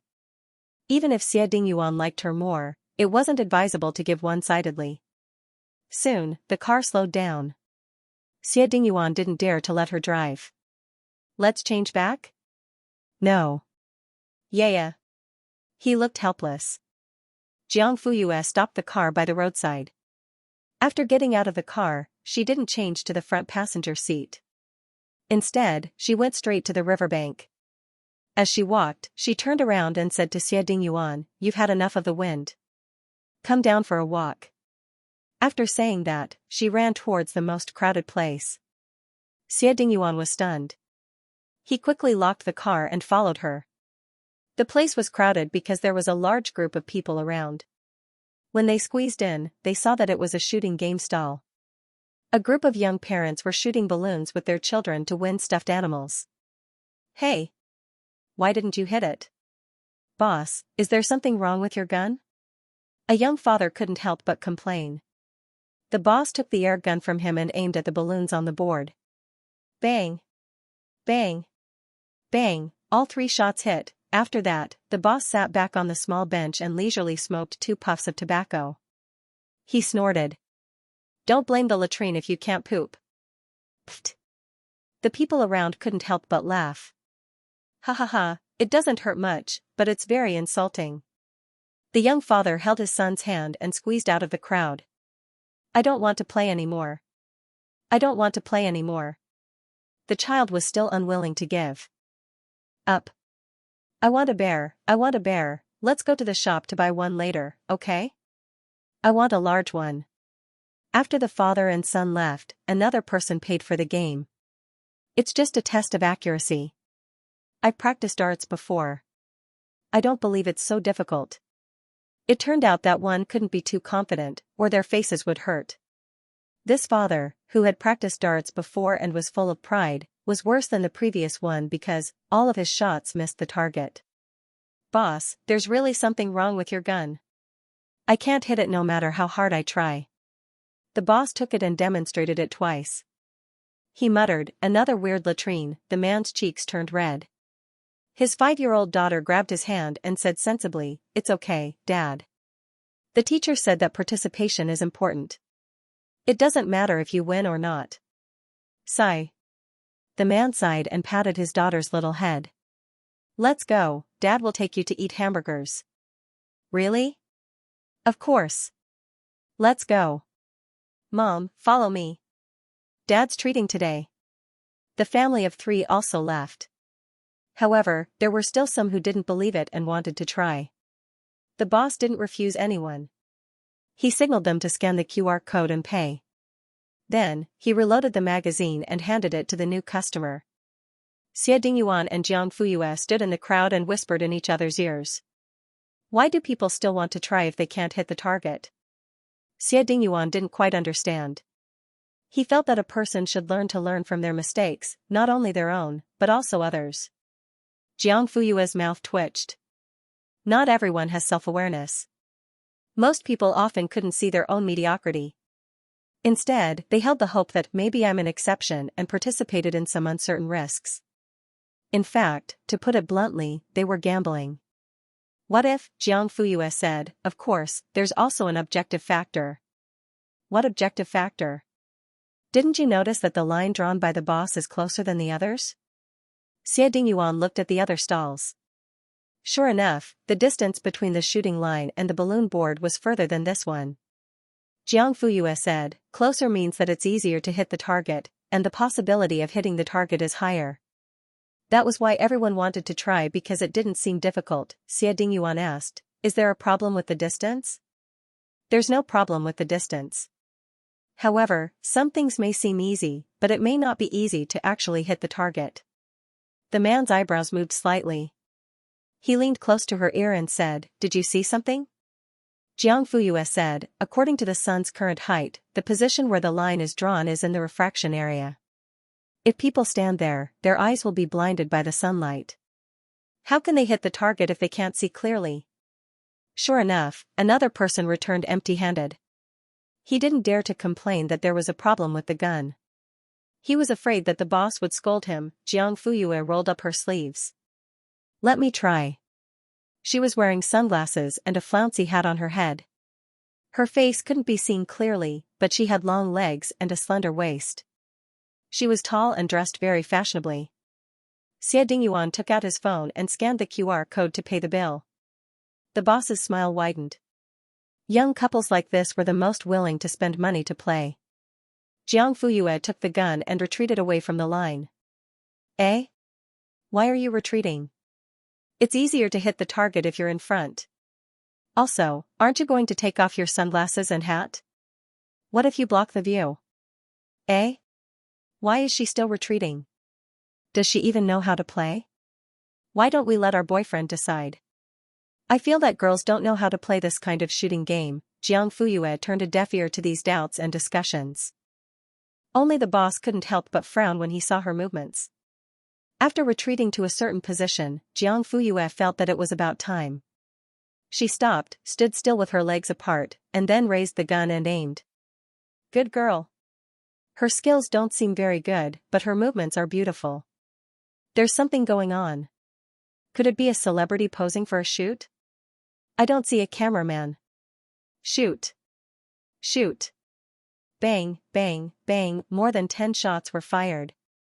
The balloons on the vertical board burst in response, and they burst one by one. Everyone was stunned. The boss was dumbfounded. Only Xie Dingyuan curled his lips and revealed a faint smile. F***CK. W. What's going on? Are my eyes playing tricks on me? A few children jumped up excitedly and clapped while shouting, "Sister is awesome." When all the balloons on the board were cleared, Jiang Fuyue smiled slightly. It's over. Before the boss could react, she raised her chin at Xie Dingyuan. The latter understood and quickly scanned the QR code to pay for the second round. Jiang Fuyue still stood at her original position and used the remaining bullets to clear the balloons on the second board. Suddenly, there was a round of cheers. Wow. The beauty is awesome. This is a perfect shot. She can still clear the board after retreating more than a meter. Awesome. Is she a professional shooter? Is she from the provincial team or the national team? Is she going to participate in the Olympics next year? Since there were only 2 boards, there were no more balloons for Jiang Fuyue to shoot. She put down the gun and walked over to pick up the 2 largest teddy bears, one in each hand. She did not stand on ceremony at all. It was as if she was taking something that belonged to her. When she passed by the boss, she even said infuriatingly, "The prize is not bad." Thanks. Boss, business is booming. Xie Dingyuan also expressed his good wishes. After that, the 2 of them left. Only then did the boss realize that she had won. He could not refuse to give her the prize, But, those two teddy bears were too big. Suddenly, his heart ached. Someone joked, looks like it's not the latrine that has a problem. It's the position of the squatting pit that has to be moved back. Ha ha ha ha, the boss rubbed his hands and started to panic. The rest of the players followed Jiang Fuyue and stood further away. Although they did not win the prize in the end, at least they hit the target. On the other hand, Jiang Fuyue was carrying two teddy bears in her hands. Each of them was about a quarter of a person's height. They were big and heavy, but she had chosen them herself. Even if she had to kneel, she would carry them away. Xie Dingyuan rarely saw her embarrassed look. His eyebrows twitched slightly, and he took out his phone to take 2 photos of Jiang Fuyue. Help me hold them. Wait a moment, I'll take 2 more photos. Yeah, you're so cute. Jiang Fuyue, cute my foot. She really wanted to punch him. In the end, the 2 plush bears were given to the 2 families who lost the game by Jiang Fuyue. The parents of the 2 families had left Jiangtan with their children. Jiang Fuyue bumped into them at the parking lot. Coincidentally, the 2 families' cars were parked next to Xie Dingyuan's McLaren. The reason why they stayed for so long was that the 2 fathers had been seduced by the supercar. They were looking at it and sighing. Oh my god! This shape, this color, it's amazing. And it's a limited edition with the best accessories. It must have cost at least 8 figures, right? Mom, what's Dad doing? I'm envious. Oh, I'm not envious. I'm just envious. Pfft. When Jiang Fuyue and Xie Dingyuan came over, the 2 fathers had already finished admiring the supercar. They wanted to reach out their hands several times, but they restrained themselves in the end. Xie Dingyuan took out the keys. The car's sensor system was activated, and the domineering scissors door opened automatically. The 2 fathers were shocked and quickly took 2 steps back. They realized that the car owner was here.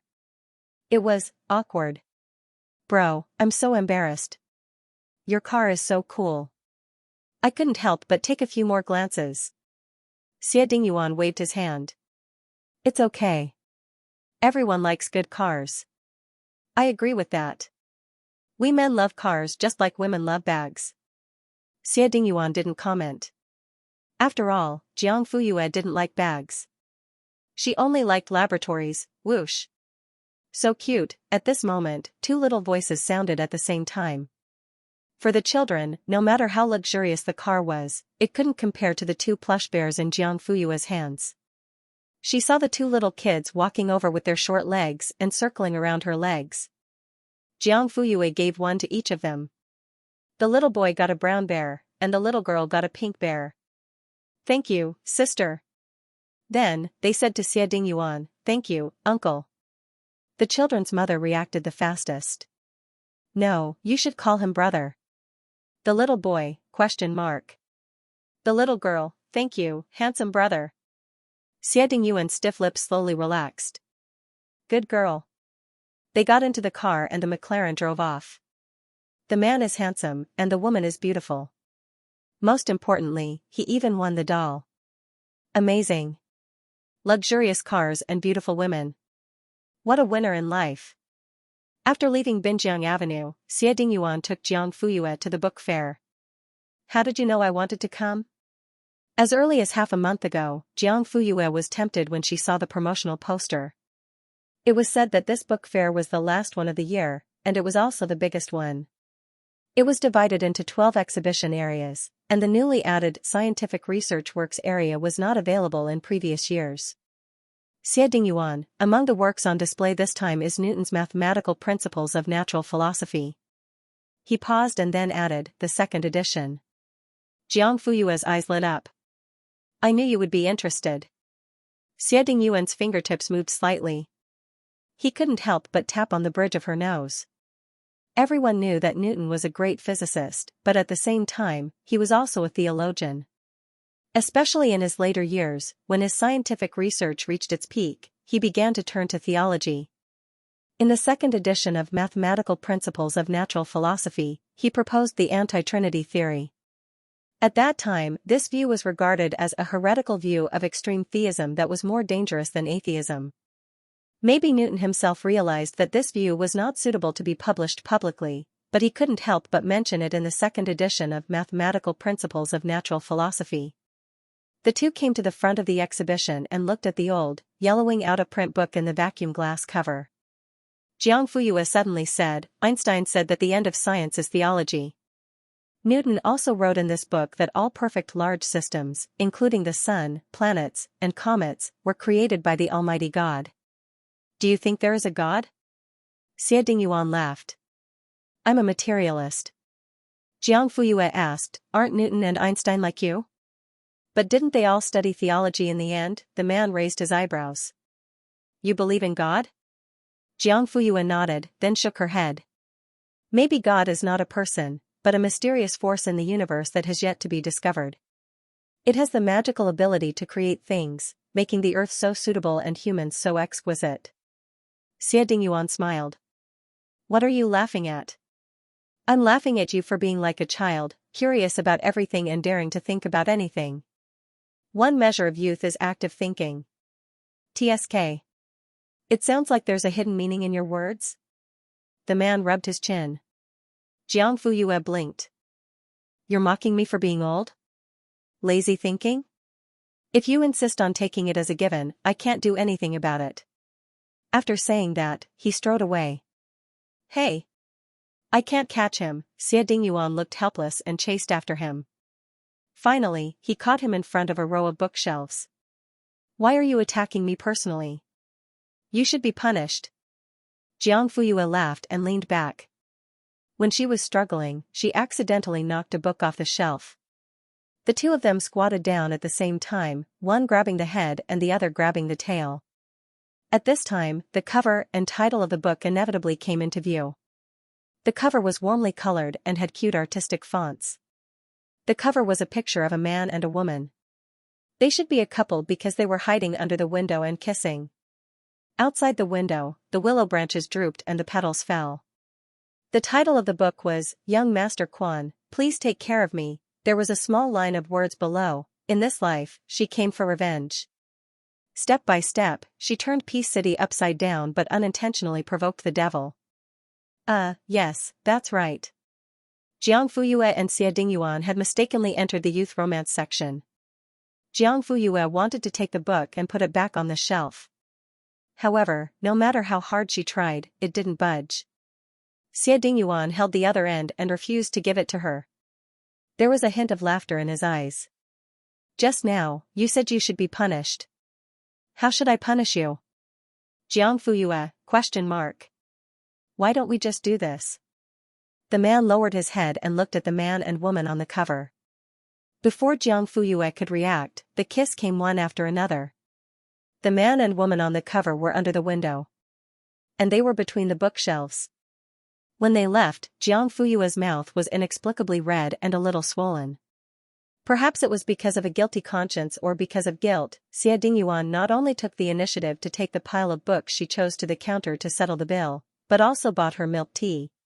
He requested, add ice. Ice was good for reducing the swelling. Xianxia, Professor Xie didn't dare to speak. Xianxua's expression only relaxed when they entered the hot pot restaurant. After eating, Xie Dingyuan drove her home. After getting out of the car, he helped her carry the books in. Xianxia stood on the steps in front of the house with her arms crossed. She looked at him with a half-smile. Why don't you help me carry them in? You can also drink some water and rest before you leave? Cough. I'd like to. He was afraid that he would be beaten up by the 4 great generals of the Han family. Xianxia stretched out her hand. Okay, you can stop here. Give me the books. Not angry anymore? He looked up. Xianxia snorted. The next second, she pounced on him and bit him hard on the lips while he was distracted. Xie Dingyuan's eyes were dazed and his cheeks were burning. You should be punished too. After saying that, she took the bag from his hand and turned to go into the house. Xie Dingyuan stood there in a daze for a long time. It was not until a cool breeze blew across his face that he came back to his senses. When he left, he smiled foolishly and touched the place where Xianxia had bitten him. He started to think about how to punish her more in the future. When Jiang Fuyue reached home, she went back to her room to put away the books. When she was tidying up the books, she realized that the romance novel Young Master Quan, Please Take Care of Me, was also in the books. Xie Dingyuan must have put it in secretly. She looked at the man and woman kissing passionately on the cover. She could not help but think of the scenes with Xie Dingyuan in the afternoon. Tisk, alright, Jiang Fuyue admitted that she was really attracted to him at that moment. After she sorted the books into categories and put them on the bookshelves, Jiang Fuyue went downstairs. She sat in the living room for less than 2 minutes. Han Shen and Han Ting, who had disappeared for a day, came back. I'm really a genius? Han Ting's exclamation came from the entrance. He changed into his slippers and walked to the living room with a surprised look. Han Shen was half a step behind. The corners of his mouth twitched, but he did not answer. Dad, I'm asking you a question. Why aren't you answering? Maybe I need to remind you that you've asked this question 8 times on the way here. This is the 9th time. Han Ting scratched his head. Did I ask this question so many times? Is this stupid son really a chess genius? Han Shen suspected that the old man was old and his eyesight was blurry. There was a problem with his judgment. After hearing Jiang Fuyue's words last night, Han Shen purposely cleared his time today. He did not even go to the office. He pushed aside several important meetings and personally brought his son to the house of the former national chess player, Old Master Qi. Old Master Qi first asked a few simple questions, such as how long he had been learning chess and what he had learned. At that time, Han Ting was still a little confused. He had carefully groomed himself and was escorted by his own father. In the end, he was brought to a blind date to become the son-in-law of a wealthy family. Just to meet an old man? Let him wear a tuxedo. At that time, Han Ting really felt that his father was a little crazy. However, this old man was even more amusing. He asked about chess the moment he opened his mouth. Is this a popular way to start a conversation nowadays? Han Ting rolled his eyes. Chess? What chess? I've never learned it before. Experience? Maybe it's Ma Zori, Xiang Fei Tian, General? Old Master Qi, ? Han Shen gave him a slap. Don't talk nonsense. Speak properly. In the end, he did not ask any more questions and directly set up the chessboard. Whether it was a mule or a horse, he would know after walking it. 2 hours later, Han Ting won. Old Master Qi stared at the chessboard in disbelief. In the end, his whole body was trembling. He grabbed Han Ting's hand as if he had seen his long-lost grandson. Good. Good. Good. He said it thrice in a row with an excited expression. Han Shen's eyes lit up. Only Han Ting was still unaware of the situation. He was indeed a hidden genius who lived a silly life. Digression, the 2 books had a small collaboration. Yes, recommend my completed book, Young Master Quan, Please Take Care of Me. I've fulfilled my dream of publishing. Other than Jiang Fuyue, everyone else was a little dumbfounded. Han Shen roughly explained what had happened. I brought him to Old Master Qi's place today. After hearing this, Han Ku immediately had a whole new level of respect for her nephew. So our Ting is also a genius. Han Heng nodded. He doesn't look like an idiot. So, big brother, what do you plan to do next? Han Shen, me, after Rebirth, I'm all the big boss's White Moonlight. Mingyu is done. Please wait for a moment. After the content is updated, please refresh the page to get the latest update. The media sensationalized the news, and Weibo's trending searches kept popping up. Jiang Fuyue wasn't surprised that Mingyu knew. Yeah. She nodded with a smile. You two should know each other, right? As she spoke, she picked up a piece of pork rib and put it in his bowl. Eat more. You're too thin. Although he already knew the answer, Mingyu still couldn't help but feel bitter when he heard her admit it. Congratulations. The 2 short words seemed to use up all of his strength. Jiang Fuyue smiled. Thank you. In the second half of the meal, Mingyu ate quietly and didn't speak anymore. Yi Qianji and Miao Rue, on the other hand, were fighting over the seafood and didn't stop. After eating, Jiang Fuyue went to pay the bill. Then she sent Xianxia and Mingyu back to the Angelica before leaving. Are you okay? Xianxia couldn't help but ask when she saw that Mingyu didn't look too good. Mingyu waved his hand. Before he could finish his sentence, he felt his stomach churn. He retched and staggered toward the bathroom with the help of his crutch. The sound of vomiting came, accompanied by heavy breathing and exhalation. Xianxia waited for him. After he finished vomiting, she handed him a tissue and sighed. Don't force yourself if you can't eat. You're the one who feels uncomfortable. Mingyu took it and thanked her. If I don't eat, she'll be worried. Why do you have to do this? Mingyu shook his head. Xianxia, just be stubborn. Then she left in a huff. Mingyu looked at the mirror in front of him. The mirror reflected his thin cheeks and the white hair hidden in his black hair. A bitter smile gradually crept up the corner of his mouth. No matter how good the hair cream was, it couldn't change the fact that he was old. He shouldn't be disappointed, because he shouldn't have had any extravagant hopes. Mingyu, oh Mingyu, how are you worthy? On Jiang Fuyue's way back, Xie Dingyuan called. Hello? The person on the other end paused. You're driving? Yes. How do you know? I could tell. There was no one else who could compare with him in terms of insight. Do you have something to do? Jiang Fuyue said softly, but I'm done. I'm on my way home. Where are you now? She answered honestly. What's wrong? It was rare for Xie Dingyuan to get to the bottom of things like this. The person on the other end coughed softly and seemed a little embarrassed. I'm at ANG bar. Can you come and pick me up? He said the last 4 words softly and softly. He was afraid that Jiang Fuyue would be angry. To be honest, he wasn't angry, but he was surprised. Xie Dingyuan actually went to a bar? Tisk. You drank? Yeah. This was even more miraculous. Hold on, I'll be right there. Jiang Fuyue ended the call and immediately turned around, speeding in another direction. Half an hour later, the car stopped at the entrance of ANG bar. Xie Dingyuan was standing on the stairs. When he saw her, he felt relieved. Yeah. Before he could finish his sentence, a figure who was lying on the ground stretched out his long arm and hugged Xie Dingyuan's neck. Old Xia, let me tell you. She doesn't know what's good for her. She's blind. As he said that, he leaned on Xie Dingyuan and gave a big and smelly burp. Jiang Fuyue clearly saw that Xie Dingyuan's expression changed. He clenched his cheeks and the veins on his forehead bulged. He was on the verge of exploding.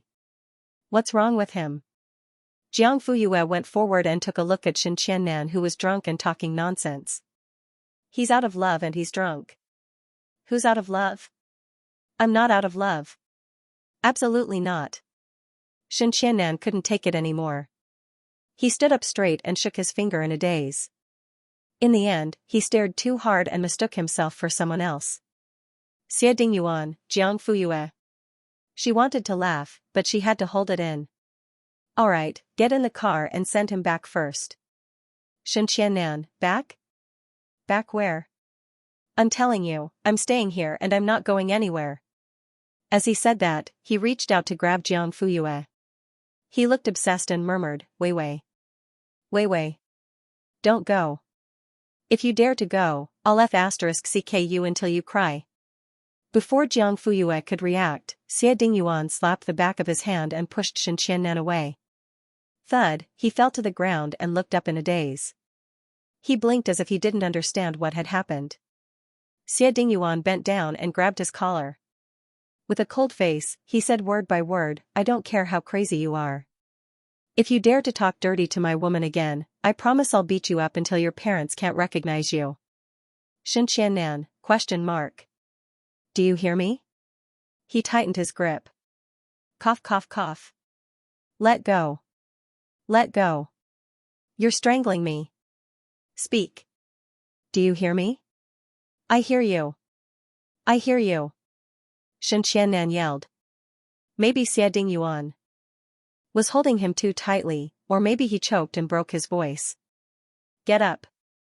Xie Dingyuan stopped and stood up straight. He looked at him condescendingly. Xianxia didn't move.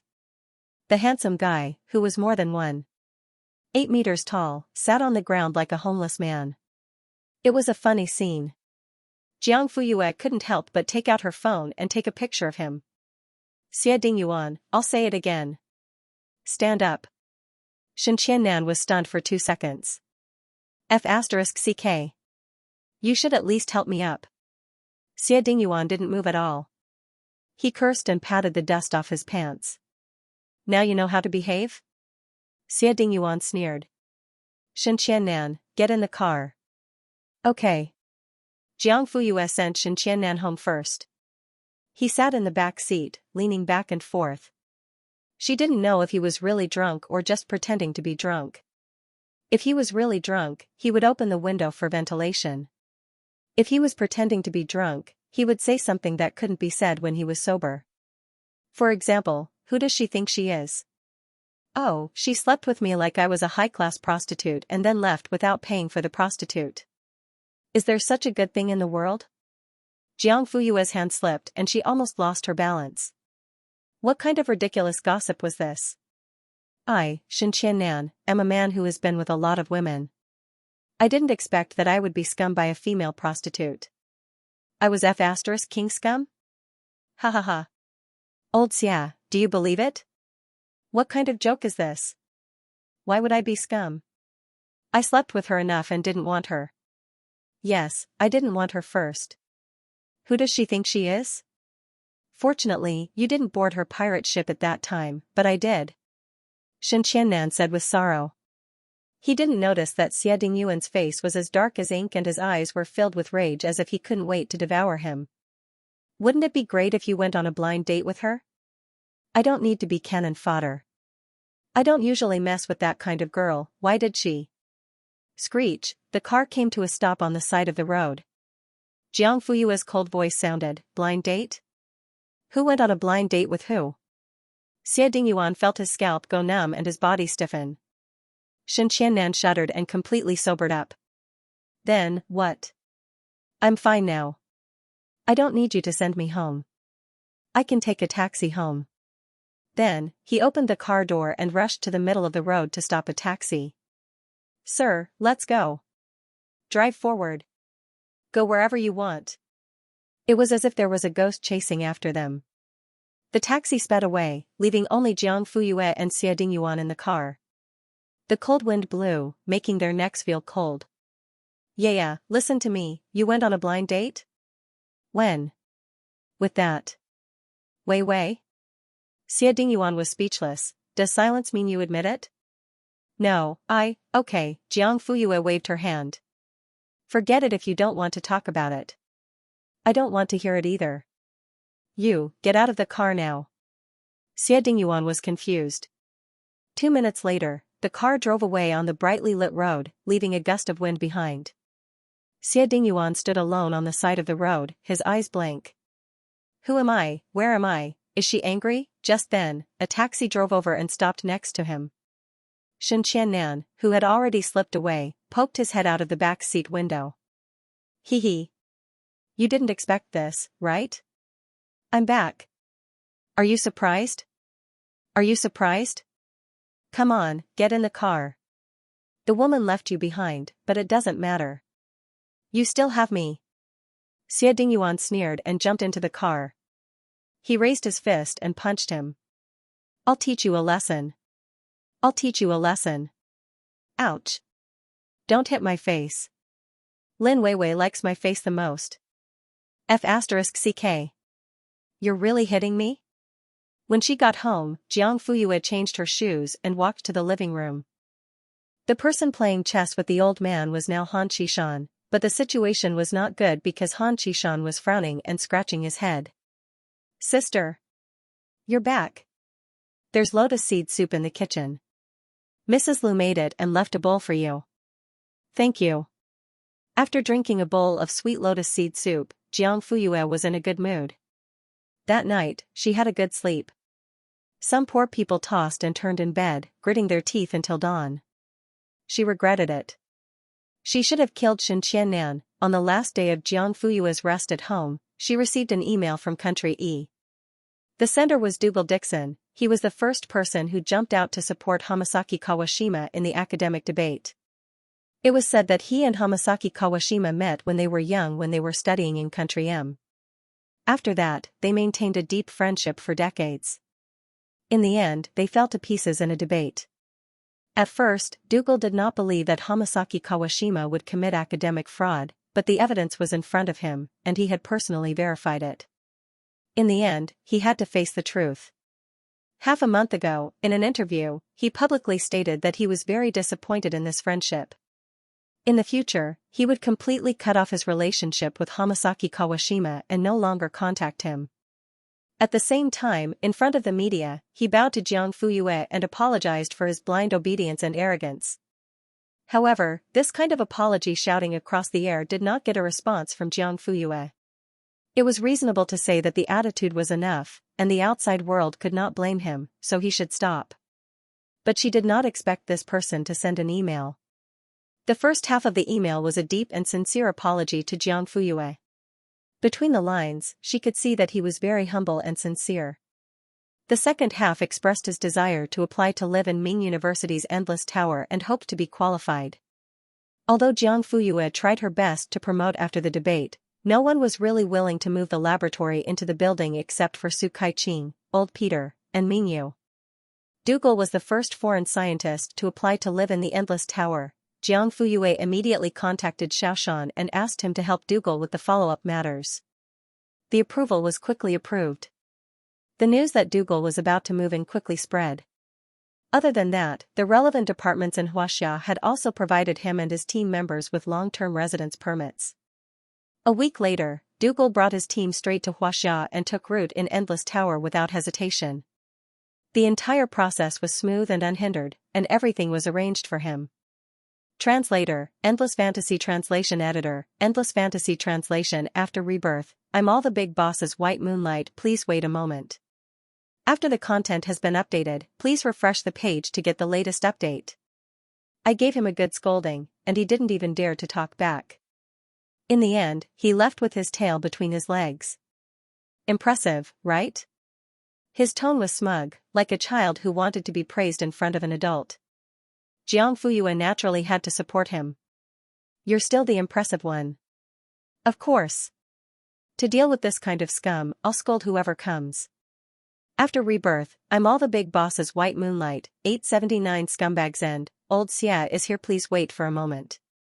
After the content has been updated, please refresh the page to get the latest update. Xia Dingyuan coughed. It's old history. Why are you still talking about it? At that time, he had not been with Jiang Fuyue yet. In other words, Xia Dingyuan had never thought that he would meet someone he liked in this life. But I want to hear it. Hear what? About the blind date. Yeah. The man looked helpless. Can't we just let bygones be bygones? Jiang Fuyue wiped her sweat with a towel. When I didn't know about it, I just let bygones be bygones. But now that I know, I can't help but be curious. What do? You think I should do? Xia Dingyuan was speechless. Once again, he wanted to kill Shen Qiannan. Do you really want to hear it?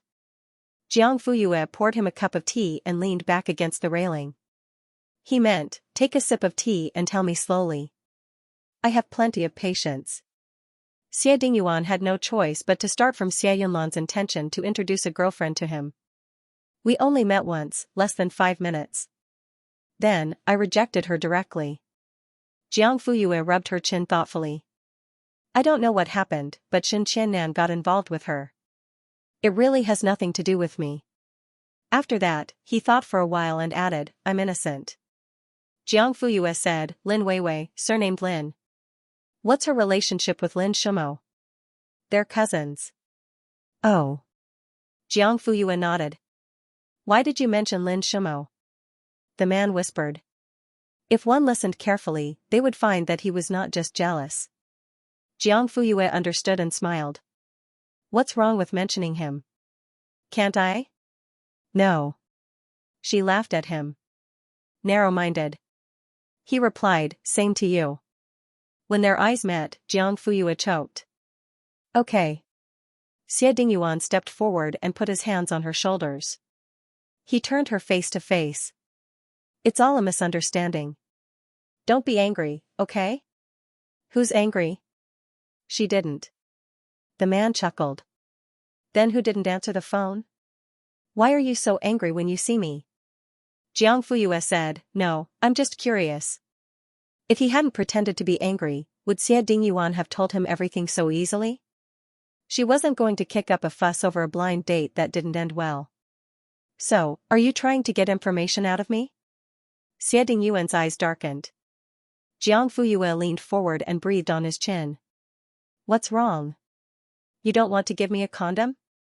Soft and fragrant, her breath smelling like orchids, no man could resist it. Xie Dingyuan's depression instantly dissipated after she stuck close to him, glanced at him, and asked him that question. He gritted his teeth, feeling both love and hate. You're just relying on the fact that I like you. Those who were favored were always fearless. Against Jiang Fuyue, no matter how strong he was, he would still lose in the end. He simply lay down and stopped struggling. Yeah, I'm very worried that you didn't answer the phone. Jiang Fuyue's heart skipped a beat. What an aggrieved tone, I've already come looking for you, but you're still avoiding me.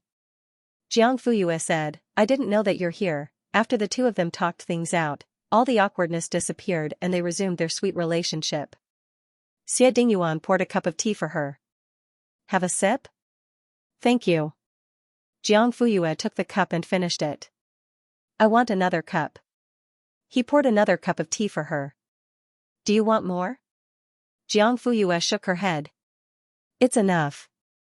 Xie Dingyuan reached out and tucked her hair behind her ear. Are you done with your exercise? There's one more movement left. Handstand? Yes. Jiang Fuyue didn't like to stop halfway.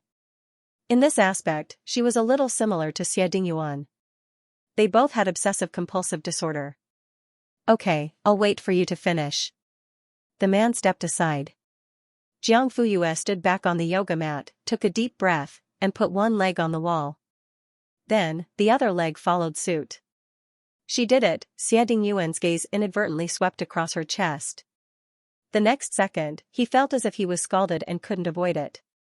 But even so, that scene kept replaying in his mind. The low U-shaped neckline wrapped tightly around her.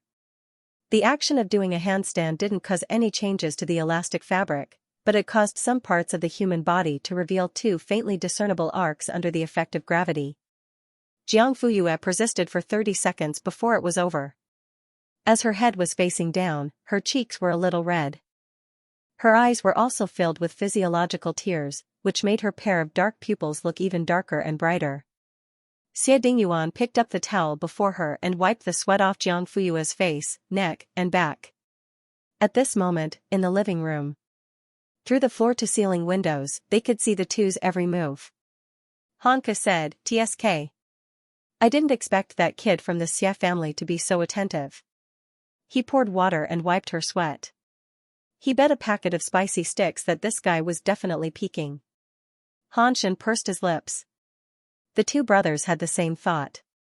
His yaya was beautiful and had a good figure. Standing so close to her, he didn't believe that Xie Dingyuan didn't have any thoughts. Only old Master Xie didn't understand. He laughed and praised, that kid from the Xie family is quite attentive. Han Shen, Han Ku, Han Qishan said, actually, this kid is not bad. He comes from a prestigious family and has a strict upbringing. He has a successful career at such a young age. His looks and figure are not bad. Of course, the most important thing is that Yaya likes him. Old Master Xia realized that this young man had quite a lot of good points. Han Shen didn't comment on this. He only said, Yaya seems to have finished her exercise. Go and ask them to come in. Hanke volunteered. I'll go and ask them to come in. Let's see if you still dare to look around when they're in the house. Since Xie Dingyuan was here, he had to stay for lunch. At noon, Mrs. Lu prepared a few more dishes. When they were at the table, they wanted to drink some wine. However, considering that Han Shen and Han Ke had to go to the office in the afternoon and smelled like alcohol, and Xie Dingyuan had to drive, they didn't want to drink. During the meal, Old Master Xia asked Xie Dingyuan a lot of questions. He answered them honestly, neither servile nor overbearing. It wasn't just that the two of them regretted that they didn't meet earlier. Occasionally, Han Shen and Han Ku would chime in and say that Xie Dingyuan would accept everything. In this way, Jiang Fuyue became an outsider. Other than focusing on eating, there was nothing else she could do. After lunch, Han Shen and Han Ku went to the office separately. Old Master Xia wanted to take a nap. Jiang Fuyue brought Xie Dingyuan to her bedroom. However, when they were going upstairs, Xiao Meng barked and rushed over. It bit Xie Dingyuan's trousers and refused to let go. What's wrong with this dog? Maybe it doesn't want you to go upstairs. Woof, woof. Xie Dingyuan wanted to pat the dog's head, but Xiao Meng barked even louder. It bared its teeth and looked fierce. Xie Dingyuan, does it have something against me? Jiang Fuyue. Maybe? Maybe? Maybe? Woof, woof. That's right, in the end, the dog was finally settled with a beef rib. Woof. For the sake of the snacks, I'll let you go today. Xie Dingyuan followed Jiang Fuyue to the second floor. When they opened the door, they saw a sea of pink. Do you like this style? The man's voice had a hint of uncertainty. There was a hint of teasing in his uncertainty. My uncles took care of it. Xie Dingyuan understood. Which family's little princess didn't wear pink? They're very good to you. Of course. How can my uncles not be good? Other than the pink color in the room, the most eye-catching thing was the pile of stuffed animals in the corner. There were different shapes and colors. Even the fur was different. For example, there were long straight fur, short curly fur, big waves, small ripples. Xie Dingyuan couldn't imagine Jiang Fuyue hugging the stuffed animals and acting cute like a normal little girl. What are you thinking about? Jiang Fuyue couldn't help but ask when she saw that he didn't move for a long time and seemed to be deep in thought. You. I'm thinking about how you look like hugging the stuffed animals. Jiang Fuyue's mouth twitched. You don't have to think about it. These are all my uncles.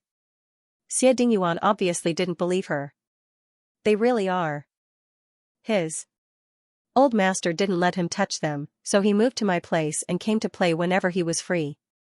This time, Han Heng's background was exposed. Xie Dingyuan sat on the edge of the bed. As he got closer, he smelled a unique citrus scent. It was Jiang Fuyue's scent. Do you want to rest for a while? She asked. Xie Dingyuan, here? Jiang Fuyue nodded. You can sleep on my bed. Then you stay with me. Xie Dingyuan got up and closed the curtains. Then he hugged Jiang Fuyue and lay on the bed. You didn't pick up my call last night and I didn't sleep well. I don't care. You have to compensate. Jiang Fuyue didn't move and let him hug her. Her heart softened. Okay. Fine, I'll compensate you. The two of them slept until 4 o'clock. Jiang Fuyue woke up first. She didn't want to wake Xie Dingyuan up, so she tried not to move. The man's chest was like a big stove. When her back was pressed against it, her whole body felt warm and cozy. Jiang Fuyue subconsciously rubbed against him. He really didn't have a good rest. At this moment, he was sleeping very soundly and didn't notice at all. Jiang Fuyue looked at the closed curtains. There was only a gap in the middle. White light came in and cast obvious spots on the floor. As she looked at it, she didn't know when she fell asleep again. When she woke up again, she was woken up by a kiss. Jiang Fuyue opened her eyes and saw the man on top of her. His eyes were dark and deep, and there was a faint smile. You're awake? She pushed his chest and tilted her head to the side. Stop kissing, yeah, you smell so good. He rested his head on her shoulder and kissed the side of her neck. It was hot and itchy. What time is it? Jiang Fuyue asked. The man's voice was unclear. 5 o'clock. Hiss. It's so late? Yes. In a while, the old master will ask us to go downstairs for dinner. Sure enough, in less than 15 minutes, a servant came to urge her. Little miss, you can go downstairs for dinner. At this moment, Jiang Fuyue was in Xie Dingyuan's arms. He kissed her until she was panting. Okay, I'll be right there. When she and Xie Dingyuan came down from the second floor, Han Qishan was sitting on the sofa in the living room. When he heard the noise, he shot a sharp look at them. Especially the way he looked at Xie Dingyuan, it was no different from looking at a hooligan. He just took an afternoon nap, and this guy went up to the second floor. Xie Dingyuan stayed for dinner at the Han family's house. However, Han Shen and Han Ku were not back. Han Heng had gone on a business trip 2 days ago, so the dinner table was a little empty. But fortunately, Han Qishan and Xie Dingyuan could talk more or less, so there was no awkward silence. In the end, the two of them talked about something and even started drinking. The old master was a good drinker. He wanted to make Xie Dingyuan drink, so he filled his glass several times. However, Jiang Fuyue stopped him at the last time. Even so, Xie Dingyuan's face was still red when he left, and his eyes were a little hazy. Jiang Fuyue drove him back. "What will you do when you come back?" "I'll drive his car back and return it another day." Han Qishan nodded. Okay, Jiang Fuyue did not dare to send Xie Dingyuan back to the Xie family's old mansion. It was really embarrassing for him to be drunk like this, and it would be difficult to explain. He said, "Let's go to the apartment. I've already arranged it." If it were not for the incident with Hamasaki Kawashima's thesis, Xie Dingyuan would have taken her to watch a movie in the apartment. The car was parked downstairs, and Jiang Fuyue sent him upstairs. After the two of them got out of the elevator, Xie Dingyuan suddenly could not find the key. "It's in my pocket." "I remember." Jiang Fuyue had no choice but to reach out to touch it. This time, she did not find the key, but she touched the hard muscles of the man's thighs. Xie Dingyuan's body stiffened, and he began to call her name in a daze. "Yeah. If you touch it again, it's going to be on fire." Jiang Fuyue did not know whether to laugh or cry. "Behave yourself if you're drunk. Stop fooling around." "I'm not drunk. I know it's you. You're soft and fragrant." What kind of words were these? It was not easy to find the key. Jiang Fuyue opened the door and helped Xie Dingyuan into the bedroom. He fell on the bed in a daze. His hand was still stretched out, wanting to pull her to watch a movie. "This time, we won't watch sci-fi movies. Let's watch a romance movie. I have a lot of classic old movies. I thought you would like one of them. You can choose whatever you want." After saying that, he turned over and fell asleep on the bed. Jiang Fuyue sighed softly. She pulled her wrist out of his palm, took off his clothes, and put on his pajamas. Just this step alone took more than 10 minutes. Moreover, it was under the premise that Xie Dingyuan fell asleep and did not make any noise. After changing into his pajamas, Jiang Fuyue went to the bathroom to wet a dry towel. She wiped his face, covered him with the blanket, and turned to leave. She drove Xie Dingyuan's car back. In the end, there was a loud crash midway and the body of the car also shook. The car had broken down. Jiang Fuyue, it was the middle of the night. Why was she so unlucky? Fortunately, the towing company provided night service. Jiang Fuyue made a call, and the other end said that they would be here soon. She heaved a sigh of relief. She sat in the car, turned on the low-beam headlights and double flash, and locked the car door. No one could guarantee that a bad guy would not suddenly appear in the dark. It was never wrong to be cautious. 10 minutes later, the towing company still had not arrived. Jiang Fuyue was a little impatient. The cramped car made her chest feel stuffy, and she could not breathe properly. She pushed open the door and got out. She walked around the car. However, it was too late, and she did not dare to stay outside for too long. She took a deep breath, went back into the car, locked the car door and windows, and waited quietly. Suddenly, she turned her head sharply to look behind her. As far as the car's headlights could see, the road was empty. There was nothing. Jiang Fuyue frowned. She clearly felt a prying gaze just now. Xie Dingyuan got up, drew the curtains, and carried Jiang Fuyue to the bed. "You didn't answer my call last night, so I didn't sleep well. I don't care. You have to compensate." Jiang Fuyue didn't move and let him hug her. Her heart softened. "Okay. I'll compensate you." The two of them slept until 4 o'clock. Jiang Fuyue woke up first.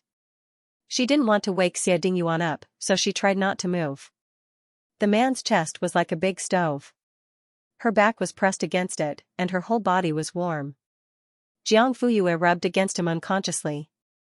He probably didn't have a good rest. He was sleeping so soundly that he didn't notice it at all. Jiang Fuyue looked at the closed curtains. There was only a gap in the middle, and the white light came in and cast obvious spots on the floor. She looked, and unknowingly, she fell asleep again. When she woke up again, she was awakened by a kiss. Jiang Fuyue opened her eyes and saw the man on top of her. His eyes were dark and deep, and there was a faint smile. "You're awake?" She pushed his chest and tilted her head to the side. "Stop kissing, yeah, you smell so good." He rested his head on her shoulder and kissed her neck. It was hot and itchy. "What time is it?" Jiang Fuyue asked. The man's voice was unclear. 5 o'clock, hiss. "It's so late?" "Well, in a while, the old man will call us down for dinner." Sure enough, in less than 15 minutes, a servant came to urge her. "Little miss, you can go down for dinner now." At this time, Jiang Fuyue was in Xie Dingyuan's arms. He kissed her until she was panting. "Okay, I'll be right there." When she and Xie Dingyuan came down from the second floor, Han Qishan was sitting on the sofa in the living room. When he heard the noise, he shot a sharp look at them. Especially the way he looked at Xie Dingyuan was no different from looking at a hooligan. Good heavens, he had only taken a nap, and this brat had already gone up to the second floor. Xie Dingyuan stayed at the Han family for dinner. However, Han Shen and Han Ku were not back yet, and Han Heng had gone on a business trip 2 days ago. Therefore, the dinner table seemed a little empty. Fortunately, Han Qishan and Xie Dingyuan were able to chat more or less, so there was no awkward silence. In the end, it was unknown what the two of them were talking about, but they actually started drinking. The old man was a good drinker. He wanted to make him drink Xie Dingyuan, so he filled his glass several times. However, Jiang Fuyue stopped him at the last time. Even so, when Xie Dingyuan left, his face was still red and his eyes were a little misty. Jiang Fuyue drove him there. "Then what if you come back?" "I'll drive his car back and return it another day." Han Qishan nodded. Alright, Jiang Fuyue did not dare to send Xie Dingyuan back to the Xie family's old mansion. His drunken appearance was really undignified, and it would be difficult to explain. He said, "Let's go to the apartment. It's already been set up." If it were not for the incident with Hamasaki Kawashima's thesis, Xie Dingyuan would have brought her inside to watch a movie. The car was parked downstairs, and Jiang Fuyue sent him upstairs. After the two of them got out of the elevator, Xie Dingyuan suddenly could not find the key. "It's in my pocket." I remember, Jiang Fuyue had no choice but to reach out to touch it. This time, she did not find the key. Instead, she touched the hard muscles of the man's thighs. Xie Dingyuan's body stiffened, and he began to call her name in a daze. "Yeah. If you touch it again, it's going to be on fire." Jiang Fuyue did not know whether to laugh or cry. "Behave if you're drunk. Stop fooling around." "I'm not drunk." "I know it's you. You're soft and fragrant." What kind of vulgar words were these? It was not easy to find the key. Jiang Fuyue opened the door and helped Xie Dingyuan into the bedroom. He fell on the bed in a daze, and his hand was still stretched out, wanting to pull her to watch a movie. "This time, we won't watch a sci-fi movie. Let's watch a romance movie. I have a lot of classic old movies. I think you'll like one of them. You can choose whatever you want." After saying that, he turned over and fell asleep on the bed. Jiang Fuyue sighed softly and pulled her wrist out of his palm. Then, she took off his clothes and put on his pajamas. Just this step alone took more than 10 minutes.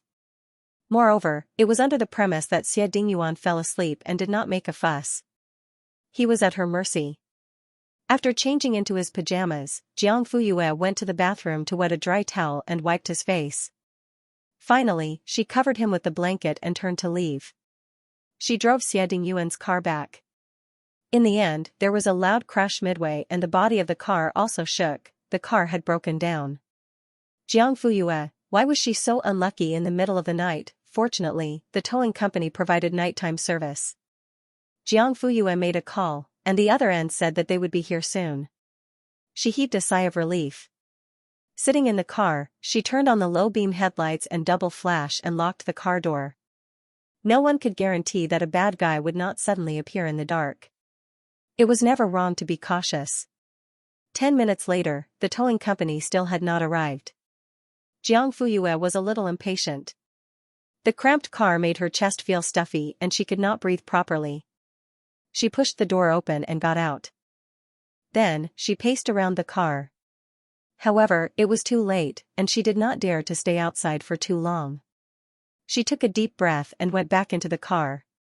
She locked the car door and windows and waited quietly. Suddenly, she turned her head sharply to look behind her. As far as the car's headlights could see, the road was empty. There was nothing. Jiang Fuyue frowned. She clearly felt that someone was looking at her just now. 8:81 After waiting for nearly half an hour, the towing company finally arrived. The car was towed away. On the way, Jiang Fuyue made a call and asked the family chauffeur to come and pick her up. Yeah. Uncle, why are you here? Hanshan drove here personally. I just got off work. It's on the way. When they got home, it was already 10 o'clock. Grandpa Shen was waiting for them in the living room. Are you okay? Jiang Fuyue shook her head. It's all taken care of. The next day, Jiang Fuyue called Xie Dingyuan early in the morning. No one picked up. After breakfast, she called again. Still, no one picked up. Jiang Fuyue frowned. What's wrong, yeah? Hanshan was concerned when he saw that her expression was not right. Uncle, I'm going out for a while. After that, she took her coat and bag, took the car key, and soon disappeared. Han Qishan, what is this child doing? She's in such a hurry. Han Shen, I'm not sure. But it definitely had something to do with Xie Dingyuan. At 9 o'clock in the morning, Jiang Fuyue arrived at the apartment. The lock was a combination of a password, a fingerprint, and a key. When she opened the door yesterday, she had already recorded her fingerprint. So, after ringing the doorbell twice and no one opened the door, Jiang Fuyue used her fingerprint to unlock the door and entered. It was too late yesterday, and the light was dim. She did not have time to take a good look at the furnishings and decorations. The living room was bright and clean, and the lighting was excellent. Every corner was clean and tidy, and the things were placed neatly. It was simple and crisp. It was Xie Dingyuan's style. Jiang Fuyue changed into slippers, took off her coat, and walked to the master bedroom. She pushed the door open. The room was dark and quiet. On the 2-meter-long bed, there was a lump in the cup. She walked over and saw a certain someone sleeping soundly on his side. Was he that sleepy? Jiang Fuyue wanted to reach out to feel the temperature of his forehead. As soon as her palm touched his forehead, her wrist was grabbed. The man who had his eyes closed suddenly opened his eyes. His originally deep pupils were covered with drowsiness when he just woke up. The fierceness faded, and there was a hint of gentleness and haziness. Jiang Fuyue, did I wake you up? Xie Dingyuan shook his head. I smelled the fragrance on your body. Fragrance? I didn't wear perfume. Anyway, I smelled it. Jiang Fuyue pressed her palm on his forehead for more than 10 seconds, and then motioned for the man to let go. Xie Dingyuan did not let go. Why? Are you afraid that I'll get sick? Jiang Fuyue glanced at him. Your temperature is normal. You don't have a fever. It's just 2 glasses of wine. I'm not that useless. He muttered softly. Then why didn't you pick up the phone? Xie Dingyuan was stunned. You called me? Jiang Fuyue, too. He wanted to look for his cell phone, but he could not find it. Call me again. In the end, he found it in the pile of clothes he changed out of yesterday. It's on silent mode. Xie Dingyuan did not know when it was turned on. It was very likely that he pressed the wrong button. I thought you were deliberately taking revenge on me. Jiang Fuyue sat by the bed and looked at him with a faint smile. She did not pick up his call before, and now it was his turn to return the favor. Very good. The man's mouth twitched. Am I such a petty person? Then, he sat up, raised his hand to support his forehead, and rubbed his temples with his fingers. The after effects are quite strong. What time is it? Jiangfuyue, 9:15. Why? Are you here so early? Thinking of how she reached out to check the temperature of his forehead when she came in, Xie Dingyuan, do you think I'm sick? Jiangfuyue rolled her eyes at him, who told you not to pick up the phone? The man moved in front of her, I'll be careful in the future. I won't turn on silent mode randomly. Okay. But I'm very happy that you're worried about me. Even if he was sick, he was still happy. Xie Dingyuan reached out and hugged her waist, then pulled her to the bed. Both of them lay down together. Hiss, Jiangfuyue was caught off guard, what are you doing? Sleep with me for a while more. After that, he wrapped his hands around her and pulled the blanket over them. Warmth came over her. Not only was it from the blanket, but it was also from the man's body. Jiangfuyue, you didn't eat breakfast. Aren't you hungry?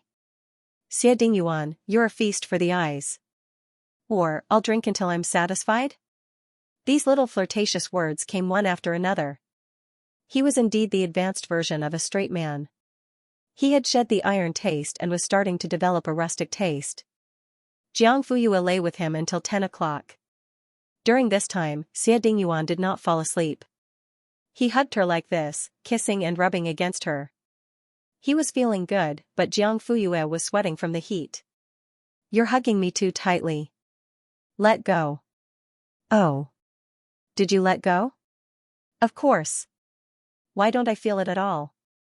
Xie Dingyuan, I feel it. Jiangfuyue, in the end, she couldn't lie down anymore. She struggled to get up and nimbly avoided the man's hand that reached out again. She quickly got off the bed and stood still. Xie Dingyuan's hand missed, and the corners of his mouth tightened. Jiangfuyue ignored his sour face, I'll go and see if there's anything to eat in the fridge. After that, she ran away. Xie Dingyuan sat on the bed, looking vexed. Without Jiangfuyue to accompany him, there was no point in continuing to lie down. He simply got up, took a shower, and changed into a set of clean pajamas. When he went to the living room, Jiangfuyue had already placed a bowl of hot noodles on the table. There was also a yellow fried egg on the noodles. Although I don't make it often, the taste should be okay. Try it. At this moment, Xie Dingyuan looked at the bright dining room and the girl smiling at him expectantly. Inexplicably, there was a surge of warmth in his heart. For the first time, he felt that this place was like home. It was also the first time that he had the urge to get married. Yeah, let's find a time for both of our parents to meet, okay? Okay? Jiangfuyue was a little surprised, why are you suddenly saying this? Can you answer me first? Okay. She nodded. Xie Dingyuan's lips curled up, and his eyes and eyebrows were full of joy and satisfaction. You haven't told me why you suddenly brought this up. Ahem. I'm afraid that you'll run away. Let's meet with both of our parents first. In any case, there's a guarantee, right? Jiangfuyue. He's quite smart. In the afternoon, the two of them stayed in the movie room to watch 2 romance movies. Back then, Xie Dingyuan had cleaned up this apartment so that he could bring Jiangfuyue to experience a private theater. The male and female leads kissed on the screen and hugged each other on the sofa. Outside the window, the sun was setting, and the room was filled with passion. The two of them went out for dinner. Jiangfuyue told him about the car being repaired. The mechanic said that it's just a small problem. We can get it back tomorrow. Let's go together? Jiangfuyue agreed. The next day, Jiangfuyue drove to pick up Xie Dingyuan first. Then, the two of them went to the 4S shop together. One of the parts fell off, so we put a new one in. It should be fine now. Do you want to try it out? Xie Dingyuan didn't try it out and drove the car away directly. After the two of them left, an apprentice ran over. Mr. Zhang, where's the car? The owner has already driven it away. Huh? Kid, what's the matter? Nothing. I just feel that it's a little strange. That car is well maintained, and it's a high-end car. Logically speaking, there shouldn't be any problems with the nuts and parts falling off. What are you trying to say? The apprentice lowered his voice. I just checked the nut that was replaced.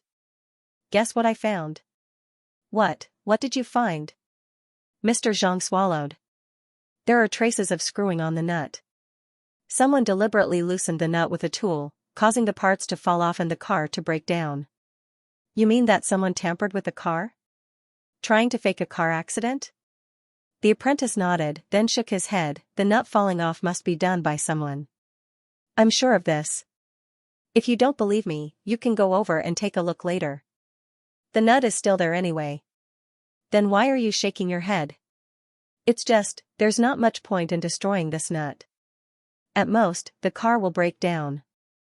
The possibility of causing a car accident is very small. Forget it, let's not dwell on it. People who can afford this kind of car are either rich or respectable. They're all from wealthy families. Isn't it shown in TV dramas? What's the point of scheming? You harm me and I harm you. It has nothing to do with us ordinary people. Then should we tell the car owner? The apprentice scratched his head, his eyes full of confusion. He originally came over to talk about this matter. Mr. Zhang pondered for a moment. Forget it, it's better to avoid trouble. It's not our business. Let's ignore it, lest we get into trouble. Also, didn't you say just now?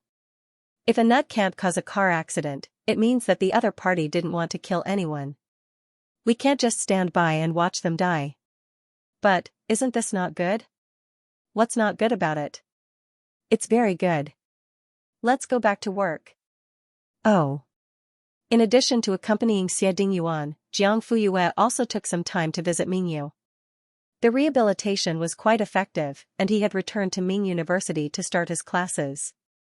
Digression, correction, the breaking time is 2400 hours on August 15th, which is 00:00 on August 16th. Tomorrow is July 7th, the Chinese Valentine's Day. I wish everyone a happy ending. It doesn't matter if you're single. Let Sister Yu and Xie Gaodian show you Mingyu, you're still the same as before. You like to eat hot pot. Jiang Fuyue did not raise her head and continued to tick on the menu. Her movements were surprisingly fast. I remember that you like it too.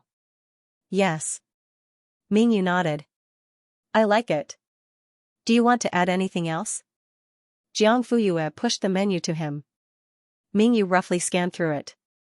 That's about it. After Rebirth, I'm all the big boss's White Moonlight, number 882 went to see Mingyu. Please wait for a moment. After the content has been updated, please refresh the page to get the latest update. When Lu Mingxin asked this question, his tone was casual, as if he was saying, look, the weather is good today. But his eyes were unprecedentedly sharp. There seemed to be something inside that could no longer be suppressed and was about to burst out. Her? Mingyu's eyes flashed with doubt, but because of the words my sister, he showed some suppressed sadness. He unintentionally thought of his dead lover and acted out the confusion of why he was suddenly brought up. If he had not investigated for half a year and found clues, Lu Mingxin might have been fooled by him. You don't have to pretend anymore, I already know, Lu Mingxin said word by word, his eyes cold. Jiang Fuyue is Lu Mingyue. She's back. Ridiculous. I think you're seriously ill. You must have something wrong with your brain to say such crazy things. Really? If she's not Lu Mingyue, why did you come back to the capital from the northwest? Why did you suddenly want to treat your leg? Why did you change from your previous life of having nothing to live for and living only to wait for death to teaching and forming a new experimental team? Lu Mingxin, I can't think of anyone else who can bring you back from the dead. I'm sitting here today and telling you all this. The answer is not important at all. Whether you admit it or deny it, it won't affect my judgment. Mingyu looked at him for a long time. His eyes were as calm as the abyss of the Dead Sea. Since you don't need an answer, why ask me? Lu Mingxin, you're not as confident and sure as you say. I think I need to remind you that Mingyue has been dead for 23 years, and the people who sent her to her death were you and Lu Mingxin. Now you're saying that she's back? Huh. Haha. Are you trying to show your guilt, or are you trying to express your regret? Using such a ridiculous and clumsy lie to deceive yourself and others, do you feel at ease with your conscience? Let me tell you, she's dead. She was killed by you and Lu Mingxin. She'll never, ever come back. Shut up, Lu Mingxian stood up with red eyes, no longer as calm as before. He was like an enraged lion, roaring in an attempt to intimidate the other party. It's not me, you don't know anything, you don't know anything. Then what is the truth? Tell me. Mingyu also stood up agitatedly. Their eyes met, and they were locked in a stalemate. More than anyone else, I want her to live well. Mingyu, you're not the only one who's lived in pain and longing. I thought you'd be the one who understands me the best. Lu Mingxian lowered his eyes, his tone desolate. If the hard way didn't work, he would try the soft way. Mingyu was moved for a moment, but it was only for a moment. He looked at the other person's slightly bent body and said coldly, "You can leave. Don't ask me such boring questions again. I don't want people to mention her in such a way." Lu Mingxian put away the frailty on his face. In an instant, he returned to his calm and composed self. Suddenly, he laughed without warning. His dark pupils revealed some mysteriousness and treachery. "Mingyu, you shouldn't be like this." "What are you talking about?" Lu Mingxian sighed. "When I mentioned that Jiang Fuyue was Lu Mingyue, you shouldn't have been so calm and indifferent. Your first reaction shouldn't have been to deny it. You exposed yourself." Based on Mingyu's stubbornness and craziness, when he heard that Lu Mingyue might still be alive, no matter how ridiculous and unlikely the possibility was, he would still try to verify it as if he was grasping at straws. He wouldn't try his best to deny it. "So," Lu Mingxian said, "you're lying. You already knew that she was my sister." Mingyu's body trembled. He sneered and stood up. "If I was only 50% sure before I came to find you, now I'm 100% sure, Jiang Fuyue is Lu Mingyue. She's still alive." After that, he pretended to leave. Mingyu stood there without moving. He narrowed his eyes and said in a low voice. "So?" Lu Mingxian stopped in his tracks and didn't turn back. He continued, "Do you want to kill her again?" Lu Mingxian seemed to be enduring something when he heard that. His cheeks were puffed up and there was a flash of fierceness in his eyes. However, it was quickly covered by grief and sadness. In the end, he returned to being silent. He didn't say anything and strode away. Bang, the door was slammed shut. Mingyu stood there without moving. The last rays of the setting sun shone through the floor-to-ceiling windows and shone on his body. It was so warm, but it couldn't cover the coldness in his body. The next second, he woke up with a start. He took out his phone and called Jiang Fuyue. "Sorry, the number you have dialed is temporarily unavailable." Mingyu pressed the button and called again. He got the same response. "Lu Ming." "Shen." He was so angry that he almost smashed his phone. Since the call couldn't get through, he sent a message to Jiang Fuyue. "Mingyu, nothing must happen to you. Yes, there's something wrong with the car. I'll be late. Don't wait for me." "Hello? Grandpa?" Jiang Fuyue took out her phone and looked at the screen. There was no signal and the call was disconnected. She frowned. She glanced at the car that had broken down in the middle of the road and wanted to laugh. The last time, it was Xie Dingyuan's car. This time, it was hers. She was also on the way home. This time, it might be worse than the last time. The signal in the inner loop was very bad. She should be glad that she had contacted the towing company before calling old Master Lu. The towing company said that they would be there in half an hour. Jiang Fuyue stood by the side of the road and watched as the sun gradually sank into the horizon, hiding the last ray of light. Night fell. The wind in the mountains was a little cold. It was bone-chilling. Jiang Fuyue tightened her windbreaker and looked into the distance. Suddenly, her phone made a ding-dong sound. It was a notification for a new message. She was about to open it when a black jeep suddenly sped towards her. Jiang Fuyue's eyes turned cold. Her body moved faster than her mind and dodged the car. At the same time, the car started to slow down and finally stopped. The car door opened, and a slender figure got out. The night was too dark. Maybe the street lights were too dim, or maybe the angle was not right. Jiang Fuyue could not see his face clearly. When he walked closer, his face was slowly exposed under the light. From his jaw to his mouth, to the bridge of his nose, and finally to the pair of dark eyes. Lu Mingxin, why was he here? Jiang Fuyue subconsciously stepped back and tried to distance herself from him.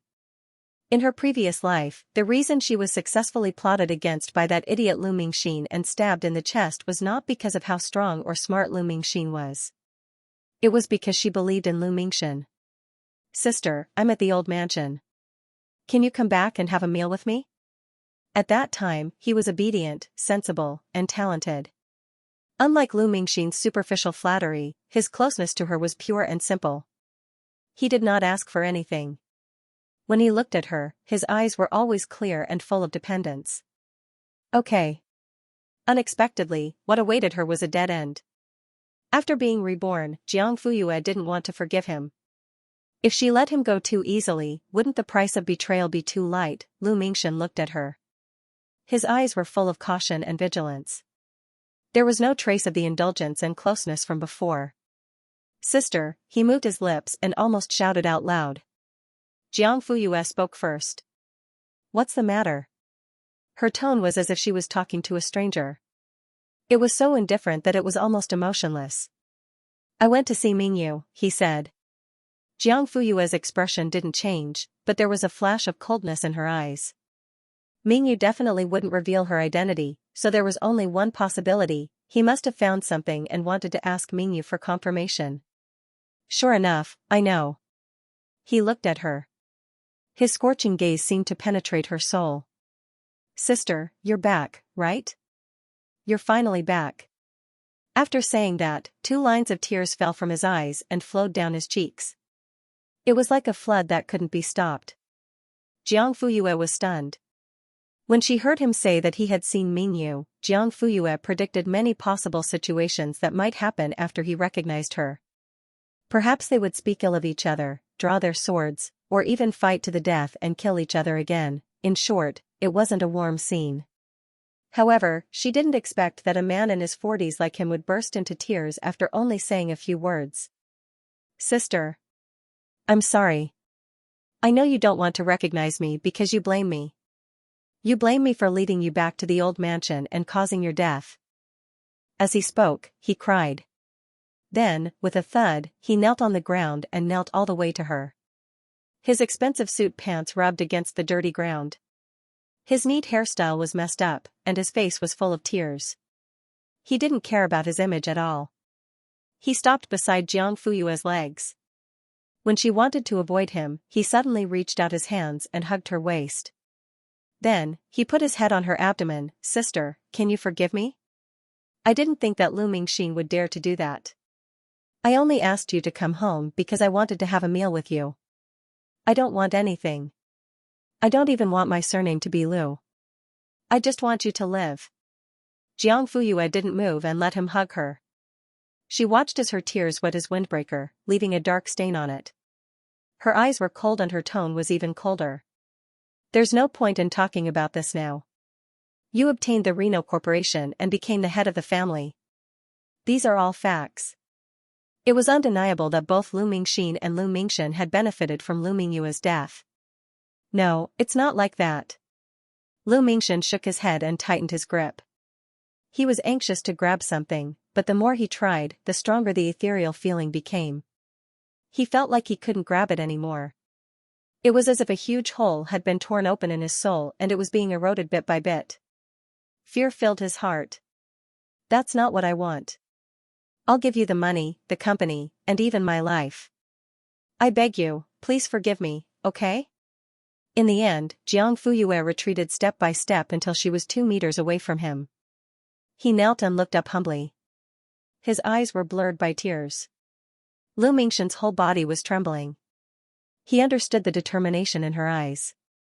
Even if you weren't involved in what happened back then, Lu Mingxin is still your sister. You're related by blood. I cannot hate you, but I can't treat you the way I did in the past. Mingxin, Jiang Fuyue's eyes flashed with pity and regret, but it disappeared with the wind and turned into calmness. I'm not Lu Mingyue anymore. I can't turn back after 20 years. Let's just leave it at that. They were siblings in their past life, strangers in this life. Let's live our own lives. No, don't. Lu Mingxin shook his head. Sis, don't be like this. Mingyu waited for you for 20 years. I'm waiting too. Why can he achieve perfection but I can't? He cried like a lost child. I know, you hate betrayal the most. Even if I didn't know about it back then, I helped you. I'm sorry, you won't forgive me. I can't forgive myself either. He was in a trance and his words were incoherent. His face was pale as if he had suffered a fatal blow. Jiang Fuyue pursed her lips. She had nothing to say to Lu Mingxin. She had done her best. Just then, a truck came from afar and slowly drove towards them. It was the towing company. Jiang Fuyue said, "You can go. Let's not see each other again." After that, she walked past him and walked towards her car. "Sis," Lu Mingxin called out to her. Jiang Fuyue turned around. The next second, her pupils shrank. "What are you doing?" She saw Lu Mingxin standing on the railing of the highway. There were still traces of tears on his face, but his expression was very calm. "Sis, I owe you a life. Today, I'll pay you back." After that, he opened his arms and leaned back. At that moment, his face was full of a smile of relief. It had been 23 years. It turned out that the only thing worse than losing her was that she didn't acknowledge him. She hated him. Mingxin, the moment he flipped over the railing and rolled down the hill, he heard her panicked and terrified scream. That was enough. At 2 o'clock in the morning, an ambulance sped towards the central hospital. Lu Mingxin, who was covered in blood, was pushed into the emergency room. Jiang Fuyue sat on a chair in the corridor. The pale light shone on her face, making her appear morbid and silent. She didn't cry. There wasn't even any sadness or grief on her face. But just by sitting there, she gave off an endless feeling of desolation. Yeah, the man walked in front of her, squatted down and held her hand gently. The warmth of his palm made her eyeballs move a little. She focused her gaze and met with Xie Dingyuan's worried eyes. She forced out a smile, but it was uglier than crying. Don't say anything. I already know." Before this, he had already settled the relevant matters with the police. The towing company had also paid the hush money and the news had been sealed. He took care of everything before coming in front of her. From the road surveillance and the testimony of the towing company's witnesses, he roughly understood what had happened. But he couldn't understand why Lu Mingxin would cry in front of Jiang Fuyue, kneel down, and even commit suicide in front of her. But now was not the time to pursue this. He held Jiang Fuyue in his arms.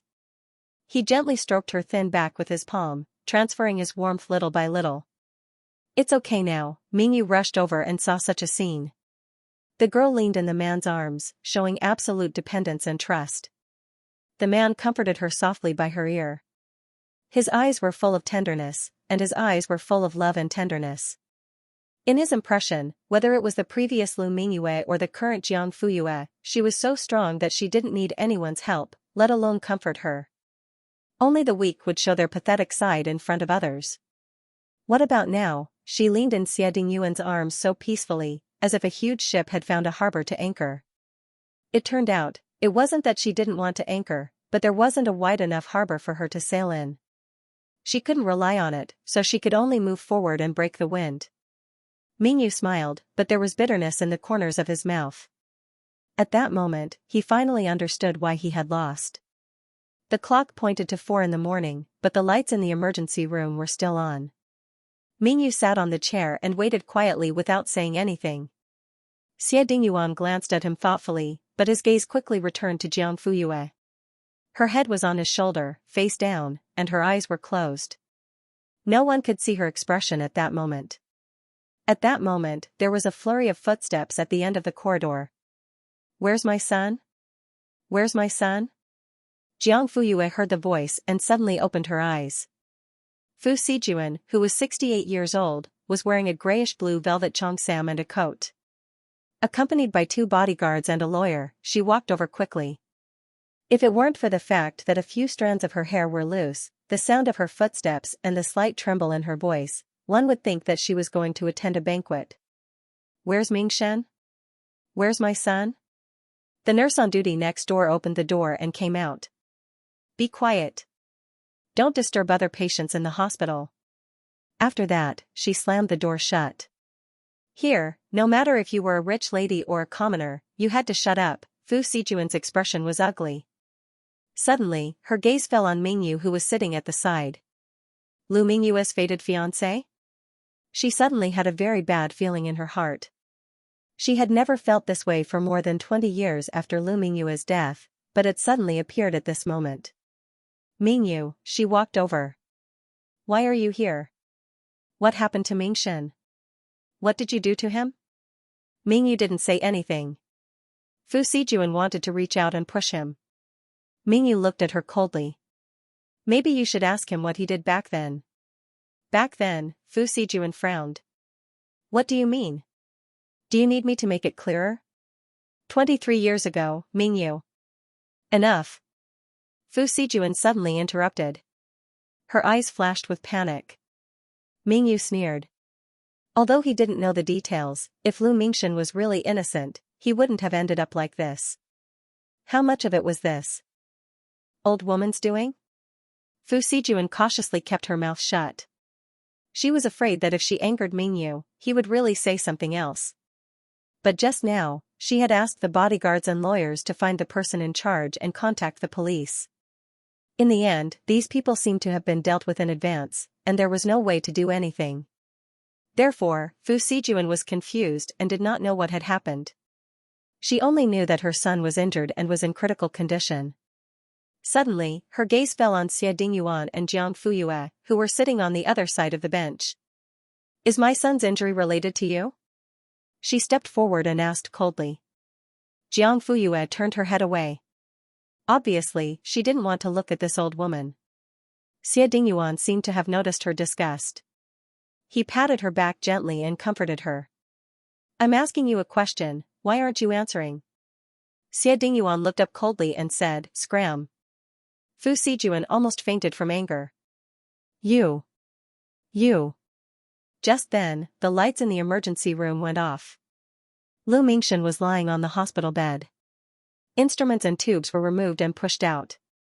There was still blood on the bedsheet. His face, neck, and shoulders had serious abrasions. After cleaning, a layer of bright red flesh was exposed. Family members, please move aside. The patient needs to be transferred to the ICU immediately.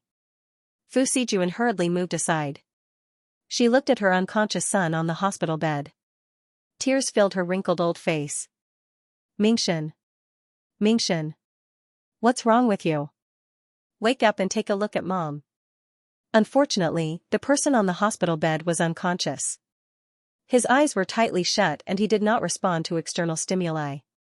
Soon, the hospital bed was pushed away and the doctor stayed. Doctor, how is my son? Is his life in danger? When will he wake up? 6 of his ribs are fractured. 3 of them are dislocated and almost pierced his lungs. Fortunately, he was sent here in time. He is out of danger now. If there are no subsequent infections or other complications, his life will be saved. But his injuries are too serious. He needs to stay in bed and rest. He won't recover until a year and a half. Your family will have to take care of him. Lu Luming was successfully transferred to the ICU at 6 o'clock in the morning. Jiang Fuyue stood outside. Through the glass wall, she stared at the person on the hospital bed who was surrounded by instruments and tubes. How dare he? Atonement? Or a threat, but before he fell, he didn't even beg for forgiveness.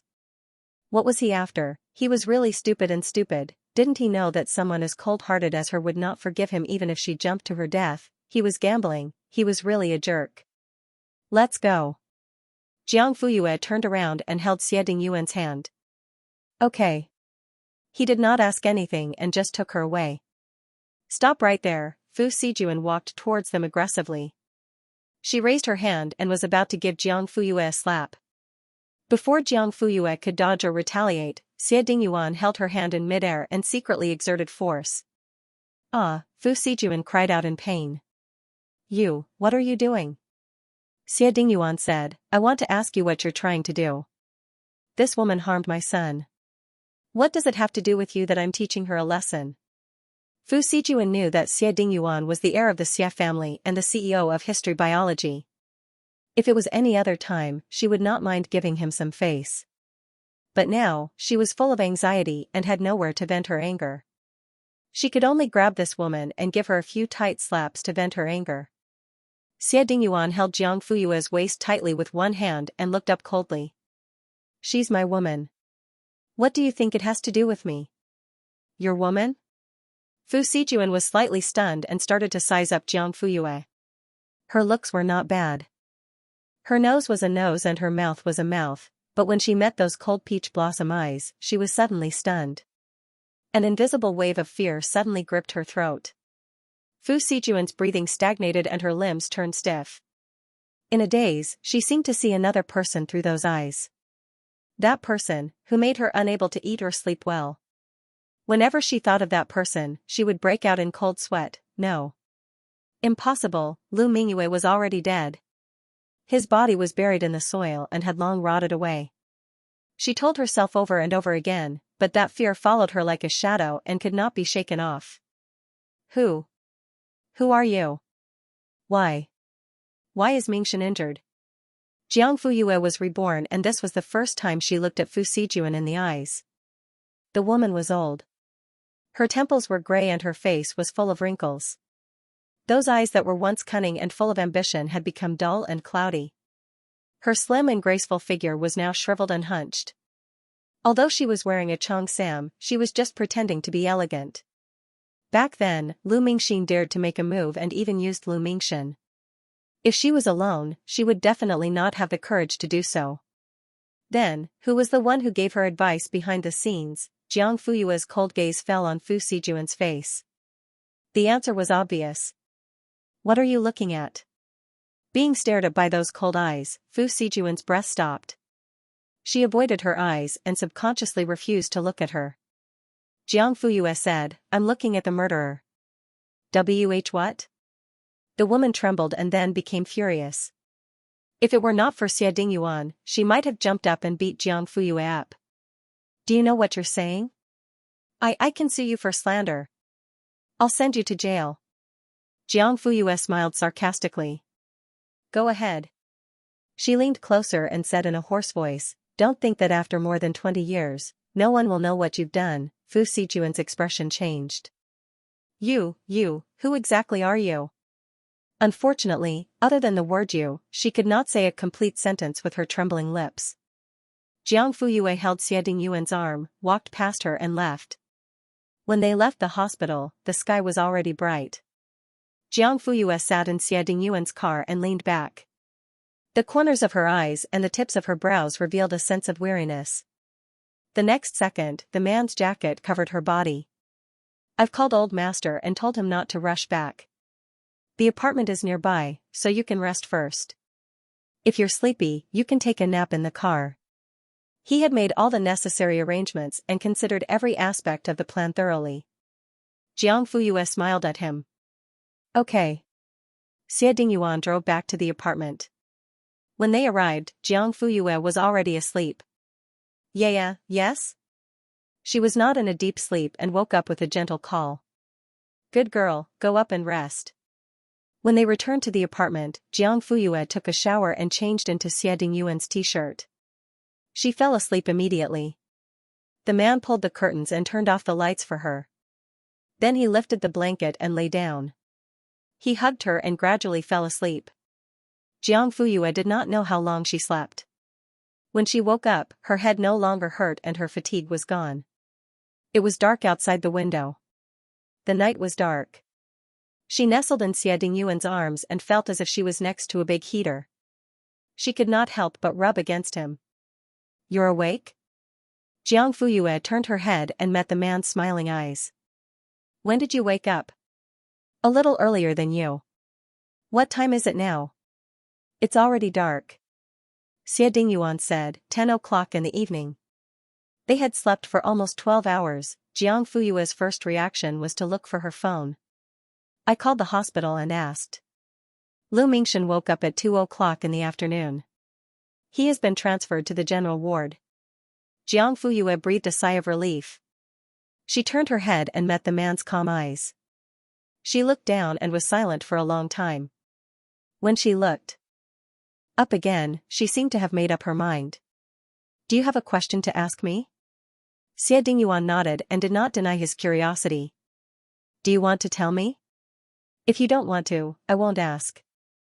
Jiang Fuyue smiled. I'm just afraid that if I tell you, you'll be scared. Of course, you might think that I'm joking and not believe me at all. Xie Dingyuan looked into her eyes. As long as you say it, I'll believe you. Jiang Fuyue leaned into his arms. Where should I start? Let's start from 20 years ago. To be precise, it should be 23 years ago because I've been Jiang Fuyue for 3 years. Before that, my name was Lu Mingyue. Hearing that name, Xie Dingyuan was shocked.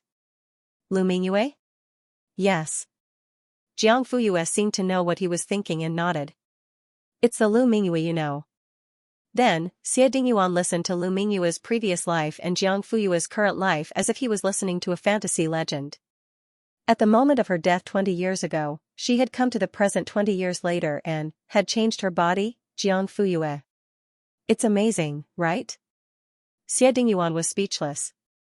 After a while, he said with emotion, the world is big and there are all kinds of strange things. Why don't you talk about science now? She laughed. I remember you said that God might not be a person, but a mysterious force in the universe that has yet to be discovered. It has the magical ability to create things, allowing the earth to operate so well and humans to exist so delicately. Xie Dingyuan, Einstein's theory of relativity mentioned the problem of spacetime travel. You are enough to prove that this is not a limited conjecture, but a fact that can really exist. Jiang Fuyue was surprised by his ability to accept things. In such a short time, he was able to come up with a theory to support himself. Xie Dingyuan, did I say something wrong? What are you laughing at? I'm laughing at you. You don't talk about demons and monsters, immortals and demons. Instead, you talk about science.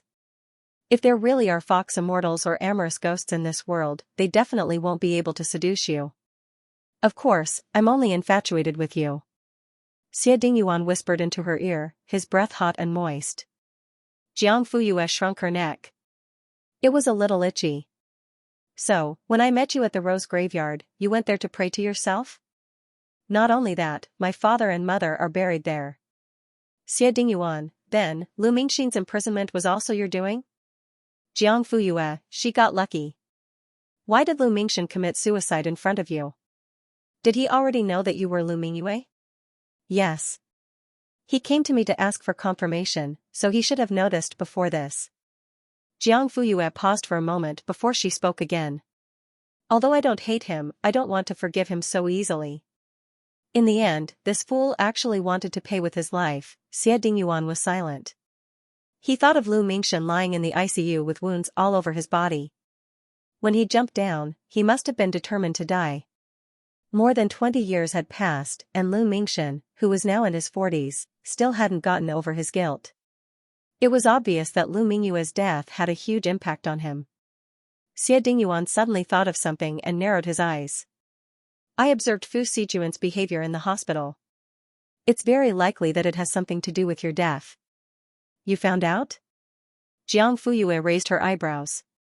I just find it strange. Every time you mention what happened 20 years ago, her expression is very unnatural. If he wasn't wrong, she must be feeling guilty. Jiang Fuyue recalled the scene when she was lured to death and tried to find some clues from her memory. If she could get a hold of Fu Sijuan, that would be the best. Xie Dingyuan lowered his head and saw a thoughtful look on her face. Who was she thinking about? A figure that used to be confined to a wheelchair but could now move freely with crutches flashed across his mind. Back then, Mingyu and Lu Mingyue were engaged. Yeah, both of them spoke at the same time. Jiang Fuyue looked up at him. You first. Cough. Xie Dingyuan looked away. You and Mingyu, in the past, he suddenly didn't know how to continue. Me and Mingyu? And then? Jiang Fuyue's eyes flashed with confusion. Xie Dingyuan gritted his teeth. Were you together in the past? Me and him. Jiang Fuyue paused and met someone's careful and probing eyes. She suddenly changed her tone. Me and him, Xie Dingyuan pricked up his ears. He was tempted. Say it quickly, what's wrong with you too? Jiang Fuyue's eyes flashed. Speaking of which, I was engaged to him. Here it comes. Xie Dingyuan's heart sank and his eyes suddenly became cold. But, Jiang Fuyue suddenly changed the topic. We weren't together, and we weren't a couple. Xie Dingyuan's eyes lit up. His heart was like riding a roller coaster, going up and down. Then the engagement? At that time, the Liu family needed a son-in-law of equal social status, and the Ming family needed a daughter-in-law with a strong background. We hit it off and announced the engagement to the public. It was a win-win situation. Xie Dingyuan, you and Uncle Ming. When did Professor Ming contact you?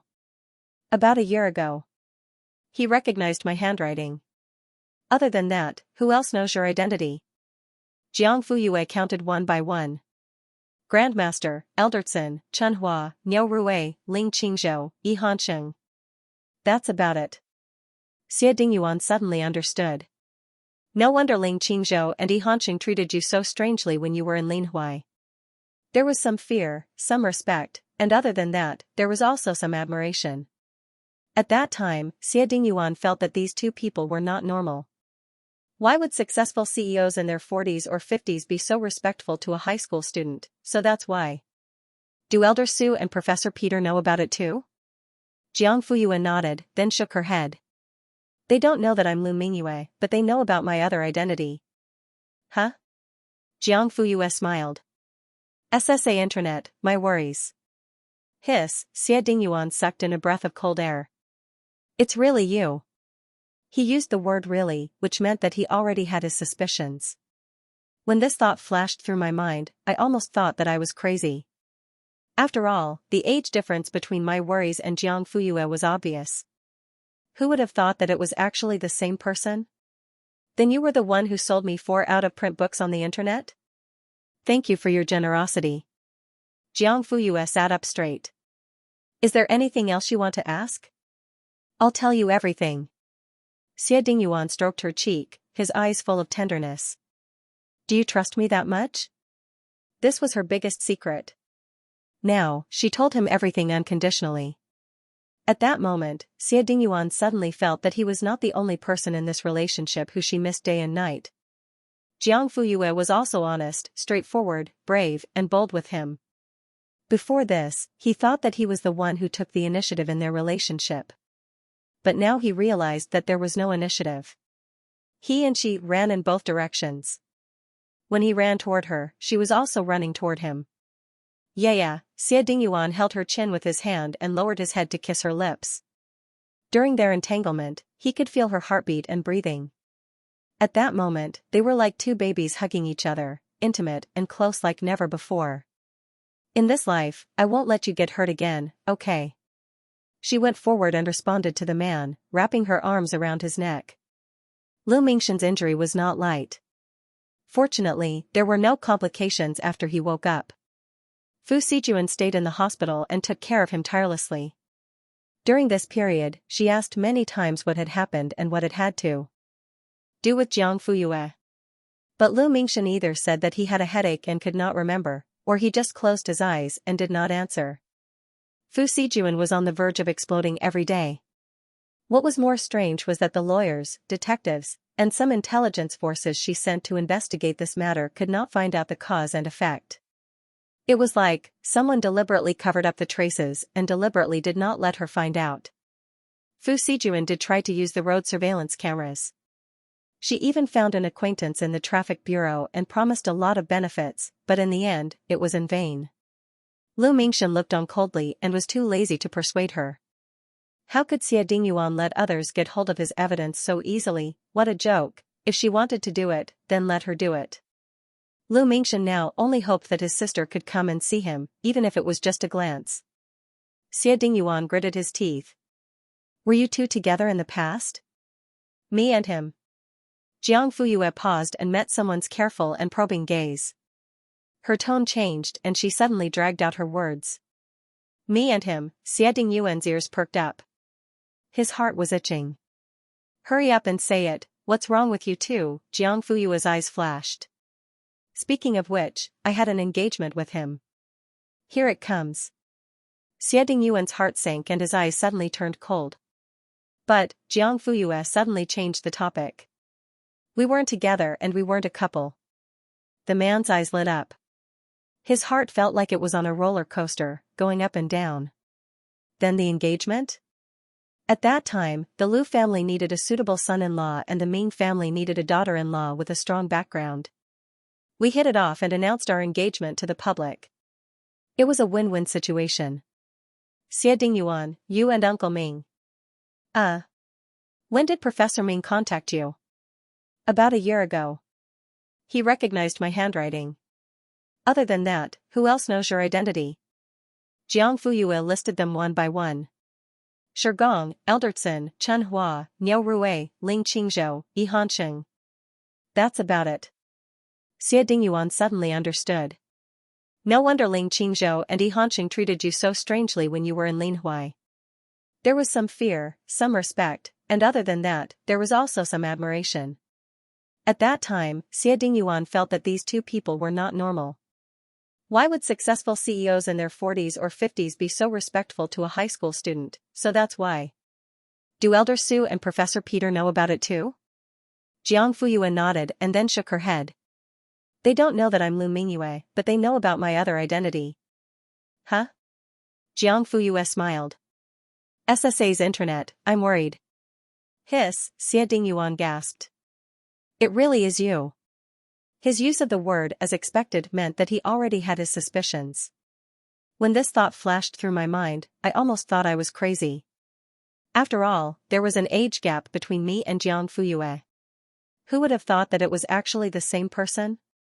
Then you were the one who sold me 4 out-of-print books on the internet? Thank you for your generosity, boss. Jiang Fuyue sat up straight.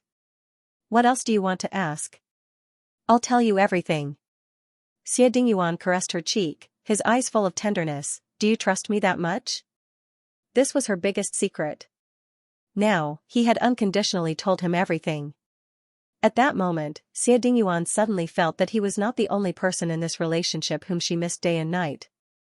Jiang Fuyue was also honest, straightforward, brave, and bold with him. Before this, he thought that he was the one who took the initiative in their relationship. But now he realized that there was no initiative. He and her ran in both directions. When he ran towards her, she was also running towards him. Yeah, Xie Dingyuan held her chin with his hand and lowered his head to kiss her lips. During their entanglement, he could feel her heartbeat and breathing. At that moment, they were like two babies hugging each other, intimate and close like never before. In this life, I won't let you get hurt again, okay? She went forward and responded to the man, wrapping her arms around his neck. Lu Mingshen's injury was not light. Fortunately, there were no complications after he woke up. Fu Sijuan stayed in the hospital and took care of him tirelessly. During this period, she asked many times what had happened and what it had to do with Jiang Fuyue. But Lu Mingshen either said that he had a headache and could not remember, or closed his eyes and did not answer. Fu Sijuan was on the verge of flying into a rage every day. What was more strange was that the lawyers, detectives, and some intelligence agencies she sent to investigate this matter could not find out the cause and effect. It was as if someone deliberately covered up the traces and did not want her to find out. Fu Sijuan did try to use the road surveillance cameras. She even found an acquaintance in the traffic bureau and promised a lot of benefits, but in the end, it was all in vain. Lu Mingshen looked on coldly and was too lazy to persuade her. How could Xie Dingyuan let others get hold of his evidence so easily? What a joke! If she wanted to do it, then let her do it. Lu Mingshen only hoped that his sister could come and see him, even if it was just a glance. Jiang Fuyue went to visit Lu Mingshen in the ward on the 8th day of his hospitalization. At that time, Fu Sijuan was not around. The bodyguards had also left. Sister. Seeing her, the man was in disbelief and tears welled up in his eyes. Jiang Fuyue put down the flowers and sat on the chair beside him. Are you feeling better? Yes. He nodded heavily. If his body and limbs were not wrapped up like a mummy, it would have been more believable. Jiang Fuyue did not expose him. After sitting for a while, she got up to leave. I'm leaving. Take care of yourself, sister. His eyes were filled with grievances and his lips were trembling. Can you forgive me? Jiang Fuyue said, I didn't blame you after I found out that you were not involved. But we can't go back to the past, right? She lowered her eyes. Mingxin, I need time. Okay. The man on the hospital bed smiled. He was not young anymore and looked like a mature man. There was a slight frown at the corners of his eyes. I'll wait. I'm willing to wait for as long as it takes. But sister, please don't say things like not seeing me again, okay? This was worse than killing him, Jiang Fuyue said, okay. Sister, look at the 2 documents on the cabinet. Jiang Fuyue opened it and glanced at it. She was stunned. An equity transfer agreement? Lu Mingxin said, Lu Corporation was originally yours. Originally, I wanted to let Lu Mingxin ruin it and bury it with you. But after she went to jail and I took over the company, I saw the 10-year plan you left behind. I thought you wanted to see it get better and better. That was why he was willing to stir up this mess. Now, it's returned to its rightful owner. I've already signed my name. There are 2 copies. After you sign it, I'll let the lawyer go through the process. It should be done in a week. Jiang Fuyue closed the document and put it back in its original place. I'm not Lu Mingyue anymore. I don't want Lu Corporation anymore. You've managed it well. I'm relieved to hand it over to you. Sister, you don't have to say anything. Take care of yourself. Don't do anything stupid again. Jiang Fuyue stood by the bed and looked at him with disdain. Do you think you're still the young man from 20 years ago? Lu Mingxin, you're over 40 years old. Don't do things like that. After Jiang Fuyue finished speaking, she prepared to leave. Lu Mingxin lay on the hospital bed and couldn't move. However, he muttered softly, men are still young until they die. Haven't you heard? Jiang Fuyue couldn't be bothered with him and left. Lu Mingxin watched her leave until she disappeared by the door. He felt wronged at first, but he couldn't help but laugh. This was good. It was really good. She was still alive and she was willing to let him call her sister. That was enough. At this moment, Lu Mingxin suddenly understood how Mingyu felt. She was alive. It was God's greatest gift. There was no need to ask for too much. The weather was getting colder by the day. The smell of winter was getting stronger. After Jiang Fuyue rested at home for a while, she returned to the laboratory and started to get busy. She started a new research project and even set up a personal laboratory in Endless Tower. In addition to her original independent laboratory, it was equivalent to having 2 laboratories. Su Kaiqing and Old Peter were even more impressive. In addition to the laboratory that Q University already had and the new laboratory in Endless Tower, they often came to Jiang Fuyue's independent laboratory to freeload equipment. Strictly speaking, they had 3 nests. The principal of Q University, Zhou Jingqi, wasn't very happy. He mocked old Su. How big are you that you can't fit in? You need 3 nests? Su Kaiqing directly retorted, what do you know? Zhou Jingqi. He kept quiet and didn't dare to speak. One day, Jiang Fuyue had just finished her work when she received a call from Xiaoshan. What's wrong? Come to the office. We'll talk in person. Okay. When Jiang Fuyue arrived, Mingyu happened to be there too. The 2 of them must have just finished talking because he had already stood up and was ready to leave. Jiang Fuyue glanced at his legs. His legs were long and slender under his suit pants. When he stood up, his movements were smooth and his movements were normal. He didn't need to use crutches anymore. Mingyu, you guys talk. I'll go back to class. Okay. When he left, he didn't forget to considerately close the door. Jiang Fuyue sat in his previous chair and looked up at Xiaoshan. What's the matter? Ahem, he coughed before speaking, and his gaze was evasive. It was obvious that there was something wrong. Isn't it almost the end of the year? So? Xiaoshan rubbed his hands. All the major universities have started to rank up. Whether or not Ming University can rank among the top universities this year depends on this final battle. Every year, third-party organizations in and out of the country would release the rankings of famous universities. For example, overseas there were QS, US, Times, and monthly or annual ESL index rankings. In China, there were the Higher Education School Development Index rankings, AI Ruation Alumni Association, Wu Lianshu, and Shanghai Soft Science Global Rankings. The main thing was to evaluate each university's ranking based on various assessment indicators, and then announce it to the public. In the past, Ming University was the #1 player among the wild chickens. They didn't even want to think about such rankings. But it was different now.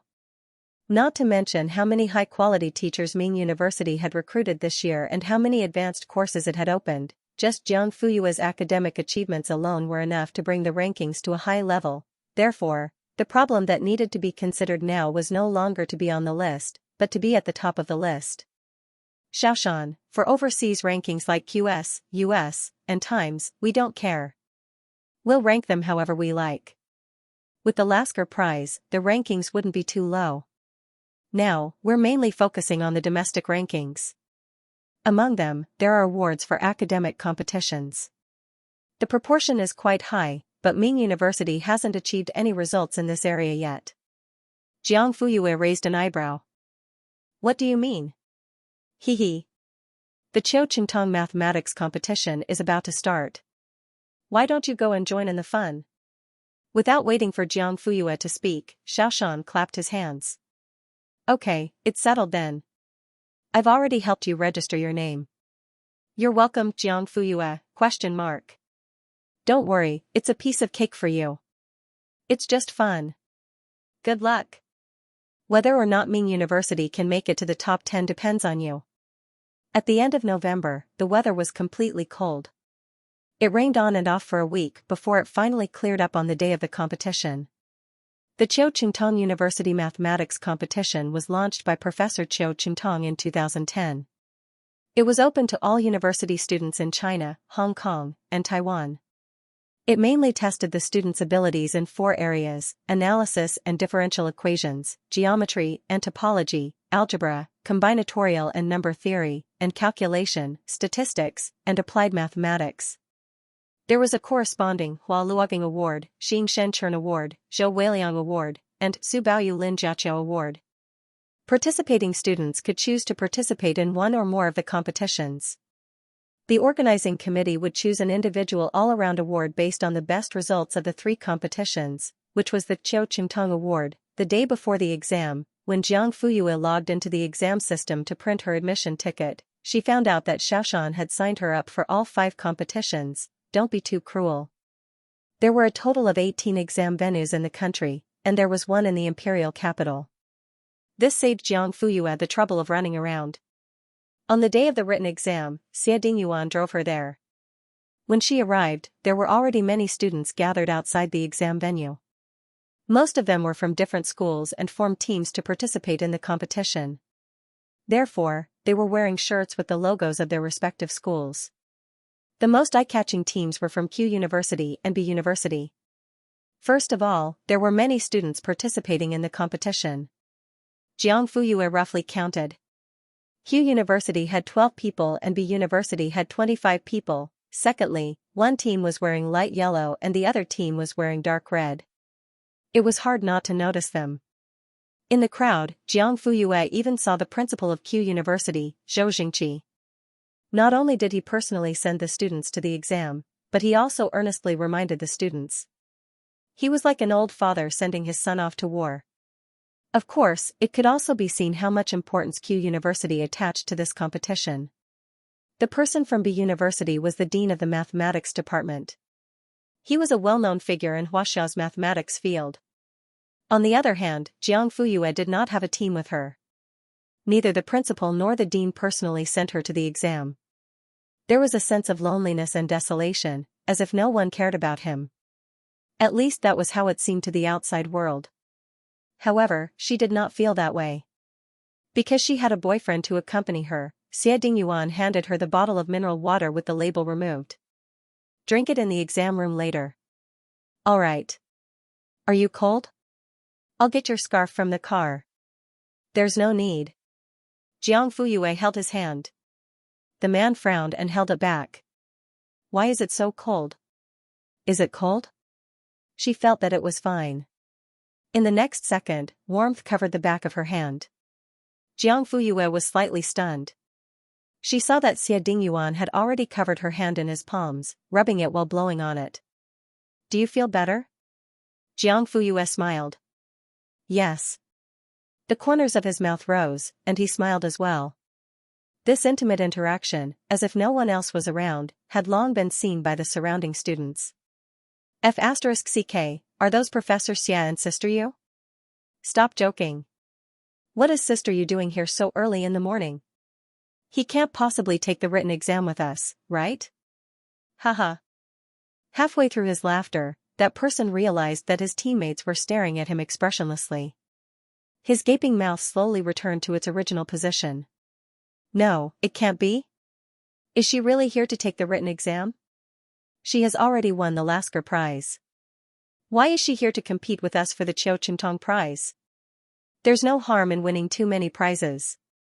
Would you complain about having too much money? Of course not. I only know that she has high achievements in physics and medicine. Is she also so good at mathematics? Those who could sign up for the Qiu Chintong competition were basically the best in mathematics among university students. Ordinary people did not even have the courage to enter the exam room. Do you know about the IMO, Mathematical Olympiad? Not only did Sister Yu win the gold medal, but she also won the special prize in the end. Her paper, Deformation of the J equation and the Supercritical Hermite-Youngning-Mills equation, which was published in New Advances in Mathematics, is said to have been inspired during the problem-solving process. This is too scary. Jiang Fuyue's comprehensive ability in all subjects is better than everyone present, including the teachers. The exam hasn't even started and they are already trembling. Is this the legendary deterrence from the devil? What should we do? I want to kneel down directly. The boys' focus was on Jiang Fuyue's ability. However, the girls were not. Most of them were sighing, ah. Sister Yu is holding Professor Xia's hand. Oh my god. Professor Xia is holding Sister Yu's hand. Oh my god. They are so compatible. Whenever I see them, I can't help but want to eat candies. Are you a couple fan? Yes. I even added them to the group. Damn. Me too. I met a sister. Come, let's add each other first. After the exam, we can pick up candies together. In the past, when I saw the news reports, I thought the professor was born with a poker face. Sob, I didn't expect him to be so gentle in front of Sister Yu. Passing mineral water, warming hands, rubbing, blowing, tidying hair, sob. Is there anything Professor Xia can't do? TSK. What's the big deal? We are here for the exam, not to be lovey-dovey outside the exam room. It's just sensationalism to attract attention. Amidst the screams of the crowd, this sentence was particularly harsh. Xianxia, can you speak properly? Do something about the world of the living. You're so eccentric. Xianxia, who are you calling eccentric? Who answered me? You're all crazy. They actually ganged up on her for Jiang Fuyue, who they didn't know. You're the crazy one, right? I'm not going to argue with you. You're bullying me with numbers. Let's see who's better with the results. Isn't she just Jiang Fuyue, what Lasker Prize winner? She's trash in the mathematics exam room. She didn't believe that she, who majored in mathematics, would not be able to beat her, who had learned a little bit of everything. In Xiaoya's opinion, the praises on the internet were exaggerated. How could there be an all-round genius in the world? At 8:30 a.m., the candidates started to enter the exam hall. Xie Dingyuan took off his scarf and put it on Xiaoya's neck. Jiang Fuyue's small face was buried in the scarf made of cashmere. If it weren't for the wrong occasion, Xie Dingyuan would have kissed her. Go ahead. Jiang Fuyue, wait for me. I'll be quick. How quick was she? Jiang Fuyue came out less than 30 minutes after the exam started. Xiaoya was in the same exam room as her. When she heard "Teacher, I want to hand in my paper," she was stunned. She stared blankly at Jiang Fuyue's back as she left the exam room. Then, she looked down at her own paper. She hadn't even finished a third of it. How How was that possible? Her answering speed was already the best among the students in the same major. How could someone be faster than her, and so much faster? Xianxia could only comfort herself. Jiang Fuyue probably didn't know how to answer many questions and didn't answer them. When the bell rang to signal the end of the exam, all the candidates filed out. Jiang Fuyue and Xie Dingyuan had already left for a long time. Zhou Jingqi stood under the tree and sighed. The teacher from Q University's Academic Affairs office who came with him walked over. Principal, what's wrong? I'm thinking about Qiu Qintong's 2 gold medals in the individual competition. What are the chances of us getting the remaining one? The teacher didn't understand. The remaining one? Zhou Jingqi pursed his lips. Jiang Fuyue took 1 gold medal, so there was only 1 left. The teacher comforted him. It's only the first exam. The results aren't out yet. Jiang Fuyue might not get the award. Zhou Jingqi shook his head and sighed. He had the helplessness of someone who had been through this before. There was a hint of sadness in his tone. Xiao Lu, you know nothing about the power of a genius. The 5 exams lasted for 2.5 days. Jiang Fuyue handed in her papers within half an hour for each exam. Xie Dingyuan personally picked her up and accompanied her throughout the exam. On the last day, it even made it to the hot search list. The netizens were all cheering and praising the sweetness of it.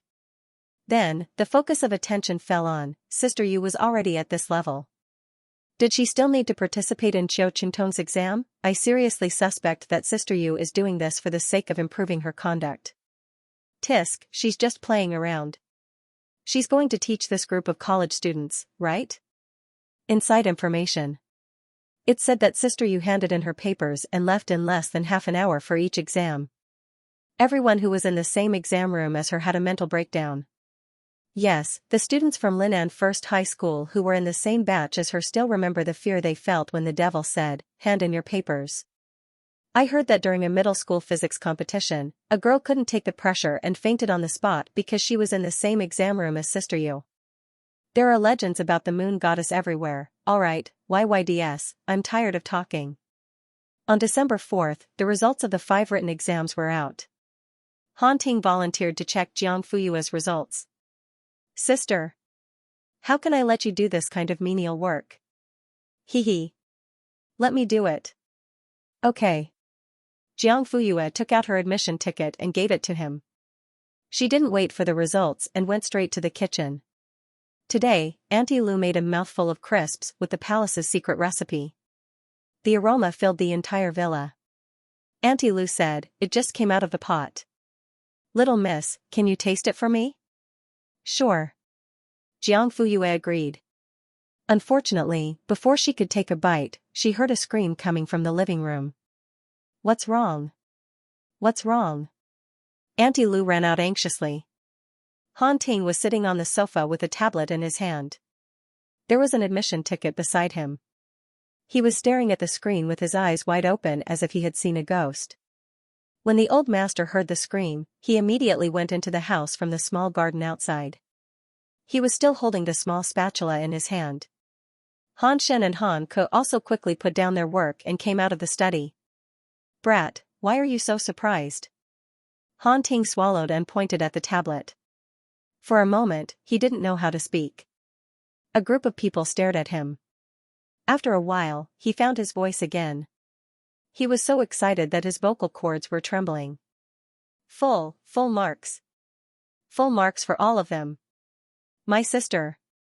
A few people immediately surrounded him. Han Shen took a look. Good Lord, 5 full marks in the results column.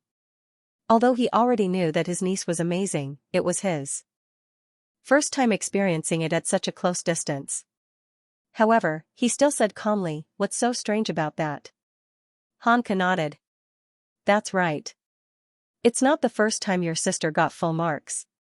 However, it was the first time Han Ting saw all of them with his own eyes, not 1, not 3, but 5. To be honest, there was a moment when he felt his soul tremble. His blood surged with the natural submission of the weak to the strong, the natural submission of the useless to the genius. Sister. You are too amazing. He wanted to kneel down. After the old master finished reading the results, His face was about to burst with laughter. Ye's IQ is similar to mine. Han Shen, Han Ku, haha. Han Ting, then why didn't I come? Han Qishan. Stinky brat, what are you trying to do? Move aside. When the results came out, Jiang Fuyue immediately informed Xie Dingyuan on WeChat. At the very least, she had accompanied him to the exam, hadn't she? It was also a contribution. Naturally, the results should be shared. The man seemed to have expected this, and his reaction was calm. Getting full marks should be the easiest thing for Jiang Fuyue, right? The next day, December 5th, Jiang Fuyue attended the interview. That afternoon, the results of the awards were announced. Jiang Fuyue won the Hua Luogang Award, Xing Shenchern Award, Zhou Weiliang Award, Su Baoyu Award, and Lin Jiaqiao Award. According to the principle of 5 points for the gold medal, 3 points for the silver medal, and 2 points for the bronze medal, the 3 points for the best results in the competition were used to calculate the individual's total score. Without a doubt, Jiang Fuyue obtained a full 15 points and won Qiu Qingtong's prize in one fell swoop. Since the inception of the Qiu Qingtong Award in 2010, she was the only student who got full marks in all 5 categories. Jiang Fuyue made history again. How many surprises does sister you have that we don't know about? Sob sob, 5 individual awards plus a total Qiu Qingtong Award, 6 pieces of good news. What does it feel like to have Jiang Fuyue at the top? This news must not be seen by my mother. Does Yueshan have OCD when it comes to getting full marks? She can get full marks in less than 30 minutes, but I can't even get a fraction of Sister Yu's score even if I work for 30 hours. It's fine if Yueshan doesn't want to do it, but she wants to do her best. I'm begging Sister Yu to write a full marks secret book. I'll be the first to buy it. Me too. The happiest person was Xiaoshan. It's going to be great. She's going to win the national university ranking. I have to send a big red packet to the principal's group. Jiang Fuyue, principal's group? Yeah. The last time the Education Bureau had a meeting, they created a group for all the principals of the universities in the imperial capital. As he spoke, the red packet was sent out. On the cover was written, "Congratulations to Jiang Fuyue for winning 6 gold medals." The group was silent for a few seconds before it was filled with congratulations. At B University's principal Jia Xing, your student won the silver award. Shouldn't you say something? Snickering, waiting for the red packet. These people were purely there to watch the show. Who didn't know that the mathematics department of B University had won the gold award in the past years? Only Q University could compete with them. Unexpectedly, Jiang Fuyue appeared this year. Ming University suddenly emerged and suppressed B University. B University's principal Jia Xing was depressed that he went from perennial number 1 to awkward number 2. He didn't expect to see Xiaoshan sending red packets in the group as soon as he picked up his phone. Not only that, but there was also a group of people who tagged him. Among them, Zhou Jingqi was the happiest. Jia Xing seriously suspected that he was gloating. That's right, Zhou Jingqi was indeed very happy. In the past, B University had always suppressed Q University. Ming University was a top university. Why? The mathematics department was the trump card of B University. Every year, they won many awards. Jia Xing often showed off in front of Zhou Jingqi when they had meetings or research. Great, Ming University taught you how to be a good person. Continue showing off if you have the ability. Zhou Jingqi sent another message. Old Jia, hurry up. Everyone is waiting. Then, he put down his phone and smiled as he picked up his teacup and took a sip leisurely. That was great. From now on, he was no longer the only university principal who was beaten up by Jiang Fuyue. This feeling was like, you fell into the toilet. While you were at a loss, your good friend also fell into the toilet. You were happy because everyone was covered in sh*t and stunk together. What kind of beautiful brotherhood was this? The second day of the award announcement was December 6th. In the morning, the award ceremony was held at the Imperial Capital Friendship Hotel. First, the individual awards were given out. From the Hua Luogang Award to the Qin Xingshan Award, followed by the Zhou Weiliang Award and the Su Baoyu Award, the award-winning students went on stage one after another. Only Jiang Fuyue stood still on stage because she received all the awards. After receiving one award, she continued to receive the next award. The moon goddess is made of iron, and the people are made of water. Sister Yu is like a human-shaped signboard. She's the only one who's as steady as Mount Tai. Did you see that? Everyone is taking the initiative to put Sister Yu in the center and consciously standing on her left and right sides. Wherever the moon goddess is, that is where she is. Are you kidding? Who doesn't bow down in front of the devil? Finally, the Qiao Qingtong Award was given out. The trophy was a tetrahedron made of crystal. The pattern inside was a three-dimensional projection of the Calibichio manifold from a high-dimensional space. It looked a bit like an overlapping and complicated flower, but this flower was all piled up with lines and looked very precise and complicated. Jiang Fuyue received the trophy from the guest of honor. Then, as the representative of the award-winning students, she gave a speech. Her voice was clear and crisp, with a sense of calmness that was neither arrogant nor impatient. The content of her speech was not long and cumbersome.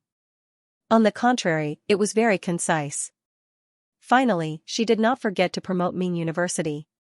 Xiaoshan calmly received the envious and jealous gazes from Zhou Jingqi, Jia Xing, and the other university principals below the stage. He could not stop smiling. Jiang Fuyue alone was equivalent to thousands of soldiers and horses. Principal Xiao is quite happy, huh? Zhou Jingqi could not hold back and spoke with a hint of jealousy. Xiaoshan smiled and did not mind at all. If it were you, wouldn't you be happy? Zhou Jingqi, Jiaxing saw this and could not help but snort. Some people just like to ask for a snub. Zhou Jingqi, you're interesting. It would be better if your face was not so long. Jiaxing, okay, he was also a little jealous. Jiang Fuyue was such a good seedling. How did she end up at Ming University? He did not know what kind of luck she had. It wasn't even 12 o'clock when the award ceremony ended. Jiang Fuyue was surrounded by a group of reporters who wanted to interview her. She said a few simple words and then pulled Xiaoshan over. You can ask him. Xiaoshan, ? He was stunned for 2 seconds and then quickly reacted. Yes. You can ask me if you have any questions. I will tell you everything I know. On the other side, Jiang Fuyue, who had successfully escaped, saw Xie Dingyuan's car as soon as she stepped out of the hotel. She sat in the front passenger seat, closed the door and fastened her seatbelt. The moment she looked up, a bouquet of purple roses suddenly appeared in front of her. Jiang Fuyue was stunned. The man smiled and said, Happy birthday, Yaya. Yes, today was Jiang Fuyue's 20th birthday. She stuffed the bag of trophies and certificates into Xie Dingyuan's hands and took the roses. It's beautiful. He knew that she liked purple, so he always gave her purple flowers. Xie Dingyuan looked at the woven bag in his arms. It was printed with the words XX Supermarket and the logo. Those who knew would know that it was a trophy, but those who didn't would think that she went to the supermarket to buy cabbage. Although to Jiang Fuyue, these were no different from cabbages. There's a card? Jiang Fuyue raised her eyebrows. Xie Dingyuan coughed lightly. I just wrote it casually. She opened it. I only wish for Qingqing to live 100 years in peace. These 8 words were written with strong strokes and bright strokes. I don't wish for her to be beautiful forever, nor do I wish for her to be honored. I only wish for her to live 100 years in peace and happiness. Thank you, Jiang Fuyue smiled. When their eyes met, she suddenly wanted to kiss him. And she really did. She unfastened her seatbelt and put the flowers on the console. Before Xie Dingyuan could react, Jiang Fuyue had already leaned over and kissed him on the lips. The man was stunned. Then, with a smile on his face, he pulled her into his arms and turned the tables. Jiang Fuyue sat sideways on the man's lap and wrapped one hand around his neck. She responded generously and passionately. Xie Dingyuan's body trembled and his hands moved even more wildly. Some things were in a man's nature. Towards the end, Xie Dingyuan couldn't hold on any longer. He forced himself to end the kiss and even pushed Jiang Fuyue away in a panic. Xie Dingyuan looked down, the corners of his mouth tightened and his body stiffened. I'm sorry, I lost my composure. Jiang Fuyue was still in his arms and could clearly feel. It's okay, she said. The man's eyelids trembled violently. His breathing was turbid and his chest rose and fell obviously. Why? Are you shy?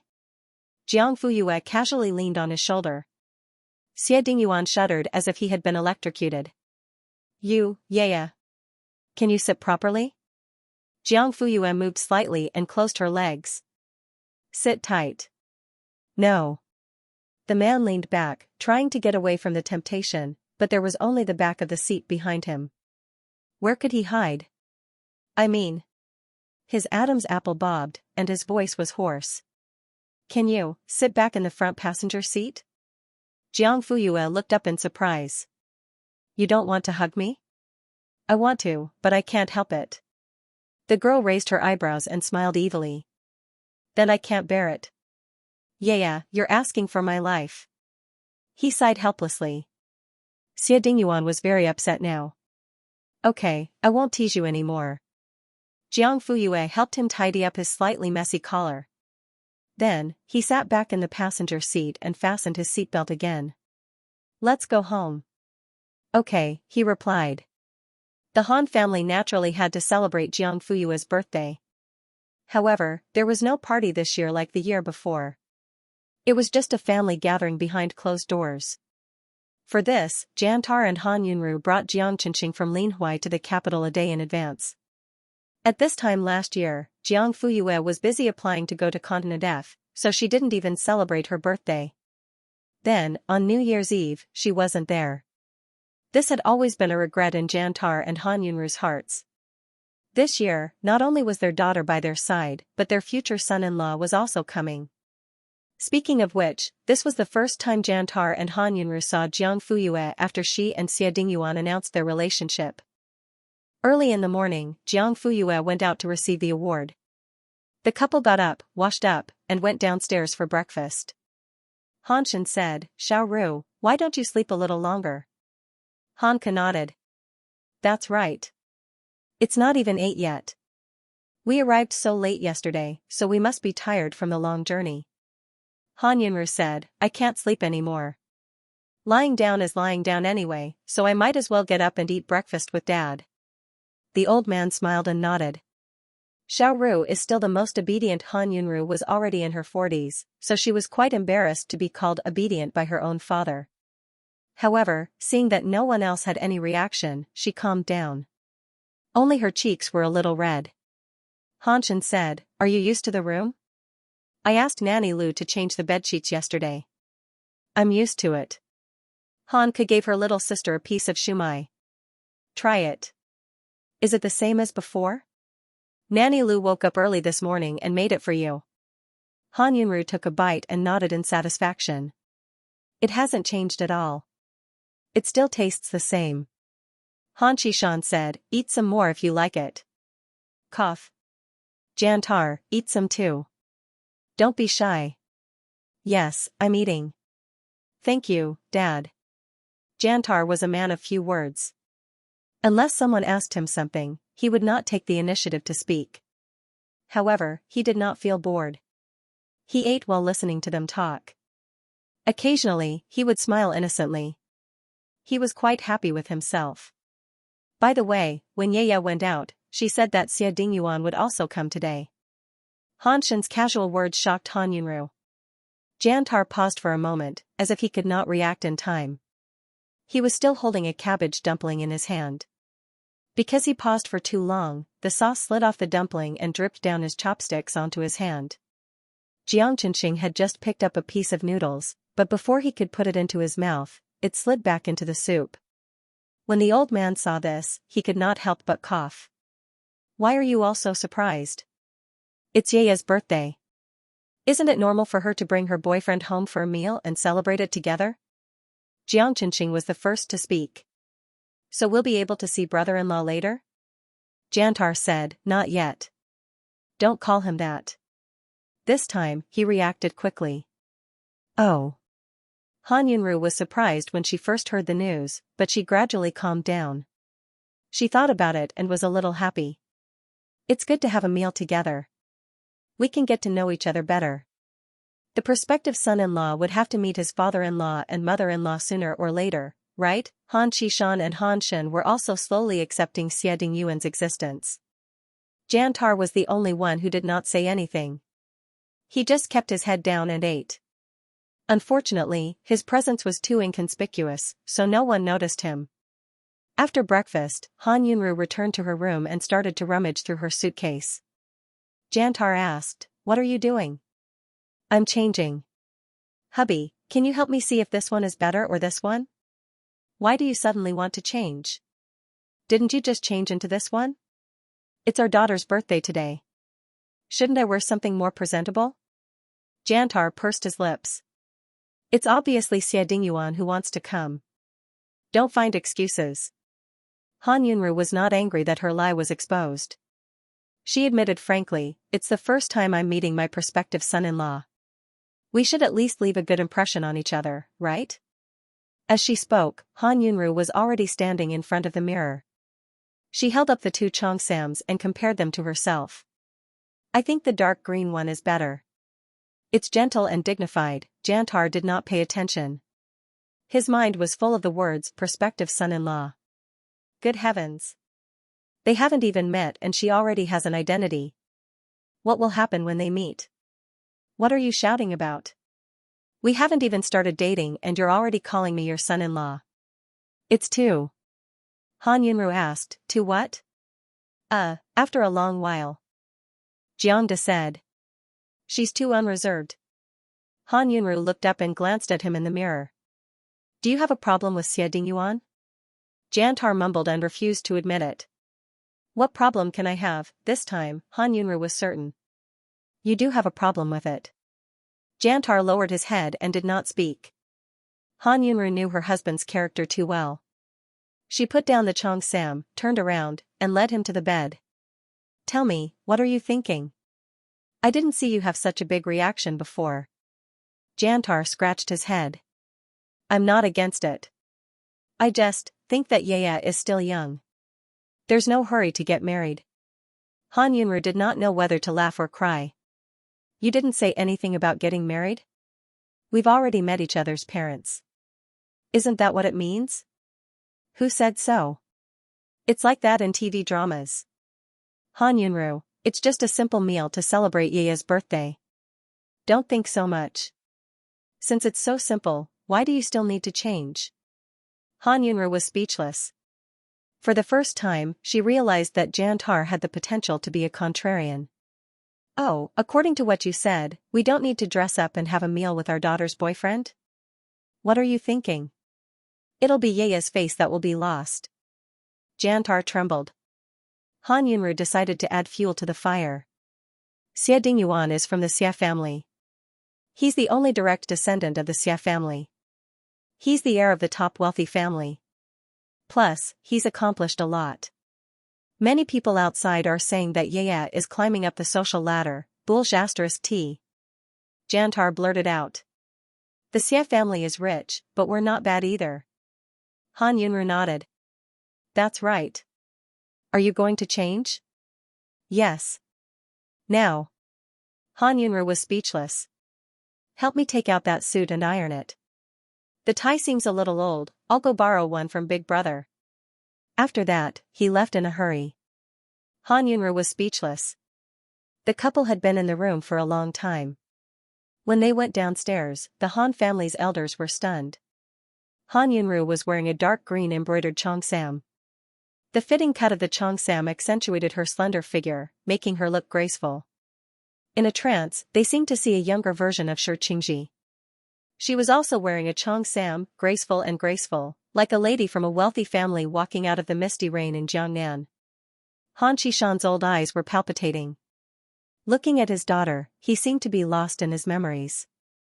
When he came back to his senses, he forced a smile and praised, "You look good." But there were tears and sadness in his eyes, which eventually returned to desolation. Han Shen was also stunned. He murmured softly, "Little sister is still the same as before." "She hasn't changed much." Hanka subconsciously raised her hand to touch her face. "Little sister is still little sister.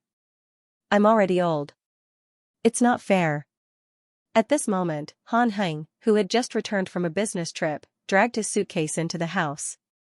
It's so cold outside, eh? The next second, his eyes widened and he said in an exaggerated tone, Wow Xiaoru, you're so beautiful in a Cheongsam. You're even prettier than our mother. Han Heng ordered the servants to carry the luggage while taking off his coat and hanging it on the coat rack. Then, he rushed over to Han Yunru and circled her 3 times, praising her. Eh? Suddenly, he saw Jantar standing behind Han Yunru. He should be a little embarrassed, shrinking his shoulders and hiding behind to reduce his presence. But his height and size could not be hidden at all. It was just that everyone was stunned by Han Yunru and did not pay much attention to him. But with Han Heng's he immediately attracted everyone's attention. Jantar, who was over 1.8 meters tall, was wearing a black suit. He had wide shoulders and a narrow waist. He was tall and burly, and his hair was shaved into a buzz cut. He looked masculine and tough. All that was missing was a pair of sunglasses. When he stood next to Han Heng, he didn't pale in comparison. One was handsome and confident, while the other had the aura of a bandit. Are you two going out to watch a show? Or attending a cocktail party? Han Heng scratched his head, looking suspicious. He felt that it was normal for his little sister to dress up, but for Jantar to dress up so exquisitely, it was a little magical. Han Shen coughed lightly and explained in a low voice, Xie Dingyuan will be here in a while. Damn, are you serious? I just sent a message to Yaya. The 2 of them are already on their way back. Han Heng immediately grabbed his suitcase and ran to the 2nd floor. What are you doing? Han Heng, change your clothes. This was the first time he was meeting his future niece-in-law, so of course, he had to dress up exquisitely from his hair to his toenails.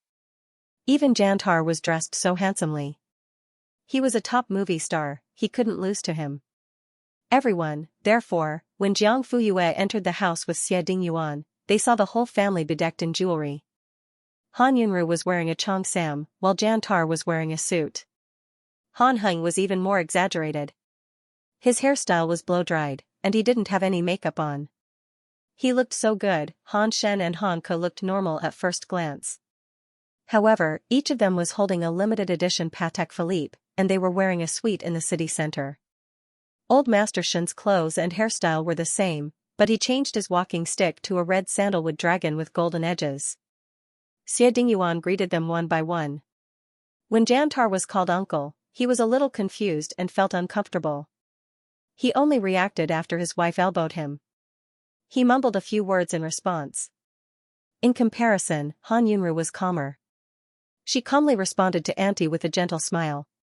Why else would there be a saying, the more a mother-in-law looks at her son-in-law, the more she likes him?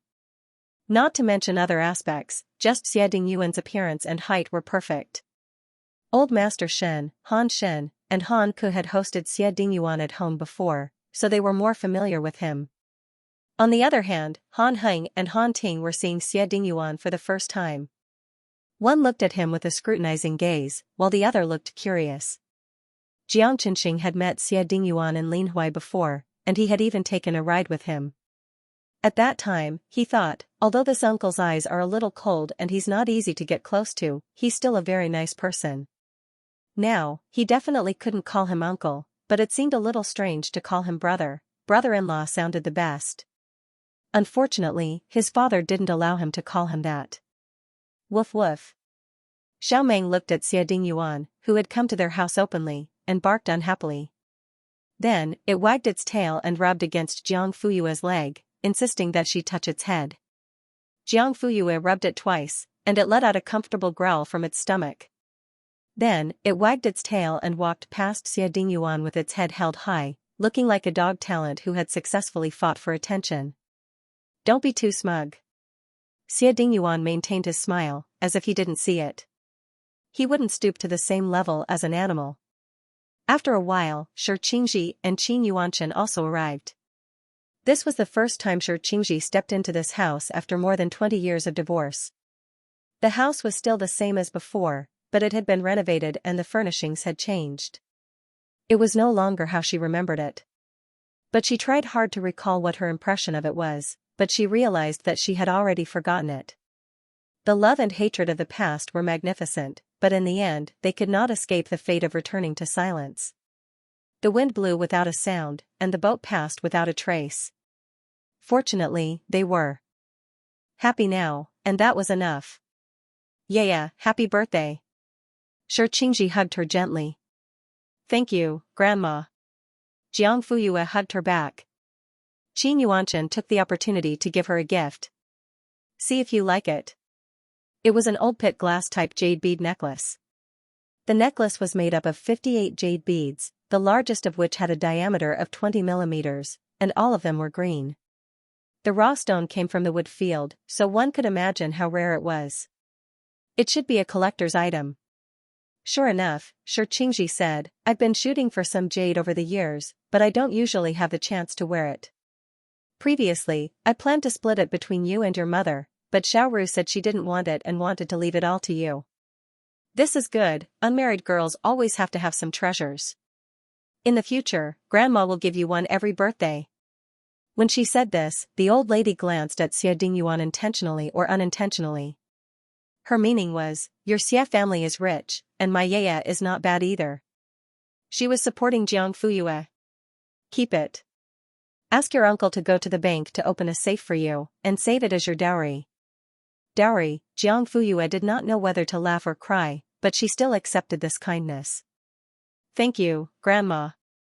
Next was the large-scale gift-giving scene. In addition to the jade necklace, Jiang Fuyue also received gifts from Han Shen, Han Ku, and Han Heng, all of which were expensive. But in terms of wealth, the old master was still the one who gave her a courtyard house. Han Ting's eyes were wide open. Why was it so hard for him to get a pair of limited edition sneakers on his birthday? Was this the difference in the world? Bro, what's wrong? Jiang Qinxing saw that his complexion wasn't good and asked in a low voice. Qinxing, bro wants to ask you, what did my dad, second uncle, little uncle, and grandfather give you for your birthday? Big uncle gave computers and cameras, second uncle gave Lego and figurines, and little uncle basically gave branded clothes and bags. Jiang Xiaodi listed out the items one by one. Han Ting, although it couldn't compare to his sister's treatment, it was still a lot better than his. Qinxing, Han Ting suddenly became serious. Don't you think there's a problem with this? Ah? What's the problem? Big sister's gift is better than ours. Because big sister is a girl, and girls need to be raised well, so her gift should be better than ours. Jiang Xiaodi said this with confidence, and his face didn't even turn red. Han Ting heard this and was a bit confused. Is it like this? Yes. It's fine for us boys to have it a bit harder. As the saying goes, when the heavens are about to give us a great responsibility, we must first endure hardships and work our muscles and bones. So it's good for us to be a bit more tired and bitter. But big sister can't. She's a girl, so we must give her the best, understand? Oh, Han Ting nodded like a little rookie who had been taught new knowledge. What you said seems to make a lot of sense. Believe me, removing the seams makes a lot of sense in the first place. Then in the future, I'll leave the best for big sister. Little Tingting, who had been brainwashed by Jiang Qinxing's I'm the best at cooking and I love my sister the most super sister complex, willingly gave up the limited edition sneakers that he had always dreamed of. Jiang Xiaodi also prepared a gift for Jiang Fuyue. Big sister, look at mine, do you like it? Jiang Fuyue opened the box. It was actually a pair of Vacheron Constantin couple watches. Among all the people who gave her gifts, Jiang Qinxing was the only one who took Xie Dingyuan into consideration. Thank you, it's very beautiful. Jiang Fuyue touched his head. Now, he needed to raise his hand to touch it. Jiang Qinxing was a 1.8 meter tall young man. When his sister touched his head, his face instantly turned red and he became so shy that he became an autistic little flower. Jiang Fuyue took out the watch and put it on Xie Dingyuan. Then she asked him to put it on for her. When their wrists were placed side by side, they were simply too compatible. On the other hand, Han Ting was shocked once again. He pulled Jiang Xiaodi aside and asked, "Did you buy that watch?" "Yeah. When Uncle Wu went abroad on a business trip, he bought it for me from the counter." "Is it nice?" "It does look good." Han Ting scratched his head. "But it should be very expensive, right?" His father had Vacheron Constantin too. Jiang Qinxing, it's okay. The two watches add up to 660,000 yuan. This number is very auspicious, right? Han Ting nodded slowly. Auspicious. It's very auspicious. But where did you get so much money? Did auntie and uncle give it to you? No, I didn't spend mom and dad's money. I earned it from live streams and commercials. What the heck, this much? Han Ting felt that he had been dealt a blow. His sister had people giving her gifts, and his brother could afford to give her gifts, but what about him? He didn't receive any gifts, nor did he have the money to buy them. Xianxia, actually, this isn't much. If you have endorsements, it will be even higher. Han Ting's gaze was blank. Why is the whole family so rich, but I'm so poor that I have to scratch my feet? Xianxia, brother, actually, if you want to earn money, it's very easy to earn it. Me? How do I earn money? You know how to play chess. I heard that there are some competitions where the prize is tens of thousands to hundreds of thousands, or even hundreds of thousands. You're so good, you can definitely win. Really? You can earn money by playing chess? Han Ting was a little confused. Yes. Xianxia immediately took out his phone, found a web page, and showed it to him. These, and these, all of them. Han Ting felt as if he had opened the door to a new world. Who would have thought that the young genius Han Ting, who would be invincible in the chess world in the future, would embark on the path of competition just because he wanted to earn money? By the way, why did you buy two such expensive watches? Today is sister's birthday, not Professor Xia's. Jiang shouty, sister likes him, so I like him too. If giving him a gift can make sister happier, then I'll be even happier. TSK, you love the house and its crow? Jiang Qinqing nodded. Yes. He was quite proud. After Jiang Fuyue's birthday gift was given, it was Xie Dingyuan's turn. He had prepared gifts for all the elders and juniors. The gifts for Han Qishan and Qin Yuanshan were 2 pieces of high-quality gold-rimmed Phoebe Jinnan. With the QR code, they could directly go to the sawmill to pick up the goods. After the 2 elders looked at the photos, they smiled in satisfaction. Coincidentally, the gifts for Shi Qingji and Han Yunru were also jade, but they were not necklaces, but a pair of mother-daughter bracelets. Han Yunru was not very fond of jade, but she was also very satisfied with the bracelets. Mom, do they look good? As she spoke, she revealed a coquettishness that even she herself did not notice. Shi Qingji's heart warmed.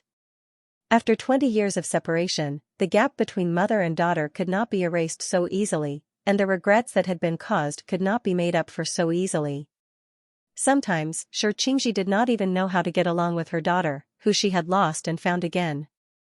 It was as if the intimate scenes between mother and daughter when they were young had become faded photos, hanging on each other's memory walls. Wasn't Han Yunru the same? Whenever she was with her mother, she would always be shy, helpless, and difficult to let go. Time had stolen the warmth of the past, turning them into strangers who were closest to each other by blood. After the Xie Dingyuan bracelets were given, the mother and daughter put them on for each other. They put their hands together, and there was a tinkling sound and laughter. The distance between the mother and daughter seemed to be infinitely closer. Shi Qingji said, "Ah, Yuan is so thoughtful." Han Yunru looked at her future son-in-law. Oh, the more she looked at him, the more satisfied she was. Cough. Jantar coughed heavily, hinting at his wife to be more reserved and not be bribed so easily. In the end, Han Yunru ignored him. Jantar was speechless. Uncle, this set of Luchuan knives is for you. A good knife goes well with a good handle. Xie Dingyuan looked at him with a smile, and the gift was handed to him. Jantar tried his best not to let his gaze fall on it, but when he heard the words Luchuan knives, his heartbeat started to become chaotic. Luchuan tools, was it that custom-made knife brand that was hard to get? Seeing that he was still in a daze, Han Yunru quickly nudged Jantar's elbow and said in a low voice, "What are you doing? He's already so polite, yet you're still putting on airs. That's too much." Jantar swallowed his saliva. You were the one who asked me to accept this. You can't blame me for not resisting the temptation. With that thought, he suddenly became open-minded and felt relieved.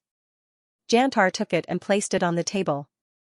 He exhaled into his palms and rubbed his hands before removing the top layer of cloth. More than 10 sharp and shiny knives were lined up in order from big to small. There were slicing knives, bone-chopping knives, slicing knives, fruit knives. The words Luchuan were written in golden script on each knife hilt. This was Jantar's dream knife. When he was young, he could only watch his master use it. It was only a kitchen knife, not a complete set, but it was already treated like a treasure. Later on, he set up his own business and sold pancakes. He rarely used knives, so he did not even dare to think about it. Now that he was earning money and his wallet was bulging, Jantar could no longer control his thoughts and began to stir. Unfortunately, the knives from the Luchuan family were completely custom-made. They were priceless. Not to mention the high price, one would have to wait for 3 to 4 years to make an appointment. In the end, one might not even be able to get it. Jantar was about to give up.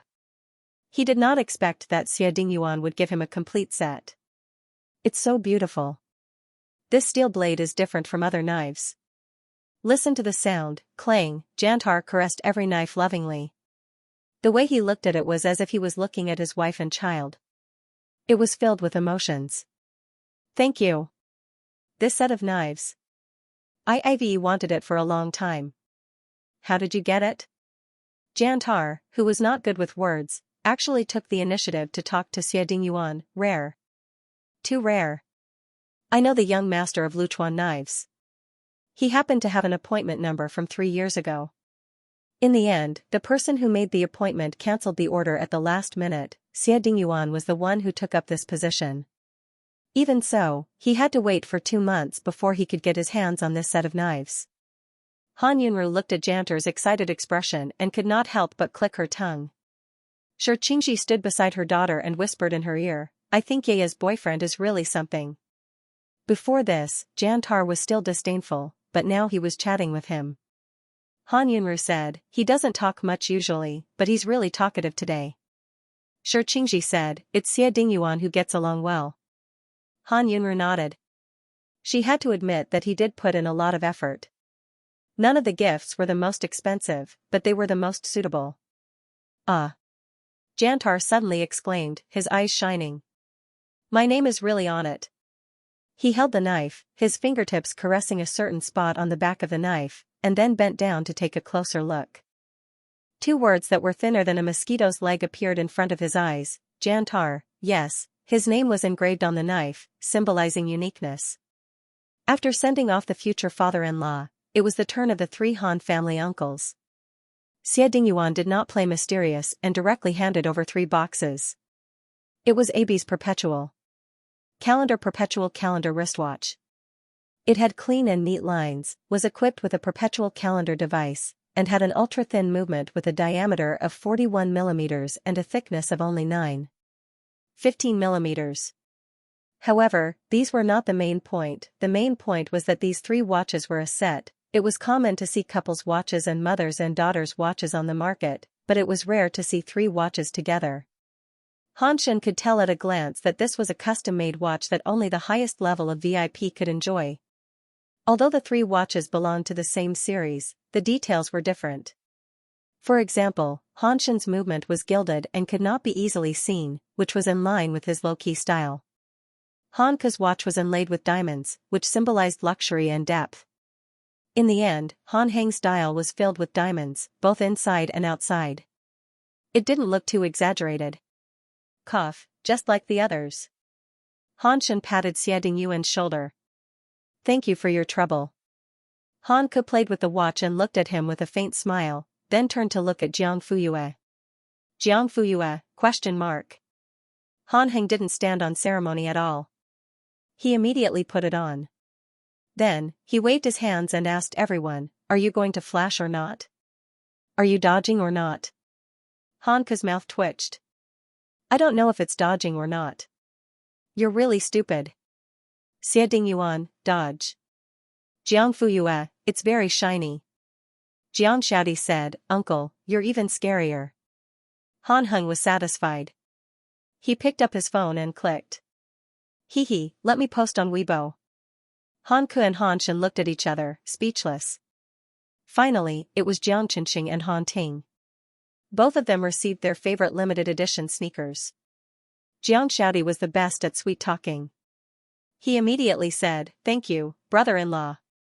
Xie Dingyuan imitated Jiang Fuyue's tone. "Good girl." Jiang shouted. He blushed. Han Ting, on the other hand, was still immersed in the great surprise. Holding the shoe, he looked at it and touched it. He almost leaned forward to smell it and lick it. After a long while, he finally reacted and awkwardly learned from Jiang Shouty, Thank you, brother-in-law." "Good girl." Han Ting, I'm embarrassed." Hee. Everyone received their favorite gifts. They thought that this segment was over, but unexpectedly, woof, woof, woof, Xiaomeng barked and bared his little dog teeth. He stood in front of Xie Dingyuan. Han Yunru was stunned. Then, she covered her mouth. "Xiaomeng is complaining because everyone got a gift." Han Ting walked over and patted the dog's head. "Don't make a fuss. Give me some face. There are guests here." Xiaomeng whined and glanced at Han Ting bitterly. "Traitor, you were bought over by a pair of sneakers." Woof, woof. Xiaomeng broke free from Han Ting ruthlessly and rushed to Jiang Fuyue's legs. He circled around, rubbed and rolled around. Of course, he did not forget to bare his teeth at Xie Dingyuan while acting coquettishly. It was obvious that he was fighting for her attention. The key was that every time Xie Dingyuan bared his teeth, and Jiang Fuyue did not scold him, his little tail wagged too happily. Qin Yuanshan was amazed. "Is this dog a spirit?" Sure, Qingji was also interested. Han Ting really wanted to drag this dog out.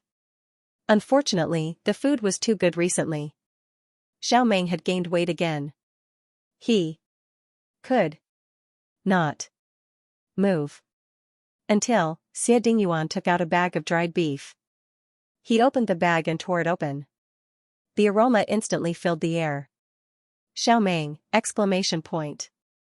Xie Dingyuan took out a piece of beef jerky. He did not care that the dog was still baring its teeth at him. He squatted down and placed the jerky in front of its black nose and shook it. "Do you want to eat?" Woof. It was alert and on guard. "If you want to eat, then lie down." Woof.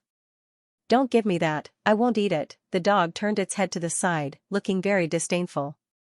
Don't tell me that this iceberg among dogs, unbreakable arrogance was actually a little similar to Xie Dingyuan in the past. Jiang Fuyue was amused. Looking at the confrontation between the man and the dog in front of her, she had no intention of mediating. Seeing that the scheming dog was ignoring him, Xie Dingyuan took out a second piece of beef jerky from the bag. "Xiaomeng, humph." His expression was very cold, but his saliva was also very happy. Xie Dingyuan slowly took out a third piece of beef jerky, then a fourth piece of beef jerky. "Xiaomeng, woof. This human is so annoying." Xie Dingyuan smiled. This time, he did not take it out again. Instead, he put the beef jerky back into the bag one by one. This process was even slower than when he took it out. Xiaomeng's eyes were wide open. Woof.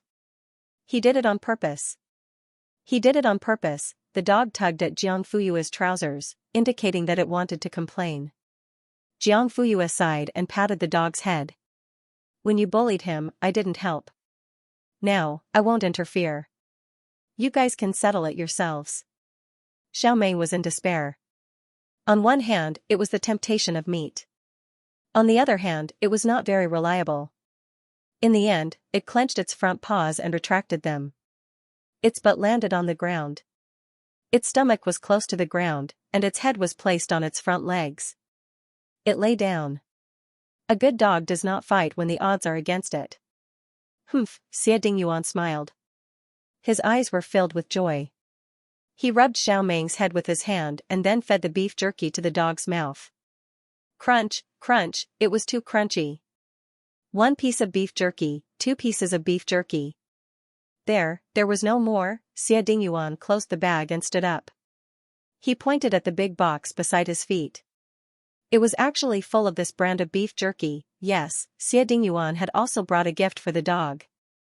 Xiaomeng was so happy that he forgot his ambitions. His saliva flowed down like a river, and there was a happy growl coming from his mouth. But the next second, Xie Dingyuan said, if you're obedient, these are all yours. If you're not, you won't get a single strand. Xiao Mei was speechless. I'm not a human, but you're a real dog. Soon, it was time for dinner. Everyone sat around the table. Since it was her birthday, how could there be no longevity noodles and longevity peaches? Under everyone's gaze, Jiang Fuyue sucked the noodles all the way to the end. She did not allow herself to break the noodles. In the end, her mouth was filled with noodles, and even chewing was difficult. Xie Dingyuan quietly took out a tissue and passed it to Jiang Fuyue. He was afraid that she would choke, so he scooped a bowl of soup and placed it beside her. Jiang Qinqing said, I wish sister will always be young. Han Ting added, youth and beauty. Shi Qingji smiled. Why are the two of you so sweet? Tell me, did you steal candy and eat it?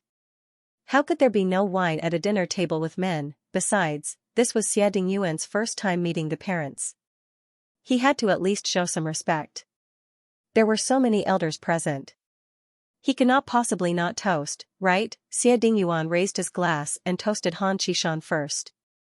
The old master did not make things difficult for him and drank it quickly. Then, it was Qin Yuanchen and Shi Qingji's turn.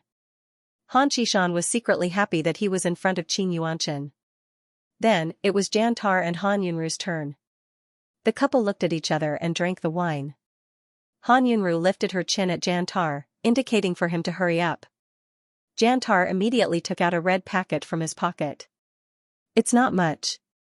It's a custom. In Linhui, no matter if it was a man or a woman, their parents would give them a red packet when they visited for the first time. It did not matter how much money it was, it represented acceptance and blessings. Therefore, once the red packet was given out, Professor Xie's future parents-in-law would be stable. However, in front of Han Shen's uncles, Xie Dingyuan was not so easy to deal with. Han Shen sighed and said emotionally, when it comes to our Yaya, there's really nothing to say. She's talented, beautiful and intelligent.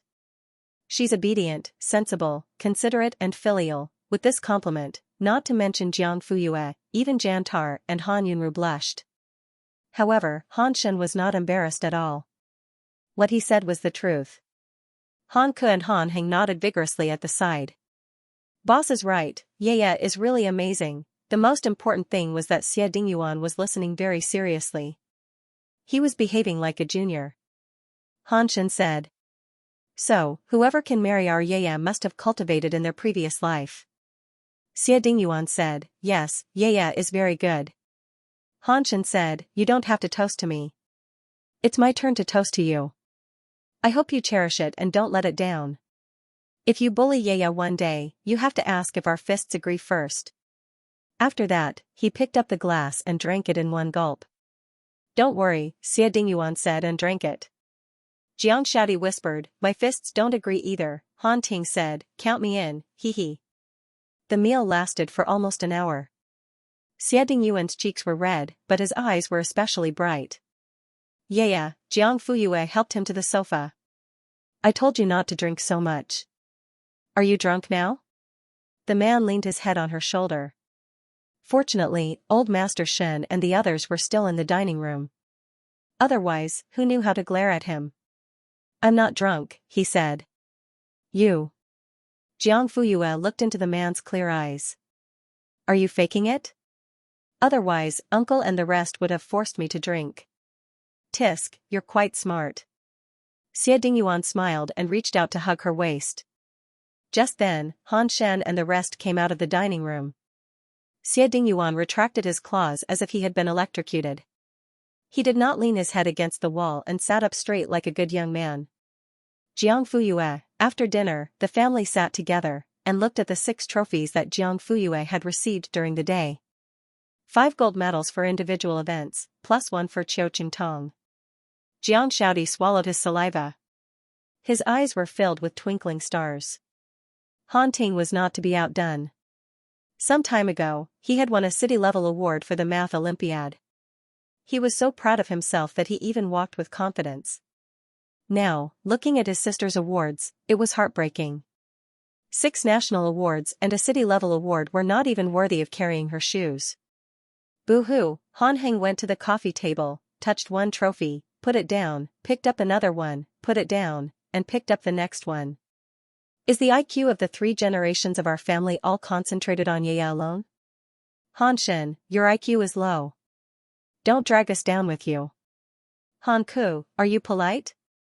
After touching the trophies, Han Heng took out his phone to take a picture. He looked around for a few angles but was not satisfied. Finally, he squatted in front of Jiang Fuyue and Xia Dingyuan. The camera focused on the trophies and clicked. Let me post on Weibo. The last time he posted on Weibo was not long ago. He had posted the watch that Xia Dingyuan had given him. AB's official website immediately claimed it and pointed out that it was a limited edition. Fans left a comment, "Brother Heng, please keep me." The haters complained, "Flaunting your wealth will be punished by the heavens." Han Heng replied to the haters, "Sorry, I'm not flaunting my wealth. I'm flaunting my seniority." This time, no one understood what was happening. Seniority? What the hell? How could a watch have anything to do with seniority? Han Heng didn't say anything else. At this moment, he was itching to send another message. The picture was of the trophy that he had just taken. Caption: taking advantage of my niece's popularity, Brother Heng's posting frequency today is a bit ridiculous. If you're kidnapped, just blink. We won't save you. Wow. Sister Yu's trophy. Hua Luogang Award, Xing Shenchern Award, Zhou Weiliang Award, Su Baoyin Award, Lin Jiaqiao Award, Qiu Qingtong Award. My eyes are playing tricks on me. I suspect that you sneaked into Sister Yu's room and took photos of all her trophies. Doghead, correction, this is not a trophy for all competitions. This is only the trophy for the Qiu Qingtong mathematics competition. Sister Yu received it today. Wow. 6 prizes at once? What the hell? If you don't know, please go to Chengdu and search for the Qiu Qingtong Award before you speak. Thank you. Oh my god. All of them are gold awards? When has the moon goddess ever gotten second place? It doesn't exist. Look what I found. Picture: a netizen with sharp eyes noticed 2 hands holding each other in the background of the picture. Although it was very, very blurry, it was still circled. Judging from the legs and pants in the picture, it should be a man and a woman. They were sitting on the sofa with the trophy on the coffee table in front of them. When Han Heng squatted down to take a picture of the trophy, he also took a picture of their legs and hands holding each other. However, because the focus was on the trophy, the background was automatically blurred out. Therefore, it looked very blurry. Han Heng didn't expect the netizen's eyes to be so sharp. His first reaction was to delete it. However, on second thought, wouldn't that be exposing himself? Instead, it would make him look guilty. He might as well let everyone guess. Anyway, there wasn't much to see from the picture. He put down his phone and ignored it. Little did he know that the netizens could randomly pick a contemporary Leeuwenhoek, the scientist who invented the microscope. Even if the background was so vague and there was so little useful information, they could still dig deeper. First of all, it was Sister Yu's birthday today. She had received an award during the day. Was she going home to celebrate tonight? This picture was obviously taken at home, so Sister Yu must have been there. Insiders jumped out to analyze the Han family's family relationship and found that the person who wore jeans and had such long and thin legs was definitely Sister Yu. Then, the person who could sit next to Sister Yu and hold hands intimately was definitely Professor Xia. So, the professor came to meet Sister Yu's parents on her birthday? I just checked on AB's official website. There were only 2 private orders in the past 6 months. One was from Country M and the other was from Huaxia. I asked an insider to check the order list on the official website.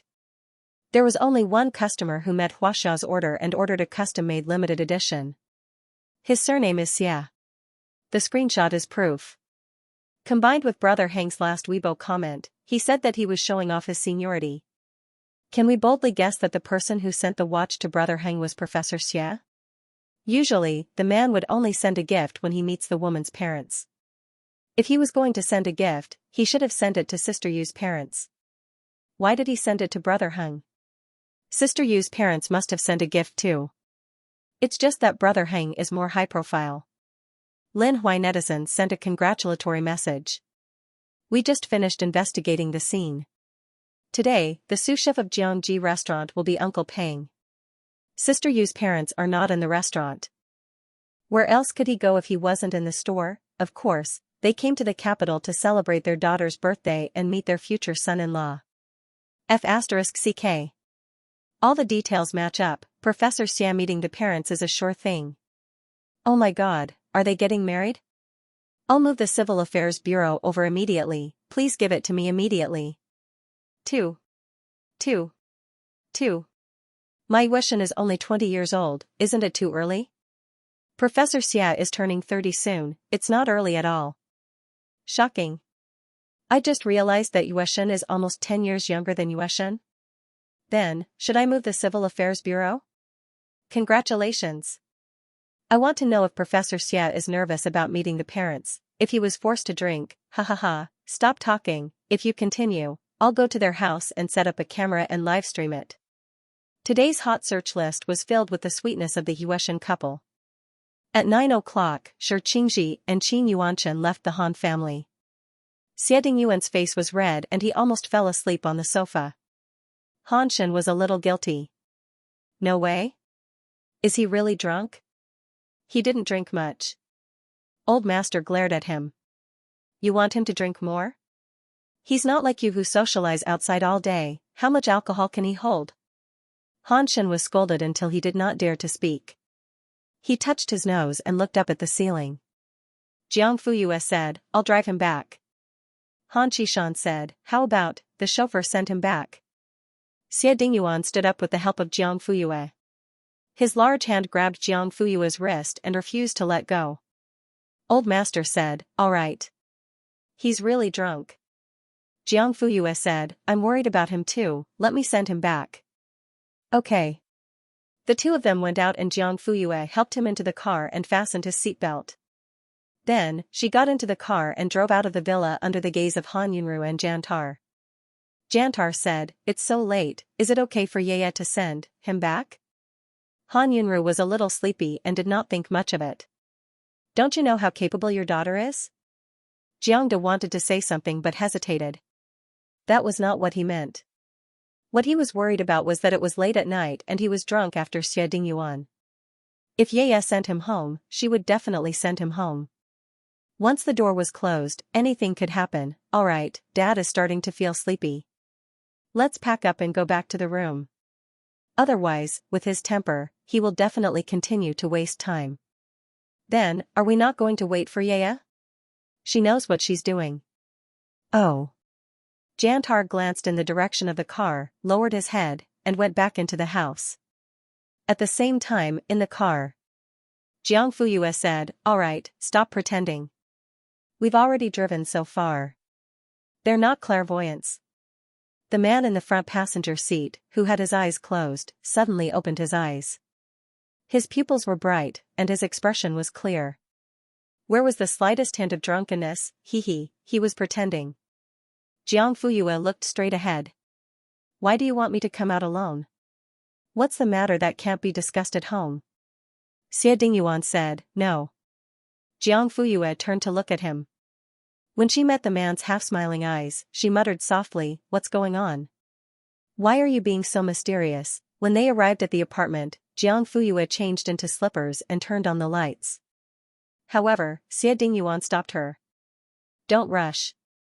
The man held her hand and walked all the way to the bedroom. Jiang Fuyue was about to say something when she suddenly looked up and saw a sea of stars. The lights in the bedroom were not turned on. Countless stars were reflected on the floor and walls, and finally, they merged into a dazzling sea of stars. Xie Dingyuan held her hand and stepped through the river of stars into the room. The starry sky shone on their faces as they looked at each other. Jiang Fuyue did not drink, but she was already tipsy. The man who had drunk alcohol had clear eyes, and his smile was gentle. He took out a red box from his pocket and opened it. There was a diamond inside. It was bigger than the previous two gifts that he had given her. Jiang Fuyue did not know whether to laugh or cry. Are you really going to give me a diamond every year on my birthday? Xie Dingyuan was a little confused. You don't like it? I like it. Jiang Fuyue took it and touched it with her fingertips. She felt the cold and hard texture. No woman can resist the temptation of a diamond. Xie Dingyuan laughed. He did not take out the birthday present in front of everyone because he wanted to give it to her alone. Jiang Fuyue looked up at the sea of stars in the room. This is? Restored projection. All the stars here were taken by Xie Dingyuan with a telescope, and then pieced together one by one.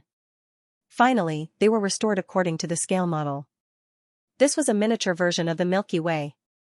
It's so beautiful. Jiang Fuyue looked at the stars, and Xie Dingyuan looked at her. Suddenly, the girl turned her head and looked at him. Jiang Fuyue's eyes were shining. Xie Dingyuan, she called his name. With a sonorous tone, she was like a general who was about to go to war. What?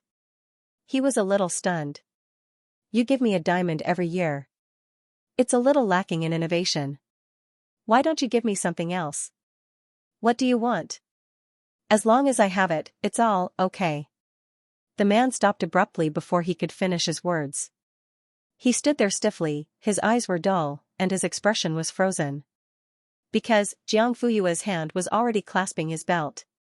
She could undo it with a gentle push.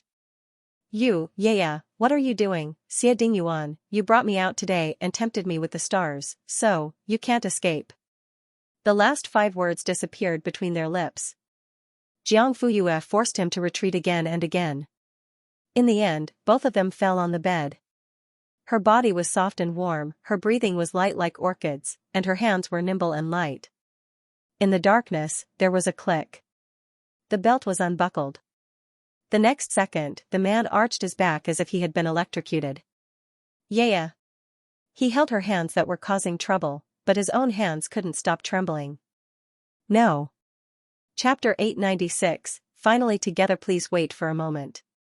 After the content has been updated, please refresh the page to get the latest update.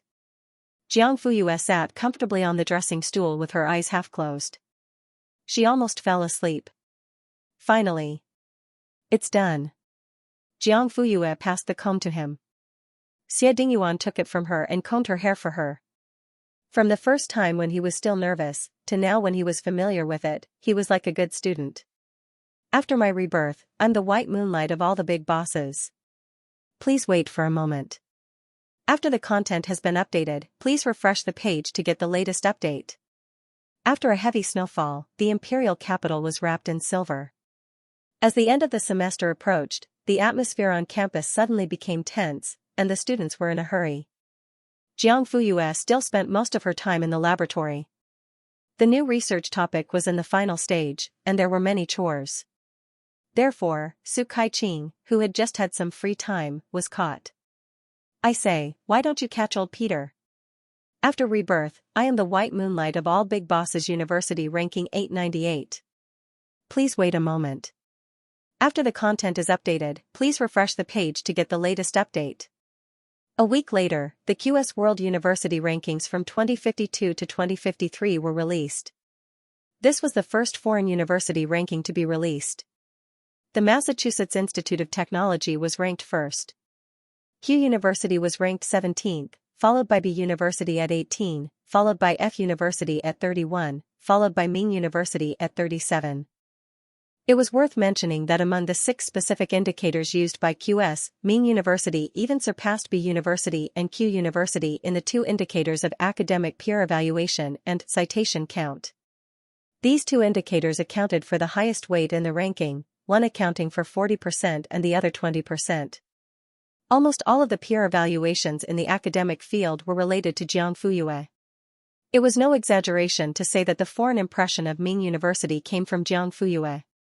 To a certain extent, Jiang Fuyue was Ming University, and Ming University was Jiang Fuyue. In the citation count indicator, Jiang Fuyue published nearly 20 papers last year. 7 of them were related to the Schenkwald virus, and each of them had more than 200,000 citations.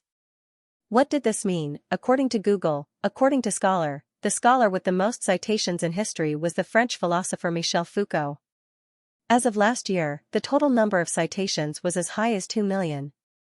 However, he was from the last century, 100 years ago. However, the total number of citations for Jiang Fuyue's 7 papers was 1.4 million in just 1 year. She was half of Michel Foucault. The key was that she was still so young and had a long future.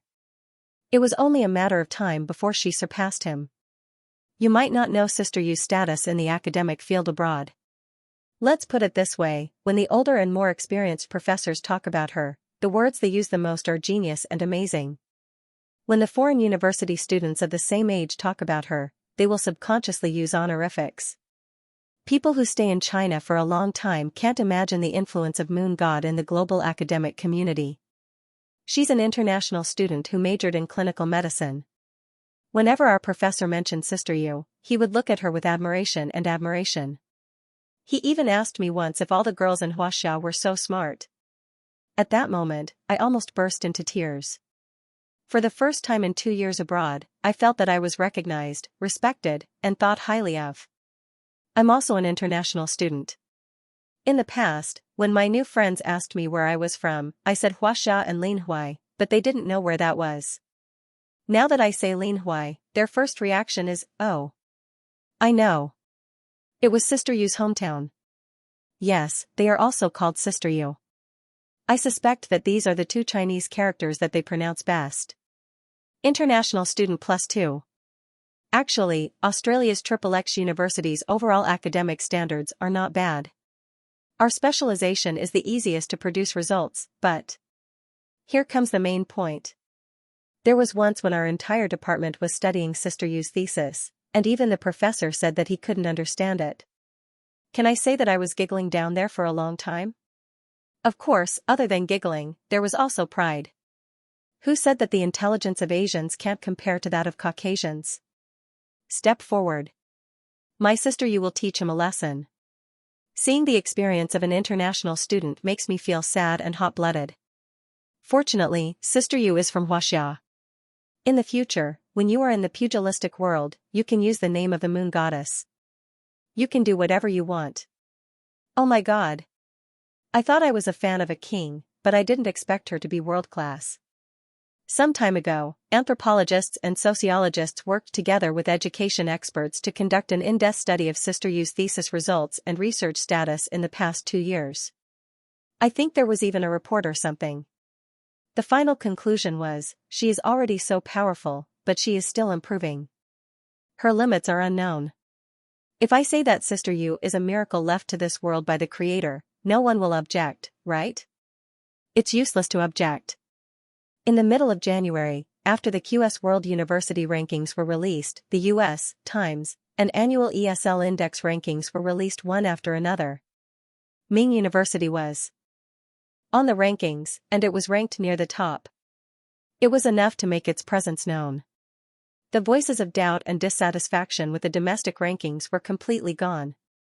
Things that you did not believe in were regarded as truth overseas. Now, you had to believe it even if you did not want to. At the same time, Xiaoxian officially submitted an application to the relevant departments. His requests were as follows: 1. Ming University of Qi will be promoted to a top-tier university.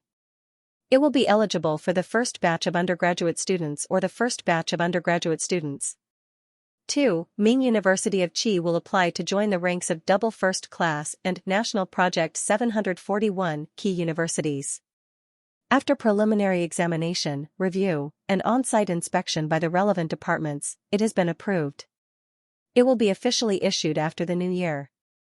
Now that things had developed to this point, it was certain that Ming University would become one of the top universities. When the news reached Ming University, the whole school was in an uproar.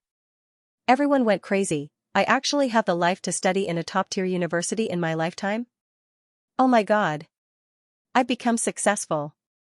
In the future, if anyone dares to look down on Ming University, I'll drag them out and beat them up. From now on, I'm also a second-generation rich kid who got into a top-tier university. If anyone says that I'm a bad student, I'll beat them to death. I've lived my life in vain and witnessed history. Ming University's future will definitely be brilliant. I thought that Ming University was already at the top of the rankings of domestic and international universities. I didn't expect that there would be something even more amazing. They directly jumped into a top-tier university. 2 words, awesome. As expected, following Sister Yu will bring benefits. From a prodigal to a famous university student, it's so easy to turn the tide. With the moon goddess around, the country is stable. We can win without doing anything. Who says that we only know how to squander? Race? Have sex? God knows how hard I worked after entering Ming University. The key is that we have to work hard. With Sister Yu as our role model, I feel that I don't deserve to be in the same university as her if I slack off for even a second. I'm glad that I took the pressure to apply for Ming University during the college entrance examination. My relatives all mocked me and said that I chose a specialization from a second-tier university and that my future was most likely ruined. Today, I can finally tell them loudly, I chose a specialization from a second-tier university and ended up studying for an undergraduate degree. Are they stupid? Ha ha ha ha. Relatives, are you polite? So, when Ming University recruits students in the future, their scores will be extremely high? I suddenly feel that I'm very valuable. Li Chen waved his hand and said, 6 o'clock tonight at Chongfu Palace. I'll book the entire place to celebrate Ming University's promotion to a top-tier university. Liang Jingzhou clicked his tongue and said, okay, then I'll treat you to a KTV after dinner. I only have 100,000 left in my pocket money this month. Why don't I treat the whole school to milk tea? You can order whatever you want to drink, 1 or 2 cups will do. That's right, a top-tier university where rich second-generation heirs gathered. Was that awesome? At the same time, in the principal's office. Okay, I got it. Thank you. Xiaoshan tried his best to suppress the ecstasy in his heart. He took a few deep breaths to keep his voice as calm as possible until the call ended. However, after hanging up, he couldn't hold it in anymore. His eyes were filled with unprecedented excitement and passion. There were even hot tears rolling down his cheeks. He raised his head and looked at Jiang Fuyue. When their eyes met, the man was almost choked with sobs. We did it, yes. Jiang Fuyue nodded and smiled. We did it. In that instant, other than joy, Xiaoshan also felt an indescribable and complicated emotion. It was a little sour, a little bitter, a little emotional, a little enlightened, and a little absent-minded.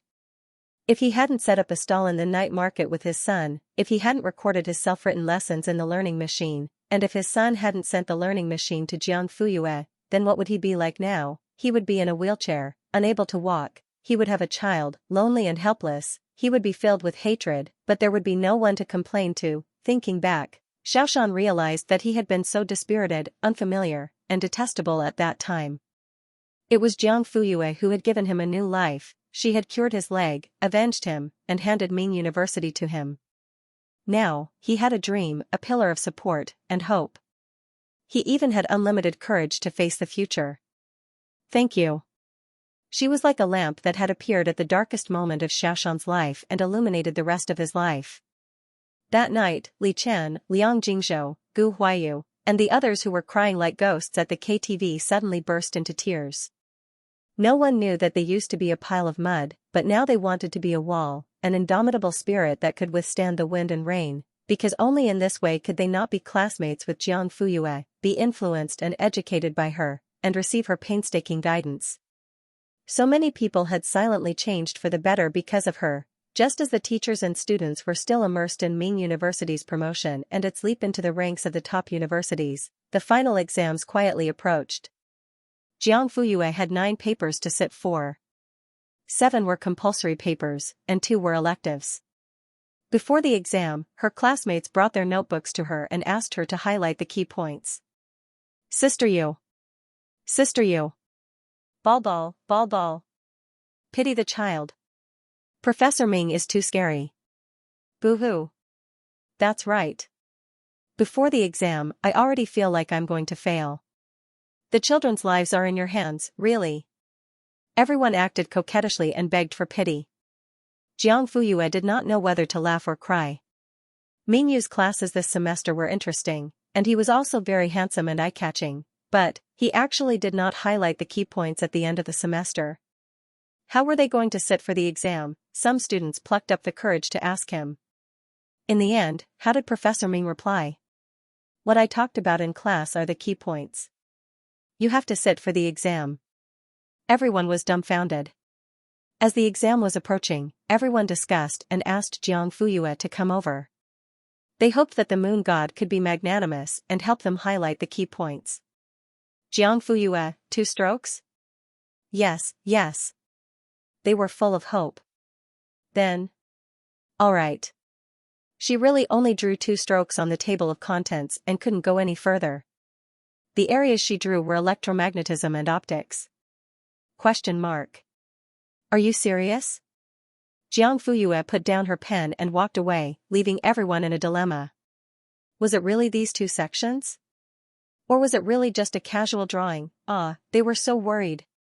What should we do? Why don't we revise according to Sister Yu's key points? Agreed. Let's make a Hail Mary effort. At most, we'll fail and retake the exam when school starts. However, it turned out that they had made the right bet. On the day of the exam papers were distributed. 50% of them were electromagnetism, 30% were optics, and the remaining 20% were acoustics, thermodynamics, and mechanics. Oh my god. Sister Yu is a god, right? She can predict the future. You have to give it to her. This is her ability. Does Sister Yu accept disciples? Stupid, slow, and weak in all aspects. There was another legend about Jiang Fuyue's ability to predict questions. After the exam, Jiang Fuyue took the time to visit Lu Mingxin in the hospital. Xie Dingyuan accompanied her. They only sent her to the hospital entrance. Take it back and redo it. If you can't do it well, you can get lost too. Is this the annual report submitted by your finance department? Any fresh graduate who majored in finance can do it. What do I need you for? With a bunch of vermin like you, it would be a wonder if Reno Corporation didn't go bankrupt. After rebuking the few of them, Lu Qing went downstairs. After my rebirth, I am the white moonlight of all the big bosses. 900 visits Mingxin. Please wait for a moment. After the content has been updated, please refresh the page to receive the latest update. We're all consumers. You can't be so biased. Why? Do I look like I'm easy to bully? She shrugged her shoulders and pushed Jiang Fuyue and Xie Dingyuan aside. She stood in front of the counter and spat on the receptionist's face. Do you believe that I'll call the consumer complaint number and expose you? I'll let the whole country see how lousy your hotel service is. Just this kind of quality. 901 special treatment, slapped in the face. Please wait for a moment. After the content has been updated, please refresh the page to get the latest update. End of chapter 901. Don't forget to subscribe, like, and share the video to support the channel.